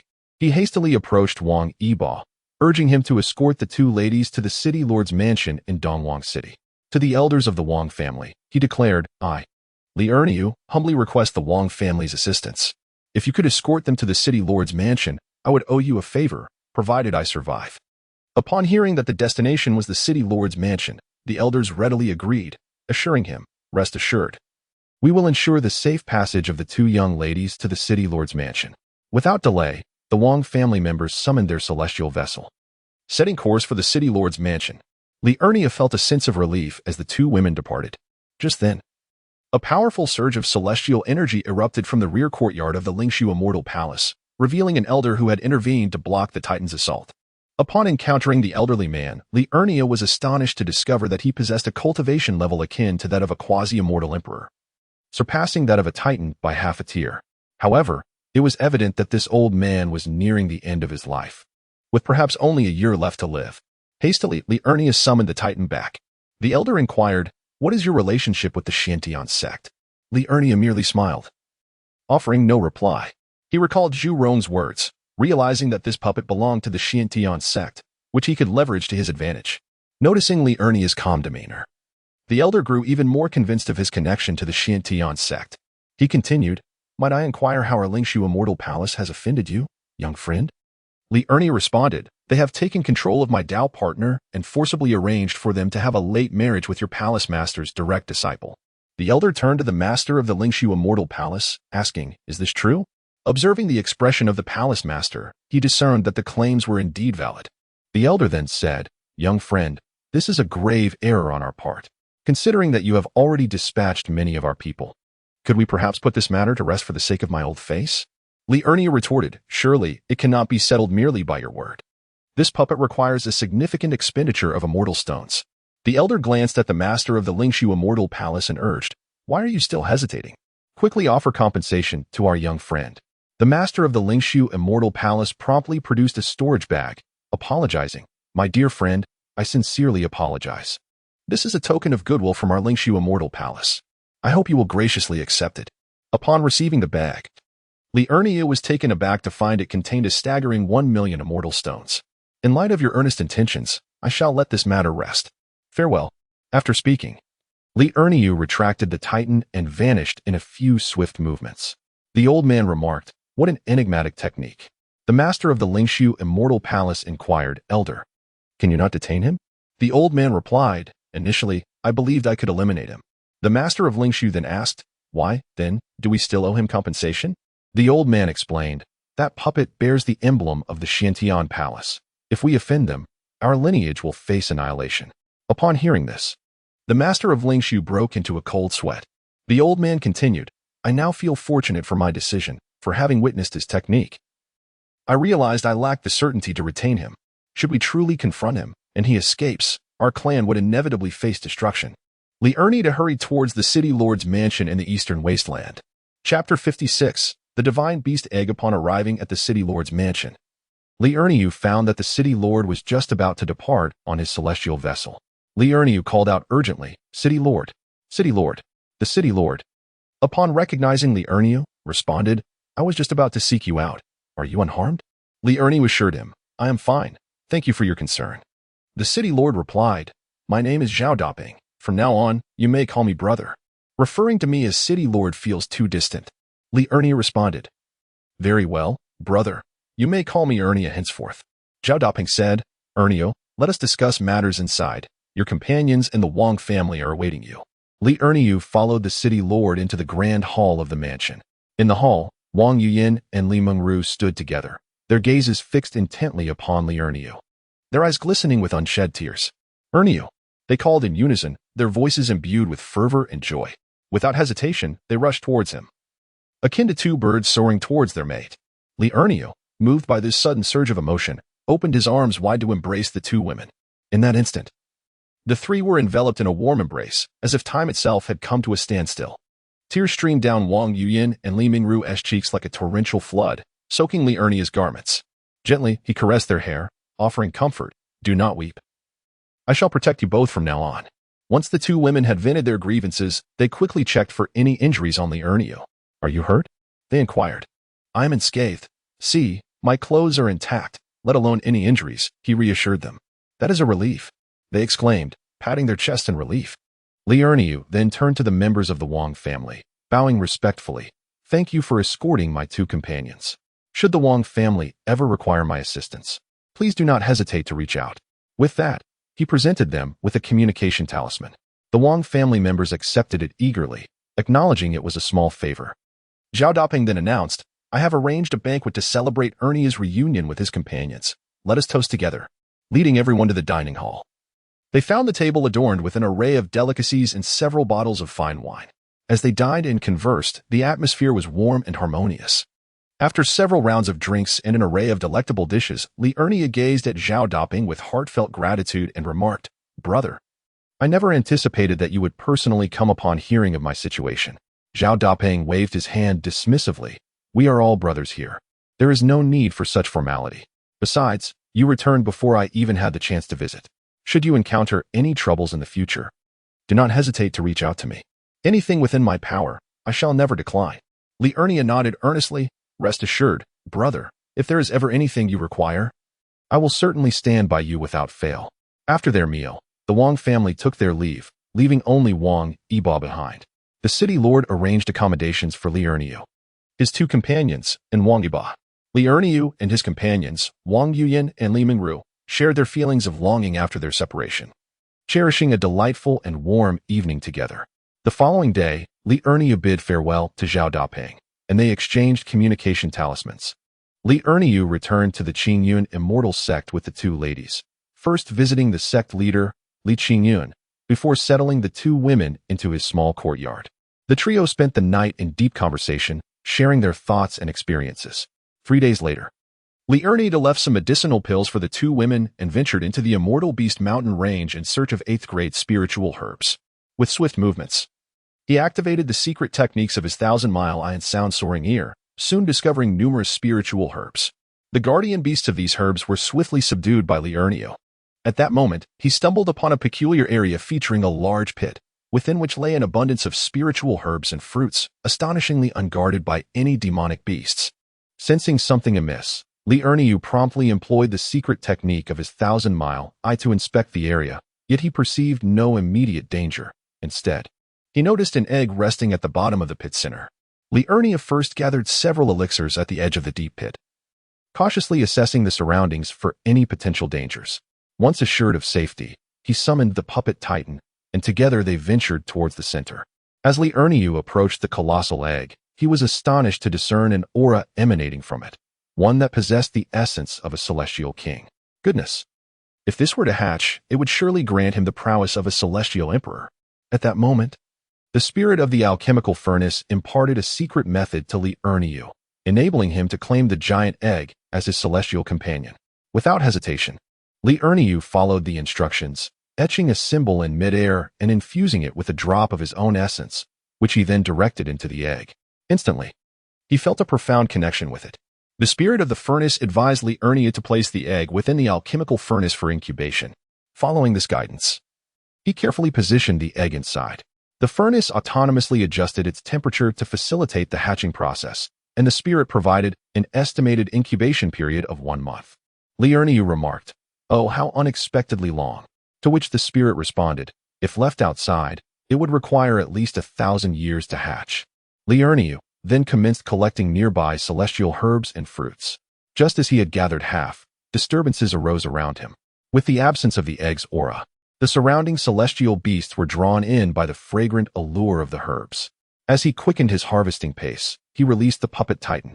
Its celestial king aura emanated forth, causing the nearby beasts to hesitate and retreat. Swiftly, Li Ernia completed his collection of herbs and fruits, making a hasty departure. He returned to his secluded courtyard. Meanwhile, an elderly figure descended upon the mountain range of celestial beasts, puzzled. Where has everything gone? I had previously sensed a powerful aura of a divine beast bloodline in this place. After a meticulous search, the elder pinpointed the location of the massive pit. Residual traces of the divine beast's bloodline lingered here, suggesting that someone had arrived before him.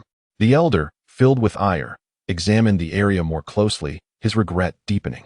This was an egg of a divine beast, a treasure that was both rare and coveted for a beast tamer like him. The loyalty of a divine beast hatched from such an egg would typically be unwavering, rendering it almost impossible to betray its master. With this egg, he could have tamed a divine beast, significantly enhancing his own strength. Now, not only had he lost the opportunity for gain, but he also inadvertently fashioned a wedding garment for another.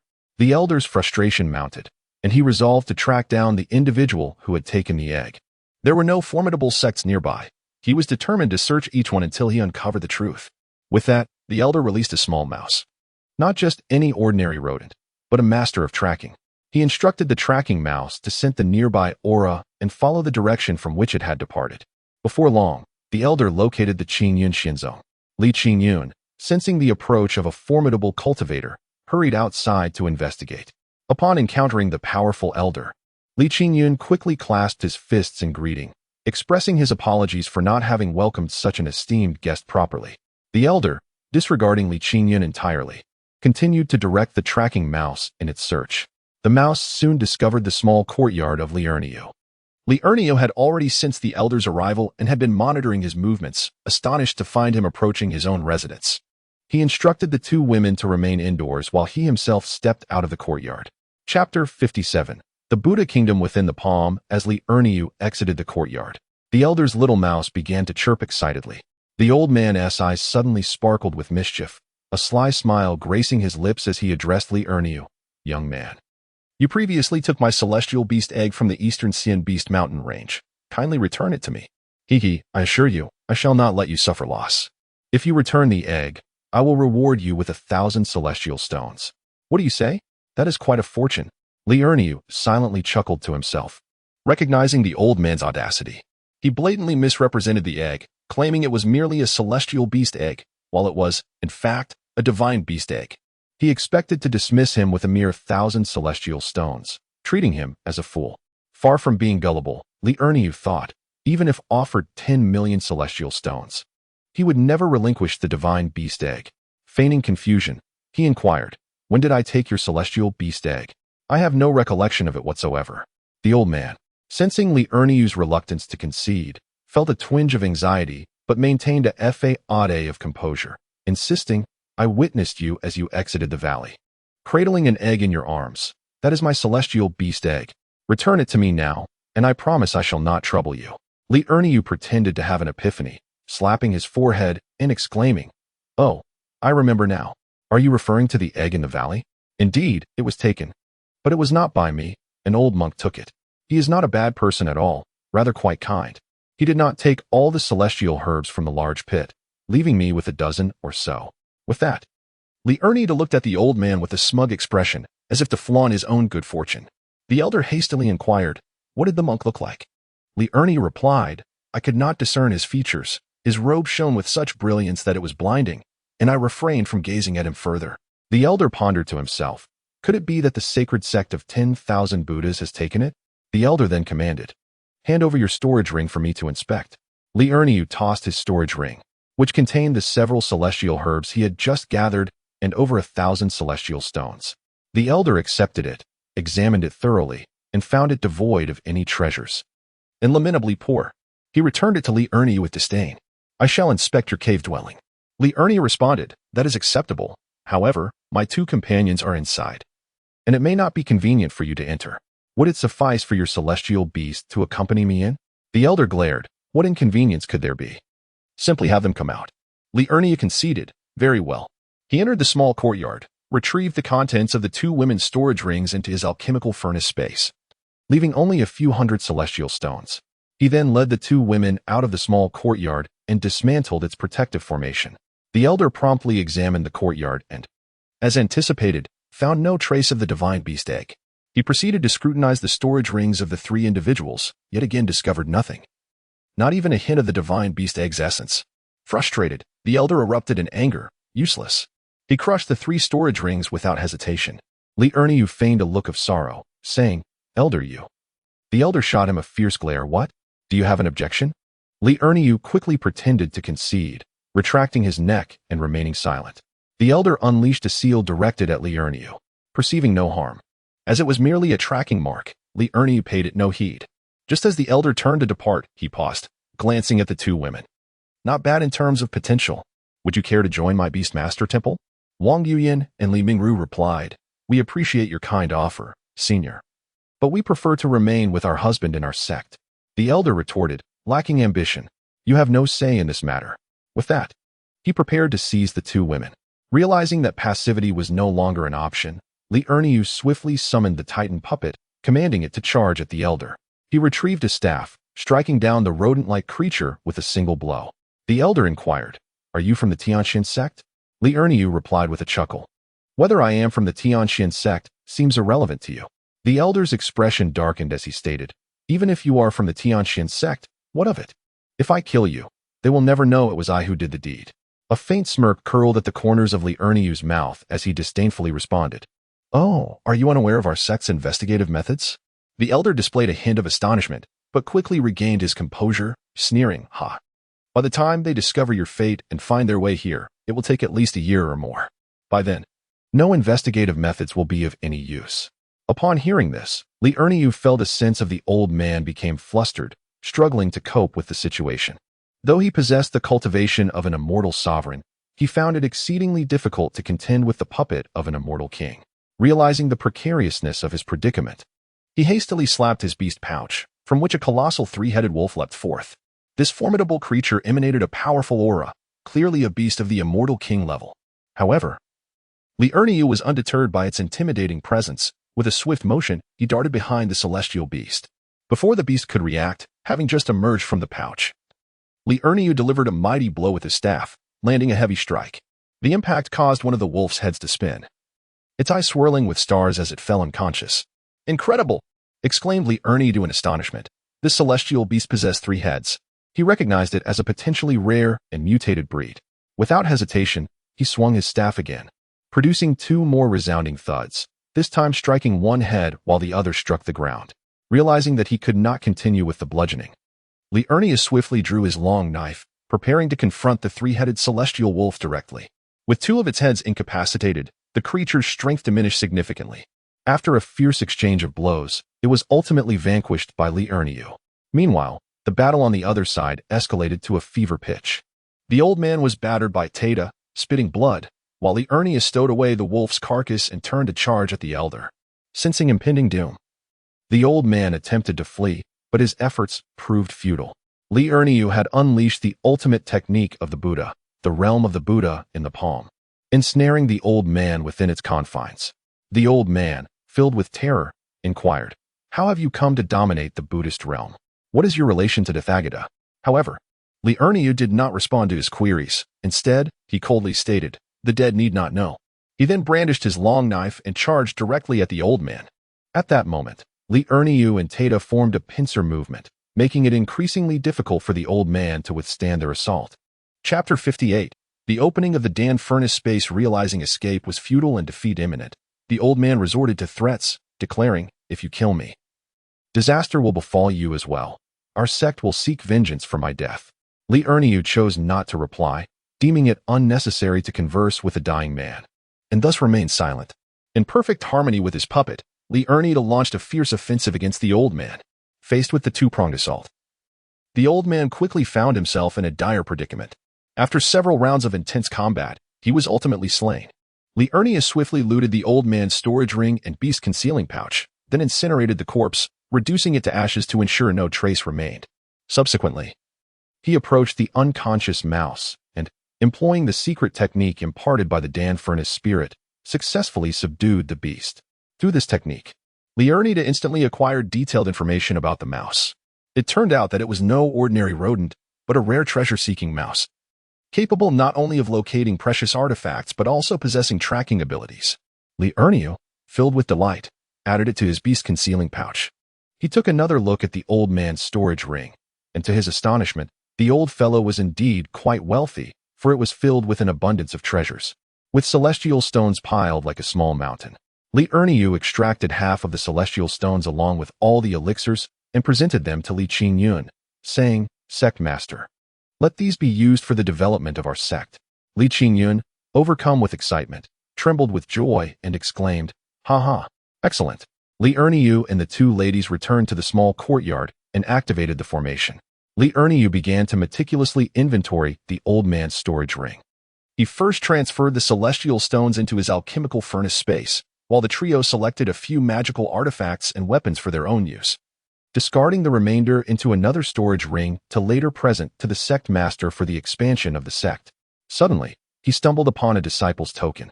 Oh, it turned out that the old man was merely an outer disciple of the Beastmaster sect. This revelation put Li Erniu at ease. After all, a sect would not concern itself with the fate of an outer disciple. Yet, he was also astonished to discover that an outer disciple possessed the strength of a celestial sovereign. Just how powerful was the Beastmaster sect? Wang Yuyan had mentioned in her inheritance that the higher combat forces of top-tier sects typically resided within the divine realm. This revelation startled Li Erniu. The divine realm? Li Mingru interjected, "There's no point in overthinking. We should focus on enhancing our own cultivation."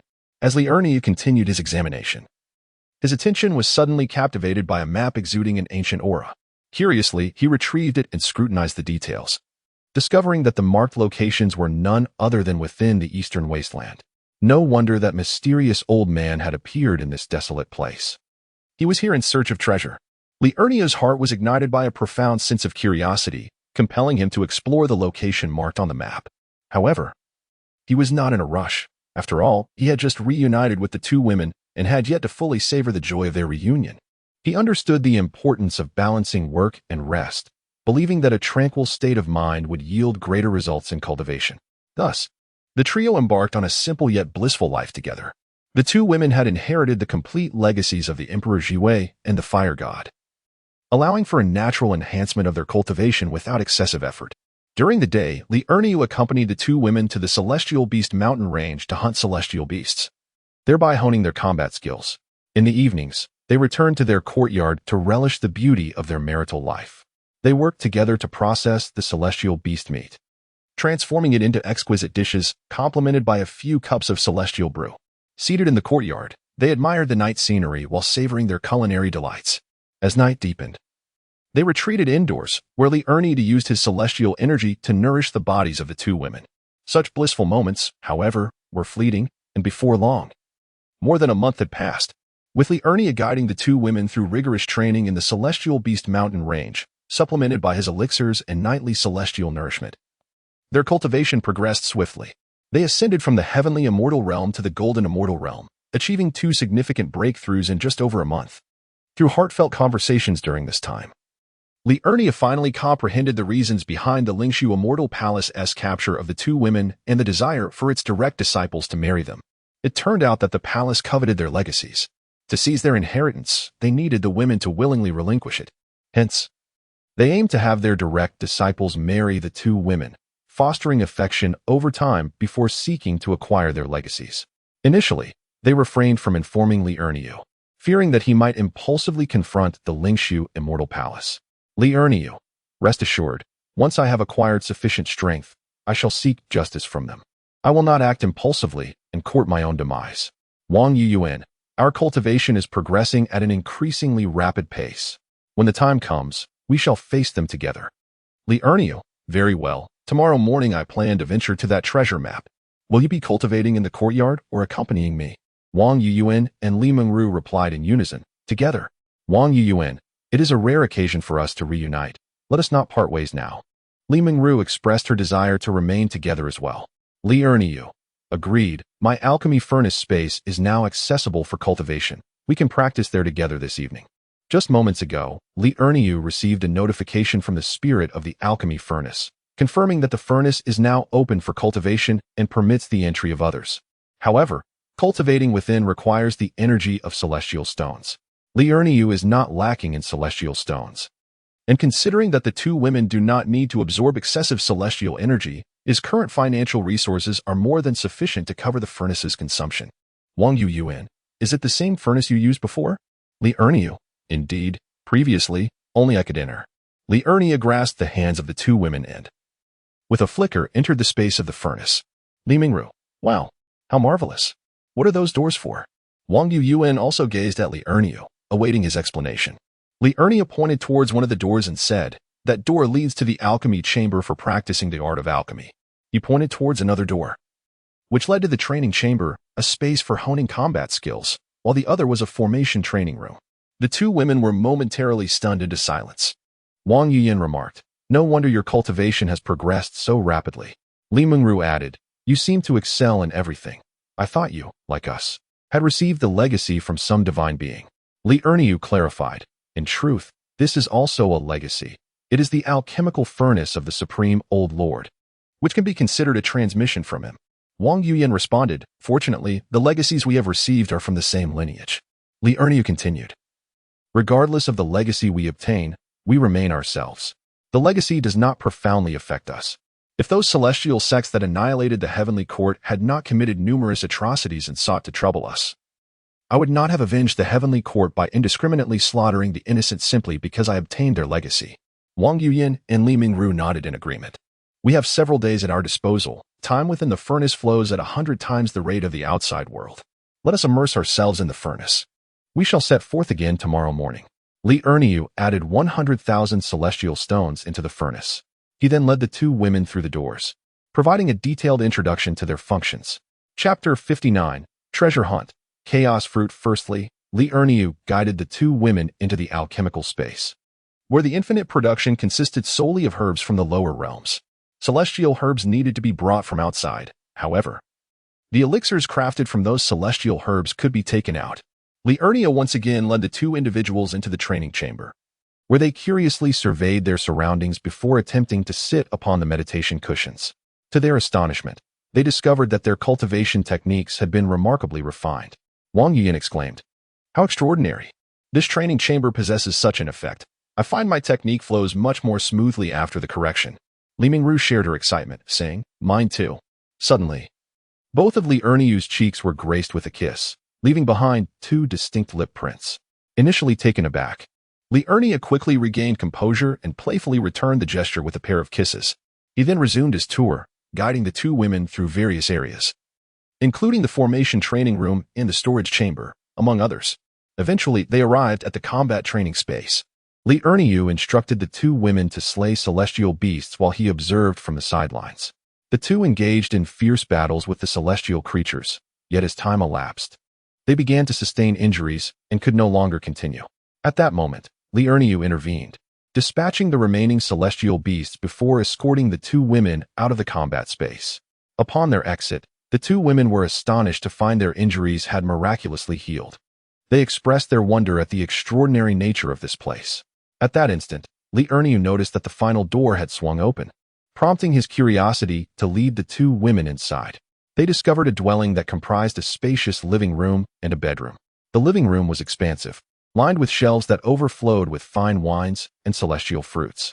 The trio spent 3 days in the residence before each ventured to their respective training rooms for further cultivation. Time flew by, and before they knew it, dawn broke outside. Wang Yuyuan and Li Mengru had both attained the lofty realm of Deluo Jin Xian, each mastering a unique form of auxiliary skill. Wang Yuyuan had delved into the intricacies of formations, while Li Mengru had honed her abilities in alchemy. Li Erniu had also reached the pinnacle of the Xianjun realm. While the two women engaged in their cultivation within the alchemical furnace, Li Erniu ventured forth from their spatial sanctuary, heading towards a location marked on the map. To his astonishment, he found himself in a desolate wasteland, devoid of any trace of celestial essence. Recognizing that such an anomaly must herald some form of danger, he took solace in the fact that his own physical cultivation had also reached the Xianjun level. Cautiously traversing the barren expanse, Li Erniu suddenly sensed a formidable presence emanating from ahead. Upon closer inspection, he beheld a colossal desert scorpion looming before him. Its carapace shimmered a striking golden hue, stretching several dozen zhang in length, exuding an aura that sent shivers down his spine. A wave of apprehension washed over Li Erniu as he hastily unsheathed his longsword, engaging the scorpion in a fierce confrontation. The sound of metal clashing echoed through the air, clang, clang, clang. Alas, the scorpion's exoskeleton proved to be exceedingly resilient, rendering his sacred longsword ineffective. Each strike merely resulted in showers of sparks, leaving behind only faint imprints.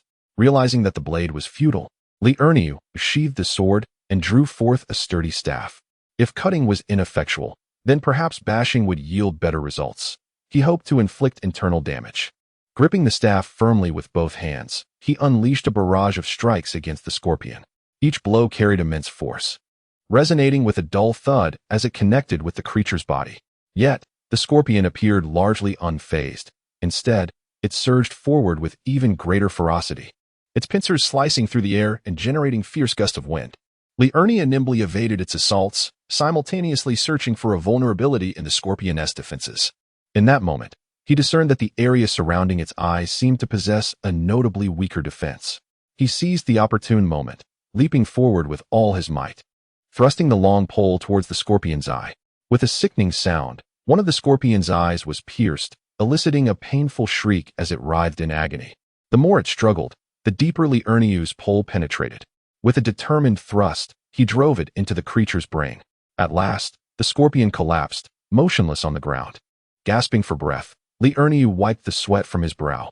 After a brief respite, he released the treasure-seeking mouse, which chirped twice before darting deeper into the gobi.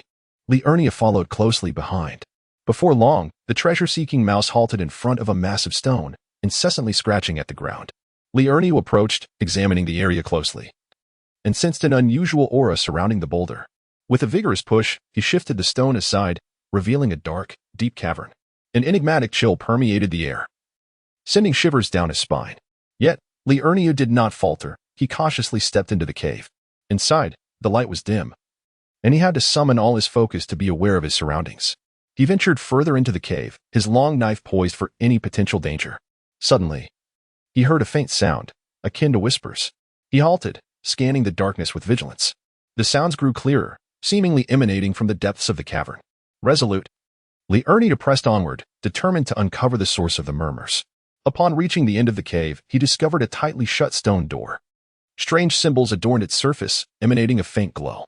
Intrigued, Li Erniu leaned closer, attempting to decipher the meaning behind these enigmatic markings. As he was fully absorbed in his thoughts, the stone door slowly creaked open, a blinding radiance pouring forth, illuminating the entire cavern. Li Erniu squinted his eyes and cautiously approached the threshold. Within the glow gradually emerged a silhouette. Upon closer inspection, he realized it was the ethereal figure of a venerable old man with flowing white hair. The old man's countenance did not suggest malevolence, yet one could not always discern a person's true nature from their appearance. The elder's apparition gazed intently at Li Erniu, his eyes shimmering with an unusual light, as if he could peer into the very depths of Li Erniu's soul. Captivated by the elder's gaze, a wave of inexplicable tension surged within Li Erniu. He endeavored to maintain his composure, returning the old man's gaze, awaiting his ensuing words. After a brief moment, the elder's apparition spoke slowly, his voice deep and resonant. "Young man, do you understand that your arrival here signifies both a fated opportunity and a looming calamity?" Li Erniu felt a slight tremor within him, pondering, opportunity? Calamity? What could this possibly mean? Is there a hidden secret or danger lurking here? Steeling himself, he inquired of the elder's apparition. "Esteemed elder, please elucidate. I find myself struggling to grasp your meaning." "Come, allow me to show you something," the elder beckoned, leading Li Erniu through the stone door. Inside, they encountered an altar, At the center of the altar stood a formidable fruit tree, emanating a powerful aura. Adorned with a single fruit. Li Ernie asked, "What is this?"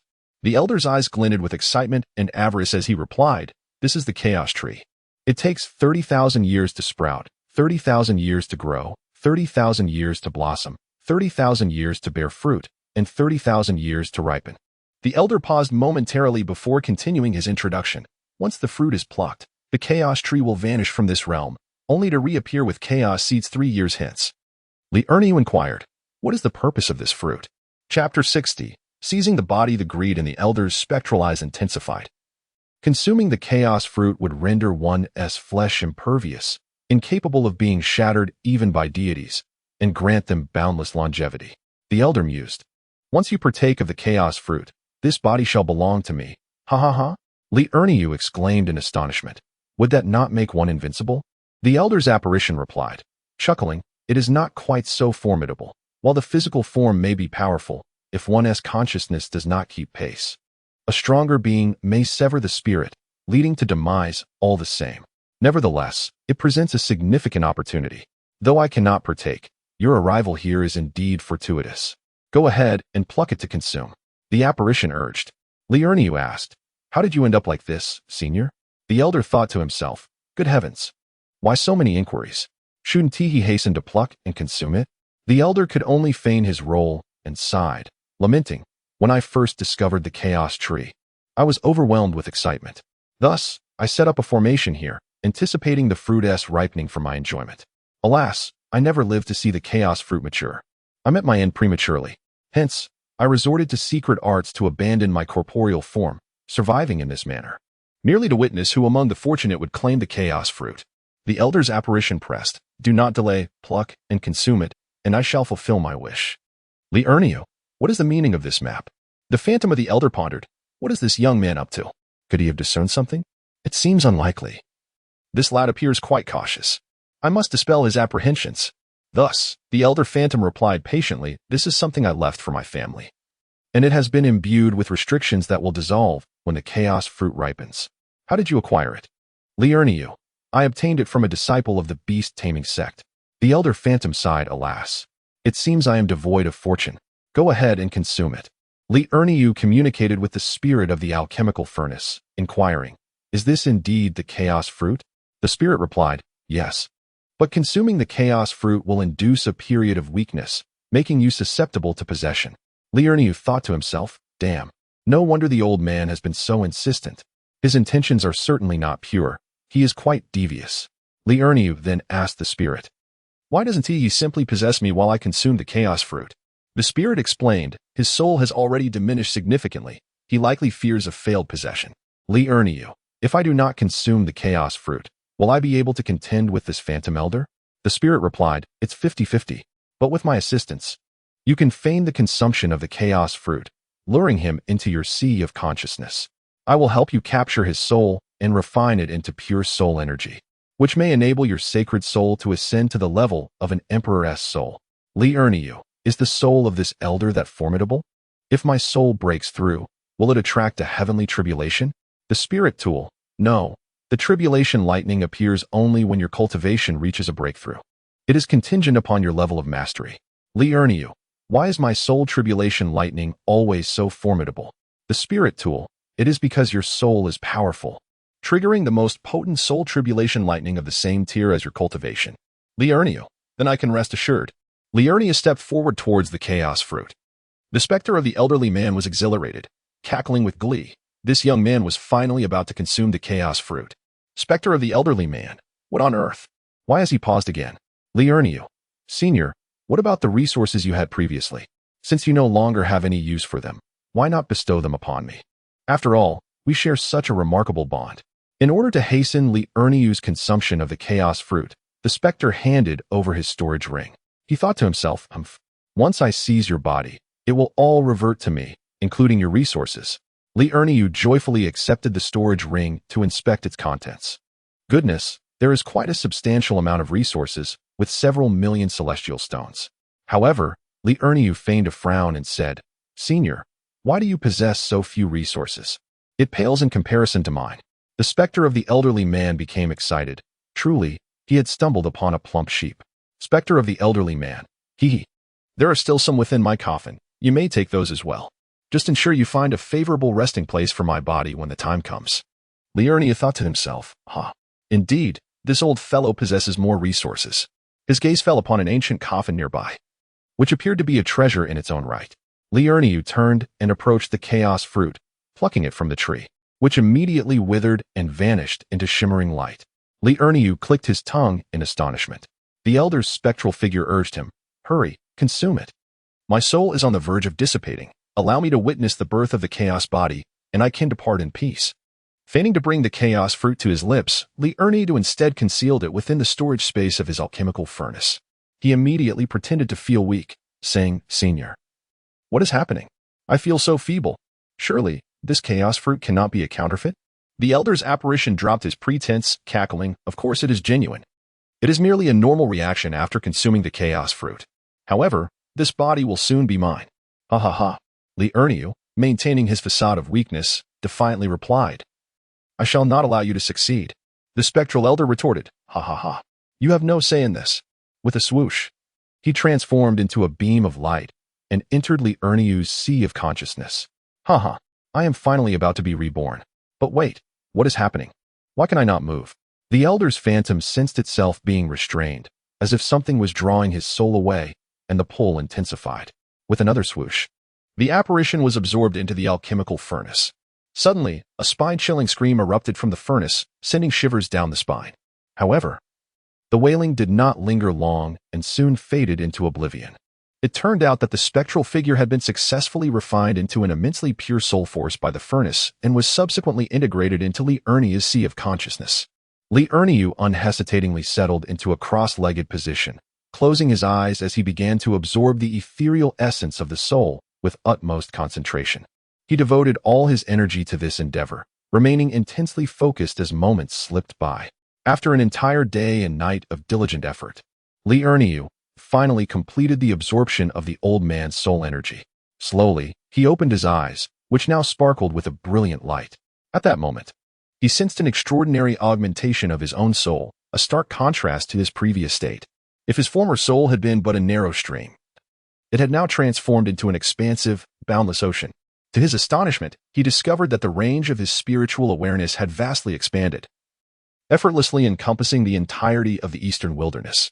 This transformation filled him with both shock and exhilaration, as such formidable soul power promised immense advantages and opportunities. After reveling in his newfound strength, Li Ernie turned his attention to the old man's coffin. He cautiously approached the casket and gently pushed open the lid. To his surprise, inside lay a corpse that bore an uncanny resemblance to the apparition he had just encountered. The body appeared somewhat damaged, as if it had endured severe trauma. Li Ernie speculated that it might have sought refuge here after sustaining injuries, fortuitously encountering the chaos tree. Without hesitation, he retrieved the corpse and incinerated it with flames, ensuring it was utterly consumed. Once the remains were dealt with, Li Ernie once again peered into the depths of the coffin. At that moment, he noticed several storage rings within. Li Ernie felt a surge of joy and quickly collected them, along with the coffin. Upon exiting the stone cave, he sensed a divine aura surrounding him, evidently drawn away by the chaotic tree. It would be wise to depart from this place promptly, as the changes here could attract unwanted attention. Li Ernie left the area and sought a secluded spot, where he found a cave and set up a formation. In a flash, he entered the alchemical furnace space. Wang Yuyin and Li Mengru, upon seeing Li Ernie, immediately approached him. How did it go? Did you find the treasure? I did, Li Ernie replied, taking a deep breath as he recounted his experiences in detail to the two women. After listening, Wang Yuyin let out a sigh of relief and remarked, Thank goodness you're safe. That old man was utterly despicable. You should eat the chaotic fruit at once. Li Mengru chimed in, Yes, we can protect you here. However, Li Ernie shook his head, indicating that their protection was unnecessary. Rest assured, you need not worry about me. Others cannot enter this alchemical furnace space, so I am quite safe.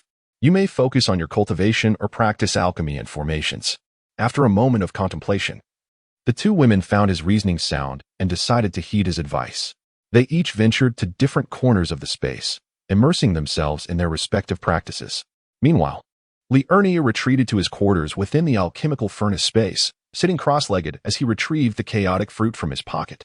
He gazed at the fruit in his hand, feeling the mysterious aura it emanated, his heart brimming with anticipation. Without the slightest hesitation, Li Erniu decisively placed the chaotic fruit into his mouth. In an instant, the fruit transformed into a wondrous energy, swiftly integrating into his being. As the energy of the chaotic fruit gradually permeated every cell within him, Li Erniu could distinctly sense subtle changes occurring in his body. He closed his eyes, fully concentrating on this extraordinary sensation. He discovered that the power of the chaotic fruit seemed to be reshaping his physique, imbuing each cell with vitality and vigor, as if he were experiencing a rebirth. Immersed in this remarkable experience, he reveled in the formidable strength bestowed upon him by the chaotic fruit. 3 days later, the transformation of Li Erniu's body was finally complete. He felt a newfound strength coursing through him. Drawing forth a sacred long knife, he made a slight incision on his hand, astonishingly leaving no trace behind. Li Erniu was filled with immense joy. After reveling in the changes within his body, he began to examine the storage rings he had acquired from the coffin. Upon retrieving the first ring, he discovered it was filled with celestial stones, an astonishing fortune, amounting to several million celestial stones. What was this? It appeared distinct from the celestial stones, more translucent and exuding a purer celestial aura. Could this be the legendary celestial spirit crystal? The old man was indeed wealthy, possessing millions of celestial stones alongside more than 10,000 celestial spirit crystals. Continuing to inspect the second storage ring, he found it brimming with celestial herbs and spiritual fruits, as well as an assortment of elixirs. The elixirs intriguingly contain a substantial portion dedicated to the enhancement of the soul, and a segment of the pills consists of soul-related concoctions. It is no wonder that the elder possesses such formidable spiritual prowess, consuming soul pills daily. Li Erniu meticulously stored the items away, only to retrieve a third ring filled with an array of celestial and sacred artifacts, astonishingly discovering a pseudo-divine staff within. In the compendium of techniques, he stumbled upon a manual for spiritual cultivation and another for spiritual assault, which filled him with immense joy. Without delay, Li Erniu brought the 2 tomes to the training chamber and commenced his practice. Thanks to the refinement of the techniques in the chamber, his efforts bore fruit with remarkable efficiency. In merely 3 days, he successfully mastered the first move of the assault technique, the spiritual stab. He eagerly shared the manuals for spiritual cultivation and assault with the 2 women. At that moment, the spirit of the artifact informed Li Erniu that the divine beast egg was on the verge of hatching. He hurriedly inspected the egg, and indeed, it had begun to crack. What manner of divine beast would emerge? Suddenly, a series of crisp sounds drew his attention, revealing an adorable little creature nibbling on the eggshell. To his astonishment, the shell, impervious even to weapons, was being devoured by this small beast. This unknown creature was petite and exquisite, resembling a finely crafted jewel. Its body was plump and compact, cloaked in a layer of silk-like, dense fur that shimmered with iridescent hues under the light. The creature's head was proportionate, adorned with large eyes that sparkled like brilliant gems, clear and bright, brimming with curiosity and vitality. A delicate fringe of fur surrounded its eyes, enhancing their depth and allure. Its ears stand erect, perpetually alert to the slightest rustle in its surroundings, ready to respond with remarkable swiftness to any disturbance. The diminutive nose, soft and charmingly pink, is in constant motion, sniffing the air for scents. Its mouth is slightly agape, revealing a row of neatly aligned, petite teeth, as if perpetually smiling, exuding an aura of warmth and approachability. The creature's limbs, though short, are robust and powerful, with thick, supple pads that allow for graceful and agile movement. The tail, slender and flexible, curls and sways at times, seemingly eager to display its joy and ease to the world. Overall, this little beast radiates an enchanting and mysterious charm that irresistibly draws one in, inciting a desire to connect and understand it. Upon encountering Li Erniu and sensing a familiar warmth, it promptly darted to his side, affectionately rubbing against his pant leg. Li Erniu's mouth twitched. Is this the mythical beast? To me, it resembles an adorable creature. Mama, give it a name, exclaimed the little beast. Oh dear, a monster. Mama, don't be mean. I am not a monster. I am the adorable chaos-swallowing beast. Li Erniu replied, I am not your mother. Besides, I am male. The little beast questioned, then where is my mama? I feel a strong affinity towards you. You seem like my mama. At that moment, Wang Yuyan and Li Mingru approached, and upon seeing the adorable creature, their hearts overflowed with affection. They picked it up, exclaiming how cute it was. The little beast inquired, Are you 2 my mamas? Li Mingru responded, Wow, this little beast can talk. From now on, consider us both your mothers. The little beast then asked, "What about him? Why do I feel he is closer to you too?" Wang Yuyan inquired. "You may call him Daddy," replied the little beast. "Oh, so he is Daddy. Quickly, give me a name." Chapter 62. Changes in the sect. Li Ernie asked, "What abilities do you possess?" The chaos-devouring little beast replied, "My ability is to eat. I can consume anything." Li Ernie, observing the little creature's round belly, suddenly had an epiphany. "How about we call you Halawawa?" "Why Halawawa? What does it signify?" The chaos-devouring little beast inquired curiously. "Given your insatiable appetite, you will undoubtedly end up with a gourd-shaped belly, thus the name Halawawa." Li Ernie explained with a chuckle. Fine. I shall be called Halawawa then." Although the little beast found the name peculiar, it accepted it with delight. "Daddy, I am hungry," the newly named Halawawa said in a sweet, childlike voice. "Already ready to eat? Do you prefer it raw or cooked?" Li Ernie asked, bewildered. "What is raw and what is cooked?" Halawawa blinked innocently with its big, watery eyes. "Raw refers to uncooked and cooked refers to those that have been prepared," Li Ernie patiently clarified. As he spoke, he retrieved a piece of fist-sized celestial beast meat from his storage ring and presented it to Halawawa, saying, "Can you eat this?" "Yes, I can eat anything." Halawawa nodded excitedly. "Then this celestial beast is yours." Li Ernie smiled and handed the celestial beast meat to the gourd child. In an instant, the gourd child's tiny mouth expanded, becoming larger than the celestial beast Li Ernie had given it, and with a single gulp, it swallowed the beast whole.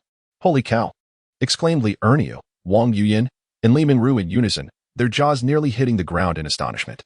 Li Ernie finally understood why it was called the devouring sky beast. When it ate, all that remained was its mouth. "Mom, I'm hungry," the gourd child whimpered. Wang Yuyan and Li Mingru were speechless. Li Ernie sighed and produced another celestial beast for the chaos-devouring sky beast, which promptly devoured it and then turned its expectant gaze back to Li Ernie. Sensing the gourd child's eager anticipation, Li Ernie asked, "Do you know how to use a spatial ring?" He then handed over a ring filled with celestial beast meat. The gourd child swallowed it in one go. Li Ernie was stunned. "How did you just eat the spatial ring?" The gourd child replied, "I'm just storing it in my belly." Li Ernie, exasperated, asked, "Can you still retrieve it from your belly?" "Of course," the gourd child said, and with a single motion, it spat out the spatial ring from its mouth. Li Ernie was dumbfounded. "Gourd child, is your belly some kind of treasure pouch?" The gourd child explained, "My belly has its own space." Li Ernie then asked, "How long will these celestial beasts last you?" The gourd child replied, "If I eat freely, about 10 days. If I ration, they'll last me 30 days. Li Ernie and San In exchanged glances, and then proposed, "Let us venture forth to hunt a batch of demonic beasts." Thus, the trio, accompanied by the gourd baby, journeyed to the celestial beast mountain range. The gourd baby's eyes sparkled with excitement, and with a swift motion, he darted ahead. "Quickly, we must catch up. We cannot allow the little one to be devoured by a celestial beast," the trio exclaimed as they hastened in pursuit. Upon catching up to the gourd baby, they were taken aback. They witnessed the celestial beast trembling in fear, cowering on the ground at the sight of the gourd baby, with an enormous mouth. The gourd baby devoured the celestial beast one after another. The trio followed closely, observing as the gourd baby feasted relentlessly. Even the 9th-tier celestial beasts, ranked as celestial kings, curled up in terror and were swallowed whole, for the highest rank in this mountain range was indeed the 9th-tier celestial beast. Li Ernie asked, "Are you not yet satiated?" The gourd baby replied, "I have stored them within my spatial stomach to savor later." Li Ernie continued, "You may consume the celestial king-level beast here. Leave the lower-tier ones for the nearby sects to train on." The gourd baby agreed. Understood. As the gourd baby continued to devour celestial beasts ahead, Li Ernie, Wang Yuyan, and Li Mingru gathered medicinal herbs in their wake.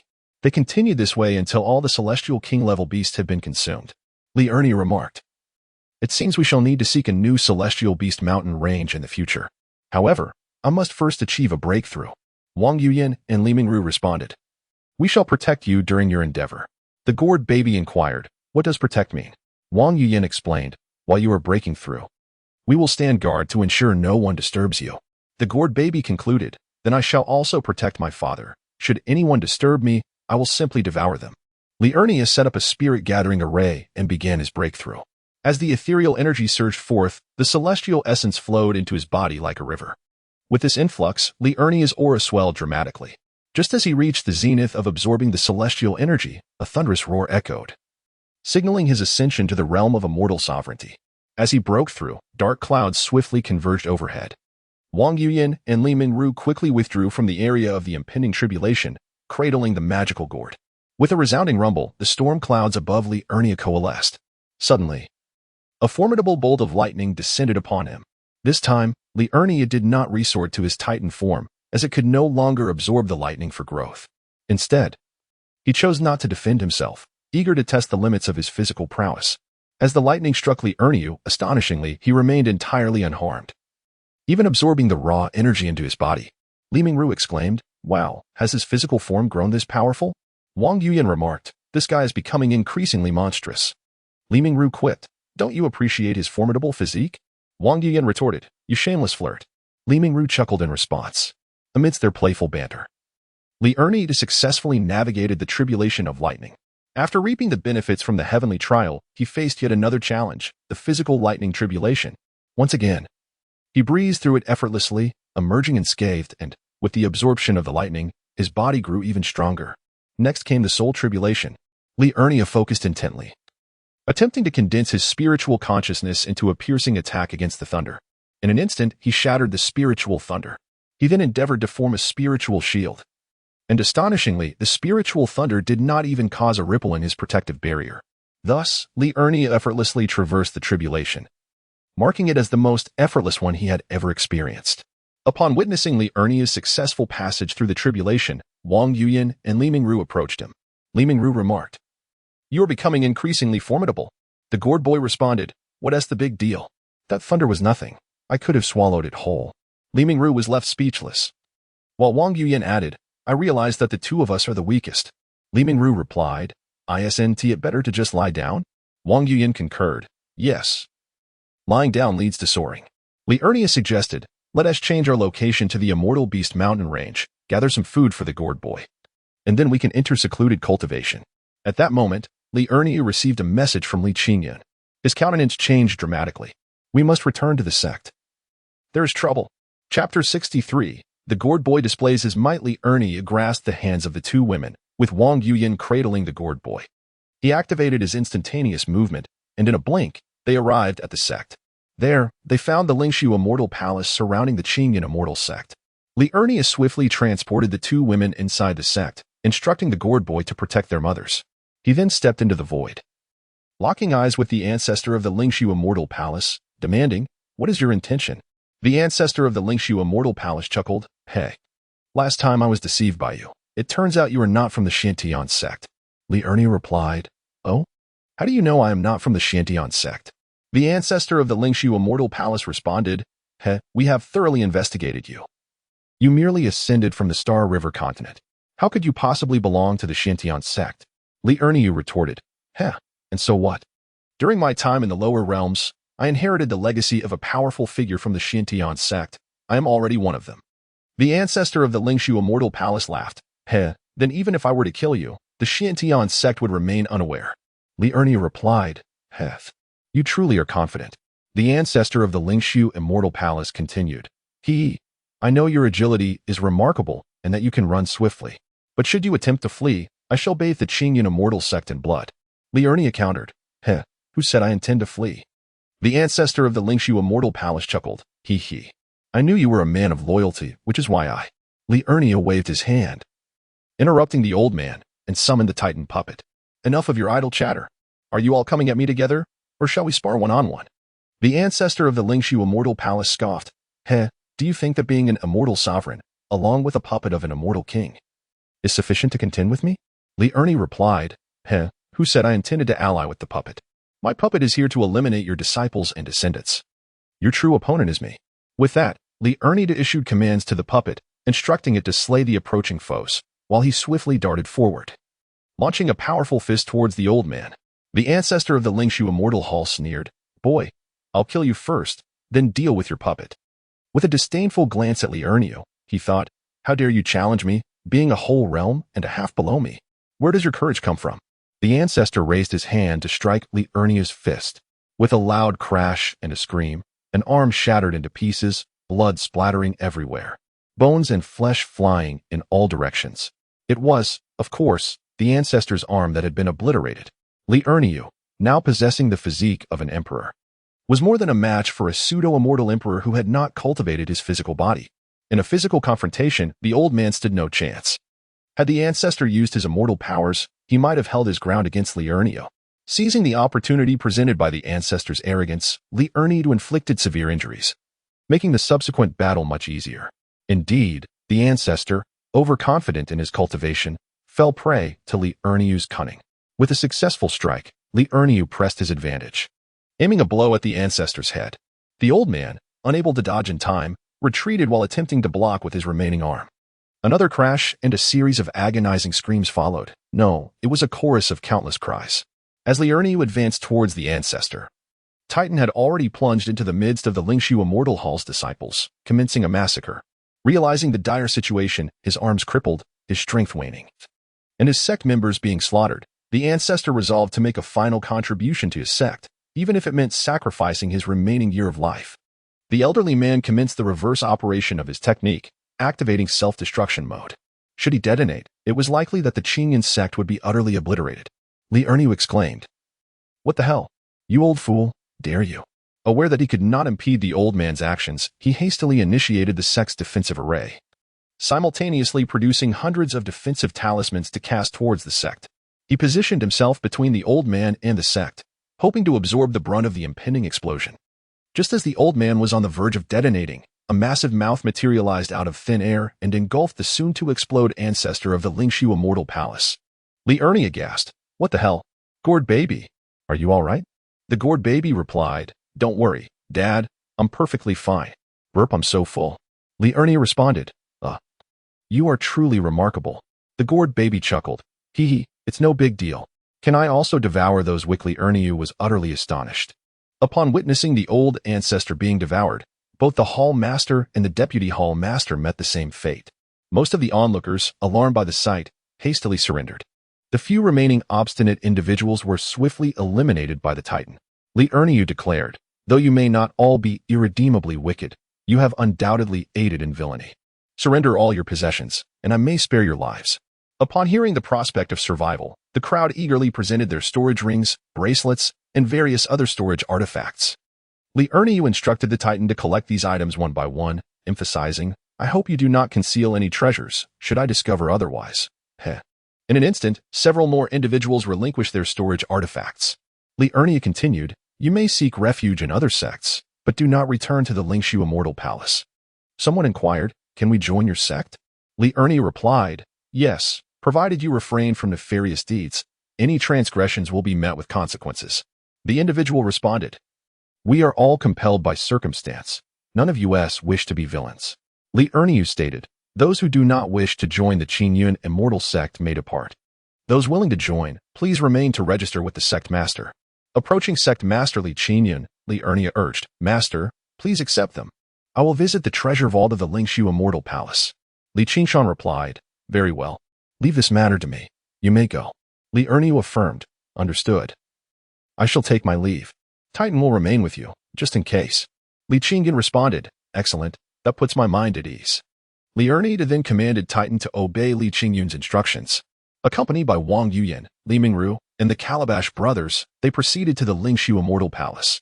Upon their arrival, the disciples within immediately inquired, "What brings you here?" Liurnio replied with a chuckle, "Your palace master and elder have met their demise at my hands. I am here to take command of the Lingshu Immortal Palace." One of the disciples exclaimed in disbelief, "How can this be?" Liurnio, still amused, said, "Calabash brothers, is the body of your palace master still here? Let them have a look." Without hesitation, the Calabash brothers produced the remains of the palace master. The disciple, upon witnessing the grim sight, turned pale and stammered, "We surrender, please do not harm us." Liurnio responded with a smirk, "Lead me to your treasury." The disciple hesitated. I am merely an outer disciple and do not know where the treasury is located." Liurnio pressed on, "Who holds the highest authority in your Lingshu Immortal Palace now? Take me to them." The disciple replied, "The Vice Palace Master. I shall escort you to him." Following the disciple, Liurnio arrived at a grand hall. Upon entering, he observed a middle-aged man in meditation. The disciple pointed him out, stating, "This is our Vice Palace Master." As the man opened his eyes to the commotion, he exclaimed, "You insolent fool! How dare you trespass into my hall?" Liurnio retorted with a laugh, Your Lingshu Immortal Palace is on the brink of collapse. Who would still regard you as a formidable presence? The Vice Palace Master furrowed his brow and inquired, "Who are you?" Li Erniu smirked. "Did you not see me at the wedding of your junior palace master?" The expression on the face of the Vice Master of the Lingshu Palace shifted dramatically upon recognizing the presence of Li Erniu. "So it is you. Our ancestor is not." Li Erniu interjected with a smirk. "Ah, your ancestor and the master have both met their demise at my hands. Will you comply willingly? Or shall I compel you to submit?" The Vice Master of Lingshu Palace, his countenance a tumult of emotions, ultimately gritted his teeth and declared, "Very well. To the victor belong the spoils. Do as you will. However, the treasury is the sacred ground of our Lingshu Palace, and only the master possesses the means to access it." Li Erniu chuckled lightly. "Then there is no need for your concern. Merely guide me to your treasury." The Vice Master rose to his feet, leading Li Erniu toward the vault. As they traversed the majestic halls, Li Erniu surveyed the architecture and layout of the Lingshu Palace with keen interest. Soon, they arrived before a colossal stone door. The Vice Master gestured toward the entrance, stating, "This is the portal to the treasury, but without the Master's token, none can gain entry." A sly smile crept across Li Erniu's lips as he produced a token from his robe. To the Vice Master's astonishment, he inserted it into the stone door's slot. With a series of mechanical clicks, the door began to creak open, revealing a breathtaking display of piled treasures and cultivation resources. Li Erniu felt a surge of elation at the bountiful haul before him. However, at that moment, the Vice Master seized the opportunity, launching a fierce strike at the back of Li Erniu's heart. To his utter disbelief, Li Erniu remained unscathed, while the Vice Master's own arm was shattered from the impact. Li Erniu chuckled, "Ah, Hulawawa, this one is for you." Hulawawa's eyes gleamed with excitement as he swiftly devoured the stunned Vice Master. Li Erniu then began to scour the treasures of the Lingshu Palace's vault. After Li Erniu had gathered all the treasures from the vault, he left the Lingshu Immortal Palace with a sense of satisfaction. Aware that it was unwise to linger in that place, he swiftly departed with the Haluas. During their journey, Li Erniu stumbled upon a secluded valley and decided to rest there for a while. He set up a formation and entered the alchemical furnace space, where he and the two women began to inventory their belongings. Half of the celestial stones, all the medicinal pills, and the unused celestial and sacred weapons, along with the martial arts manuals, were placed into a separate storage ring. Li Erniu intended to donate these items, which were of little use to him, to the Qingyun sect to aid its swift development and growth. Once the inventory was complete, the resources were sufficient for the three of them and their beast for a considerable period. Li Erniu exited the alchemical furnace space and returned to the sect. Li Qingyun had already assimilated those individuals. Li Erniu presented the prepared resources to Li Qingyun, all acquired from the Lingshu Immortal Palace. "I've taken what I needed. The rest shall be utilized for the sect's expansion." Li Qingyun beamed with joy, exclaiming, "Haha, then I shall accept it. By the way, while assimilating them, I received some unfortunate news." Li Erniu inquired, "What news?" Li Qingyun responded, "I overheard an elder from the assimilated group mention that the Lingshu Immortal Palace has secretly been absorbed by the Holy Heaven Palace, which receives tributes from Lingshu every decade. There are still 2 years until the next tribute is due." Li Erniu asked, "Do you know the background of the Holy Heaven Palace? What is their combat prowess like?" Li Qingyun, "It is said that their sect boasts several cultivators of the Immortal Emperor level, with the highest being the previous Hall Master, who is rumored to possess the strength of a pseudo-Immortal Emperor and is currently in seclusion, preparing to break through to the Immortal Emperor realm." Li Erniu, "There are still 2 years remaining. I am not intimidated by them. If anything arises, just send me a message.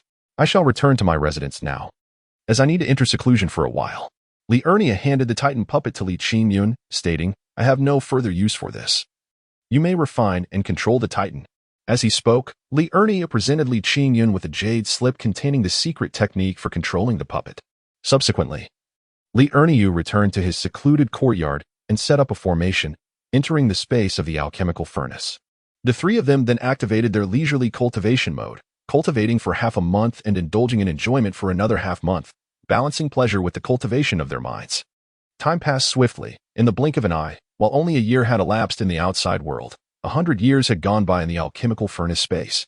Li Erniu was on the verge of breaking through to the Immortal Emperor level and successfully weathered the tribulation with ease. The two women, who had been resting, also reached the realm of immortal lords. The gourd baby had grown taller and had attained the level of a great emperor. During this time, the Qingyun Immortal sect experienced rapid development, and Li Qingyun ascended to the immortal lord level. One day, while Li Ernia was in seclusion, he suddenly received a message from Li Qingyun. The people from the Holy Heaven Palace had arrived, demanding that the Qingyun immortal sect surrender the resources of the Lingshu immortal palace, as well as annual tributes. A glint of coldness flickered in Li Ernia's eyes. He had not anticipated that the Holy Heaven Palace would come knocking so soon. It seemed that the Lingshu immortal palace had informed the Holy Heaven Palace of their activities. Li Ernia emerged from the alchemical furnace's realm, concluding his seclusion, and made his way to the grand hall accompanied by the Calabash brothers. Within the hall, 3 individuals were seated, likely the very ones seeking to display their arrogance. Li Ernia inquired, "Are you from the Holy Heaven Palace?" The young man at the forefront of the trio replied, "Indeed, we represent the Holy Heaven Palace. I advise you to comply, for otherwise your sect may find its existence in jeopardy." Li Ernia retorted, "Oh, is that so? Your sect is rather domineering, isn't it? Do you truly believe that just the 3 of you can stand against us? What gives you the audacity?" The leading youth asserted, "Believe me, should you refuse to cooperate, calamity will befall you upon our return. It would be wise to surrender your treasures." Li Ernia chuckled, "I suggest you focus on your own well-being first." In a swift motion, he appeared before the young man, startling him. "What do you intend to do?" "We are from the Holy Heaven Palace," the youth stammered. Li Ernia replied nonchalantly, "And so what? Slaying you would hardly concern your sect." Chapter 65. Divine Rank. The young leader gazed at Li Ernia with palpable terror, his voice trembling as he asked, "Do you intend to annihilate our sect?" His eyes brimmed with fear and confusion, unable to comprehend that this man before him harbored such audacious intentions. Li Ernia, however, merely laughed heartily, exuding confidence and dominance. With a mocking tone, he responded, "Huh? Does your sect dare to extend its reach into our eastern wilderness? That would be akin to courting death." His tone carried a hint of mockery, as if he found the other party's actions utterly ridiculous. The leading young man's face turned pale, a flash of despair flickering in his eyes. Yet he still attempted to threaten, the Lord of the Eastern Wasteland wouldn't dare meddle in our sect's affairs. He hoped to intimidate Li Ernia by invoking the name of the Eastern Wasteland's Lord, aiming to make him back down. However, Li Ernia showed no fear. A slight upward curve at the corner of his mouth revealing a disdainful smile. He declared firmly, "Is that so? If the Lord dares not, then I dare." With that, he suddenly struck, delivering a resounding slap across the young man's face. The sharp crack echoed as the young man was sent flying backward, landing heavily on the ground. His cheek swelled rapidly, several teeth knocked out, and blood gushed from his mouth. The other 2 young men, witnessing this, trembled in fear, their eyes wide with terror as they involuntarily stepped back. They had thought to intimidate him with their sex prestige, never expecting Li Ernia to not only disregard it but also dare to strike. The leading young man, clutching his injured face, struggled to his feet. His eyes burned with fury and resentment, and he gnashed his teeth, shouting, You dare hit me." He couldn't accept the humiliation of being publicly shamed by an unknown figure, his heart ablaze with endless rage. Li Ernia chuckled, "Heh. Not only do I dare to hit you, I dare to kill you." With that, he delivered another slap, shattering the young man's skull. Terrified, the other 2 immediately knelt, begging for mercy. "Spare us, my lord, spare us. We won't dare come again." Li Ernia chuckled derisively, his hands moving with swift finality. "Too late," he quipped, before dispatching the 2 assailants with a resounding slap each. Li Qingyun, now fraught with concern, remarked, "We have now incurred the full wrath of the Holy Sky Hall. Are you certain you can withstand their might? Perhaps you should consider fleeing while you still have the chance." With unwavering confidence, Li Ernia dismissed the threat. "They are but insignificant vermin. Let them come in droves, their fate shall remain the same. Rest assured, should they dare to return, I wish to be notified immediately." Li Ernia then proceeded to seize the storage treasures of the fallen trio. Upon inspection, he was aghast at the extent of their depravity. "By heavens! How many sects have they plundered?" he exclaimed. Each of the deceased possessed multiple storage treasures, brimming with celestial stones, elixirs, artifacts, forging materials, cultivation manuals, and more. Li Ernia claimed half of the celestial stones and a portion of the elixirs for himself, bestowing the remainder upon Li Qingyun. Li Qingyun, upon examining the spoils, was utterly astonished. "Good heavens!" he cried, "this surpasses the collective wealth of our entire sect. It seems they have been extorting protection fees from half the sects in the Eastern Wasteland." Li Ernia then consigned the corpses of the 3 villains to the care of Halua. Returning to his humble abode, he deposited 10 million celestial stones into the pill furnace and resumed his secluded cultivation within its spatial confines. Another half-year elapsed, yet the Holy Sky Hall remained conspicuously absent. Li Erniu was perplexed. What? He muttered in disbelief. They are not sending anyone? Have they simply disregarded the loss of such substantial resources?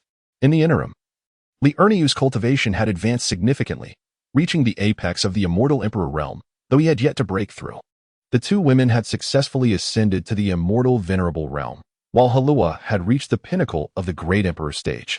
With Halua's sustenance depleted, Li Erniu emerged from the pill furnace's spatial domain, accompanied by his voracious companion. Intending to first visit the East Wilderness City to inquire about the situation from the city lord, Li Erniu then planned to procure some provisions for the Calabash brothers. Upon arriving at the city lord's mansion, he was warmly welcomed by Lord Zhao Daping. Zhao Daping remarked, "Brother, your cultivation has progressed remarkably.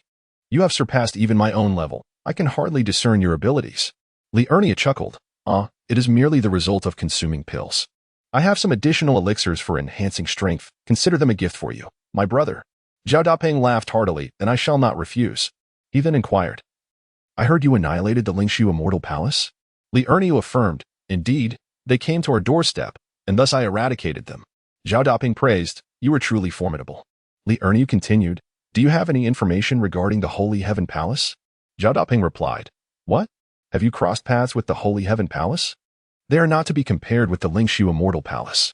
Li Erniu explained, 6 months ago, 3 representatives from the Holy Heaven Palace came to the East Wilderness Domain to collect protection fees and approached our sect.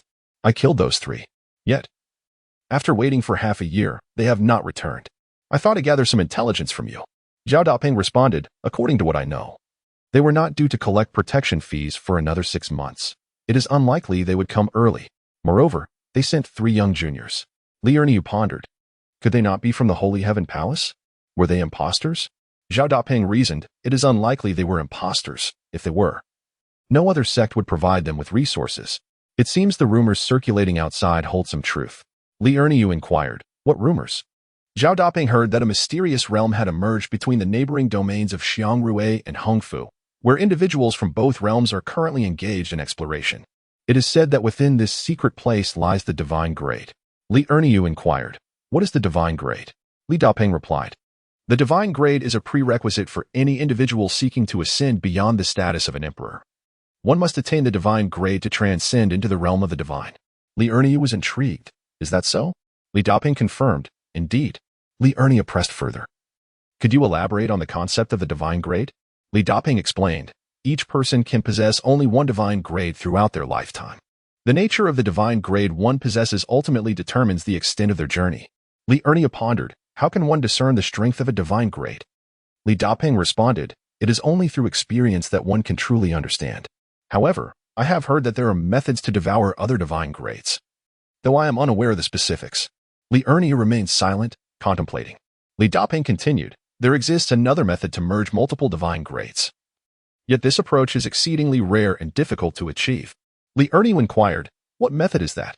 Li Daping remarked, "It is said that those who have consumed the Chaos Fruit can utilize their Divine Grades without restriction." Li Erniu thought to himself, If others cannot, I surely can." He then asked, "Have they not yet discovered any Divine Grades?" Li Daping replied, "It is quite challenging to fully explore the mysterious realm. It may take a decade or more. Moreover, the realm itself is fraught with peril." Li Erniu queried, "Can individuals from other domains enter this mysterious realm?" Li Daping surmised, "It is unlikely, as the entrance is surely guarded by both domains." Li Erniu conceded, "Very well. It appears that they lack the time to visit our eastern wilderness. So I shall take my leave." Li Daping inquired, "Where do you intend to go?" Li Erniu replied, "I shall wander to the neighboring immortal domain." Li Daping cautioned, "Very well, do take care. The auspicious immortal domain is teeming with formidable experts." Li Erniu nodded in acknowledgement. After bidding farewell to Li Daping, he first ventured to the nearby Immortal Beast Mountain range to store some provisions for the Halua, before proceeding to the auspicious immortal domain. Chapter 66. Entering the secret realm and obtaining the Peach of Immortality. Upon arriving in the auspicious immortal domain, Li Erniu was greeted by the bustling activity of the place. A veritable hive of commotion. He resolved to visit a tavern in the city to gather some intelligence. As he stepped inside, he found the establishment filled with an array of cultivators, some engaged in jovial conversation over drinks, while others sat in serene contemplation. Li Erniu chose a secluded corner, ordered food and drink, and began to eavesdrop on the conversations around him. As he had surmised, the major sects of the auspicious immortal domain had already set their sights on the secret realm, with each minor sect permitted to send only 3 representatives. It seemed he might find a way to blend in. After satisfying his hunger and thirst, Li Erniu exited the tavern and made his way toward the direction of the secret realm. Along the journey, he encountered numerous other cultivators headed to the same destination. Some traveled in groups, exuding an air of confidence. Others journeyed alone, yet their expressions reflected unwavering determination. Just as Li Erniu was making his way, he was suddenly confronted by a group blocking his path. "Halt! Are you intending to go to the secret realm?" one of them demanded. Li Erniu, sensing a potential ambush, decided to observe their intentions. Thus, he feigned trepidation, asking, "Brother, may I inquire what your business is?" The individual grew increasingly irate, exclaiming that with such a lowly cultivation, venturing into the secret realm would only lead to one's demise. "Hand over your entry token," he commanded. "You may as well return." Li Erniu, feeling the weight of indignation, retorted, "Do you not possess tokens yourselves?" The leader scoffed, "Of course we have them, but not enough for each of us. One is still lacking. Contribute yours." Li Erniu responded, "Can you truly utilize my token?" The leader replied dismissively, "Of course we can, as long as we know your sect affiliation. Simply state your sect, and you may enter." "Very well," Li Erniu said with a hint of sarcasm. He then produced his long staff, and with swift strikes, rendered the men before him unconscious. He proceeded to search their storage artifacts, locating their valuables, and then found a large tree where he sealed their cultivation and bound them to it. Li Erniu set up a concealment formation to prevent detection. Having completed this task, he began sifting through the contents of their storage treasures, discovering 2 tokens within the leader's ring. One was the sect token of the mysterious immortal sect, while the other bore a character that indicated it was indeed a secret realm token. Continuing his search, he uncovered 4 additional sect tokens and 2 secret realm tokens from the others, revealing that this group had already pilfered the tokens from 2 disciples. After securing the tokens, Li Erniu hastened on his journey, traveling in silence. Eventually, he arrived at a location not far from the secret realm, slowing his pace as he noticed many others making their way toward the destination. He seamlessly blended into the throng of people heading toward the secret realm. Upon arriving at the entrance of the secret realm, several elderly men were inspecting the tokens of the secret realm and the disciples. Soon, it was Li Erniu's turn. After the elder examined his token, he granted him entry into the secret realm. Once inside, Li Erniu felt somewhat bewildered. Was it truly this simple to access the secret realm? Observing his expression, a nearby individual remarked, "My friend, did you also acquire your token through dubious means? We are merely here to serve as fodder. They do not concern themselves with the origins of your token." Li Erniu responded, "Then why did you enter?" The man replied, "I came in search of rare treasures. As long as one avoids the central area, one is generally safe from becoming cannon fodder.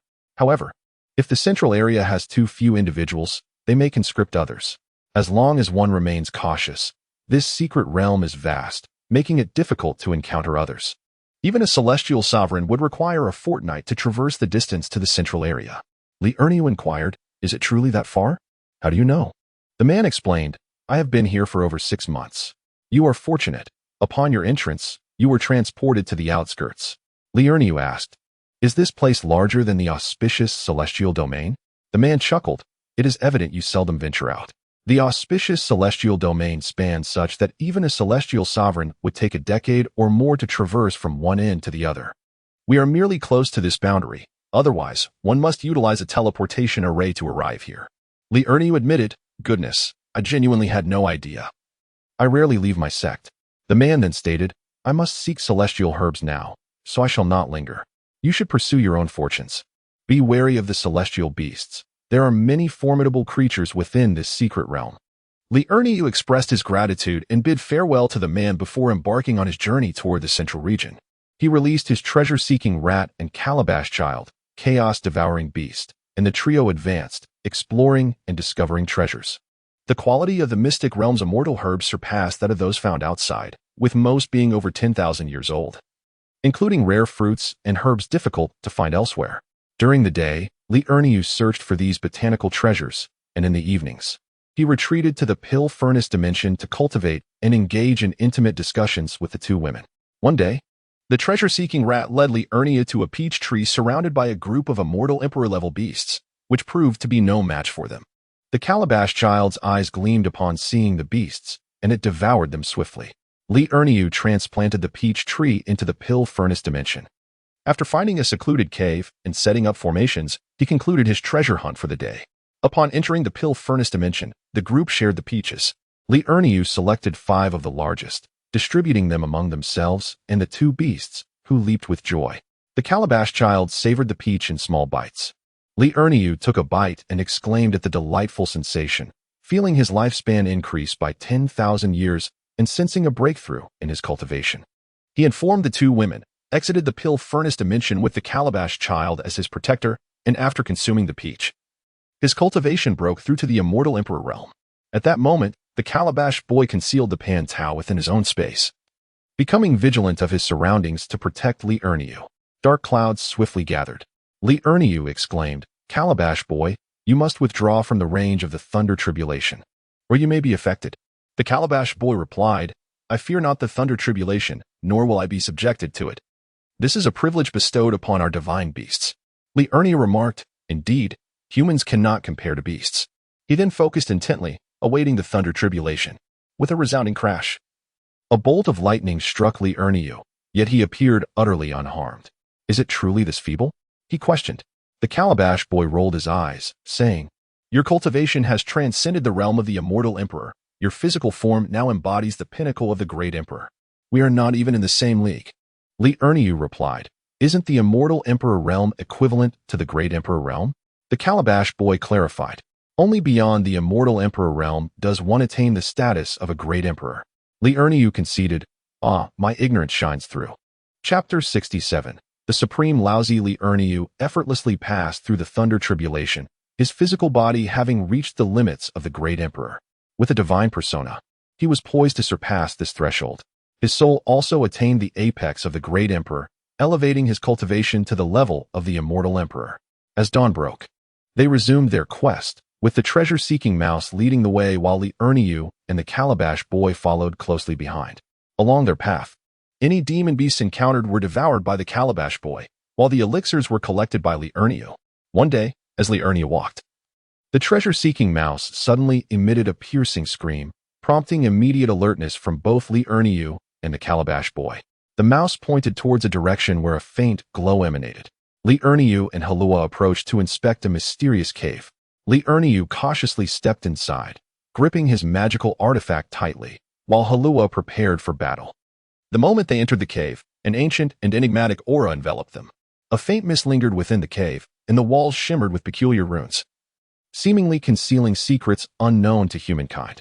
Li Erniu focused intently, attempting to decipher these runes, yet their complexity rendered them elusive for the time being. Suddenly, a deep growl resonated from the depths of the cave, causing the entire cavern to tremble slightly. Halua let out a fierce roar and charged towards the source of the sound, with Li Erniu closely following, his heart filled with caution. There, in the depths of the cave, lay a colossal two-headed dragon, its eyes glinting with menace, and its scales emanating an overwhelming aura. Halua swiftly darted forward, opening his mouth wide to swallow the dragon whole. Li Erniu shouted urgently, "Don't consume it entirely. Save the dragon's skin, tendons, and bones for me." Halua replied, "I will keep them for you. I promise to set them aside for you when it's time to eat." At that moment, the treasure-seeking mouse squeaked, signaling them to proceed. They reached the end of the passage and entered a spacious chamber. As the 3 of them stepped into the chamber, the surrounding runes illuminated, raising a confinement array. "What is happening?" I didn't detect any formation. An old man's phantom suddenly emerged. Could it be a possession? At that moment, the old man spoke. "Young man, there is no need for fear. I harbor no malicious intent." As the old man spoke, the alchemical furnace within Li Erniu soared from his body, circling joyfully around the elder. Li Erniu was taken aback. What was happening? Could it be that you were the former master of the furnace? The old man replied, "Indeed, I am Taishang Laojun, the leader of the greatest celestial sect in the heavenly realm. I never anticipated that one day my sect would face annihilation." Li Erniu responded, "I have come to learn some details. Are those sects truly so formidable?" Taishang Laojun explained, "It is not that they are exceptionally powerful, but rather that our elite forces have not remained within the sect. They have ventured into the Void River, which seems to have encountered some unforeseen calamity. Liurniu inquired. What is the Void River? What calamity has occurred? Taishang Laojun elaborated. The Void River is a mysterious realm, teeming with countless celestial treasures. However, I'm uncertain about the specifics of the situation. The Jade Emperor led the pinnacle forces of the Heavenly Court to the Void River, and they have not returned for a millennium. Observing that our elite forces have not returned for 1,000 years, the other major sects could no longer remain idle and united to seize the Heavenly Court. Additionally, it is said that they have mastered a method of devouring the divine essences of others, which led to the capture of numerous divine beings after conquering the Heavenly Court, allowing them to consume their divine essences. I possess formidable alchemical skills, yet my combat prowess is lacking. Ultimately, I was besieged by them. Fearing the loss of my divine essence, I enacted sanctions and sent the furnace into the void. Liurnia asked, then how did you end up here? Taishang Laojun, I have preserved a fragment of my soul through secret arts. After leading them away, this remnant of my soul has arrived here. Liurniu, what is the nature of this secret realm? Taishang Laojun, this secret realm is a sanctuary forged by numerous divine realms of the Celestial Court, united in their aversion to having their divine essences consumed. It serves as both a place of sealing and burial. Liurniu, oh, but why has it been discovered? Taishang Laojun, as time passes, the seal gradually weakens, revealing itself. This is also a means for the gods to preserve their legacies. Here, allow me to bestow upon you one of my divine essences. By obtaining my alchemical furnace, you shall be considered my successor. With that, a crystal radiating with resplendent hues floated towards Liurniu. Liurniu, is this the divine essence? How exquisite. Senior, is there a way to revive you? Taishang Laojun, I am but a remnant of my former self and cannot be revived. The divine essence is empowered by the force of incense offerings. Liurniu, the force of incense offerings? Taishang Laojun, indeed, as long as individuals light incense and make their supplications, you shall receive their messages. Should you assist them in fulfilling their wishes, they may, in their gratitude, enhance the strength of your divine essence. Liurniu, how does one fulfill their wishes? Taishang Laojun, once you possess the divine essence, you shall comprehend it yourself. I must now dissipate, with the last vestige of my consciousness. I shall impart my alchemical knowledge to you. A flash of light surged into Liurnia's mind, instantly bestowing upon him an abundance of alchemical knowledge. However, the essence of Taishang Laojun appeared increasingly translucent, hinting at its impending dissolution. Taishang Laojun remarked, a single drop of your essence blood upon the divine character will allow it to be refined and integrated into your being. Following this declaration, Taishang Laojun's essence gradually faded away. Liurnia bowed deeply in respect to the venerable figure. He heeded Taishang Laojun's guidance and let a drop of his essence blood fall upon the divine character. The divine character immediately radiated a brilliant light, merging seamlessly with his corporeal form. Upon obtaining the divine character, Liurnia felt his physical body transcend into the divine realm, while his consciousness also ascended to the same exalted state. Liurnia was bewildered. Wasn't refinement necessary? Why had he not undergone any refinement? The Calabash boy interjected. It must be the merit of your chaos body. Liurnia questioned. The chaos body possesses such capabilities? The Calabash boy replied, look at my chaos beast. It can enter the divine realm without needing a divine character. Liurnia inquired, you've reached the divine realm? The Calabash boy answered, not yet. But it will be soon. Once I fully digest the dragon essence, I shall attain the divine realm. Liurnia took a moment to sense the divine character and realized he had indeed garnered a significant amount of spiritual power, with each supplicant having a corresponding channel. Astonished, he pondered, with so much, how can I assist? An idea struck him. Liurnia immediately conjured countless avatars, sending them through the channels to aid the supplicants in realizing their wishes. This skill is truly remarkable.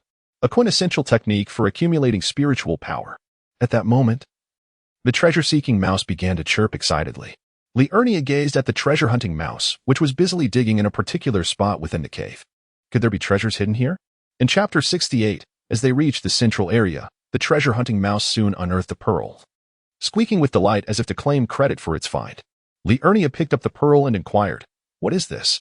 The mouse chirped twice and shook its head. The halua also indicated ignorance. Even after Liurnia infused the pearl with his celestial energy, there was no reaction. Pondering, he scrutinized the seemingly ordinary pearl. Yet, given that it had been discovered by the treasure-hunting mouse, it must possess some unique qualities. Liurnia dripped a drop of his blood onto the pearl, and instantly, he felt a connection forming between himself and the pearl. It swiftly soared into his dantian, positioning itself alongside Laojun's alchemical furnace. Astonishingly, it appeared to be a treasure of the same caliber as Laojun's furnace. At that moment, the spirit of the alchemical furnace provided clarity. This was a chaos pearl. A divine artifact, though it had yet to regain its full power. It required further nurturing within the furnace until its spirit awakened, at which point its purpose would be revealed. Liurnio exited the cave and continued his journey toward the central area. The path was tranquil, and he gathered a dozen or so celestial herbs, while Halua also collected several edible celestial beasts. As dusk approached, Liurnio resolved to find a cave to rest and enter the alchemical space. Just as he expanded his consciousness to locate a cave, he sensed a celestial vessel approaching his direction, carrying numerous captives, a likely consequence of the disciples' earlier warning about those who came to capture cannon fodder. Before the celestial vessel stood an elderly man, holding a compass, presumably a magical artifact for locating individuals. Liurnio had placed the calabash boy and the treasure mouse into the alchemical furnace's space, preparing to accompany the celestial vessel to the central region. Shortly thereafter, the flying boat arrived before Liurnio. The elder at the forefront inquired, "Young friend, do you wish to venture to the central region in search of treasures?" Liurnio replied, "Indeed, it is quite far. I have already traveled for more than half a month." The elder responded, "Then come aboard our vessel. We are here to escort practitioners from various sects to the central region. At this pace, you would not arrive in half a year." Liurnio expressed his gratitude. "Thank you, esteemed elder." He boarded the celestial vessel, and noticing that the number of passengers was sufficient, the elder decided to set course for the central region. Since Liurnio had requested to go there himself, he was not subjected to any restrictions and was even assigned a private chamber. The elder advised, "You may cultivate in your room for now. I will notify you when we arrive. It will take us approximately half a month to reach the central region." Liurnio promptly thanked him. Upon entering his chamber, he assessed that there were no monitoring formations.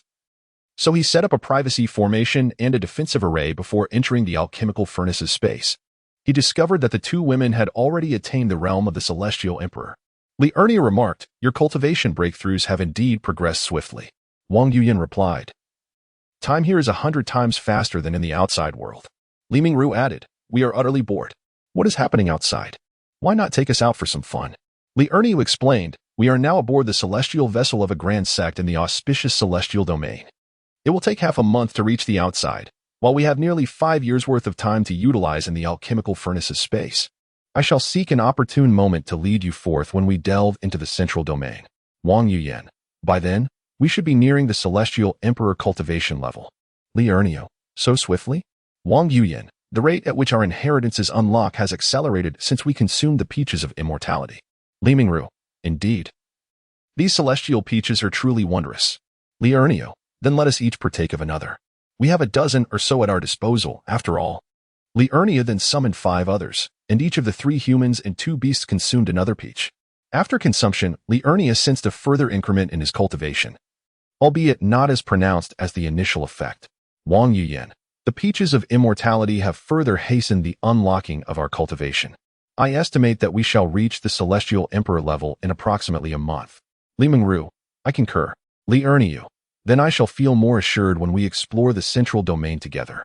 Halua, "I have already attained the initial god realm." Liurnio, "Incredible. It seems that you are the most extraordinary of us all." Halua, "I am not extraordinary, I am an anomaly." Treasure-seeking rat, squeak, squeak, squeak. Liurnio, "What does it say?"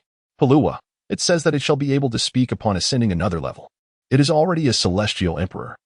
It shall be able to speak upon reaching the celestial emperor level." Liurnio, "That is also an anomaly. But why has it not been subjected to tribulation by lightning? Being a creature of chaos?" Halua, "It possesses no battle prowess, only the ability to seek treasure and flee. And thus the heavens do not deem it necessary to subject it to tribulation by lightning." Liurnio, "Then let us consume all of the peaches." Halua, "There will be little benefit in consuming them now. Let us preserve them. However, the treasure-seeking mouse can consume 2 more. Once it finishes, it will gain the ability to speak. By eating heavenly treasures, it can enhance its strength." Liurnio said, "All right, treasure-seeking mouse, you may go and gather them yourself." The excited mouse squeaked twice before scampering off to eat peaches. Liurnio and the 2 women returned to their residence, intending to relax for a few days before resuming their cultivation. After several days, the trio emerged from their abode, brimming with vitality. The calabash boy asked, "Have you managed to create a younger brother for me?" The two women blushed deeply. Li Ernie replied, "Yes, but it will take a millennium for him to be born." The calabash boy chuckled, "That is no problem. 10 years in the alchemy furnace space will suffice." Wang Yuyan interjected, "Are you suggesting we cannot leave?" The calabash boy quickly reassured her, "I would never dare." The group then entered a mode of cultivation. Wang Yuyan and Li Mengru successfully reached the Celestial Emperor realm. While Li Erniu did not elevate his cultivation level, he nonetheless made significant progress in his alchemy and formations. One day, Li Erniu sensed an elder calling him from outside, prompting him to hastily exit the alchemy furnace space. Upon activating the formation, he inquired, "Are we there yet?" The elder responded, "We will arrive in 1 hour." Li Erniu acknowledged, "All right, I will wait on the deck of the celestial vessel." Upon reaching the deck, the celestial vessel landed an hour later. The elder led the passengers to a temporarily established cave dwelling for registration. He proclaimed, "This is the central area. You may proceed to explore ahead. All the heavenly treasures you acquire will belong to you, but you must leave markers along the way to prove that the designated area has been previously explored." Li Erniu responded affirmatively and set off on his treasure-hunting expedition. Bidding farewell to the elder, he ventured into the central region and noticed markings on the ground, indicating that others had traversed this path before him. Consequently, Li Erniu quickened his pace, employing his agility to cover ground, and after 3 days of relentless journeying, he found himself in a section devoid of such markings. Along the way, he encountered numerous cultivators, as well as the remains of those who had perished. Li Erniu mused to himself, "It appears that this central region is fraught with peril." Nevertheless, he felt undaunted. As he had attained the realm of the immortal emperor and his physical form and consciousness had already reached the level of an initial divine being, he then summoned Wang Yuyan, Li Mengru, and the treasure-hunting mouse from the alchemical furnace space. Wang Yuyan exclaimed, "At last, we can emerge." Li Mengru added, "Indeed, it's wonderful to finally breathe fresh air." Chapter 69. The Chaotic Overlord Tiger. The ginseng fruit tree. The treasure-hunting mouse squeaked excitedly, "There are so many treasures here." Li Erniu replied, "Let us not rush. We shall search methodically, prioritizing those of greater value." "Understood, Master," the treasure-hunting mouse responded, sniffing the air and taking the lead. After a day of exploration, Li Erniu and his companions gathered dozens of celestial herbs, while the gourd baby also collected a considerable amount of provisions. Wang Yuyan remarked, "There isn't much of interest outside." Li Mengru concurred, "Indeed, if only there were celestial beasts, we could hone our skills." Li Erniu replied, "That is acceptable. But you should stay behind for now. If we encounter any celestial beasts, it will provide you with an opportunity to practice. This area harbors not only celestial beasts, but also formations and unknown dangers. After all, this is the land of fallen deities. Previously, I encountered the remnant soul of the Supreme Lord Laozi. Should I encounter other lingering spirits, it would not be so effortless." The two companions nodded in agreement. "Let us first seek a cave to rest for the night. There is no rush. A single night within the elixir furnace equates to 50 days. They found a more secluded spot, where Li Erniu set up several formations. Then, he led the two women and two beasts into the elixir furnace space. The following morning, they exited the space and continued their journey. "Squeak, Master, ahead lies a treasure of heaven and earth, seemingly a ginseng fruit. However, it is guarded by formidable demon beasts, not weaker than Brother Swallowing Heaven. Halua, I sense it as well. It is likely a chaos beast. Let us proceed with caution." They advanced with utmost care. And soon the treasure-seeking mouse halted. "Master, there is a grand formation ahead." Li Erniu responded, "I sense it too. Wait for me to break the formation." He sat cross-legged before the great array, while Halua and the two women stood guard. After an hour of probing the formation with his spiritual awareness, Li Erniu declared, "This is the Big Dipper 7 Stars formation, primarily designed for concealment, bewilderment, and assault. The outermost layer is for hiding, the middle layer employs illusions, and the innermost layer possesses offensive capabilities. Follow my lead and do not stray." Li Erniu began to navigate, turning left and right, ultimately traversing the formation to arrive at the central area. Before them stood a towering tree, adorned with over 20 fruits resembling little dolls. Beneath the great tree lounged a massive tiger with black and white stripes, possessing a pair of wings, its gaze fixed intently upon them.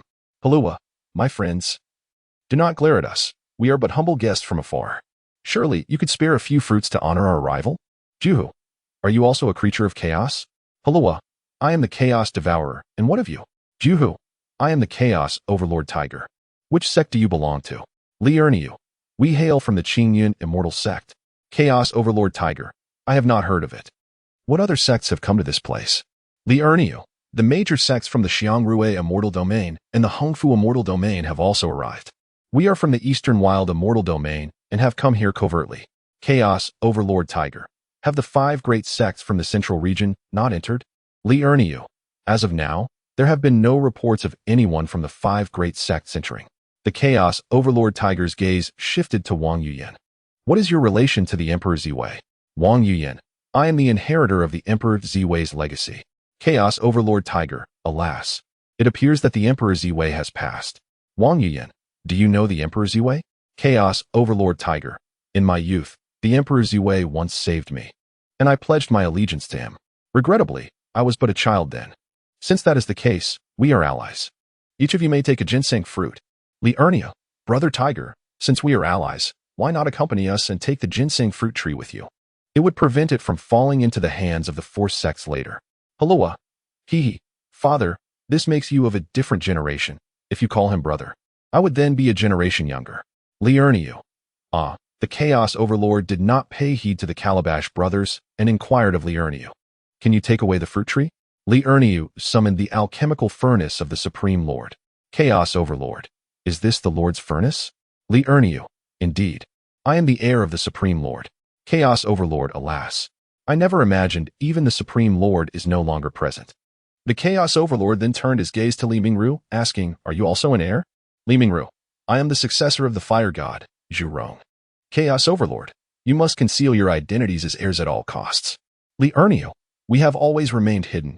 It is only upon encountering you, a celestial being, that we reveal ourselves. Chaos Overlord. How did you ascertain that I belong to the heavenly ranks? Previously, I encountered the lingering soul of the Supreme Lord, who imparted his alchemical knowledge to me. Thus I have truly become his heir, and he disclosed to me the origins of this secret realm. Chaos Overlord. In that case, you may take the ginseng fruit tree. Li Erniu. Will you not accompany us? Chaos Overlord. I must fight them fiercely to avenge the Emperor Ziwei. Li Erniu. Why not join us? Once we have grown stronger, I shall return, and we will take our revenge together. Your current course only leads to demise. Chaos Overlord. I fear not death. As long as I can slay some enemies, I cannot wait that long. It may be tens of thousands of years before you grow strong enough. Li Erniu. The space within the Laojun furnace is 100 times larger than the outside. Huntian Ba Tianhu. What? The Laojun furnace has such a function? Li Erniu. Indeed. Huntian Ba Tianhu, with a hint of skepticism, inquired, Really? Li Erniu. If you do not believe me, I shall take you inside to see for yourself. Huntian Ba Tianhu. Very well. If it is as you say, I shall accompany you. Li Erniu. Do not resist. I will take you in. With that, Li Erniu swiftly transported Huntian Ba Tianhu into the alchemical furnace's space. Upon entering, Huntian Ba Tianhu felt the vastness of the realm and declared, This is indeed remarkable. I shall cultivate here. Li Erniu. What elixirs do you require? I can assist you in their refinement. Huntian Ba Tianhu. Your current cultivation level is insufficient to concoct the elixirs I need. Let us speak of this when you reach the divine realm. Li Erniu. What is your current realm? Huntian Ba Tianhu. I am at the mid-stage of the divine realm. Li Erniu. That places you 1 tier above the chaos-devouring beast. Within my space, there exists a peaches of immortality tree. You may pick a couple of peaches. Huntian Ba Tianhu. I shall pick one. Any more would be excessive. Li Erniu guided Huntian Ba Tianhu to the peaches of immortality tree, where Huntian Ba Tianhu plucked 1 fruit. Huntian Ba Tianhu. I shall cultivate here. Call for me should any danger arise. Li Erniu. Understood. Li Erniu then swiftly exited the alchemical furnace's space, harvested 5 ginseng fruits, and distributed 1 each to 3 people and 2 beasts. He subsequently transplanted the ginseng fruit tree into the alchemical furnace space. After the trio and their 2 beasts finished consuming the ginseng fruit, they began to sit cross-legged, digesting its potent essence. Once they completed their digestion, their cultivation levels significantly advanced. Li Erniu proposed, Let us press onward. It appears this secret realm holds abundant treasures. Chapter 70. The demonized Moonstar Sovereign. The trio and their 2 beasts continued on their journey, with the treasure-seeking mouse leading the way, Li Erniu managing the formations, and the 2 women tasked with vanquishing celestial beasts, while the Calabash boy served as their protector. Along the path, they encountered numerous formidable celestial beasts. Yet they seemed to be mere trifles before their might. The two women executed the slayings, while the Calabash boy consumed the spoils. Before long, they arrived at the entrance of a valley. The treasure-seeking mouse squeaked excitedly, "Master, there are treasures within the valley ahead, and I do not sense any powerful celestial beasts. Though there may be other dangers lurking." Liurnius sat cross-legged, immersing his consciousness to meticulously observe the operational trajectories of the formation. The formation was quite intricate, and it took him the better part of a day before he slowly opened his eyes. This formation is rather profound, although I have grasped some of its intricacies. I must enter further to scrutinize it. You all should retreat to the elixir furnace space for safety. Wang Yuyan cautioned, "Be careful. If it becomes too perilous, do not hesitate to retreat." Li Mingru added, "Do not overestimate your abilities." Li Erniu reassured them, "Rest assured, I am confident."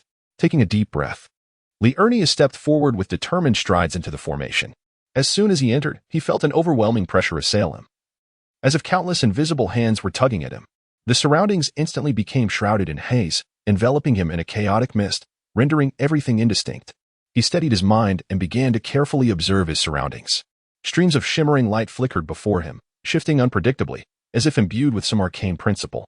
Li Erniu cautiously extended his hand, attempting to touch the luminous flow, only to find his hand repelled by a formidable force upon contact. He dared not to be careless. Concentrating deeply, he summoned all his spiritual energy and began to tread a peculiar path with measured steps. Each movement was executed with utmost caution, as if the slightest misstep could lead him to irreversible ruin. As he ventured further, the pressure within the formation intensified, and a cacophony of howling echoed in his ears, as if countless vengeful spirits were wailing. Beads of fine sweat appeared on the Erniu's forehead, and his complexion gradually paled. Yet, his gaze remained resolute, his mind tirelessly calculating the patterns of the formation. Suddenly, a blinding beam of light surged towards him with alarming swiftness, catching him off guard. Li Erniu instinctively sidestepped, the light grazing the edge of his garment and stirring a wave of searing air. At that moment, his heart raced and his breathing quickened. Nevertheless, he gritted his teeth and continued to explore the enigmatic and perilous formation. Li Erniu steadied himself, inwardly contemplating. This formation is indeed formidable, with peril lurking at every step. He halted, closed his eyes, and once again employed his spiritual awareness to perceive the intricacies of the formation. After a brief moment, he opened his eyes, a flicker of enlightenment crossing them. With swift movements, he formed intricate hand seals, casting various incantations in an attempt to influence the operation of the formation. However, it appeared that the formation possessed a self-repairing capability, as the disrupted sections instantaneously restored themselves to their original state. Li Erniu furrowed his brow, his heart growing increasingly cautious. He moved forward with utmost care when suddenly the ground beneath him became searingly hot, a wave of heat surging from the depths below. He leaped into the air, only to discover countless sharp icicles descending from above. In this critical moment, Li Erniu channeled his spiritual energy, forming a protective barrier around his body. The icicles struck the shield, producing a crisp sound, and alarmingly, they managed to penetrate the spiritual barrier. Fortunately, Li Erniu's physique was robust, and the icicles left no trace upon him. He took a deep breath and continued to navigate through the ever-changing formation with great difficulty. The surrounding light grew increasingly blinding, causing his vision to blur. At that moment, an invisible force tightly bound him, rendering him immobile. What was this? Rune intelligence? So that was it. A combination of formations and runes. Li Erniu began to extend his consciousness, searching for a flaw, and soon he identified a weakness. Although his body was restrained, he still possessed the ability of spiritual awareness. Li Erniu executed a consciousness strike, targeting a point in the formation. With a soft pop, he instantly felt a release throughout his body. The binding force was shattered by Li Erniu. He began to seek out the nodes, unleashing waves of celestial energy. Whoosh, whoosh, pop, pop, pop. The surrounding environment swiftly became clear, revealing that he stood on a mountainside. Ahead lay a cave entrance, and Li Erniu summoned the treasure-seeking mouse and the gourd baby. The treasure-seeking mouse squeaked, "Master, the treasure lies within the cave." Li Erniu replied, "Let us proceed and take a look." They cautiously ventured into the cave, which was enveloped in an aura of mystery. Dim light seeped through the crevices in the ceiling, rendering the interior's features elusive and indistinct. Li Erniu walked ahead with vigilance, closely followed by Halua. while Bao Rat looked around inquisitively from his shoulder. Suddenly, a chill breeze wafted from the depths, carrying a touch of coldness. Li Erniu halted, straining his ears as if he could discern faint sounds. He signaled the others to proceed with caution, continuing their slow advance. As they delved deeper, the light dwindled, plunging them into near-total darkness. It was only when Li Erniu conjured flames that the surrounding scene materialized.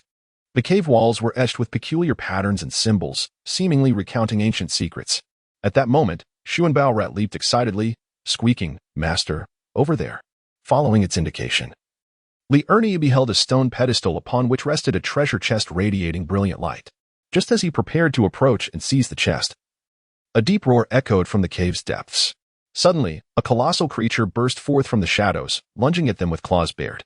Unfazed by the imminent danger, Li Erniu unleashed a powerful strike, Rulai's divine palm, sending a formidable imprint towards the beast. The impact resonated as the creature staggered backward. It then inquired, "What is your connection to Rulai?" Li Erniu retorted, "And who are you?" Atop the creature's head materialized an old man cloaked in darkness. "I am the Lord of the Taishang Star from the Heavenly Court." Li Erniu instantly relaxed, realizing that the figure before him was a fellow cultivator from the celestial realm. "My apologies, I am a disciple of the Supreme Laojun." At that moment, the voice of the alchemical furnace spirit resonated in Li Erniu's mind. "Be cautious. He has succumbed to demonic transformation. His heart has been overtaken by inner demons." Li Erniu maintained a facade of calmness, yet his heart grew vigilant. He secretly transmitted a warning to Hulua and Sun Bao Shu to exercise caution. "Senior, what has happened to you?" The demonic Moonstar monarch replied. "Is it not the doing of the Jade Emperor and his cohorts? The high-ranking warriors have all fled into the river of time, leaving us in the celestial realm vulnerable to a joint assault from other sects, resulting in heavy casualties." Li Erniu inquired, "Senior, how did you arrive here?" The demonic Moonstar monarch explained, "In a bid to evade capture by those sects, we banded together and employed a secret technique to reach this place. The side effect of this technique is that we are left with only our souls, awaiting the day we can resurrect and exact revenge on those sections." Chapter 71. Ascending to the divine realm with Huang Zhongli, Li Erniu asked, "How many of you are there in this secret realm?" The demonic Moonstar monarch replied, 96. Li Erniu exclaimed, "So many? Were you not together?" The demonic Moonstar monarch replied, "No, only those with particularly close relationships are together." Li Erniu continued, "So you are here alone?" The demonic Moonstar monarch affirmed, "Yes, that box contains Huang Zhongli, bestowed by the Queen Mother. I can no longer make use of it, so I shall give it to you." Li Erniu responded, "Very well. Demonized Taishang Star Lord. Simply take it and consume it directly. Upon finishing, you might just transcend to the initial stage of the divine realm." Li Erniu, "But I lack a divine essence." Demonized Taishang Star Lord. "Within the chest lies my divine essence, which I shall bestow upon you as well." Li Erniu promptly stored the chest into his storage ring. Demonized Taishang Star Lord, "Why do you not partake? I can safeguard you." Li Erniu, "Thank you. But there is no need for you to protect me. I could never impose upon a senior like you." Demonized Taishang Star Lord thought to himself, "Without your consumption, I cannot seize your essence. Only by ingesting it and refining Huang Zhongli could I find my opportunity." Demonized Taishang Star Lord, "It is no trouble. We are all comrades here." Li Erniu, "Very well. I shall step outside to inform my friend and return shortly." Demonized Taishang Star Lord, "Why hasn't he your friend entered? You may invite him in." Li Erniu, "He does not comprehend formations, so I instructed him to wait outside. I will go fetch him." Demonized Taishang Star Lord, "Then do so swiftly." Li Erniu, "I will retrieve him and return promptly." As Li Erniu prepared to exit the grand formation with the Calabash Boy, Demonized Taishang Star Lord, "Let your pet remain here while you fetch him." Before Li Erniu could respond, the Calabash Boy interjected, "I refuse to leave. Wherever my master goes, I shall follow." Demonized Taishang Star Lord, "Why not call upon your master as companions?" Calabash Boy, "No, I will not abandon my master." Demonized Taishang Star Lord, "It is merely a matter of a few minutes, is it not?" Hulua, "Absolutely not." Demonized Taishang Star Lord, Li Erniu, "Senior, my companion has grown accustomed to following me. We shall return shortly, as there are matters I wish to consult you about." Demonized Taishang Star Lord, "Very well. Be swift in your return. The secret realm is fraught with peril." Li Erniu, "Understood." Before long, Li Erniu exited the grand formation and traversed a considerable distance. He inquired of the spirit of the alchemical furnace, "Is he truly that formidable?" The spirit replied, "He primarily cultivates his divine soul, rendering it exceptionally potent. After his demonization, his divine soul should be at the late stage of the divine realm, thus I am unable to absorb him into the furnace for refinement." Li Ernia questioned, "Then why does he not simply seize my body?" The spirit explained, "Due to his demonization, he cannot merge with you directly. The assistance of Huang Zhongli is essential for a flawless amalgamation. Otherwise, it would be akin to him being tethered to that monstrous bear, incapable of unleashing his true strength." Li Ernie pondered, "Can Huang Zhongli genuinely elevate my cultivation to the divine realm?" The spirit affirmed, "It should be possible. As Huang Zhongli is rarer than the peaches of immortality in the ginseng fruit, with only a solitary Huang Zhongli tree existing in the entirety of the immortal realm." Li Ernie resolved, "Then I shall consume the Huang Zhongli first." He sought a secluded spot, establishing concealment and defensive formations. Accompanied by Halua, he swiftly entered the space of the alchemical furnace. After exchanging greetings with the two women, he produced the Huang Zhongli, meticulously inspected it, finding no flaws, and promptly consumed it. Upon ingesting the Huang Zhongli, Li Ernie was immediately engulfed by an overwhelming surge of power coursing through his being. He clenched his teeth, settled into a meditative posture, and exerted all his strength to cultivate his techniques, striving to refine this formidable power. Time slipped away, and Li Ernio's visage fluctuated between pain and tranquility. A powerful aura emanated from his being, causing the surrounding spiritual energy to stir restlessly. At last, after a grueling struggle, Li Ernia slowly opened his eyes, a glint of brilliance illuminating them. "I have succeeded," he exclaimed with exhilaration. The spirit of the artifact urged, "Hurry.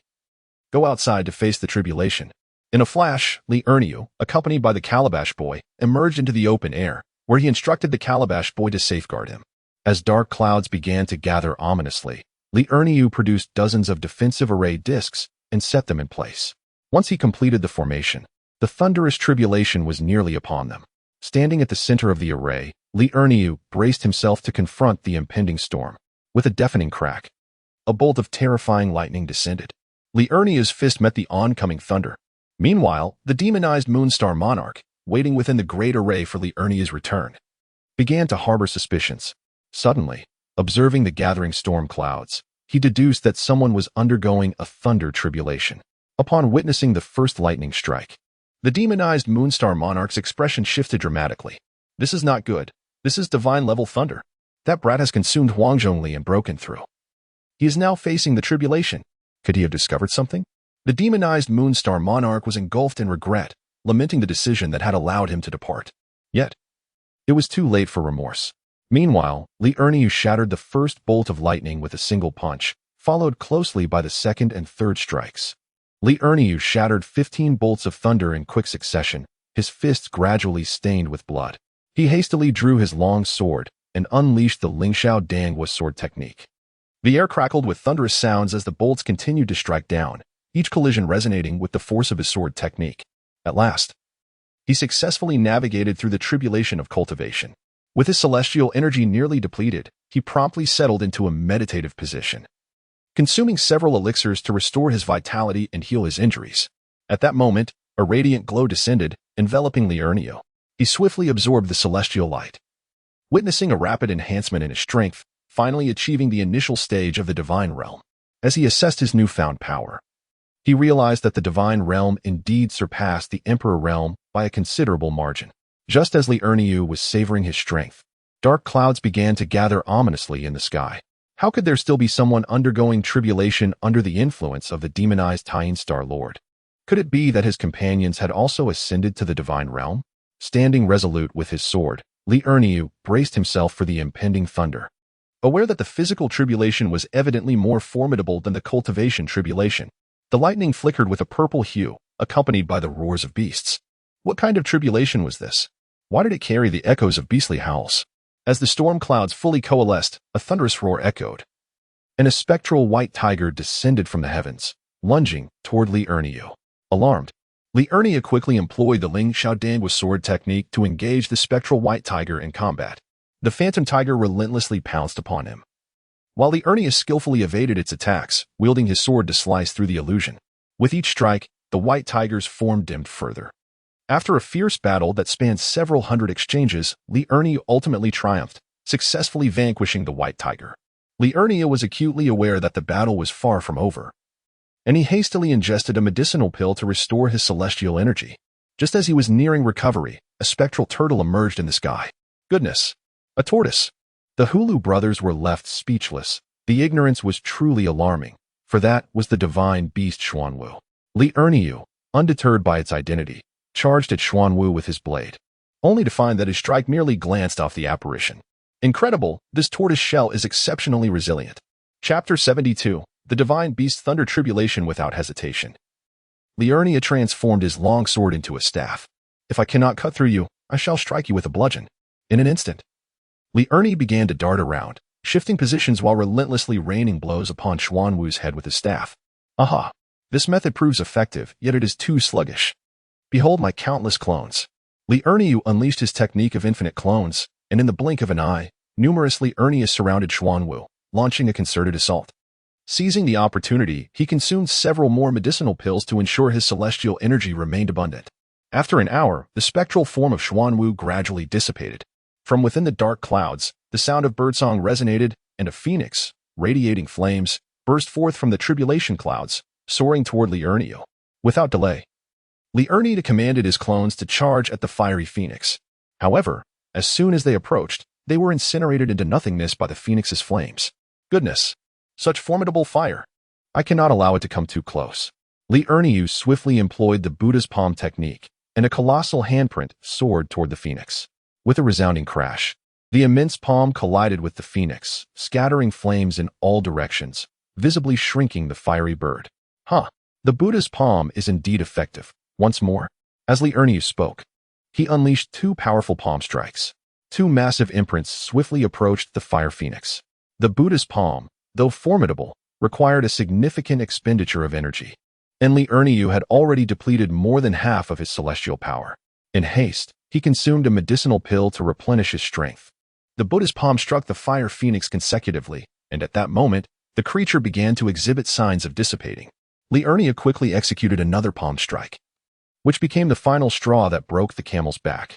With a soft poof, the ethereal semblance of the fire phoenix vanished into thin air, just as the thunderclouds began to disperse. The sound of a dragon's roar resonated from within the calamity clouds. A colossal thunder dragon materialized, exuding an overwhelming aura of pressure. Goodness! This one is going to be troublesome. What skill should I employ against it? He decided to initiate with the Buddha's palm once more. With a swift motion, Liurnia's right hand propelled a great palm imprint that grew larger and faster as it soared toward the thunder dragon. With a resounding crash, he focused intently. What a surprise! While it proved effective, it was of little consequence. At this rate, it would take at least 100 or 80 strikes to subdue the thunder dragon. What else could he do? He had yet to employ his mightiest technique, the Nine Heavens Divine Thunder Art. It was time to test it out. Previously hesitant to unleash it for fear of being recognized and reported to the sects in the central region, he reasoned that few would witness it here. And with the thunderstorm acting as cover, it was worth a try. In an instant, Liurnia altered his hand movements and began to channel the Nine Heavens Divine Thunder Art. Immediately, the lightning within the storm clouds responded to his call, and a significant portion of the thunder energy from the thunder dragon's ethereal form was siphoned away. Incredible! I can actually absorb the power of lightning. But whom shall I unleash it upon? With determination, Liurnia hurled the power of the Nine Heavens Thunder technique towards the demonized Moonstar Lord.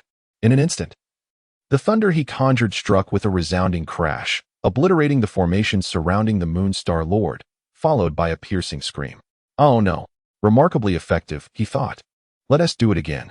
Liurnia commenced the Nine Heavens Thunder technique once more, swiftly absorbing the tempestuous clouds and lightning, leaving naught but the remnants of the thunder dragon in his wake. He then unleashed another barrage of the Nine Heavens Thunder technique at the demonized Moonstar Lord.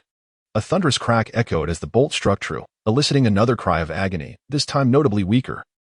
Quite effective. Meanwhile, the demonized Moonstar Lord found himself severely injured, his essence growing increasingly translucent. What on earth is happening? Is someone above me undergoing tribulation?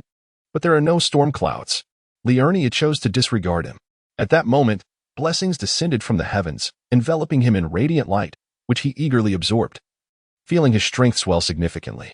However, dark clouds began to gather ominously once more. Liurnia recognized the impending mental tribulation and swiftly retrieved his mental defense talisman, along with a pre-prepared mental defense array plate. Just as he busied himself, the clouds of mental calamity had fully coalesced.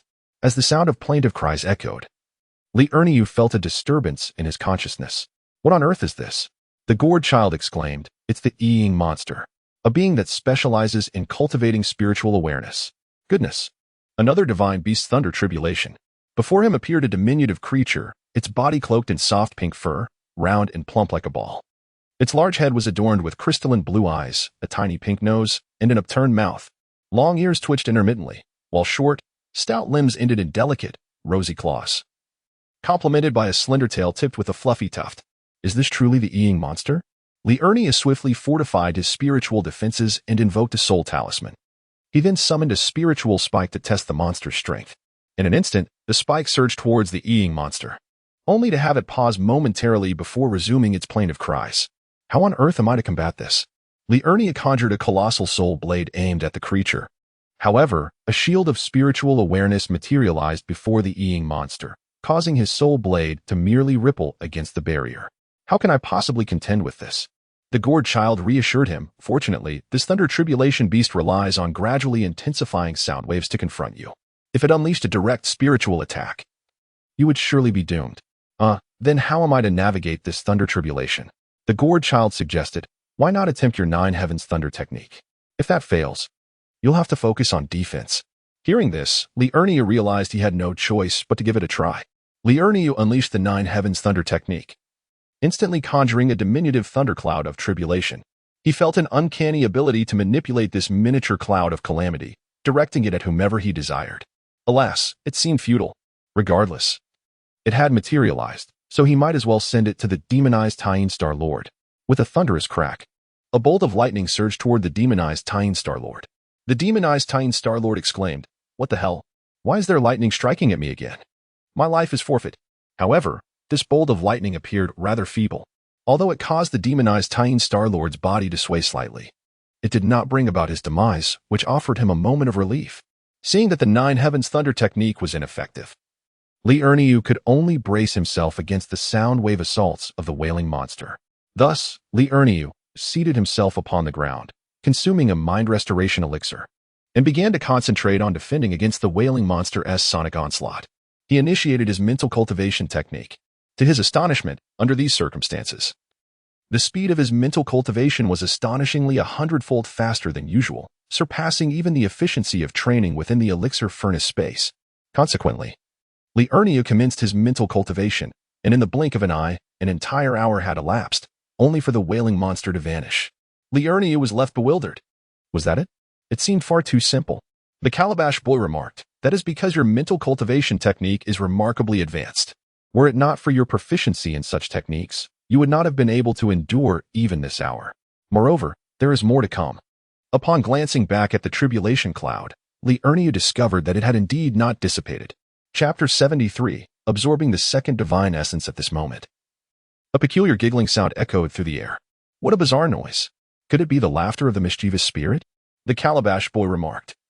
This is the divine beast of laughter. Li Erniu replied, Such strange names they have. The calabash boy continued, those who cultivate spiritual awareness often possess oddities. Not only are their names peculiar, but their thought processes are equally unconventional. Li Erniu countered, haven't you just been born? How do you know this? The calabash boy explained. As divine beasts, our memories awaken gradually with the growth of our powers. We slowly begin to recall the memories and abilities of our parents. Li Erniu exclaimed, incredible. You all are rather peculiar. The calabash boy, with a serious expression, urged, you should focus on your tribulation. Taking a deep breath, Li Erniu slowly closed his eyes, concentrating fully on the cultivation of his spiritual awareness technique. The name of the technique was rather unusual, and it even made him feel somewhat embarrassed to utter it. This technique was called the Omnipenetrable Scripture, and merely hearing its title evoked a sense of strangeness and mystique. As the giggling of the divine beast intensified, the speed of Li Erniu's technique accelerated as well. Like an unyielding perpetual motion machine, the operation of the technique surpassed all limits. Waves of pressure began to surge in Li Erniu's mind, yet he did not waver in his practice. On the contrary, he gritted his teeth, striving to push the pace of his technique to its utmost limit. At that moment, a resounding roar echoed in his mind. and he suddenly felt an unparalleled clarity of thought and a remarkable strength of consciousness. It turned out that his spiritual awareness had ascended. Reaching the mid-stage of the divine realm, Li Erniu recalled the words of the Supreme Old Lord, which spoke of the connection between the elevation of the divine realm and the power of incense offerings. He hastily checked his divine essence, only to discover that more than half of his accumulated incense power had vanished. It became evident that advancement required the consumption of this power. Li Erniu then dispatched countless avatars into the channels to assist the mortals in fulfilling their wishes. Each channel was now bustling with the activity of these avatars. However, he realized that he could no longer send out additional avatars. Each channel could accommodate only one. As Li Erniu's spiritual awareness advanced, the whimsical CC beast also concluded its transformation. With the sound of a gentle rumble, Li Erniu recognized that yet another unique divine beast had appeared. Before he could inquire further, the Calabash boy interjected, "This is a divine beast known as Leluxia." With the arrival of Leluxia, Li Erniu promptly began to cultivate his spiritual awareness technique. Although Leluxia was indeed stronger than the previous CC beast, due to his spiritual awareness having reached the mid-stage of the divine realm, he navigated this challenge with relative ease. Soon, the sound of beeping filled the air. The Calabash boy announced, "This is the divine beast Bipibia." This Bipibia possessed even greater power, yet Li Erniu, fully committed to his spiritual cultivation, managed to pass through this trial without peril. As Bipibia dissipated, the thunderous tribulation also subsided. Li Erniu understood that the tribulation had been successfully weathered, and he awaited the absorption of the auspicious radiant light, marking the completion of his endeavor. In due course, the auspicious light descended, and Li Erniu absorbed it entirely. At this moment, Li Erniu felt that his physical body was on the verge of a breakthrough, yet he lamented the insufficiency of incense. A thought crossed his mind.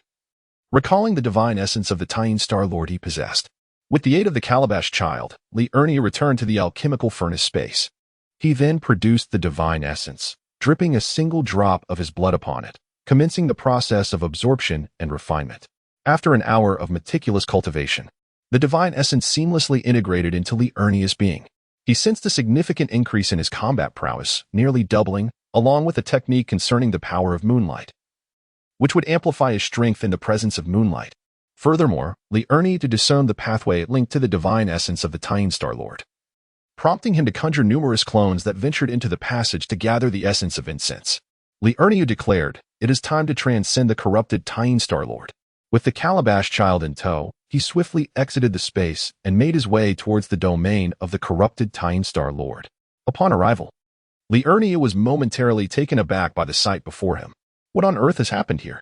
He observed that the grand formation had vanished, leaving behind a scene of desolation and charred remains as far as the eye could see. Recalling the thunder he had unleashed, he muttered in disbelief, "Such tremendous power?"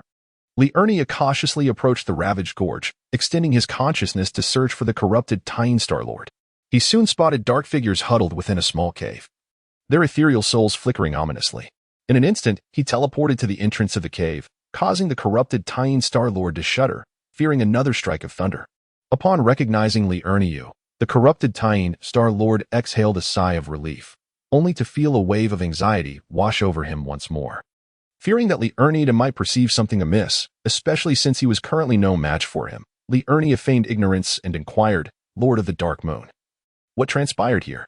How did it come to this?" The corrupted Lord of the Dark Moon sighed, "Alas, it is a long story. For reasons unknown, 3 bolts of divine thunder struck me, and fortunately, the last one bore little force. Otherwise, I would have met my demise." Li Erniu retorted, "Perhaps your misdeeds have accumulated to such an extent that even heaven has grown displeased with you." The corrupted Lord of the Dark Moon, feeling guilty, protested, "What misdeeds have I committed? I am but a celestial lord." Li Erniu continued, "Given your current state, does this not imply that you are on the verge of dissipating?" The corrupted Lord of the Dark Moon replied, "Not at all. When the moon rises tonight, I shall harness the power of its light to regain some strength." Li Erniu conceded, "Very well. I shall search my elixir furnace for any potions that can replenish your spiritual essence." As Li Erniu produced the furnace, the corrupted Lord of the Dark Moon was taken aback. "By the heavens, is that the furnace of the Celestial Lord?" Li Erniu replied, "I know not. All I am aware of is that as long as I toss in some celestial herbs, it shall refine the elixirs by itself." The corrupted Lord of the Dark Moon eagerly leaned in to see if there were any potions for restoring spiritual essence. Just as his head approached, Li Ernie unleashed a spiritual needle. The needle struck the corrupted Lord of the Dark Moon, while the furnace simultaneously emitted a powerful suction. Li Ernie then transformed his spiritual essence into a hand, slapping the corrupted Lord of the Dark Moon into the furnace, whereupon anguished cries echoed from within. Not long after, the demonized Taishang Star Lord transformed into a pure soul force and entered Li Ernie's sea of consciousness, whom Li Ernie emitted a sound of satisfaction. His spiritual awareness had made significant progress, reaching the pinnacle of the mid-stage of the divine realm. He summoned the treasure-hunting mouse to search for any remaining treasures. At the very least, his storage artifact should be here. The treasure-hunting mouse squeaked twice and sniffed the air.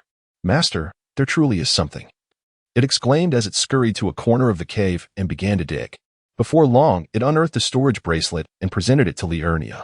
Chapter 74, Primordial Artifact. The pestle. Upon receiving the storage bracelet, Li Ernie discovered it contained only a few items, some celestial stones, several cultivation manuals, a few pieces of women's clothing, and a short stick that was thick on one end and thin on the other, resembling a pestle.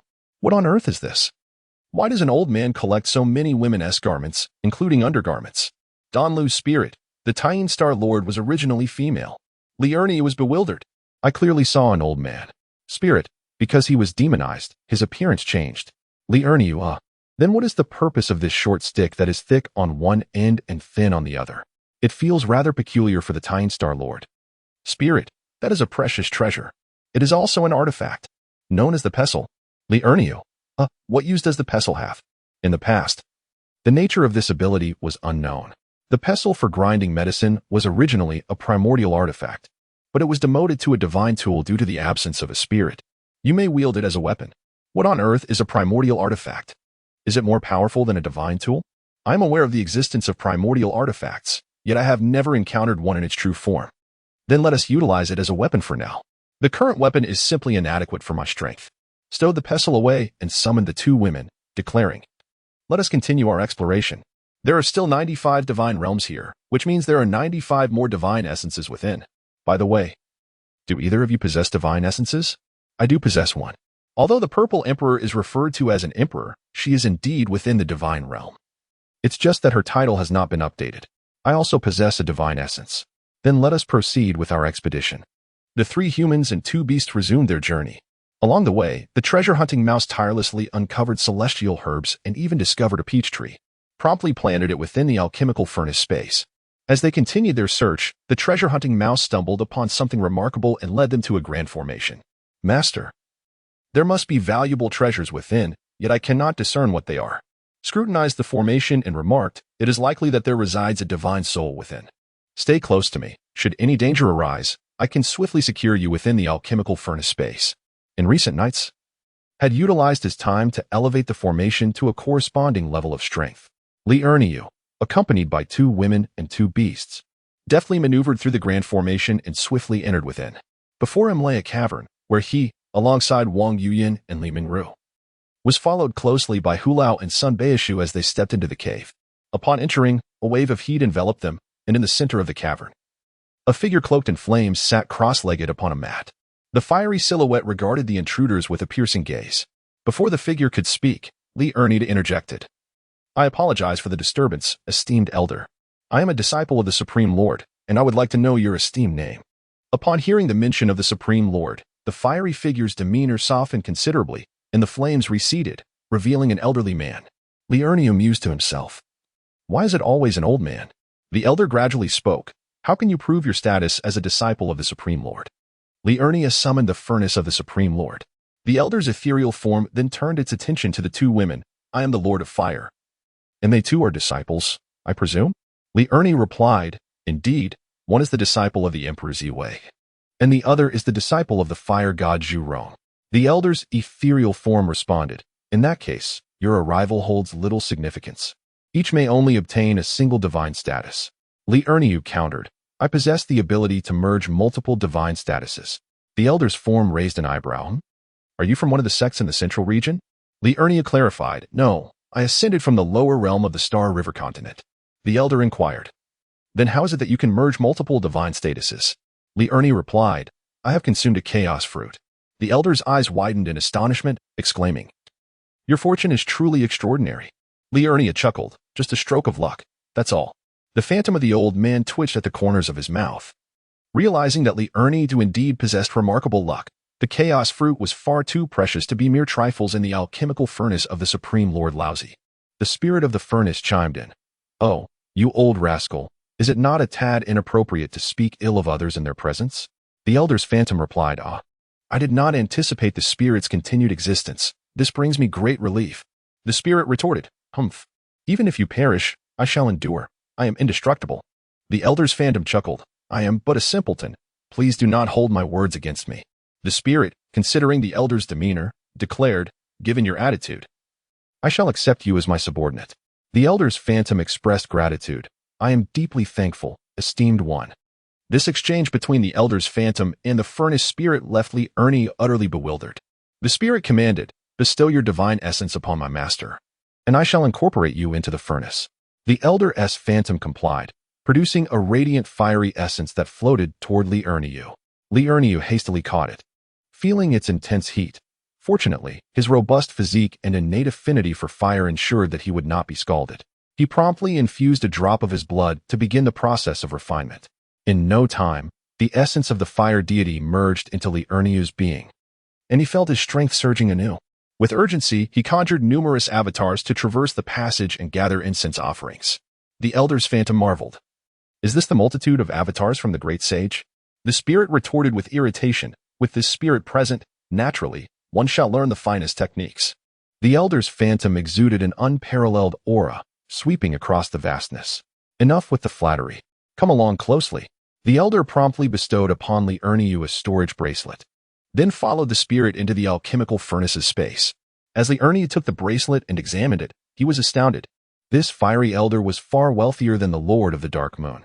A plethora of celestial stones and crystals, along with numerous rare materials, lay within. This gourd is quite remarkable. It appears to be a fire-type artifact. Here, take it. You shall find it useful. With that, Li Ernie presented the fire gourd to Li Mingru. Upon receiving the gourd, Li Mingru instantly sensed its immense power. Merely holding it caused a stir within her cultivation. She hastily seated herself, dripping a drop of her essence blood upon the gourd to initiate its refinement.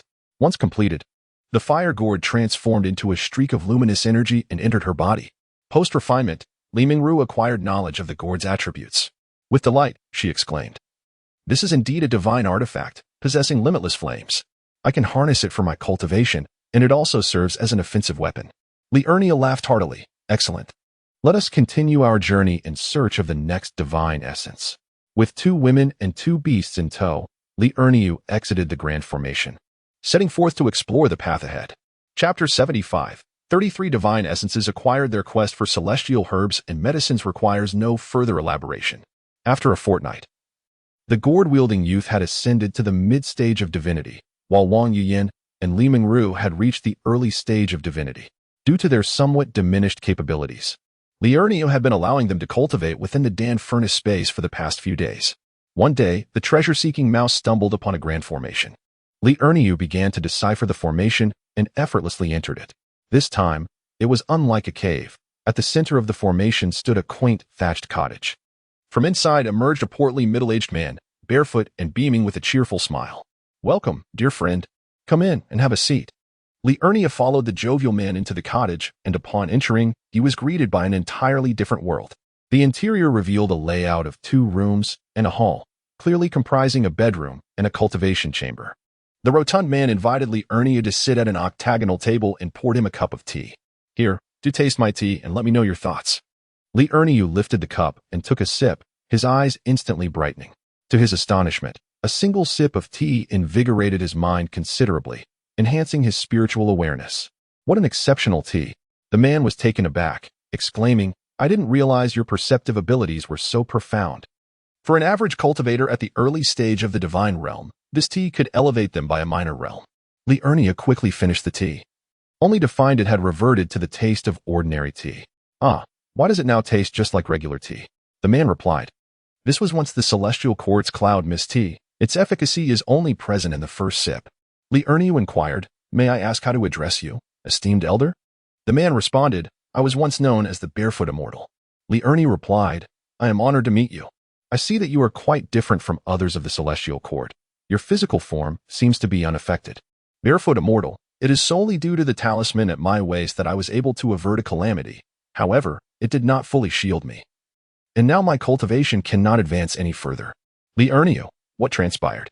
Barefoot Immortal, although my physical form and cultivation have been preserved, my divine essence has been severed. Liurnio, can it not be refined again?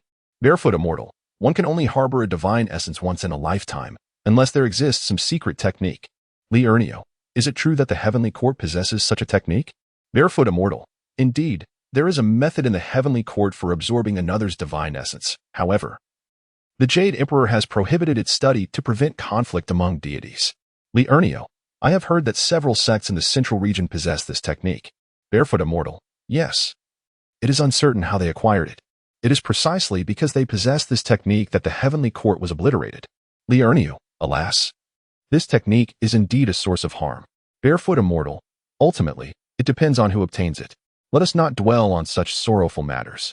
Your arrival here signifies our fateful connection. I shall bestow upon you this divine essence. As he spoke, the Barefoot Immortal produced a divine essence and handed it to Liurnio. Liurnio, but I am already in the divine realm. Why bestow this upon me? Barefoot Immortal, I cannot say for certain.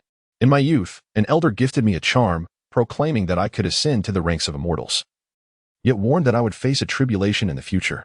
He instructed me that upon the severance of my divine essence, I should pass it on to the first young individual I encounter. At that time, I believed the old man to be a charlatan, yet gradually, my faith in him grew. Everything came to fruition with your arrival. Liurnio, intrigued, inquired, have you not encountered that old man since attaining immortality? The Barefoot Immortal replied, no, that old man is exceedingly enigmatic. After my ascension, I sought information about him, but alas, all claimed I had encountered a fraud. Liurnio remarked, it appears there are many mysterious figures in the celestial realm that remain unknown to us. As Liurnio concealed his divine aura, he asked the Barefoot Immortal about his next intentions. The Barefoot Immortal responded, I am uncertain. Should others discover my existence, they would undoubtedly pursue me relentlessly. Liurnio suggested, why not change your appearance? That way, no one would recognize you. The Barefoot Immortal replied, I lack the transformative abilities of Wukong's 72 transformations. My illusionary techniques revert to their original form after a time. Liurnio then produced a jade tablet containing the method of the 72 transformations and presented it to the Barefoot Immortal. This is the technique of Sun Wukong's transformations. Consider it a token of gratitude for your divine essence. The Barefoot Immortal, instantly invigorated, accepted the jade tablet, confirming it was indeed the 72 transformations. You are truly my benefactor. I am most grateful. Henceforth, you may call me brother. Liurnio responded, that sounds splendid. Brother, your divine essence is of great utility to me. The Barefoot Immortal inquired, oh, do you possess friends or relatives who could benefit from it? Liurnio clarified, I shall utilize it myself, as I can amalgamate multiple divine essences. Liurnio briefly explained to the Barefoot Immortal about his ability to merge with divine essence. The Barefoot Immortal exclaimed, that is splendid. Come, let me guide you to find the others and acquire their divine essences. Liurnio inquired, do you know their whereabouts? The Barefoot Immortal replied, I am aware of over 30 individuals. They are all my dear friends. Liurnio questioned, then why are you not with them? The Barefoot Immortal explained, I am well, but I do not wish to disturb them, as they have lost their physical forms. Liurnio responded, once we locate them, I will gather them into the Laojun furnace, and when I possess the capability, I shall restore their physical bodies. The Barefoot Immortal asked, can the Laojun furnace also accommodate living beings? You do not intend to refine them into divine souls, do you? Liurnio reassured, absolutely not. Allow me to show you the spatial properties of the Laojun furnace. Do not resist. I will take you inside. In a flash, Liurnio transported the Barefoot Immortal to the Laojun furnace. The Barefoot Immortal exclaimed, indeed, it is a space. I never anticipated the Laojun furnace possessed such an ability. As he sensed the rapid passage of time, he remarked, this may not suffice. The flow of time here is exceedingly swift, and their souls will likely dissipate quickly. Liurnio pondered, is that so? Suddenly, he recalled the coffin he had acquired with the chaos fruit. With a thought, he summoned the coffin and said, brother, do you think this might help? The Barefoot Immortal's pupils widened in surprise. Is that the soul-nourishing coffin? Liurnio replied, I am uncertain. I obtained it by chance. Barefoot Immortal, with the soul-nourishing coffin, there will be no issues. Let us now seek them out. Thus, Barefoot Immortal led Li Erniu in search of the 30 or so celestial beings. With Barefoot Immortal guiding the way, their journey was considerably expedited. In merely 3 months, Li Erniu succeeded in obtaining the divine essences of 32 deities, nurturing their souls within the soul-nourishing coffin. Li Erniu inquired, "Brother, what are your plans henceforth?" "Barefoot Immortal, I have no particular plans. I shall seek a tranquil place to reside in seclusion." Li Erniu, "If you have no place to go, you may consider the Qing and Xianzong in the eastern wilderness. I am the deputy sect master of that order." Chapter 76. Visitors from the Central Region Sect. Barefoot Immortal. Excellent. Haha, finally a place to call home. Li Erniu, "Brother, take this token. Upon your arrival at Qing and Xianzong, simply state that I sent you. To be prudent, change your appearance to avoid unnecessary attention." Barefoot Immortal, "Haha. Very well, we shall part ways here." With that, Barefoot Immortal transformed into a handsome young man and departed for Qing and Xianzong. Li Erniu then entered the alchemical furnace space, commencing the refinement of these divine essences. After 3 days and nights of relentless effort, Li Erniu finally assimilated all the divine essences into his being. He now possessed a total of 36 divine essences. Assessing the power bestowed by these essences, Li Erniu felt confident that he could contend with formidable late-stage divine realm experts. As he sensed the pathways connected to the divine essences, he conjured numerous avatars, dispatching them in batches through the pathways to gather the power of incense offerings. Li Erniu began to examine the 32 storage artifacts that had been gifted to him. Upon completing his inspection, he could hardly contain his drool. The celestial stones and crystals alone were worth several million. There were also numerous celestial herbs and fruits. Li Erniu placed the items he deemed unnecessary into one storage artifact, while the useful ones were set aside in another, planning to concoct elixirs at a later time. The alchemy furnace for crafting divine-grade pills had ceased to function autonomously. Continuing his exploration, he discovered an abundance of martial arts manuals and resolved to revisit them to see if any might be beneficial to him. After a further inspection of the magical treasures, he found none suitable for his use and subsequently stored them away. With 61 divine grades remaining in this secret realm, it was time to embark on his journey. He mused that if he could gather them all, his power would render him unrivaled in the celestial realm. With his treasure-seeking mouse in tow, he exited the alchemy space and continued to delve into the secret realm. After more than 10 days of searching, he finally uncovered a grand formation. Li Erniu immediately set about studying it. What kind of individual could have arranged such a formidable formation? "This is astonishing," he exclaimed, realizing he could only discern the faintest traces of its complexity. "Treasure-seeking mouse, I shall store you away for now. This formation is rather perilous." "Understood, master," replied the treasure-seeking mouse. Li Erniu then carefully stowed the mouse and cautiously stepped into the formation. The moment he entered, he was met with an overwhelming pressure that struck him like a wave. The surroundings became a blur, as if he were engulfed in chaos.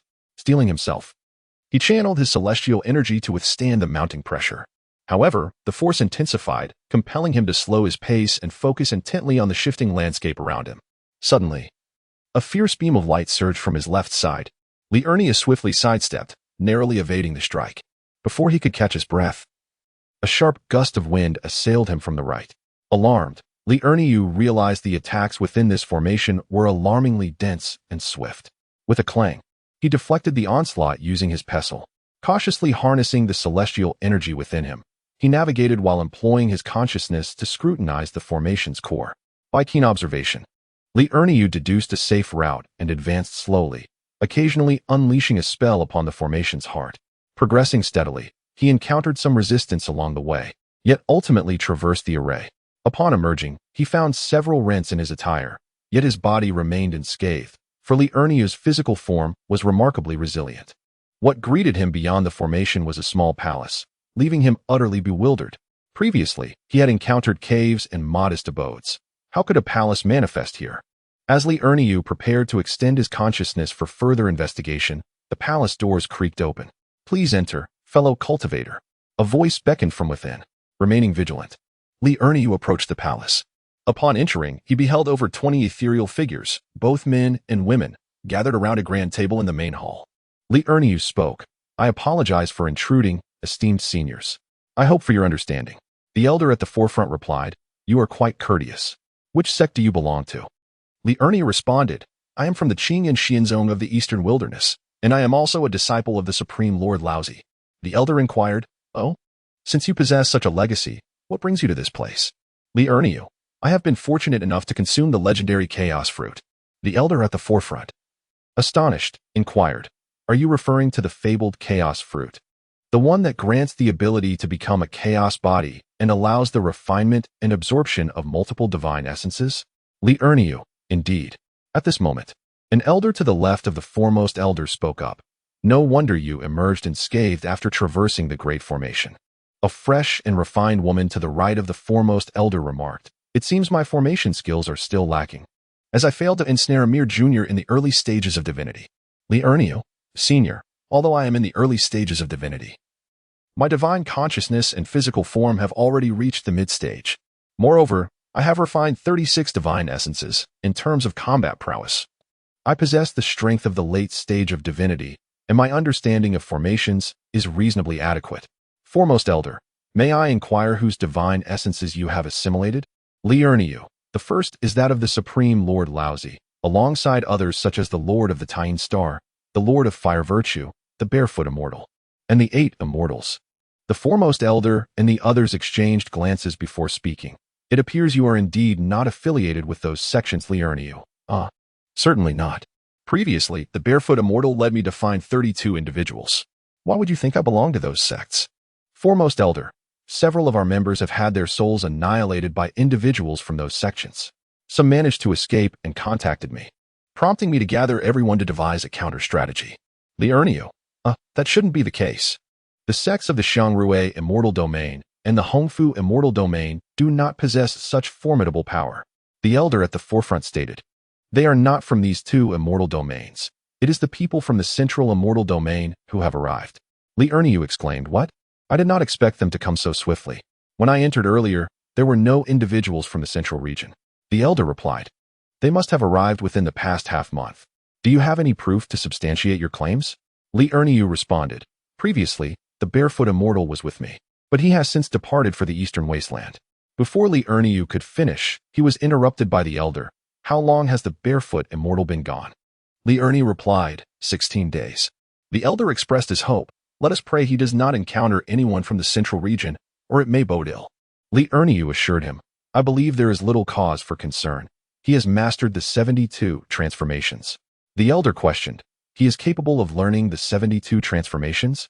Li Erniu clarified, His physical form remains unharmed. It is merely his divine essence that has separated, preventing integration. He carries a talisman at his waist that safeguards his corporeal body. The elder breathed a sigh of relief. Then I am at ease. Please continue with the previous topic. Do you have any further evidence? Li Erniu promptly produced the soul-nurturing coffin, from which they were nurturing souls. Chapter 77, 61 Divine Essences. Li Erniu opened the soul-nurturing coffin, and 32 phantoms floated out. It is indeed lively. Greetings, Tai Bai Jin Xing. The 9 heavens Xian Nu is also present.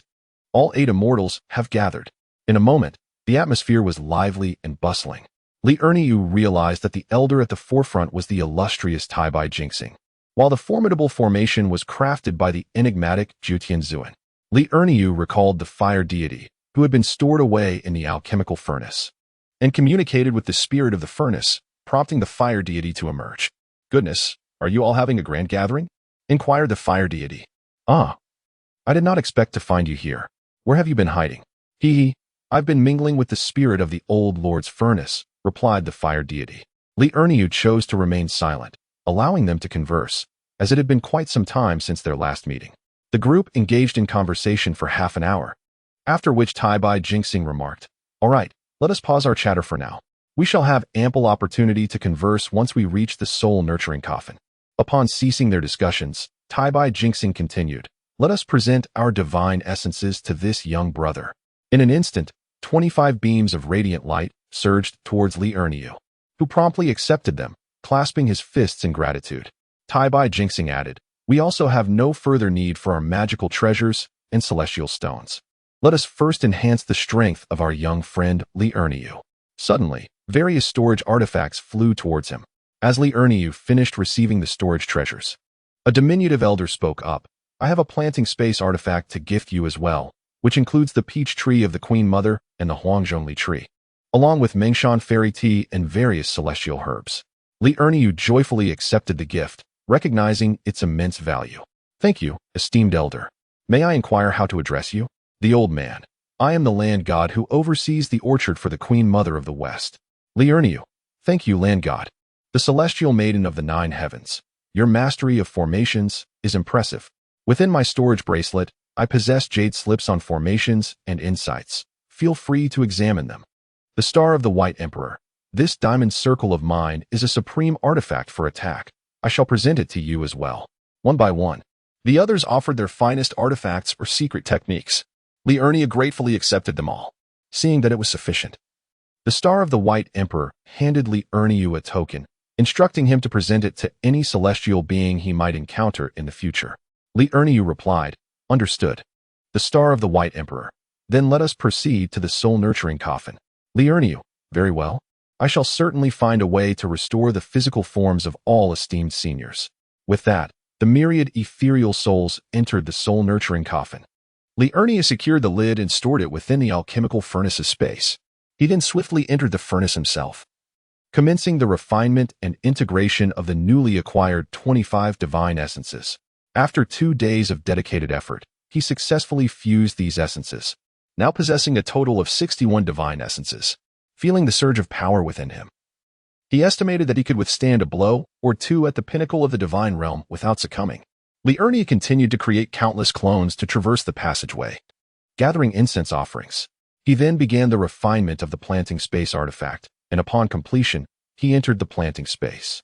Before him lay rows of fruit trees, fields of tea plants, and patches of medicinal crops. In astonishment, Li Erniu couldn't help but exclaim, What a fortune! Li Erniu swiftly gathered 10 of each item and then exited the planting space, seeking out Wang Yuyan, Li Mengru, along with the calabash boy and the treasure mouse. He distributed 2 of each item to everyone. Wang Yuyan exclaimed, Where did all this come from? Such abundance!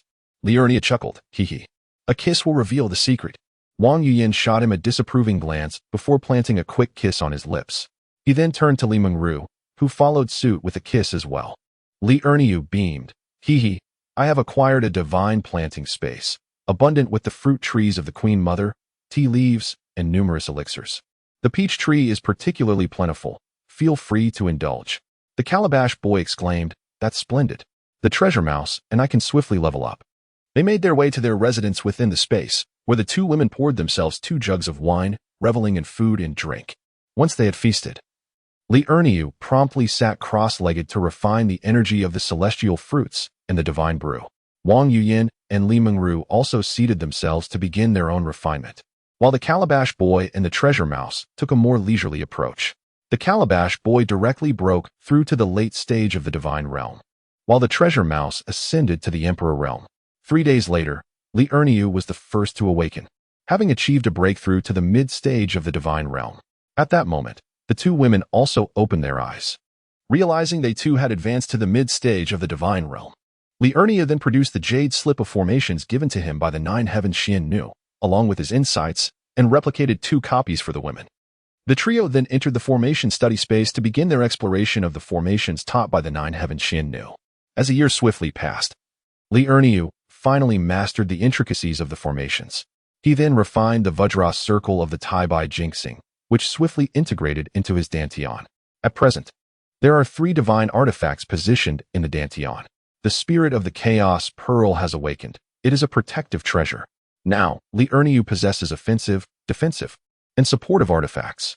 Li Erniu declared, I shall take my leave to continue my quest for divine essence. You too should persist in your studies. Additionally, examine these artifacts to see if any are suitable for you. If so, refine them. Upon concluding his statement, he presented each of the 2 women with a storage ring. They accepted the rings, and each imprinted a crimson mark upon Li Erniu's lips. Subsequently, Li Erniu exited the alchemical space with the calabash boy and the treasure-hunting mouse. As soon as Li Erniu emerged from the space, he sensed that an array was being breached. Observing through the grand formation, he discerned 3 individuals attempting to dismantle it, while a dozen more awaited outside. The trio within possessed late-stage divine realm strength, while among those outside, 1 was at the peak of the divine realm, 5 were late-stage, and 10 were mid-stage. Li Erniu's brows furrowed in an instant. Should they all gain entry, he would be unable to contend with them. I will first utilize the grand formation to eliminate these 3 array masters, he resolved. With the calabash boy alongside him, Li Erniu entered the grand formation and began to manipulate its focal point. The 3 array masters exclaimed, "This is not good. Someone is controlling the grand formation. We must exercise caution. Indeed, there are remnants of the heavenly court within." After adjusting the focal point of the grand formation, Li Erniu produced a pestle, preparing to strike a surprise blow. He instructed, "Calabash boy, I will incapacitate one that will surely draw the attention of the other 2. Do you think you can seize the opportunity to devour one?" The calabash boy reassured him, "Rest easy. This is but a trivial task. You incapacitate one, and I shall handle the other 2. Li Erniu relayed the information regarding the grand formation to the calabash boy. "Let us proceed." Action. Li Erniu, utilizing the cover of the grand formation, approached a nearby array master, while Halua arrived at the vicinity of 2 others. With a swift display of his instantaneous movement technique, Li Erniu deftly positioned himself behind one of the array masters and struck him, rendering him unconscious. Startled by the commotion, the other 2 immediately turned to investigate, only to witness the sight of a young boy having incapacitated one of their companions. As their attention shifted towards Li Erniu, Halua had already appeared behind them, manifesting 2 enormous mouths that enveloped both individuals, swallowing them whole. Li Erniu stood in astonishment at Halua's remarkable ability, exclaiming, "What on earth? How do you have 2 mouths?" Chapter 78. What on earth? How have you transformed? Halua replied, "This is a skill I awakened after advancing to the late stage of the divine realm. I can simultaneously conjure 3 mouths to consume." Li Erniu proceeded to thoroughly search the unconscious array master's belongings, declaring, "Let us turn this one into provisions." Halua promptly swallowed the array master and then regurgitated 2 storage treasures, which belonged to the earlier 2 individuals. Li Erniu collected the storage treasures and proposed, "Next, I will disguise myself as an array master to lure them in, and together we shall deal with them." Employing the art of transformation, Li Erniu assumed the guise of the earlier speaker and, mimicking his voice, called out, "Please, 2 formidable warriors, come assist us in breaking the formation. There is someone manipulating the array, and our trio alone cannot dismantle it." The elder in charge responded, "Very well. I shall send 3 more from the late stage of the divine realm to assist you." Li Erniu shouted, "Enter from the Kuan position." The elder at the forefront commanded, "You 3 shall enter from the Kuan position and assist them."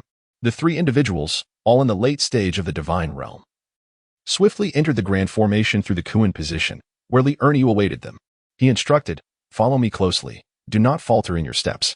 They maneuvered through the formation, turning left and right, delving deeper into its intricacies. At that moment, the calabash boy had arrived behind them, instantaneously conjuring 3 enormous mouths to envelop the trio. Li Erniu hastily conveyed a thought to the calabash boy, "Spare one alive." The calabash boy retracted one of the colossal mouths, while Li Erniu swiftly positioned himself behind a middle-aged man, rendering him unconscious with a single blow, dragging the middle-aged man into the grand hall. Li Erniu produced a binding rope and secured him, subsequently awakening him. Upon regaining consciousness, the middle-aged man discovered himself within a grand hall and turned his gaze toward Li Erniu. "You are not one of our formation masters. Who are you?" Li Erniu replied with a chuckle, "Now, you find yourself a prisoner. You are in no position to question me. I shall inquire, who are you?" The middle-aged man observed that Li Erniu bore no resemblance to the remnants of the heavenly court, as those present were merely souls. "Huh, I am from the Central Region's sect. You would do well to release me, or your sect shall face annihilation."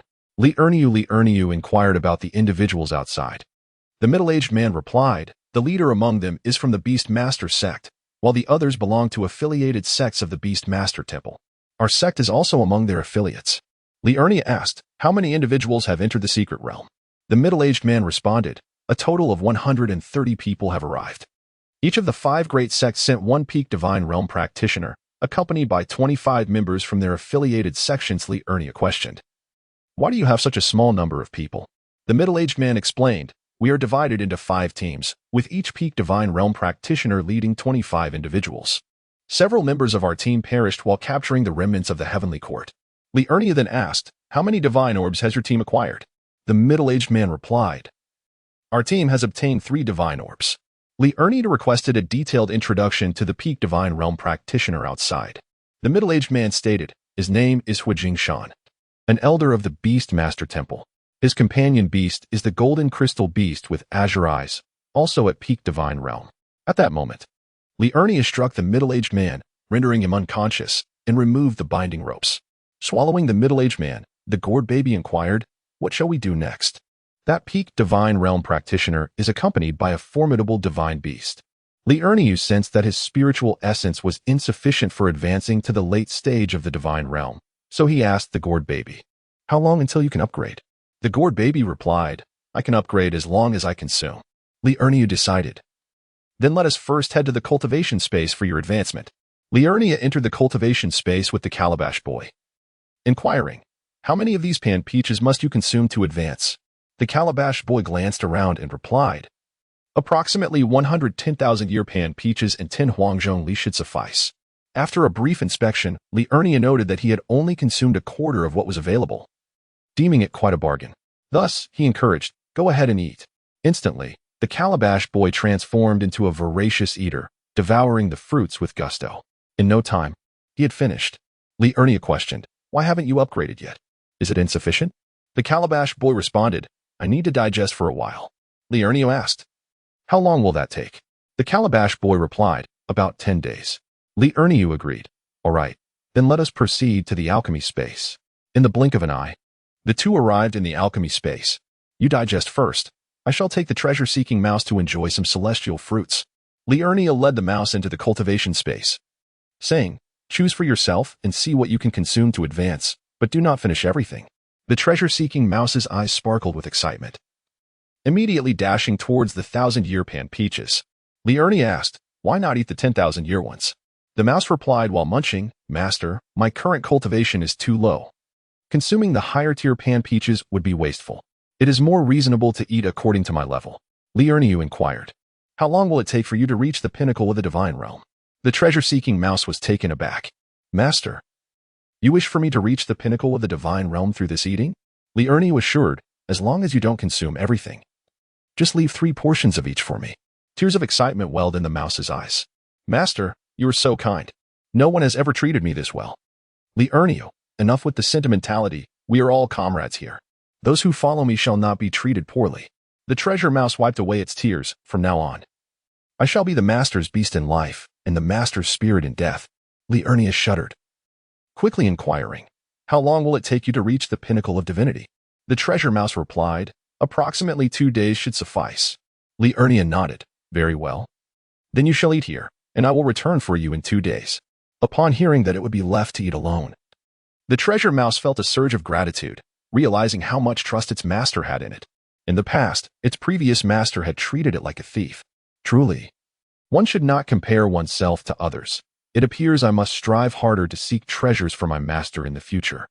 Liurnia returned to the alchemy furnace space and proceeded to the training area, where he practiced using the Vajra circle and the chaotic pearl. Mastery was essential, for he would soon face the pinnacle of divinity, a matter that required utmost caution, lest he meet an untimely demise. After 2 days of diligent practice, Liurnia had become quite adept. He was astonished by the prowess of the Vajra circle, which could both strike foes and ensnare adversaries. Realizing it was time to fetch the treasure mouse, he swiftly reappeared in the planting space. "Master, you have arrived." Liurnia exclaimed, "What the heck? Is that you, treasure mouse?" The treasure mouse replied, "Indeed." Liurnia, taken aback, asked, "What the heck? How did you transform?" Chapter 79, The Gourd Little Vajra. Majestic and unparalleled, the treasure mouse, brimming with pride, declared, "Hee hee. Master, do I not look more handsome now?" It wagged its little whip-like tail, eagerly gazing at Liurnia. Liurnia scrutinized the treasure-seeking mouse and nodded thoughtfully, remarking, "Indeed, you have become far more handsome than before. You've even developed armor." Curiously, he reached out to touch the mouse's hardened shell. The treasure-seeking mouse excitedly exclaimed, "Look at my claws, they've changed too." With that, its claws shot forth, revealing several sharp, glimmering talons before his eyes. Liurnia gasped in astonishment. "Wow, you can now throw dirt at an astonishing speed." The treasure-seeking mouse confidently replied, "I can even throw stones." It swiftly picked up a rock and with a gentle flick of its claws, sliced it into several pieces with a smooth, clean cut, as if it were slicing through tofu with ease. Liurnia widened his eyes in amazement, asking, "What other changes do you possess?" The treasure-seeking mouse grinned proudly. Hee hee. Just watch. It then began to demonstrate its agile movements, darting through the surrounding space like a bolt of lightning. Li Ernie gasped in shock, exclaiming, "Goodness! You match my instantaneous speed now." The treasure-seeking mouse declared with pride, "I have acquired skills." Li Ernie, intrigued, inquired, "What skills?" The mouse replied, "I can perform wall-passing techniques, earth-burrowing techniques, invisibility, as well as the toxic dragon drill and the frenzied little whip." Li Ernie exclaimed, "This isn't just a transformation. This is a mutation. What is this toxic dragon drill? Does it burrow underground?" The treasure-seeking mouse clarified, "Master, this is meant for combat." Li Ernie, astonished, exclaimed, "No way. You possess combat capabilities now?" The treasure-seeking mouse chuckled, "Hee hee. Indeed, why not take me to the training space to test my skills?" Li Ernie, let us go. With a swift motion, Li Ernie led the treasure mouse to the training space. The celestial beast appeared, and in an instant, the treasure mouse positioned itself behind the beast, causing its head to fall. Li Ernie, goodness. I didn't even see you strike, and yet the head has fallen. Treasure mouse, I did not strike. I merely harnessed the power of space. As I passed by its head, it collided with my claw. The treasure mouse then demonstrated a display of slaughter, sometimes severing heads and at other times striking with its tail, which could not only lash but also bind. Li Ernie was astounded. Li Ernie, who do you think is stronger now, you or the Calabash Boy? Treasure mouse. If he reaches the late stage of the divine realm, he would undoubtedly surpass me. Li Ernie, it seems he will reach the peak of the divine realm in a few days. Treasure mouse, in that case, he still holds an advantage. Master, please bestow upon me a name. Li Ernie, the devouring beast is called Calabash Boy, so you shall be named Calabash Little King Kong. Treasure mouse, haha. Wonderful. I now have a name, Calabash Little King Kong, fierce and unparalleled. What a splendid name. I thank you, Master, for this gift. 10 days swiftly passed, and Calabash Boy finally ascended to the peak of the divine realm. Li Ernie, goodness. Calabash Boy, have you transformed as well? Yet, while the treasure mouse has become more imposing, you appear even cuter. Calabash Boy, this appearance lulls others into complacency. It's called playing the pig to eat the tiger. Kiki. Li Ernie, what new abilities do you possess now? Hulua. Haha. I have gained mastery over the power of time and space. Li Ernie, wow. You are even more formidable than Hulu Zaijingang. Hulua. Who is Hulu Zaijingang? Xuanbao Mouse. Tada. It is, of course, I the mouse. Hulua. Goodness, your armor is quite striking. Hulu Zaijingang. And these claws, and this little whip. I too possess combat prowess now. Hulua haha. This is splendid. Li Ernie, besides the power of time and space, what other abilities do you possess? Hulua. I have also acquired the Soul Shockwave skill, enabling me to better control my opponents and consume them. Li Ernie, you two are increasingly extraordinary. Hulua, where do you find yourself extraordinary? Once you reach the pinnacle of the divine realm, we may not withstand even a single blow from you. Li Ernie, ha ha, it's not that exaggerated. Hulua, shall we not deal with those individuals outside? Li Ernie, let us go and lure that old man into the grand formation, and together we shall handle him. Hulua, even without drawing him into the grand formation, the three of us could manage them. Li Ernie, better to be cautious. Within the grand formation, we will not attract the attention of others, for there are indeed other foes in the secret realm. The trio emerged from the Dan furnace space, having spent over 2 hours outside. Li Ernie continued to assume the guise of the formation master, leading the two beasts into the grand formation. Approaching the edge of the formation, Li Ernie feigned weakness and called out, "Elder Hua, this grand formation is exceedingly powerful. We are struggling a bit. The opposition likely has a dozen people manipulating the formation." Upon hearing this, Hua Jinshan's eyes instantly sparkled with excitement. Could it be that there are indeed over 10 divine ranks among them? With a grand gesture, he declared, "Let us proceed together to break the array." As they stepped into the formation, Li Ernie hurriedly shouted, "Wait until I enter the Qian." Hua Jinshan was taken aback. "What? I'm already inside. Why didn't you say so earlier?" Li Ernie replied, "I hadn't the chance to inform you." "I didn't expect you to enter so swiftly." Hua Jinshan asked, "What should we do now? I can no longer see those individuals." Li Ernie instructed, "Stay where you are. I will come to retrieve each of you. Do not move an inch." Hua Jinshan queried, "Why can't I hear them speaking?" Li Ernie explained, "It's due to the array. You lack understanding of its mechanics. I can communicate with you, so rest assured, they are currently unharmed. Their strength is insufficient. I will retrieve them first, Please wait a moment. Hu Jinshan responded, very well, this level of array power poses no threat to me. It is merely the illusion array that is bothersome. Had it not been an illusion, I could easily dismantle the formation. Li Erniu dispatched the Calabash Boy and the Calabash Little Tough Guy to eliminate those foes, while he channeled the array to attack Hu Jinshan. He needed to maintain the pretense fully. If no one was operating the formation, suspicion would arise, complicating any future ambush. Through the array, Li Erniu observed Hu Jinshan. The pinnacle of divine realms indeed was formidable, as the array's assault could not even stir a ripple in his celestial shield.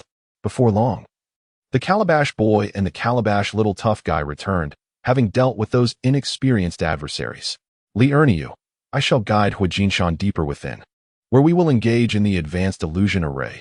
You two should take your positions to ambush. The Hulua and Hulu Zaijiangang nodded in agreement and proceeded toward the illusion array. Li Erniu approached Hu Jinshan and said, Elder Hua, I have arrived. Follow me, and I will lead you to join the others. Together, they entered the illusion array. Li Erniu instructed, Elder Hua, strike at the position 45 degrees to your upper left. Hu Jinshan summoned his celestial energy and directed his attack toward the indicated corner. At the same moment, Li Erniu moved as Hu Jinshan launched a strike. Chapter 80. The demise of Hu Jinshan. Li Erniu produced a pestle and utilized the technique of instantaneous miles, positioning himself behind Hu Jinshan, delivering a sudden blow. However, a radiant golden light emerged above Hu Jinshan's head, intercepting Li Erniu's attack. Hu Jinshan swiftly turned, exclaiming, You are not Lin Haifeng. Who are you? As Hu Jinshan questioned Li Erniu, a shadow materialized behind him, and a claw lunged toward his back. Hu Jinshan attempted to evade, yet he was a fraction too late, resulting in Hulu Zaijiangang tearing away a piece of flesh from his left arm, exposing bone. In a frantic response, Hu Jinshan summoned the emerald-eyed golden crystal beast. Li Erniu and Hulu Zaijiangang advanced to strike Hu Jinshan, just as the emerald-eyed golden crystal beast prepared to assist. Are you not afraid that our beast god temple will annihilate you? Li Erniu chuckled. Where do you find such superfluous chatter? Since I have the audacity to kill you, I am untroubled by the prospect of your retaliation. At that moment, the azure-eyed golden crystal beast had already been engulfed by the Calabash Boy. However, being a divine beast, its demise was not so easily attained, and it continued to struggle valiantly within the confines of the Calabash Boy's belly. The Calabash Boy wielded the powers of devouring and time simultaneously upon the azure-eyed golden crystal beast. Upon witnessing his beast being consumed, Hu Jinshan instantly realized his impending doom. The two adversaries were already laboring to contend with him.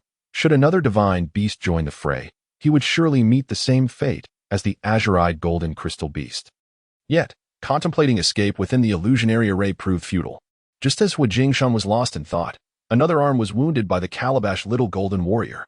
Aware of his impending demise, Hu Jinshan implored, If I relinquish my divine essence, will you spare my life? Li Erniu replied, You must surrender both the divine essence you have acquired and your own. Only then will I consider granting you clemency. Hu Jinshan hesitated momentarily.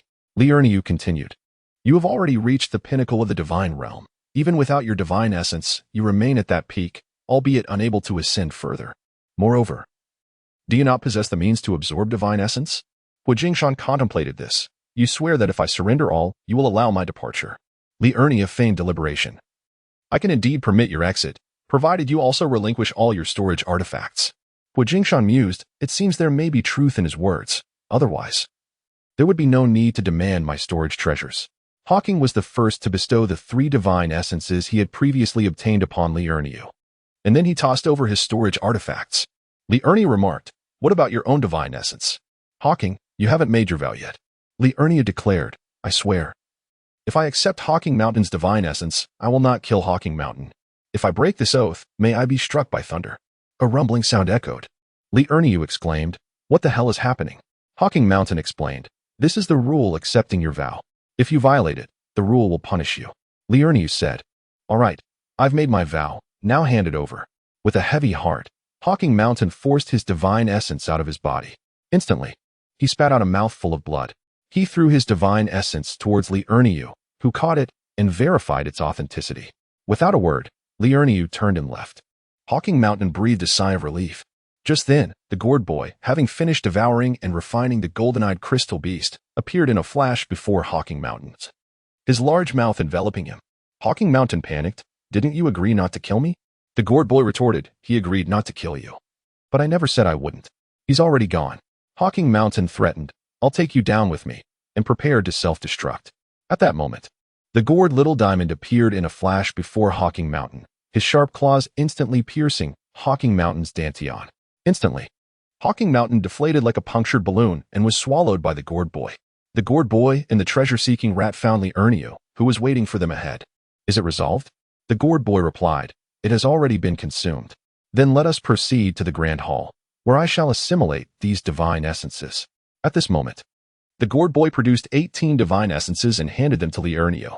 Liurniu paused in astonishment. From whence did you acquire these divine essences? The gourd boy explained. Did we not slay a total of 18 divine beings? Liurniu exclaimed, oh dear, how could I be so forgetful? I was solely fixated on the divine essences from the secret realm, neglecting the fact that any divine being possesses divine essence unless it has been extracted. The gourd boy continued, there should be more within Huajinshan's storage treasure. Did they not number 25? It is unlikely that the essences of those who perished were left unclaimed. Liurniu hurriedly examined the storage treasure, and indeed, there were 6 divine essences within.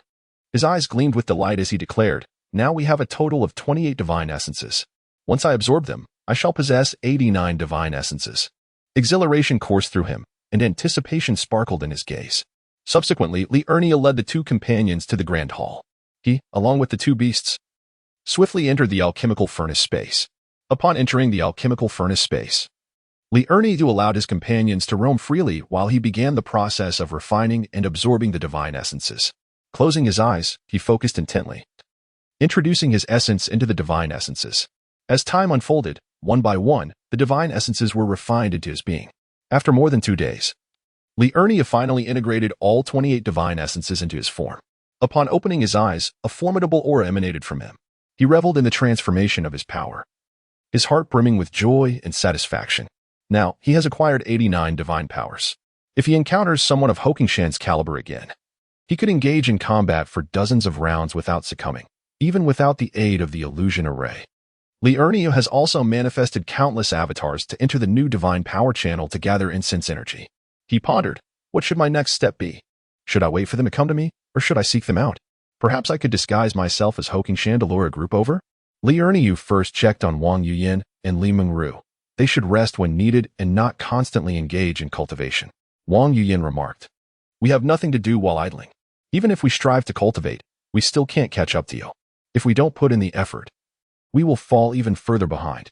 Li Mengru added, indeed, and we are already cultivating at 100-fold pace.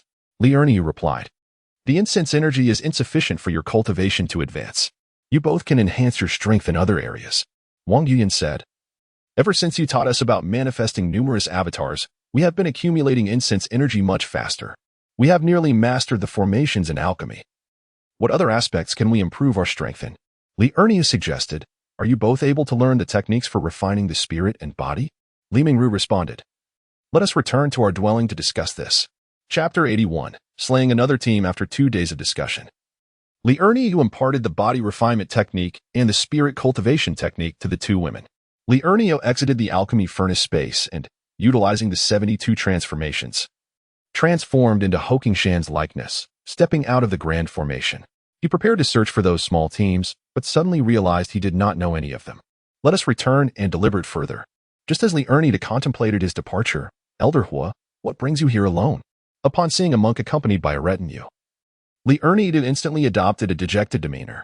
Alas, this grand formation is exceedingly formidable. I estimate it requires about 20 individuals to operate it. I was initially too careless. I did not enter with my men, and now they have perished within the formation. The monk's eyes suddenly sparkled with excitement. How about we collaborate? Liurniu inquired. What manner of collaboration do you propose? The monk replied, let us dismantle the formation together, and we shall divide the spoils 3-1. Liurniu responded, your generosity is commendable, recognizing my substantial losses and offering me 3 shares. In return, I shall express my gratitude. I cannot allow you to suffer unduly. I suggest a 2-1 split. The monk was taken aback, pondering, what audacity. He awkwardly remarked, Elder Hua, you have misunderstood. It is I who shall take 3, and you 1. Liurniu exclaimed, what? You demand 3? The monk explained, After all, I have more personnel, one share for myself. One for the formation master, one for the others, and one for you. Does this not seem reasonable? Li Erniu insisted, no more than 2-1. Otherwise, we shall not collaborate. After some contemplation, the monk acquiesced, very well, let it be 2-1. Li Erniu replied, that is more acceptable, let us proceed. The monk instructed 3 formation masters to examine the array, and after half an hour, the formation master declared, it is indeed quite challenging. We should venture inside together to dismantle it. Li Erniu trailed behind the formation master, notifying the Gourd brothers and the Gourd Little King Kong to seize the opportunity for a surprise attack once they entered. As the formation master walked, he meticulously studied the formation. Li Erniu observed the 3 formation masters, noting their abilities were comparable to those of the previous trio. He awaited the right moment to eliminate them within the illusion formation, after which the remaining foes would be akin to fish in a barrel. Through communication, Li Erniu decided that the Gourd brothers would be responsible for devouring the 3 formation masters, while the Gourd Little King Kong would stealthily ambush the monk, allowing Li Erniu to deal with the others. Once the Gourd brothers consumed the formation masters, they would support wherever needed. An hour later, they arrived at the illusion formation. The formation master was about to caution everyone about its nature when Li Erniu swiftly unleashed the Gourd brothers and the treasure-seeking mouse. The Gourd brothers instantly flashed to the 3 formation masters, their 3 gaping mouths simultaneously engulfing them. Meanwhile, the Gourd Little King Kong appeared behind the monk, launching a surprise attack on his legs, severing one with his razor-sharp claws. Having learned from the previous ambush that eliminating a peak Divine Realm opponent in one blow was nearly impossible, he altered his strategy to target the legs first. Generally, the legs were devoid of protective artifacts, and an attack there would evoke less alarm, increasing the chances of success. Li Erniu then brandished his pestle, employing the techniques of instantaneous movement and ghostly apparition to deliver stunning blows. Those in the mid-Divine Realm were instantly killed, while those in the late Divine Realm were rendered unconscious. By this time, the Gourd brothers had dealt with their adversaries and quickly assisted Li Erniu in subduing those from the mid and late Divine Realms. After Li Erniu and the Gourd brothers finished off the remaining foes, the Gourd Little King Kong was engaged in a fierce battle with the monk. The monk was indeed valiant. Even with a missing leg, he fought Little King Kong fiercely. Li Erniu and the Calabash brothers hastened to assist, instantly overwhelming the monk. The Calabash brothers and Li Erniu simultaneously launched a mental assault, momentarily staggering the monk. Li Erniu swiftly moved behind the monk to strike a concealed blow, while the treasure-seeking rat materialized to sever the monk's remaining leg, and the Calabash brothers employed temporal powers to impede his movements. Schwa! Li Erniu's bludgeon landed squarely on the monk's head, disorienting him.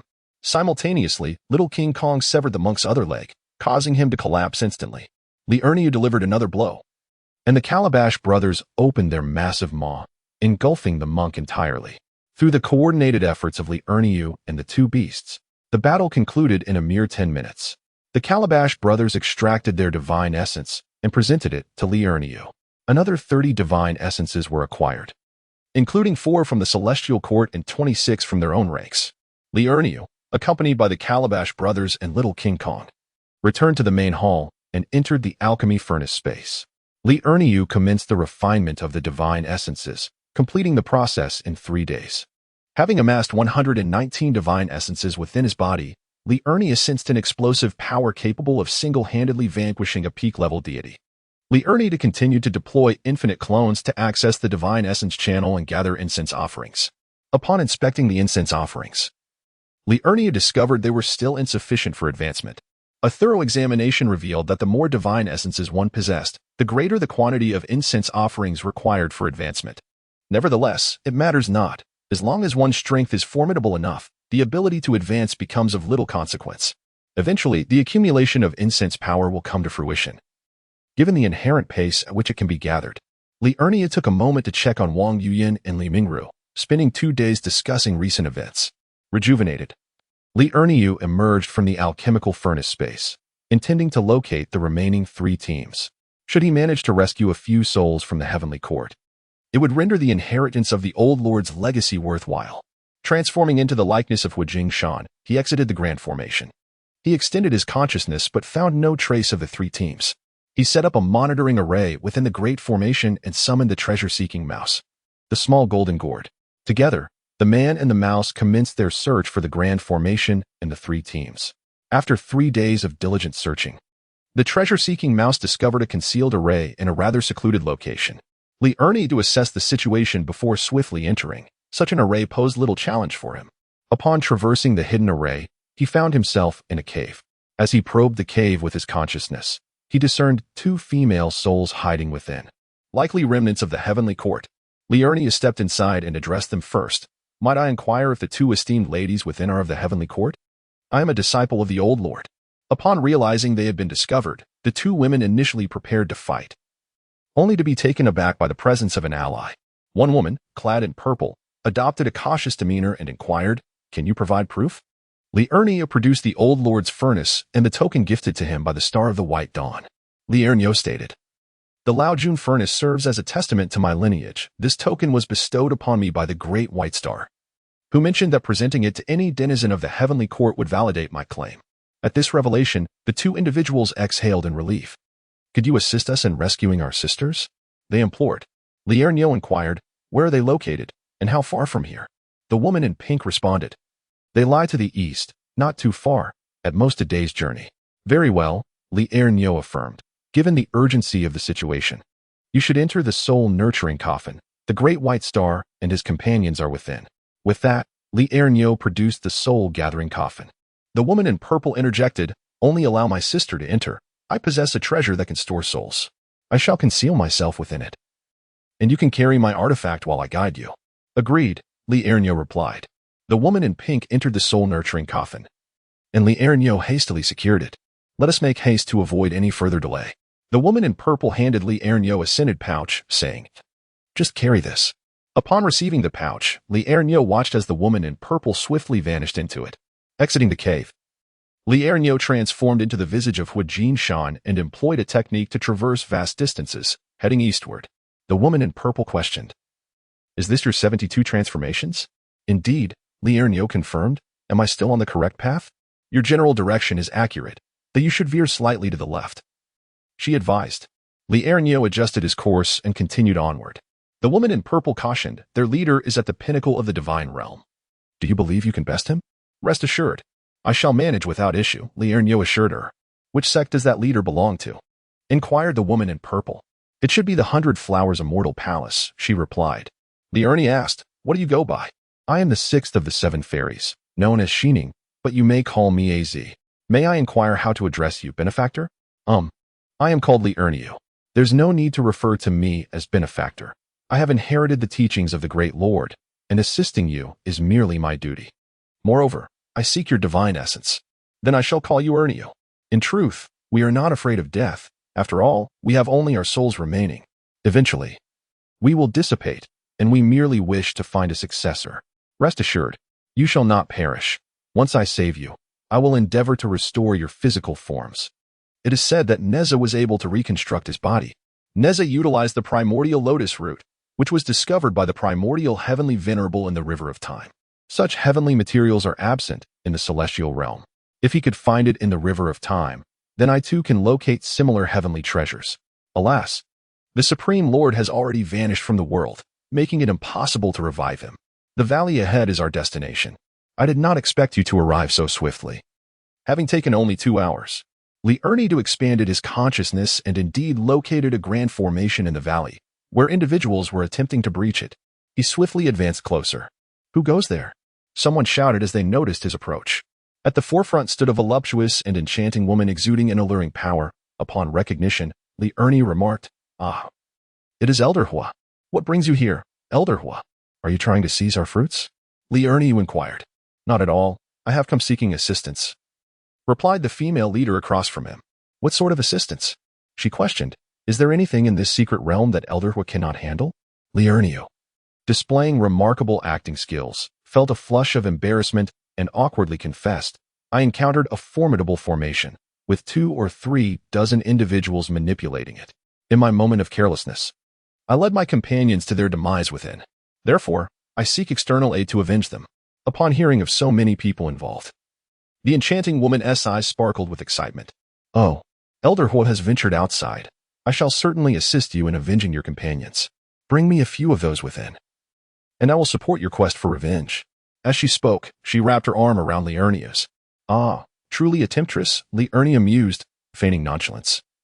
I am most grateful, fair maiden. The enchanting woman chuckled. When did Elder will become so eloquent? Seizing the opportunity, Li Ernie swiftly summoned the Calabash brothers from the space of the alchemical furnace and launched an attack on the captivating woman. The brothers coordinated with remarkable synergy. One unleashed the power of time and space, while the other executed a toxic drill aimed directly at her dantian. With a piercing sound, her dantian shattered. The Calabash brother devoured her whole. The enchanting woman, caught off guard, had no chance to react. With the leader slain, the remaining foes were easily dealt with. The trio of Li Erniu and the two beasts surged into the throng, beginning a relentless slaughter. The golden warrior of the gourd swiftly vanquished his foes, consuming them in silence. Li Erniu wielded his club with precision, swiftly concluding the battle in mere 3 seconds. Afterward, the gourd warrior regurgitated a divine essence and presented it to Li Erniu, who accepted it gratefully. Guided by a Z, he traversed the grand array, entering its depths. Upon entering, a Z produced a fragrant pouch containing the souls and called out, "Eldest sister, second sister, third sister, fourth sister, fifth sister, we have arrived." In an instant, 5 ethereal figures emerged. "Sixth sister, what brings you here? What are the others outside?" A Z replied, "It was Ernia who led me in. All outside have been slain by him and his beast companion." The 5 women were astounded. Hadn't there been others breaking through the array moments ago? How could it be that they were all eliminated so swiftly? At that moment, Li Ernie revealed the soul-nurturing coffin, releasing the lady clad in pink. Instantly, the 7 embraced one another. After the initial excitement, Aziz introduced her sisters to Li Erniu, who then explained the situation. The sisters entrusted the divine essence to Li Erniu before entering the soul-nurturing coffin. This encounter proved fruitful for Li Erniu, who acquired 7 divine essences from the women, alongside 5 from the opponent's storage treasure, totaling 12 celestial essences. With the opponent's 26, he amassed 38 divine essences in total. Li Erniu then swiftly entered the alchemical furnace space to refine the essences. Upon completion of the refining process, he found himself with 157 divine essences within his dantian. Overcome with exhilaration, he promptly conjured countless clones to dispatch to the divine essence passage. Gathering the power of incense, Li Er emerged from the Dan furnace space, accompanied by the gourd little golden king. As they continued their quest for the Great Formation or the other 2 groups, as they exited the Grand Array, he sensed the monitoring formation he had set up transmitting images. 4 or 5 dozen individuals appeared before the array. Pondering the situation, Li Er wondered how these 2 groups had converged. At that moment, the monitoring formation relayed a voice, warning them to exercise caution, as it was rumored that 2 elders from the 10,000 Buddha sacred sect and the Beast Master Shrine had perished. What happened? I do not know. I only heard the news from the sect, stating that their soul jade token shattered. That explains it. No wonder our 2 sects have gathered. One of the leaders remarked. This formation is extraordinary. Let us refrain from rushing in.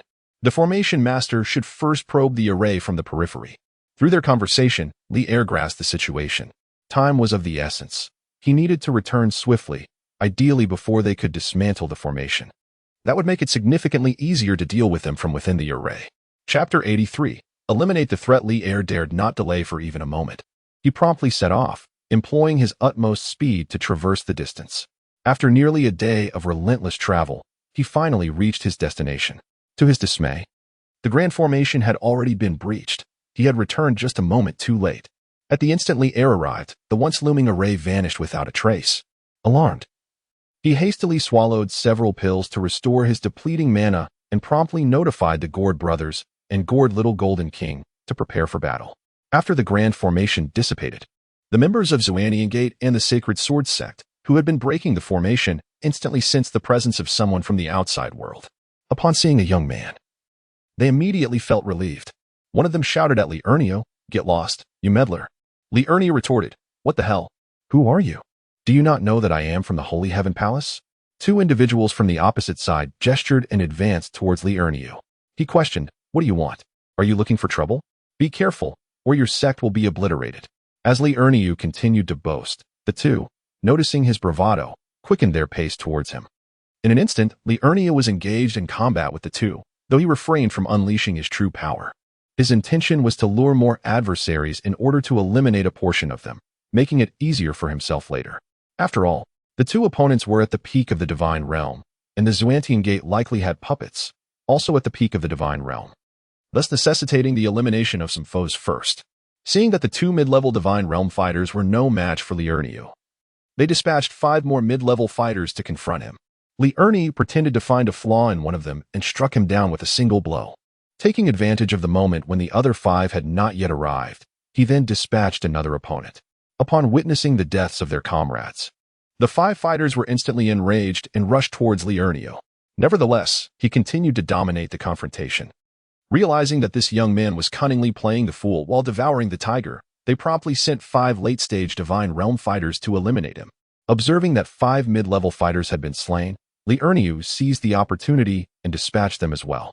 The 5 late-stage fighters were left utterly frustrated. Realizing they had arrived too late, 5 formidable experts from the Divine Realm engaged in combat with Li Erniu, who, upon elevating his combat prowess, began to overpower his adversaries. Employing his elusive technique, he struck swiftly and decisively, rendering all 5 unconscious before delivering a fatal blow to each. Witnessing this, the 2 leaders of the opposing faction exclaimed in disbelief, "What kind of strength does this individual possess? No matter how many we send, they are relentlessly subdued." Consequently, the pinnacle expert from the Spirit Sword Sacred Sect stepped into the fray. Upon recognizing the arrival of this formidable foe, Li Erniu ceased his playful banter with the 5 and swiftly eliminated them. At that moment, the pinnacle expert from the Spirit Sword Sacred Sect approached, drawing his long sword and unleashing a series of astonishing sword energies directed at Li Erniu. In a display of feigned vulnerability, Li Erniu pretended to be overwhelmed, retreating while skillfully evading the assaults. Upon reaching a safe distance from which the pinnacle expert could not provide timely assistance, he summoned the pre-prepared Calabash brothers. As soon as they appeared, the Calabash boy unleashed the power of time and space to control the adversaries, simultaneously launching a mental assault on their souls. The Calabash Little King Kong executed the Poison Dragon Drill, targeting the energy center of the Spirit Sword Sacred Sect's pinnacle expert. Li Erniu, too, utilized his techniques of instantaneous movement and the elusive club strike to aim at the back of the pinnacle expert's head. A series of distinct sounds echoed. The first was Li Erniu's club striking the head of the pinnacle expert from the Spirit Sword Sacred Sect, leaving him momentarily dazed. The second sound was the Poison Dragon Drill piercing through the chest of the same expert. In an instant, the pinnacle powerhouse of the Spirit Sword Sacred Sect found himself grievously injured under the combined assault of the 3 attackers. Observing this, the pinnacle expert of the Xiantian sect exclaimed in disbelief at the formidable strength of his adversaries, realizing the necessity of summoning his puppet for assistance. However, it was too late. The Spirit Sword Sacred Sect's expert, wounded and vulnerable, was swiftly consumed by the Holowawa, who darted forward with remarkable agility. Li Erniu promptly confined the Holowawa within the confines of his alchemical furnace, allowing it to digest its recent acquisition. While he and the Holowawa's Golden Warrior charged toward the Xiantian sect's pinnacle expert and his puppet. Instead of launching a direct assault, they opted for evasion and defense. In the span of merely a minute in the external world, the alchemical furnace experienced a passage of 100 minutes, and before long, the Holowawa had completed its digestion.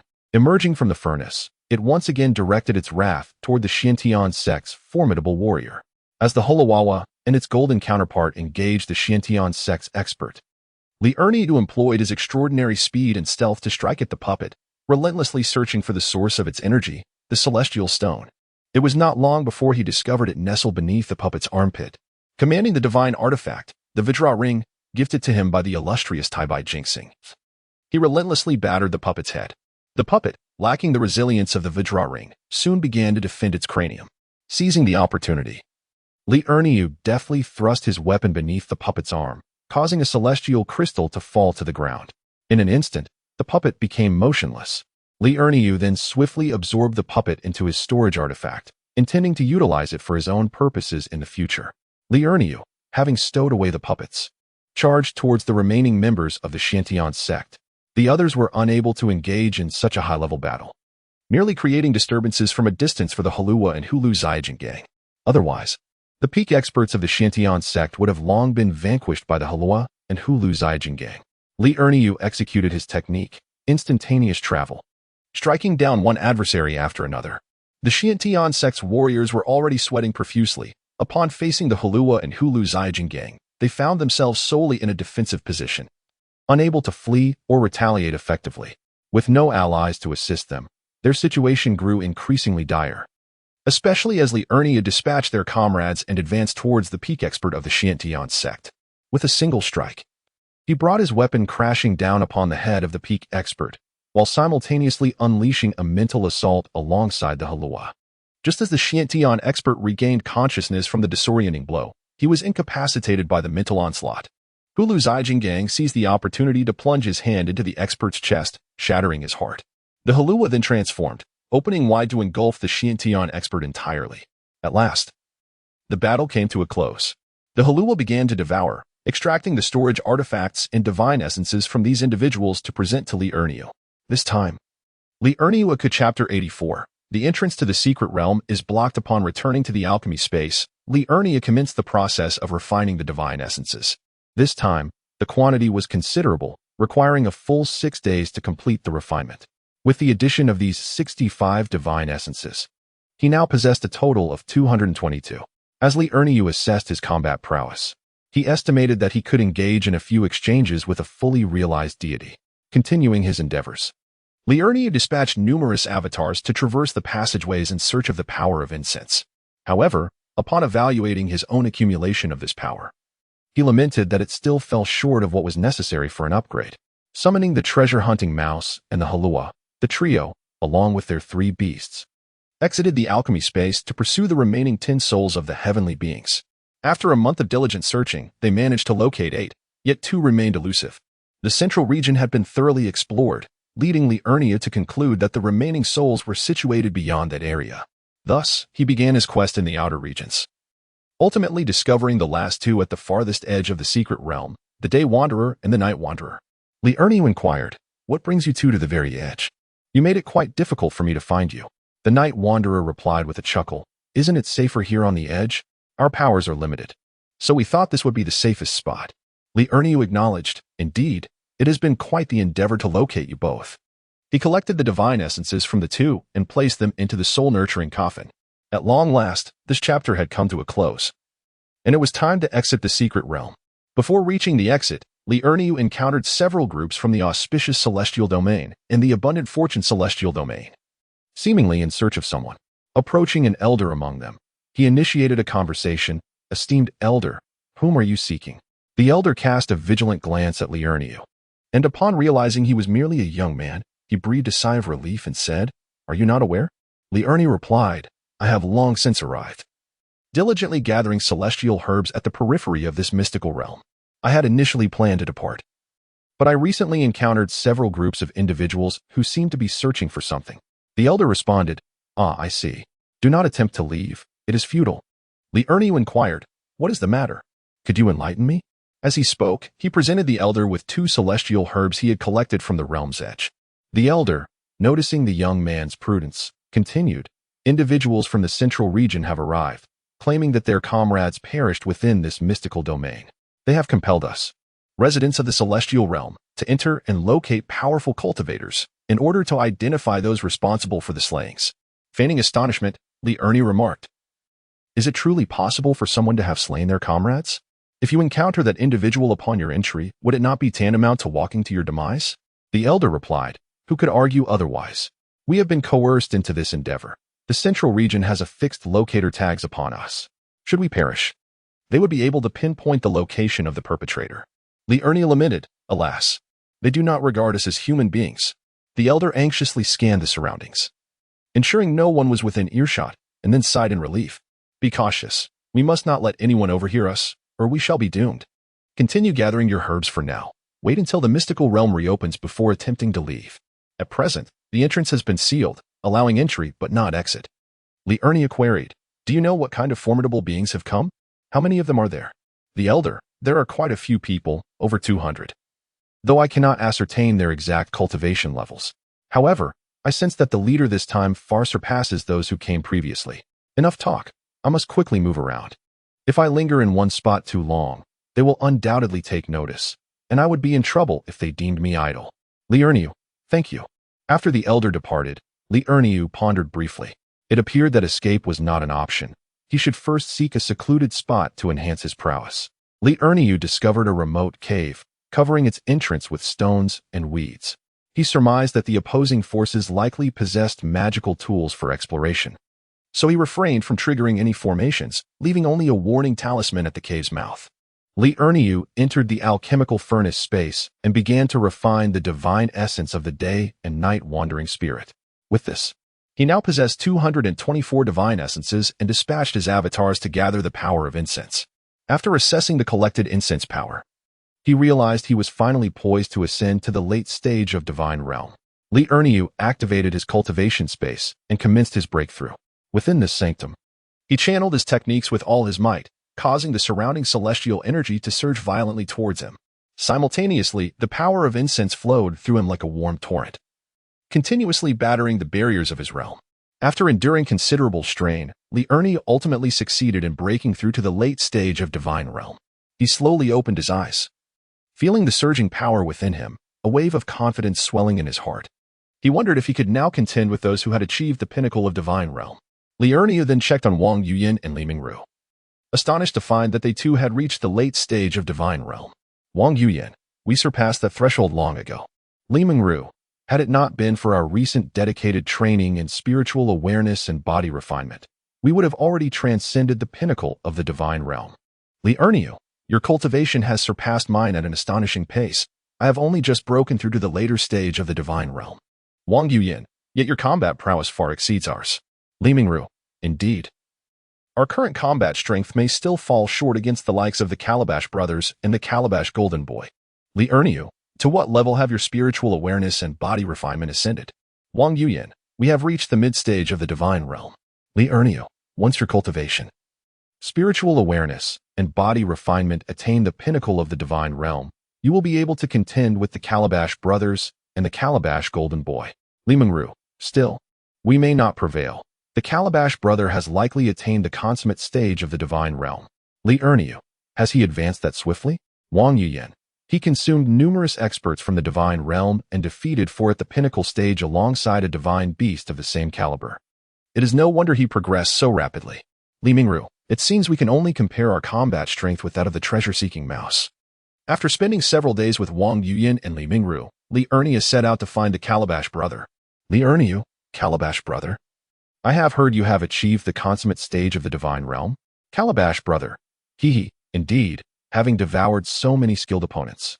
It would be a waste not to benefit from it. Li Erniu, have you awakened any new abilities? Calabash brother, not particularly. But each of my powers has indeed grown significantly stronger than before. Li Erniu, that is still quite commendable. Calabash brother, I have discovered an intriguing issue. Li Erniu, what issue?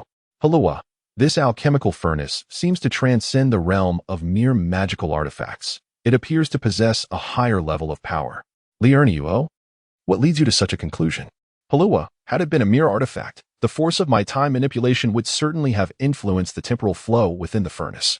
I previously attempted to do so, yet astonishingly, it bore no effect on the temporal changes within.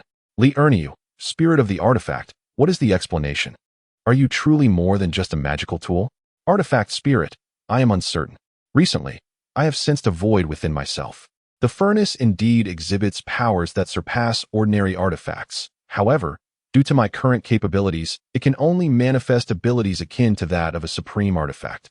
Li Erniu, then, we must rely on fortune to discover what is missing from you. Artifact spirit, it is likely not in the realm of immortals. Were it so, I would have sensed its presence.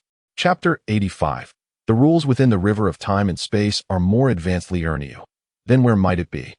We cannot even traverse to another continent. I have yet to hear of the celestial realm having the ability to descend to the mortal realm. Artifact spirit, no. It is not in the mortal realm. It should be above. Li Erniu was left bewildered. Above? What does that imply? Could there truly be realms higher than the celestial realm? Artifact spirit, I do not know. I only recall being discovered within the river of time and space. It is possible that it resides within that very expanse. Li Erniu, when the opportunity arises, we shall explore the river of time and space. But for now, let us focus on overcoming the immediate challenge. At that moment, Li Erniu quickly stepped outside, alerted by the warning symbols. Upon exiting the alchemical chamber, I expanded my consciousness and soon discovered a group of over a dozen individuals not far from the cave's entrance. The leader among them appeared to be a monk of peak divine realm, presumably affiliated with the sacred sect of 10,000 Buddhas. As I, Li Erniu, probed their intentions with my spiritual awareness, the monk sensed the intrusion and called out, "Who is nearby?" I stepped out of the cave and inquired, "What brings you to such a remote location? Are you also in search of divine herbs?" The monk replied, "What divine herbs? We are in search of someone. Who are you, and what is your purpose here?" "I am from the sacred heavenly palace," I explained. "I entered the secret realm and have been searching for divine herbs along the periphery. And you, who might you be?" The monk retorted, "Do not speak nonsense. If you were truly from the sacred heavenly palace, I would easily discern your cultivation level. Speak the truth, or Li Ernia concealed his divine status in storage treasures." Chuckling softly, I never imagined I would grow so formidable, slaying a monk with but a single encounter. The calabash boy remarked, "At my current level, I could easily consume one of them whole. Even if 100 or 180 of them were to come, my combat prowess would scarcely increase." Li Erniu replied, "Oh, you still have room for growth? I am a primordial divine beast, incomparable to ordinary divine creatures." He recalled the primordial overlord tiger, pondering whether it too belonged to the realm of primordial beasts. The calabash boy affirmed, "Indeed. However, it does not evolve as swiftly as I do. I am a unique primordial divine beast, while it is merely an ordinary one. Yet, it requires no sustenance. Once the time is right, it ascends automatically." Li Erniu mused. An ordinary primordial divine beast is still a primordial beast. I wonder what level it has attained. The calabash boy speculated. It should be at the late stage of the divine realm. A few days ago, I sensed its aura while it was asleep, confirming its late-stage status. I am uncertain if it has advanced further. Li Erniu exclaimed, "That seems exceedingly slow. When I encountered it, it was at the mid-stage of the divine realm. And it has only progressed one level in all this time?" The calabash boy clarified, "That is only within your alchemical space. Had it been outside, it would require several more years for any advancement." Li Erniu questioned, "Is that truly a primordial divine beast?" The calabash boy replied, "Yet it possesses a long lifespan. It can simply rest and evolve, unlike our arduous toil. It would make an excellent steed for your partner." Li Erniu countered, "Would it even consent to that?" The calabash boy retorted, "Why wouldn't he it? Previously, it was quite boastful, but now it bows its head and grovels before me. He is nothing but a despicable creature. Once you demonstrate your superiority, he will behave himself. Li Erniu, I shall have a word with him later. Palua, I will assist you in that conversation, hehe." Li Erniu, "You won't resort to threats and temptations, will you?" Palua, "I shall only employ intimidation." Li Erniu, "You truly are something. If he refuses, then let it be." Palua, "Rest assured, I am the most reliable when it comes to matters like these." As the two conversed, Li Erniu sensed an approaching presence. He looked up to see an elder approaching swiftly. "Li Erniu, what on earth? Is he that fast? Can we contend with him?" Palua, "Do not worry. I am swifter than he." Li Erniu, "Let us proceed with caution. You should retreat to the Dan furnace space and await my signal for a surprise attack." Palua, "Understood." Li Erniu concealed Halua and feigned searching for something nearby. Soon, the elder stood before Li Erniu, furrowing his brow as he inquired, "When did you arrive here?" Li Erniu, "I just got here. I heard sounds of a skirmish and came over. However, I found nothing and was searching for any treasures that might be nearby." As he spoke, he continued to scan the surroundings. The elder expanded his consciousness, surveying the area and only discovering a small amount of blood on the ground. Li Erniu asked, "Esteemed elder, are you also in pursuit of treasures?" The elder replied, "No, I am here to find someone." "Did you not see anyone leave this place earlier? By the way, I noticed you had a pet nearby. Where has it gone?" Li Erniu feigned fear. "Senior, you wouldn't seize my pet, would you?" The elder retorted, "Enough of this nonsense. Answer my questions directly. If you continue with this chatter, I shall strike you down." Li Erniu replied, "I have put it away. If you wish to see it, I shall summon it forth." The elder urged, "Hurry up. Why are you dawdling?" Li Erniu communicated with the Calabash brothers, preparing for a surprise attack. As he summoned them, they immediately unleashed a soul attack and temporal power upon the elder. Concurrently, Li Erniu launched his own soul attack and, wielding a pestle, swiftly maneuvered behind the elder, raising the pestle to strike him on the head. A resounding crash echoed as the elder staggered, his skull fractured by the blow. At that moment, one of the Calabash brothers leapt forward, manifesting a large mouth that engulfed the elder. Li Erniu and the Calabash brothers continued their soul assaults until the elder was consumed. Li Erniu hurriedly returned the Calabash brothers to the elixir furnace space, allowing them to digest the elder.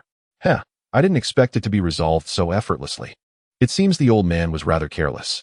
Li Erniu departed from the scene and sought another cave, entering the elixir furnace space. He inquired of the Calabash brothers. How is it? Have you digested him? The Calabash brother replied, a trivial matter. He has already transformed into energy for my enhancement.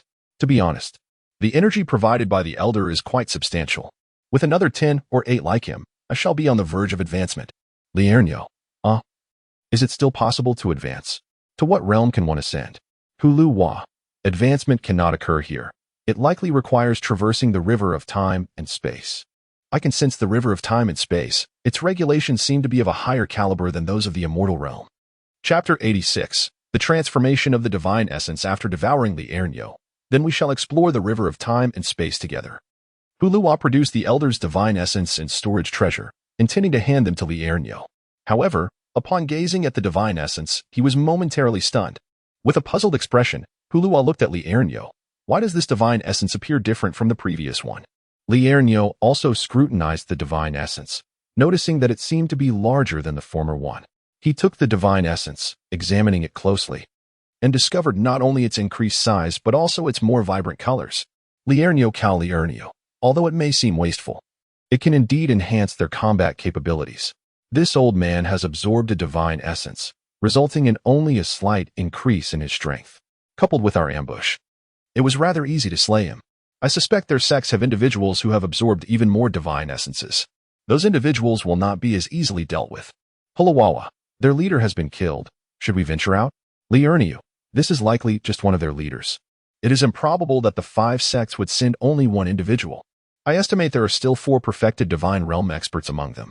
Hulawawa, what should we do then? Shall we wait for them here, or take the initiative to confront them? Li Erniu, allow me to first examine the contents of this person's storage artifact. As Li Erniu spoke, he opened the storage artifact. To his astonishment, there was another divine essence within. Why didn't that old man absorb it? Is it possible that each person can only devour one? Or does it require an extensive amount of time to consume? Li Erniu continued to investigate. What is this? A puppet. Fortunately, we managed to ambush him. If he had released the puppet, it would have been quite challenging for us to defeat him. Hulawawa, then you should refine the puppet. That way, we'll gain an additional formidable combat force. Li Erniu, very well. I shall begin the refinement of this puppet. Li Erniu commenced the refinement process, yet after a considerable amount of time, there was little progress. To his dismay, the secret technique he had previously learned for refining puppets proved ineffective. Hulawawa, search his storage space. Perhaps there is a method to control this puppet. Li Erniu opened the elder's storage artifact and began to rummage through its contents. Indeed, among a pile of manuals, he discovered a jade slip gleaming with a metallic luster. Hastily, Li Erniu inspected it with his spiritual sense, and it truly contained the secrets of puppet mastery. He then proceeded to the training chamber to delve into the art of puppetry. After 3 days of rigorous practice, Li Erniu not only mastered the technique, but also enhanced the puppet's secret arts to an even more refined state through the cultivation space. He began the process of reforging the puppet, and after 3 days, he succeeded in his endeavor. Instantly, a connection was established between him and the puppet. Astonishingly, this puppet was exquisite. Its core was ingeniously situated within, powered by an energy source ingested through its oral cavity. Furthermore, the puppet possessed a divine essence within its body, capable of utilizing the power of incense as an energy source. The Calabash boy inquired, how does it gather the power of incense? Li Erniu replied, it dispatches smaller puppets to collect the power of incense. With our current peak combat strength at the divine realm, I shall venture out to see if I can encounter a consummate divine realm expert. Having spoken, Li Erniu exited the alchemical furnace space, unleashing his spiritual sense to scour the surroundings for signs of adversaries. Finding none nearby, he made his way to the site of their previous battle. To his surprise, he discovered a group of peak divine realm and late-stage divine realm practitioners searching for something. Upon counting, he realized there were over 100 individuals, but no consummate divine realm experts among them. Li Erniu released the Calabash boy and the puppet, stating, I will disguise myself as the elder to summon them. In a moment, you two will stealthily approach from behind to launch a surprise attack. The Calabash boy and the puppet concealed their forms and stealthily approached the group. Li Erniu employed the art of transformation, assuming the appearance of the elder. With a few swift movements, he approached the group, summoning them to assemble. Upon recognizing their leader, they inquired whether the Xiandi elder had apprehended the culprit. Li Erniu sighed, lamenting his tardiness and failure to do so. At that moment, Hulua and the puppet initiated a stealthy assault from behind. Hulua conjured 3 immense maws, instantly engulfing 3 groups of individuals. The puppet, in a more gruesome display, pulverized heads with single blows, scattering cranial matter in all directions. Xiandi elder, save us! They cried, fleeing towards Li Erniu. He brandished his staff, weaving through the throng with nimble steps. Thuds echoed as he struck their heads. Before they could react, they succumbed to unconsciousness, collapsing to the ground. Concluding the battle, Hulua devoured the fallen, extracting their divine sparks and storage treasures, which he presented to Li Erniu. Ha! Li Erniu chuckled. This haul is quite substantial, yielding 132 divine sparks and abundant resources. Li Erniu then retrieved Hulua and the puppet into the pill furnace dimension before departing the area. Finding a secluded cave, he entered the pill furnace dimension and sought out the treasure-hunting rat, Hulu Zaijiangang. Hulu Zaijiangang, consume these immortal herbs and fruits. Let's see if you can advance. Li Erniu offered Hulu Zaijiangang the immortal herbs and fruits from the storage treasures.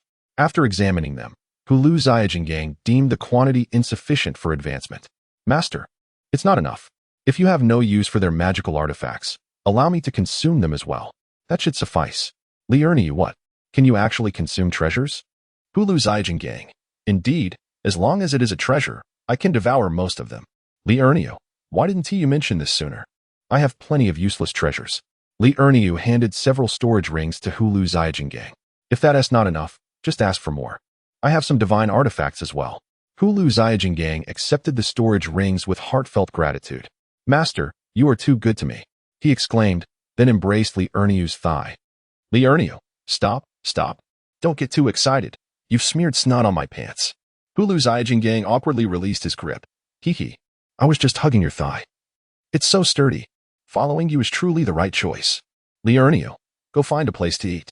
I need to refine my divine essence. Li Erniu returned to his residence within the alchemy furnace space, sitting cross-legged to begin the blood refinement of his divine essence. Chapter 87. The meeting of the 5 sects. This process took quite some time, taking more than 10 days to complete the refinement. Due to the abundance of divine essence, his combat power surged significantly, now boasting a total of 356 pieces. He continued to dispatch countless avatars to the passage to gather the power of incense. After accomplishing this, Li Erniu sought out Wang Yuyan and Li Mingru. 3 days later, he went with the 2 women to check on the treasure-hunting mouse's advancement. Upon encountering the mouse again, they noticed its once brilliant scales had turned as dark as ink, exuding a richer texture. Li Erniu, Hulu Zaijiangang, you've successfully advanced. Haven to you? Hulu Zaijiangang, hee. I just leveled up. Li Erniu, have you acquired any new abilities this time? Hulu Zaijiangang, not particularly, but my capabilities have significantly improved in various aspects. Wang Yuyan, it seems that our combat prowess has once again fallen to the lowest tier. Li Mingru, let us strive to enhance our strength. After the 2 women departed, Li Erniu led Hulua and Hulu Zaijiangang out of the Dan furnace space. Li Erniu, this time we can actively seek out opponents. As long as their numbers are few, we can certainly prevail. Meanwhile, in the central region, the leaders of the 5 great immortal sects had gathered to discuss and analyze the situation.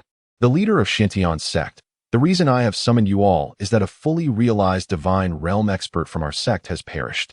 Upon hearing this, the expressions of the remaining 4 sect leaders turned grave. The leader of the Spirit Sword Holy Sect furrowed his brow and remarked, the demise of a fully realized divine realm expert is a matter of great significance. Who could be responsible for this? I reached out to our sect's expert who had gone forth, and he was unaware that your divine realm expert had fallen. The leader of the 100 Flowers Fairy Palace stated solemnly, indeed, our fully realized divine realm expert is equally uninformed. The leader of the 10,000 Buddhas Holy Sect, Amit Ba, our people are in the same situation, lacking any useful information. The leader of the Beast Master Temple added, the adversary must be exceptionally powerful or possesses some arcane technique, able to slay a fully realized divine realm expert without any message being relayed. We must inform several strong individuals from our sect and unite our forces to avoid being isolated and picked off one by one. Several individuals hastily communicated with the perfected experts of their respective sects, urging them to convene for the purpose of hunting down their adversaries. The leader of the Xiantian sect remarked, if it were merely 1 or 2 individuals, we would not be overly concerned. However, we must be cautious of any hidden sects that may target our members. The head of the Lingjian sacred sect interjected. It is unlikely that any reclusive sect would dare to strike against us.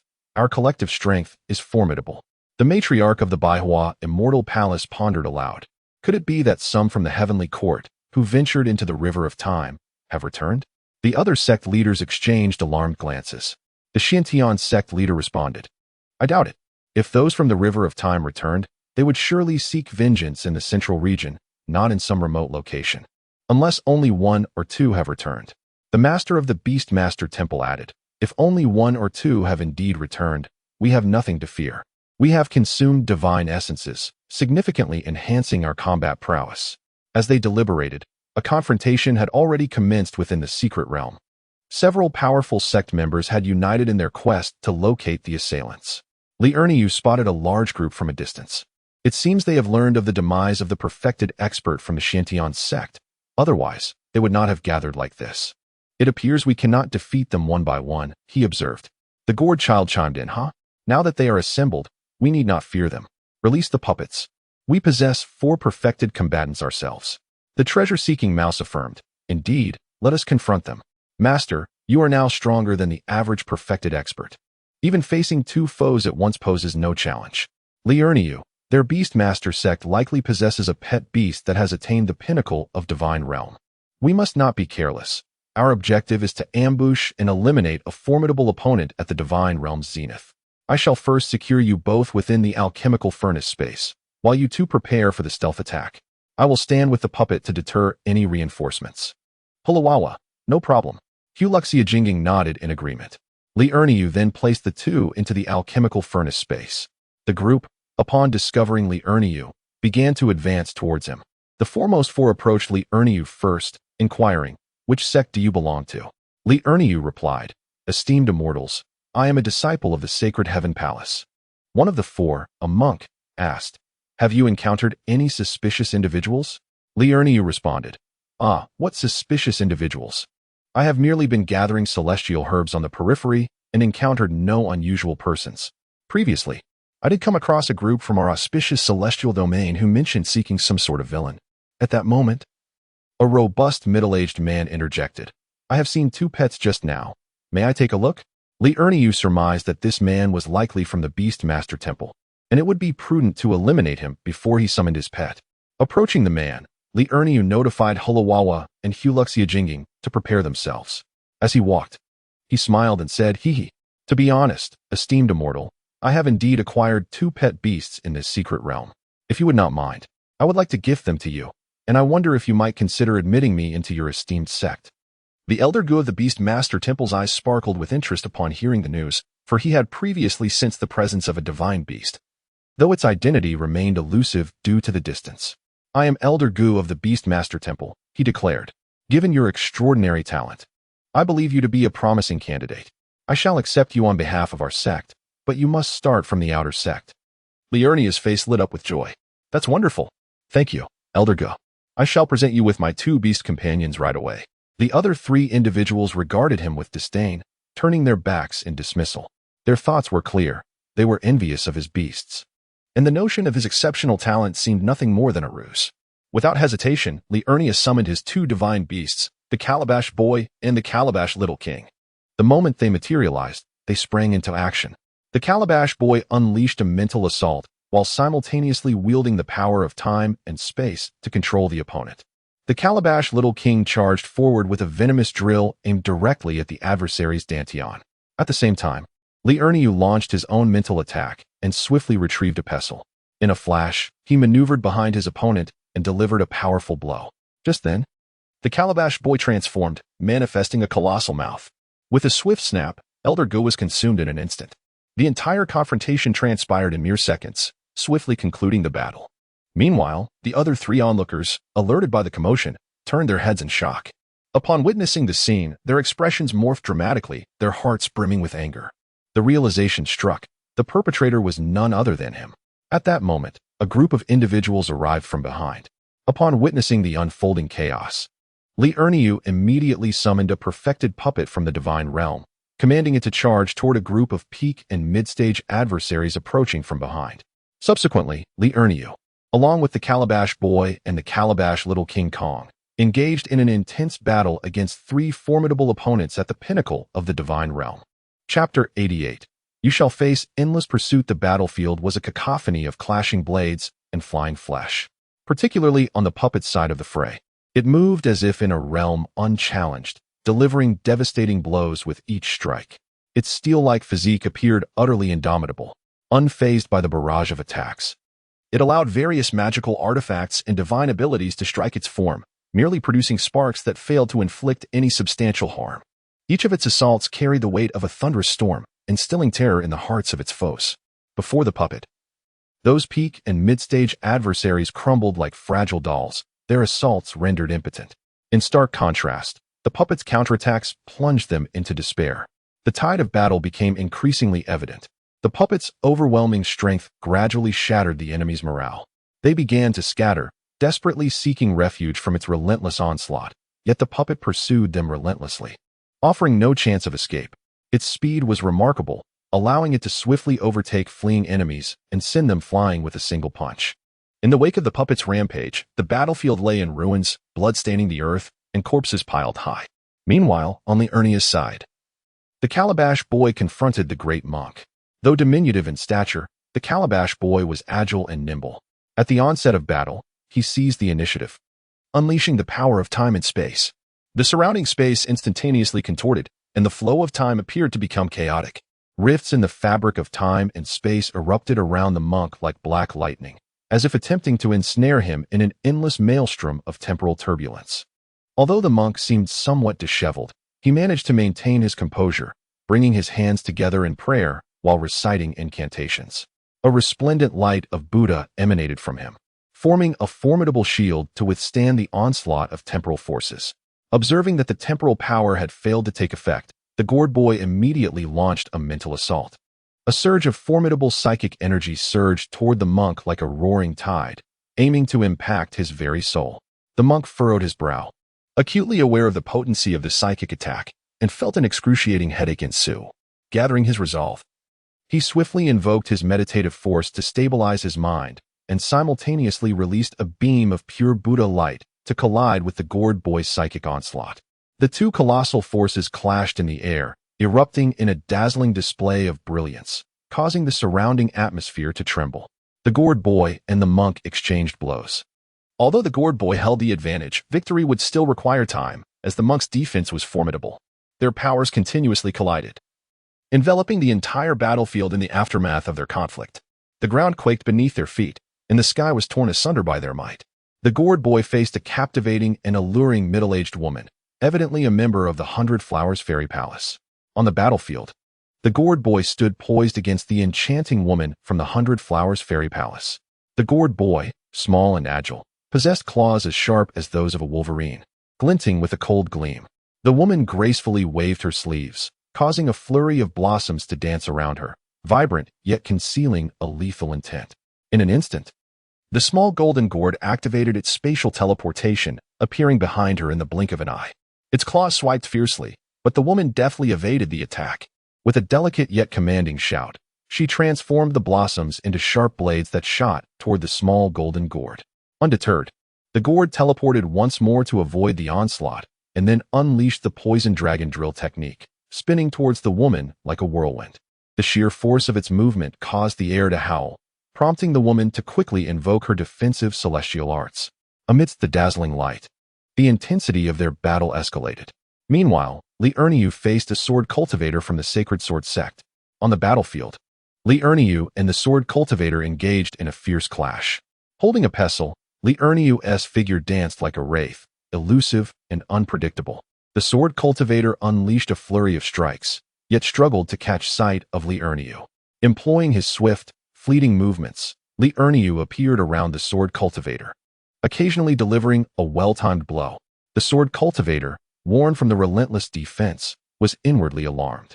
Suddenly, Li Erniu conjured numerous doppelgangers, surrounding the sword cultivator from all directions. The sword cultivator, bewildered, could only fend off the onslaught with great effort. The pestle, imbued with formidable power, relentlessly struck the sword cultivator, who found himself retreating step by step, completely ensnared in a passive position.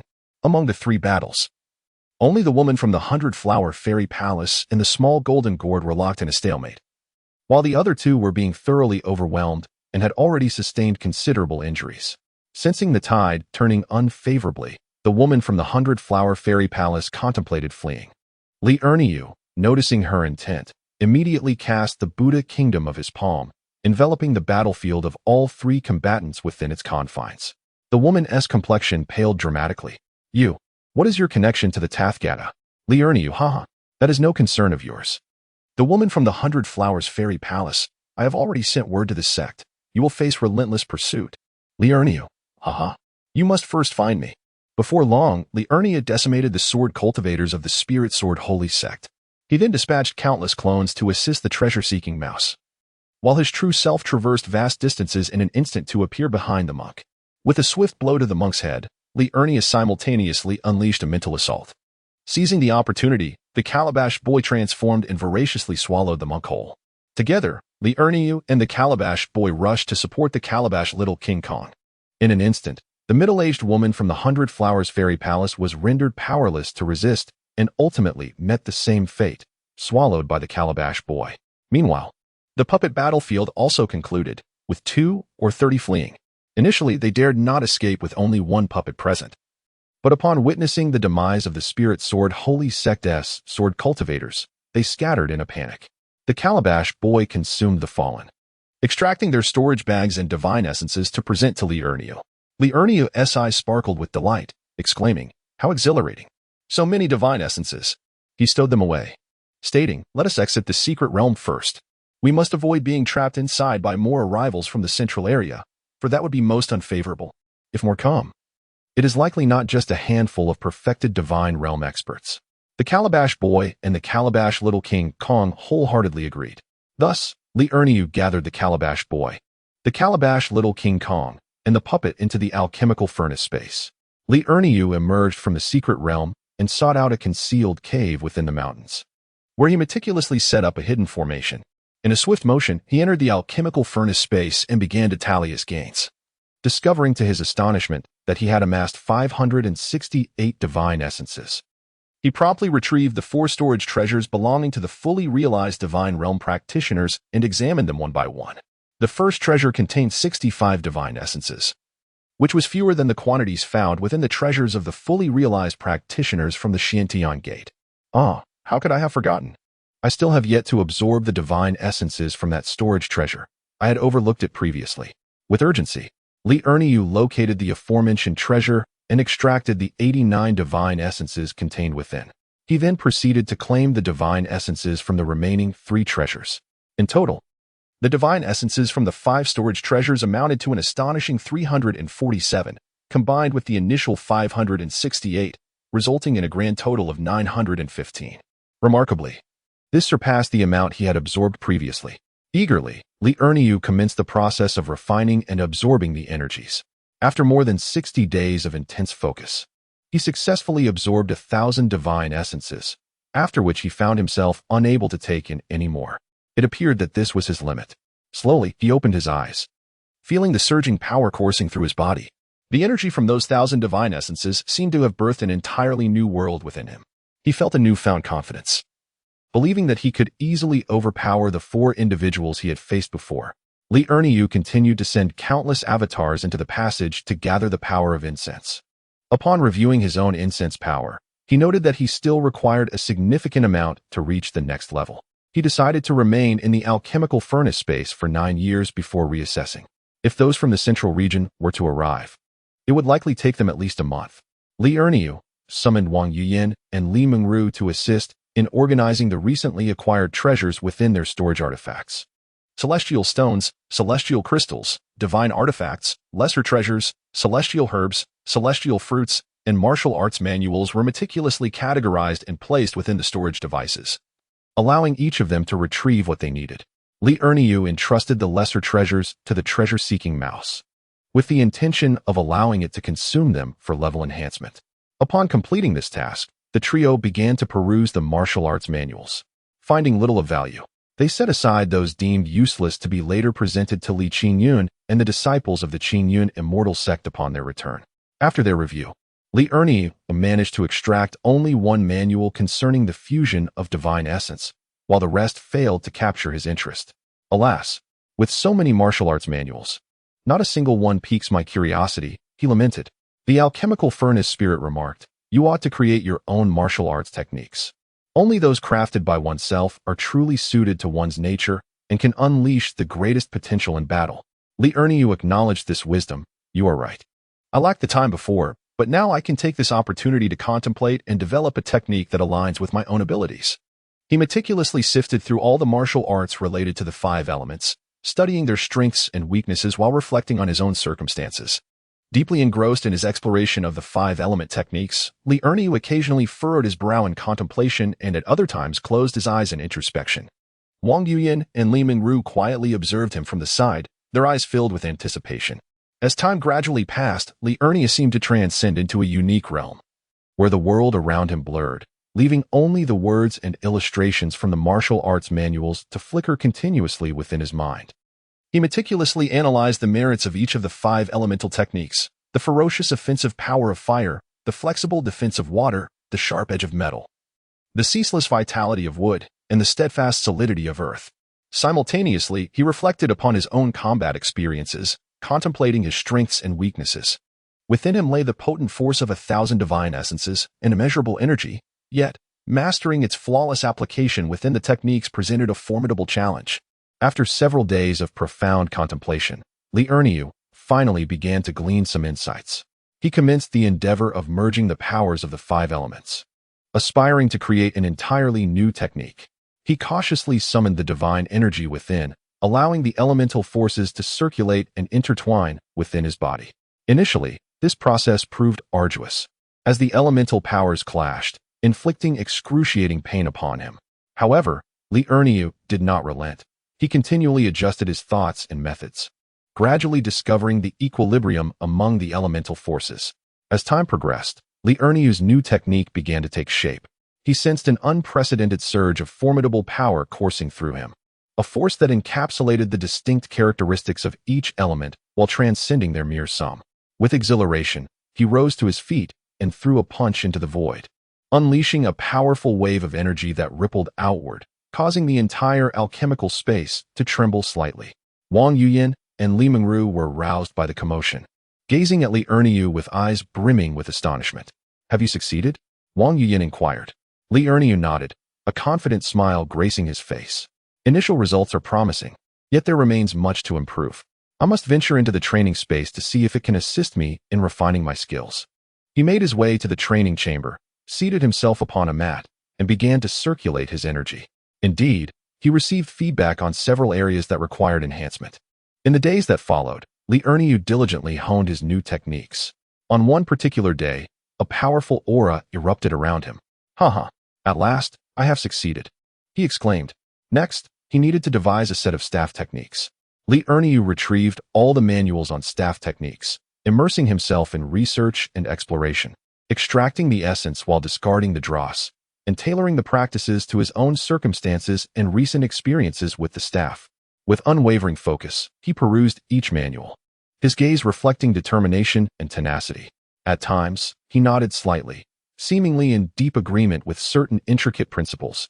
At others, he fell into contemplation, pondering how to address the deficiencies he encountered. The room was enveloped in tranquil silence, interrupted only by the soft rustling of pages and the gentle cadence of his breath. He meticulously analyzed the characteristics of each staff technique, deconstructing their formidable strength, agile transformations, and composed postures. The elaborate moves continuously morphed in his mind as he sought to discover the most suitable combinations for himself. As time passed, Li Erniu's thoughts crystallized further. He began to outline the nascent form of his new staff technique in his imagination, envisioning himself wielding the staff with the majesty of a dragon emerging from the sea. He combined his own strength and agility with the insights gained from recent practice of staff techniques, creating a new style that possessed both formidable offensive power and the ability to adapt swiftly in critical moments. Li Erniu rose, grasping the long staff, and began to move gracefully within the confines of the room. His heart was a tumult of tension and excitement. He was anxious about whether this new staff technique would truly be as powerful as he envisioned, and exhilarated at the prospect of embarking on a fresh journey of martial exploration. With each swing of the staff, he felt the transmission of power and the transformation of movements, constantly pondering how to further refine his technique. This strike should be swifter to catch the opponent off guard. Li Ernie amused to himself. He adjusted his movements, striving for perfection. Sweat soaked his garments, yet it could not deter his forward momentum. Suddenly, a spark of inspiration illuminated his mind as he recalled the principles of the 5 elements. Metal, wood, water, fire, earth. These elements interact in a cycle of creation and destruction. If he could integrate them into his staff techniques, he could undoubtedly forge a style of unparalleled might. Li Ernie delved deeply into the study of the 5 elements, correlating the rigidity of metal, the flexibility of wood, the fluidity of water, the ferocity of fire, and the stability of earth to different techniques of the staff. The metal staff, formidable and unyielding, cleaved through the air like a sharp axe. The wood staff, embodying a balance of softness and strength, coiled like a serpent. The water staff, unpredictable and fluid, flowed like a gentle stream. The fire staff, fierce and overwhelming, blazed like a wildfire. The earth staff, steady and substantial, bore the weight of a mountain. After countless rehearsals and modifications, a brand new 5-element staff technique finally emerged in Li Ernie's hands. This new style harmonized strength and gentleness, offense and defense, exuding an unstoppable momentum while retaining exquisite finesse. Li Ernie gazed upon his masterpiece, a satisfied smile gracing his face. Chapter 90. Ernie buries the charlatan. I shall name the techniques and forms of my staff. The characteristics of the golden staff are unmatched vigor and rapid, powerful strikes. Akin to the sharpness of gold, capable of effortlessly shattering even the most resilient of substances. The weight of the staff feels as though it bears 1,000 pounds, delivering immense damage to opponents with its formidable impact. It is particularly suited for direct assaults, granting a significant advantage when facing strength-based adversaries. The golden technique shall be named Heaven-Piercing Strike, unrivaled in its majesty. The characteristics of the wooden staff embody a blend of softness and firmness, with techniques that are agile and graceful, reminiscent of wood's inherent flexibility. The strikes may appear gentle, yet upon contact with the opponent, they unleash a powerful binding force, rendering escape nearly impossible. This technique can be employed to neutralize fierce assaults from enemies, using skillful finesse to subdue them. The wooden technique shall be called Iron Tree Blossoms. As I strike, this staff sprouts countless branches to entangle my foe. The characteristics of the water staff are unpredictable, with techniques flowing like water, ever-changing and elusive. The movements are light and fluid, allowing for instantaneous alterations in direction and intensity of attack, leaving adversaries defenseless. It is ideal for use in complex battle environments, disrupting the enemy's rhythm with agile positioning and varied assaults. The water technique shall be named Ghostly Strikes of the Dog-Breaking Staff. The characteristics of the fire staff exude a fierce aura, with techniques as violent as flames, brimming with explosive power. The strikes resemble a raging inferno, advancing with an unstoppable momentum that instills a profound sense of intimidation in foes. It can launch surprise attacks at critical moments, swiftly dismantling the defenses of the enemy with overwhelming force. The fire attribute staff technique shall be named Flame Devastation. The earth attribute staff is characterized by its steady and substantial nature, resembling the overwhelming weight of Mount Tai, instilling a profound sense of stability. The movements are deliberate yet powerful, emphasizing defense and accumulation of energy. Once unleashed, the attack possesses immense strength. It is particularly suited for counterattacking, wherein a solid defense withstands the enemy's assault, awaiting the opportune moment to deliver a crushing blow. The earth attribute technique shall be called Indomitable Strike. As for the grand culmination of the 5 elemental forces, what shall it be named? Convergence of the 5 elements to annihilate the world? No, that does not resonate well. Yes, they all incorporate their names, so I shall name this technique Air Nyo's Annihilation. The staff technique shall be titled Air Nyo's Divine Staff. Alas, that seems a self-deprecating title. Henceforth, it shall be known as Air Nyo's God-Slaying Staff, a name that commands respect. By the way, I have yet to name my cultivation method. What shall it be? Indeed, it shall be Chaos of the 5 Elements. Li Ernie reflects on the passage of time. He has dwelled within the alchemical furnace space for nearly 9 years, and it is likely that those in the central region are approaching. First, let me ascertain whether my incense power is sufficient for an upgrade. As expected, his incense power has indeed reached the pinnacle of divine realm. Thus, Li Ernyo commences his breakthrough.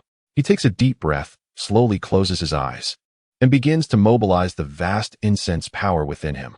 The incense power surges through his meridians like a tidal wave, while simultaneously, celestial energy rushes in, entering Li Ernyo's body. The two forces collide within his dantian, propelling him toward a higher realm. As the force of incense and celestial energy relentlessly surged, Li Ernyo's body began to tremble slightly, beads of sweat forming upon his forehead. Time passed inexorably, and Li Ernyo's breath underwent a gradual transformation. From a state of formidable restraint, it evolved into a profound and boundless essence, as if he were merging with the cosmos itself.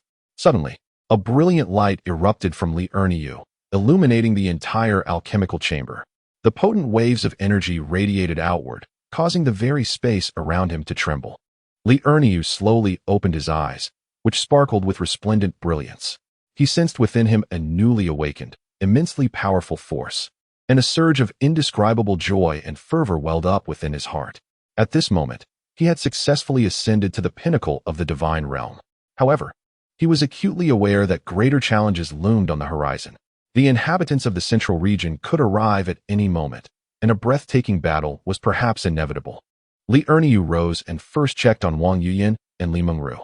To his astonishment, both had also broken through, reaching the consummate stage of the divine realm. Upon seeing Li Ernyo, they exclaimed, "We have achieved the consummate stage of the divine realm as well, and we can now stand alongside you in battle." Li Ernyo responded with a hearty laugh, "Excellent. Let us fight together. By the way, where is the chaotic overlord tiger?" Wang Yuyan replied, "It is in my divine artifact space. It has recognized me as its master and has become my steed." Li Ernyo chuckled, "Wonderful. I shall find a divine beast steed for Li Mengru when the opportunity arises." Li Mengru chimed in, "That would be splendid. I desire a fire attribute steed." Li Ernyo, "No problem. I will definitely capture a fire attribute mount for you." Wang Yuyan, "Let us go and see the Calabash brothers and the Calabash little golden king." Li Ernyo, "All right. I suspect that people are soon arriving in the central area. Let us face the enemy together." The three found the Calabash brothers and the Calabash little golden king, only to discover that the two beasts had become even more enigmatic. Li Ernyo, "Calabash brother, I sense that you have grown stronger. At the same time, I perceive that your form has changed. Have you transformed as well?" Calabash brother, "It seems I cannot hide it from you. I can now switch between this form and that of the chaotic devourer beast. My father is the devourer beast, and my mother is the spatial beast. My current appearance resembles that of my mother." Li Ernyo, "What species are you then? A chaotic devourer beast or a chaotic space beast?" Calabash brother, I am now a chaotic devourer of space and time." Li Ernyo, "Impressive. Transform into the devourer beast form for me to see." In an instant, Calabash brother transformed, his size towering like a mountain. His body cloaked in an impenetrable layer of black scales that shimmered with a mysterious ethereal glow under the light. His head resembled a colossal castle, with eyes akin to enormous gemstones ablaze with blue flames, radiating an enchanting brilliance, as if capable of piercing through the very fabric of existence. His sturdy limbs were immensely powerful, each step causing the ground to tremble, as if he possessed boundless strength. His claws were remarkably sharp, akin to razor blades, effortlessly capable of rending solid rock. A long tail, resembling a massive steel whip, swayed freely, stirring up fierce winds and colossal waves. As it opened its gaping maw, it seemed capable of devouring the entire universe, with its fangs resembling colossal stone pillars, emanating a chilling radiance that struck terror into the hearts of onlookers. Li Ernyo remarked, "This appearance is undeniably imposing. Why not adopt this form?" Hulua replied with a chuckle, "This form is not conducive to stealthily ambushing foes." Li Ernyo then turned his gaze towards the treasure-seeking mouse, noticing that Hulu Xiaojing had also undergone a transformation. Hulu Xiaojing asserted, "I have mutated following my advancement. I should now be referred to as the flying treasure-seeking mouse." As he spoke, a pair of wings sprouted from his back, and his size increased significantly, surpassing even that of the Chaos Dominator tiger. Li Ernyo gazed at the wings on Hulu Xiaojing's back, his eyes glimmering with delight. These wings bestow upon you a remarkable advantage. It seems your treasure-seeking abilities will undoubtedly reach new heights. Chapter 91. Investigating the strength of the 5 clans who Lu Xiaojing declared, I can also serve as a flying mount. Hulua grinned, hee. Then you shall be our steed from now on. Li Erniu questioned, and what will you do? Hulua replied, I shall be responsible for cuteness. Li Erniu. Lu Xiaojing. Wang Yiyin interjected, you are simply lazy. Li Mengru concurred, Yiyin speaks the truth. Li Erniu sighed, all right. Let us first venture outside to assess the situation. Wang Yiyin, Li Mengru, and I will go out. You two should remain inside the alchemy furnace for now. Hulua protested, no. Take us along too. Li Erniu responded, we will scout for information first. You two are simply too conspicuous. Hulua, the 2 beautiful ladies are indeed far too striking compared to us. Wang Yiyin suddenly transformed into an elderly woman, and Li Mengru followed suit. Hulua, oh. When did you both master the art of transformation? Wang Yiyin, I've known it for quite some time. Li Erniu, let us venture out to gather some information. A battle is likely imminent. Hulua, very well. Li Erniu morphed into an old man. In a swift motion, the old man, accompanied by 2 elderly women, exited the Dan furnace space and made their way toward a nearby city. Upon entering the city, the trio sought refuge in a tavern. Craving a taste of delicacies they had long missed, they found a table by the window and settled in. The waiter, upon noticing the guests, hurriedly brought a pot of tea and inquired, what would you like to eat, esteemed friends? Li Erniu, please serve us your finest dishes. And also a barrel of your best wine. Waiter, certainly, esteemed friend, your request will be fulfilled shortly. In no time, the waiter delivered the food. Li Erniu called the waiter over, generously tipping him with a few celestial stones, and asked, why is this tavern so sparsely populated? Waiter, you must be new to the city, am I correct? Li Erniu, indeed, we have just returned. Has there been some significant event within the city? The waiter glanced around to ensure no one was listening and lowered his voice. The Holy Heaven Palace has been annihilated. It is said that disciples of the Holy Heaven Palace killed individuals from the central celestial domain. Consequently, all sects have prohibited their disciples from venturing outside. Li Erniu, how could we, the denizens of the immortal realm, possibly stand a chance against those from the central region? Could it be that they have erred? The innkeeper, who could argue with that? It seems likely that someone has orchestrated this predicament. Yet, the central immortal realm wields immense power. They would rather wrongfully execute than let any potential threat slip away. Li Erniu, so, where are the people from the central immortal realm now? We ought to keep a low profile. The innkeeper, it is said that the central immortal realm has seized the Holy Heaven Palace, and they are currently scouring the entire immortal realm for that individual. They have even posted wanted posters at the entrances of various cities, featuring the likeness of that person, along with 2 depictions of their pets. It is rumored that anyone who can provide useful information, once verified, may be accepted as a disciple by one of the 5 great sects of the central immortal realm. Those with audacity have ventured out of the city in search of this individual, leaving the city even more desolate. Li Erniu, I see. After finishing their meal and settling the bill, Li Erniu and his companions exited the tavern. Upon reaching the city gates, they indeed found wanted notices affixed to the walls, prominently displaying the image of a young boy resembling Li Erniu, alongside 2 other images of the Calabash brothers. As the trio left the city, Li Erniu said, you two should return to the Dan furnace space for now. I will investigate the vicinity of the Holy Heaven Palace. Wang Yiyin, do exercise caution. Li Erniu, rest assured, if I wish to depart, no one shall impede my escape. He then stored the 2 into the Dan furnace space and proceeded towards the Holy Heaven Palace. Along the way, he encountered numerous cultivators, seemingly in search of him. However, Li Erniu paid them little mind, as they were not searching for his true form. Li Erniu arrived near the sacred heavenly palace, confirming he was indeed in the central region, for he noticed that the gatekeepers were all at the initial stage of the divine realm. Approaching them, he was met with the question, what brings you here? The 2 guardians inquired. Li Erniu promptly clasped his fists in salute and replied, I come bearing news. The gatekeepers, intrigued, asked, what news do you have? Li Erniu replied, I possess information regarding the person you are seeking. Upon hearing this, the guardians' expressions shifted to one of urgency. One of them urged, speak quickly, what do you know? If your news proves true, a substantial reward awaits you. Li Erniu continued, I encountered an individual in a nearby mountain range, accompanied by 2 peculiar pets, resembling the likeness in your wanted posters. The guardians exchanged glances, and one of them instructed, "Please wait here. I will report this to my superiors." With that, he hurried away. Before long, he returned and said, "Come with us." Li Erniu queried, "Whom shall we meet?" The guardian replied, "You will meet the 5 vice leaders of the central celestial domain."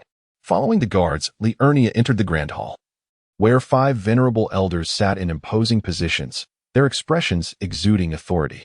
Li Erniu surmised that these must indeed be the 5 leaders, their gazes fixed upon him, imbued with scrutiny and skepticism. One of the vice leaders spoke. "You claim to have seen the individual we are pursuing? Where did this encounter occur? Please elaborate." Li Erniu respectfully bowed and, maintaining his composure, responded, "Esteemed vice leaders, I happened upon him in a mountain range not far from here. I did not pay much attention to the man's appearance, but the 2 peculiar pets accompanying him left a deep impression on my memory. Upon my return to the city, I immediately recognized the 2 pets depicted on the wanted posters affixed to the city walls, prompting me to hasten and deliver the news." One of the vice sect leaders furrowed his brow slightly and inquired, "Can you be certain you have not made an error? If there is even a hint of falsehood, do you understand the consequences?" Li Erniu hastily replied, "How could I dare deceive the esteemed ones? I have indeed witnessed it with my own eyes. Those 2 pets are exceedingly distinctive, hence I would not misremember." The 5 vice sect leaders exchanged glances, seemingly engaged in silent communication. After a brief moment, the foremost vice sect leader declared, "Very well, lead us to them. If your claim holds true, we shall grant you your choice among our sections." Feigning overwhelming joy, Li Erniu expressed, "I am most grateful to the esteemed leaders. However, might I request that the reward be transformed into an elixir for longevity?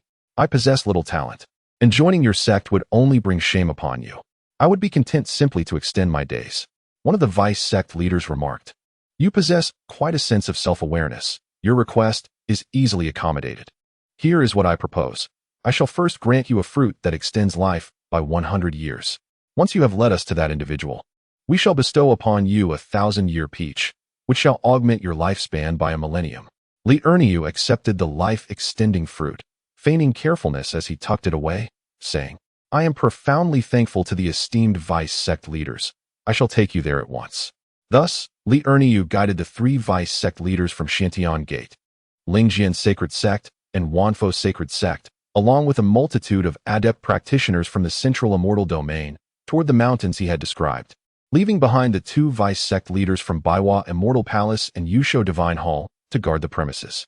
As they journeyed onward, Li Erniu deliberately slowed his pace, contemplating how to deal with them. This group astonishingly boasted 33 adept masters of the divine realm and over 300 formidable warriors beneath that level. Upon reaching the vicinity of the mountain range, Li Erniu gestured towards a dense thicket ahead and proclaimed, "Esteemed immortal, it was in this very location that I beheld them." Chapter 92. Methodical Conquest. The 3 vice sect leaders exchanged glances, nodding in agreement, having reached a resolution to encircle the mountain and gradually advance inward, thereby continuously diminishing the perimeter. Hence, as long as that individual remained concealed within the mountain, escape would be impossible. At that moment, the vice master of the Xiantian sect addressed the assembly with a grave expression. "You must conduct a thorough search. We cannot afford to allow him an opportunity to flee. Pay particular attention to the presence of any formations, especially concealed ones. It is highly probable that the adversary has laid down hidden formations, which would be exceedingly difficult to detect without meticulous inspection." The vice master of the Lingjian Holy Sect added, "This individual possesses the capability to slay those at the pinnacle of the divine realm, indicating formidable strength. Therefore, I urge you all to exercise utmost caution. Should you uncover any trace or irregularity, promptly communicate with nearby allies for support to prevent this person from breaching our encirclement." With the commands issued by the 3 vice sect leaders, the 52 masters of the divine realm and over 300 capable warriors swiftly dispersed, commencing their encirclement of the entire mountain. The 2 vice leaders of the Lingjian Holy Sect and the Wanfo Holy Sect proceeded towards the left and right flanks of the mountain respectively, intending to establish a triangular formation to better coordinate their search efforts. The deputy master of the Shantian sect remained in place, awaiting the encirclement of the mountain by the others before embarking on a joint search. Li Erniu, recognizing the dispersal of his opponents, realized that his opportunity had arrived. He contemplated that once they were entirely spread out, he would seize the chance to ambush this deputy master, eliminate him, and then assume his guise. leveraging that identity to surprise other formidable adversaries. Li Erniu patiently awaited the perfect moment, his heart racing with a blend of tension and exhilaration. As the powerful figures gradually fanned out, the encirclement began to take shape. The atmosphere within the mountains grew increasingly taut, as if the very air were solidifying.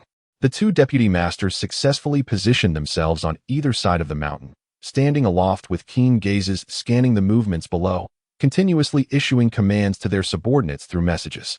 The deputy master of the Xiantian sect, remaining stationary, appeared particularly composed, having received confirmation that all forces were in place. He subsequently commanded the search of the mountains, prompting a slow advance from all directions, with spells unleashed in various locations to ensure that no concealed formations went undetected. This development granted Li Erniu further assurance, for the fluctuations of their celestial energy meant that even a slight disturbance from him would go unnoticed. Li Erniu, positioned behind the deputy master of the Xiantian sect, communicated with the Calabash Boy and the Calabash Little King Kong, preparing to launch a surprise attack on the deputy master. He swiftly released the Calabash Boy and the Calabash Little King Kong, who harnessed the power of time and space to exert control and unleashed a mental assault. Simultaneously, Li Erniu initiated his own mental attack, producing a pestle to execute a stealthy strike aimed at the deputy master's head. At that moment, Hu Lu Xiaojin Gang executed a swift maneuver, employing the poison dragon drill to burrow towards the dantian of the vice master of the Xiantian sect. With a resounding thud, the vice master was engulfed in an instant. Caught completely off guard, he had not anticipated an attack at this juncture, and before he could comprehend the situation, he was consumed whole by Hu Lu Hua. Hu Lu Hua retrieved the communication talisman, storage artifact, and divine essence of the vice master and handed them over to Li Erniu. Without hesitation, Li Erniu deftly cast an illusion, transforming into the likeness of the vice master. Mimicking the vice master's demeanor and tone, he began issuing commands to the nearby powerful individuals, who remained blissfully unaware of any irregularities. Li Erniu felt a surge of triumph within, recognizing that half of his plan had succeeded. Next, he intended to exploit the identity of the Xiantian sect's vice master to stealthily ambush those under the jurisdiction of the sect's master. He navigated cautiously through the crowd, seamlessly blending in due to his assumed identity. With each approach to a member of the Xiantian sect, he awaited the perfect moment to strike. A late-stage divine realm expert from the Xiantian sect was intensely focused on scanning the surroundings, oblivious to the impending peril. Li Erniu stealthily closed the distance and unleashed a formidable force, knocking the individual down in a single blow. The EXP on the other side of the mountains. The two deputy leaders of the Lingjian Sacred Sect and the Wanfo Sacred Sect were still orchestrating the search operation, completely oblivious to Li Erniu's actions. Meanwhile, Li Erniu grew increasingly audacious, methodically luring individuals into traps, swiftly eliminating them. After concluding his endeavors in that area, he fell into contemplation. How should he address the situation on the other fronts? Although he was capable of overcoming the adversaries, annihilating them entirely seemed a formidable challenge. Opposing him were 22 fully realized divine realm experts and over 200 combatants below that level. At a loss for a strategy, Li Erniu retreated into the alchemical furnace space, intending to refine the puppet of the vice master of the Xiantian sect, which would also bolster his own strength. Upon completion of the refinement, he discovered that the puppet possessed even greater power, containing 5 divine essences within. However, time was of the essence, and he could not afford to delve into research. He needed to devise a plan to confront the two factions. Exiting the space, he resolved to set up a large formation at the mountain's peak, intending to lure the two deputy leaders there, eliminating them first before addressing the remaining threats. At that moment, he received a communication from the vice master of the Xiantian sect, querying about the situation. "What is happening on your end? My subordinates have reported that there are no personnel at the border between our territories." Realizing his FAAD was at risk of being exposed, Li Erniu replied, "I will investigate." He swiftly made his way to the juncture between the areas managed by the Wanfo Sacred Sect and the Xiantian sect, where he encountered 2 individuals from the Wanfo Sacred Sect, one at the pinnacle of the divine realm and the other fully realized. Upon the arrival of the deputy master of the Xiantian sect, the 2 representatives of the 10,000 Buddha Sacred Sect promptly bowed in respect. "Master, we have discovered that the individuals at the border have mysteriously vanished. We are uncertain as to the cause." Li Erniu replied, I have come specifically to investigate this matter. When did you first notice their absence? As he spoke, he approached the two individuals. The one who had attained the pinnacle of the divine realm responded. We are equally perplexed. They were present at the outset of our search, but as we continued, they were nowhere to be found. Logically, as our encirclement tightened, it should have become easier to locate them. However, before he could finish his thought, Li Erniu, along with the Calabash Boy and the Calabash Little King Kong, intervened to resolve the situation, continuing to assume the guise of the deputy master of the Shantian sect. Li Erniu sent a message to the deputy master of the 10,000 Buddha sacred sect. We have not encountered your people at the border either.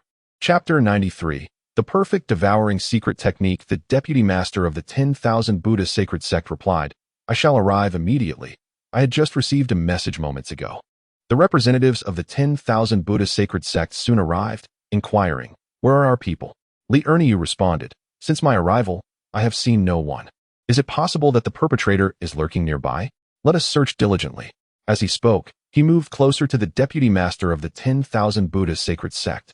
The latter suggested, shall we gather everyone here to conduct a search? Li Erniu countered, that would be inadvisable if he merely sent his minions to carry out the attacks. He could be fleeing elsewhere. At this moment, Li Erniu had approached the deputy master of the 10,000 Buddha sacred sect and instantly summoned the Calabash Boy and the Calabash Little King Kong. The trio remained steadfast in their original strategy, employing the familiar tactics of the past. The Calabash brothers unleashed a mental assault combined with temporal and spatial powers, while Li Erniu utilized a psychic strike paired with a blunt force attack. Meanwhile, the Calabash Golden Boy executed the Poison Dragon Drill. With a swift motion, their adversary was consumed. Li Erniu chuckled. Ah, the thrill of a surprise attack. Realizing who it was, he called out, hurry, someone come. Upon turning, he found himself face to face with the deputy leader of the Spirit Sword Sacred Sect. Li Erniu smirked. Indeed, I am the one you seek. Attack.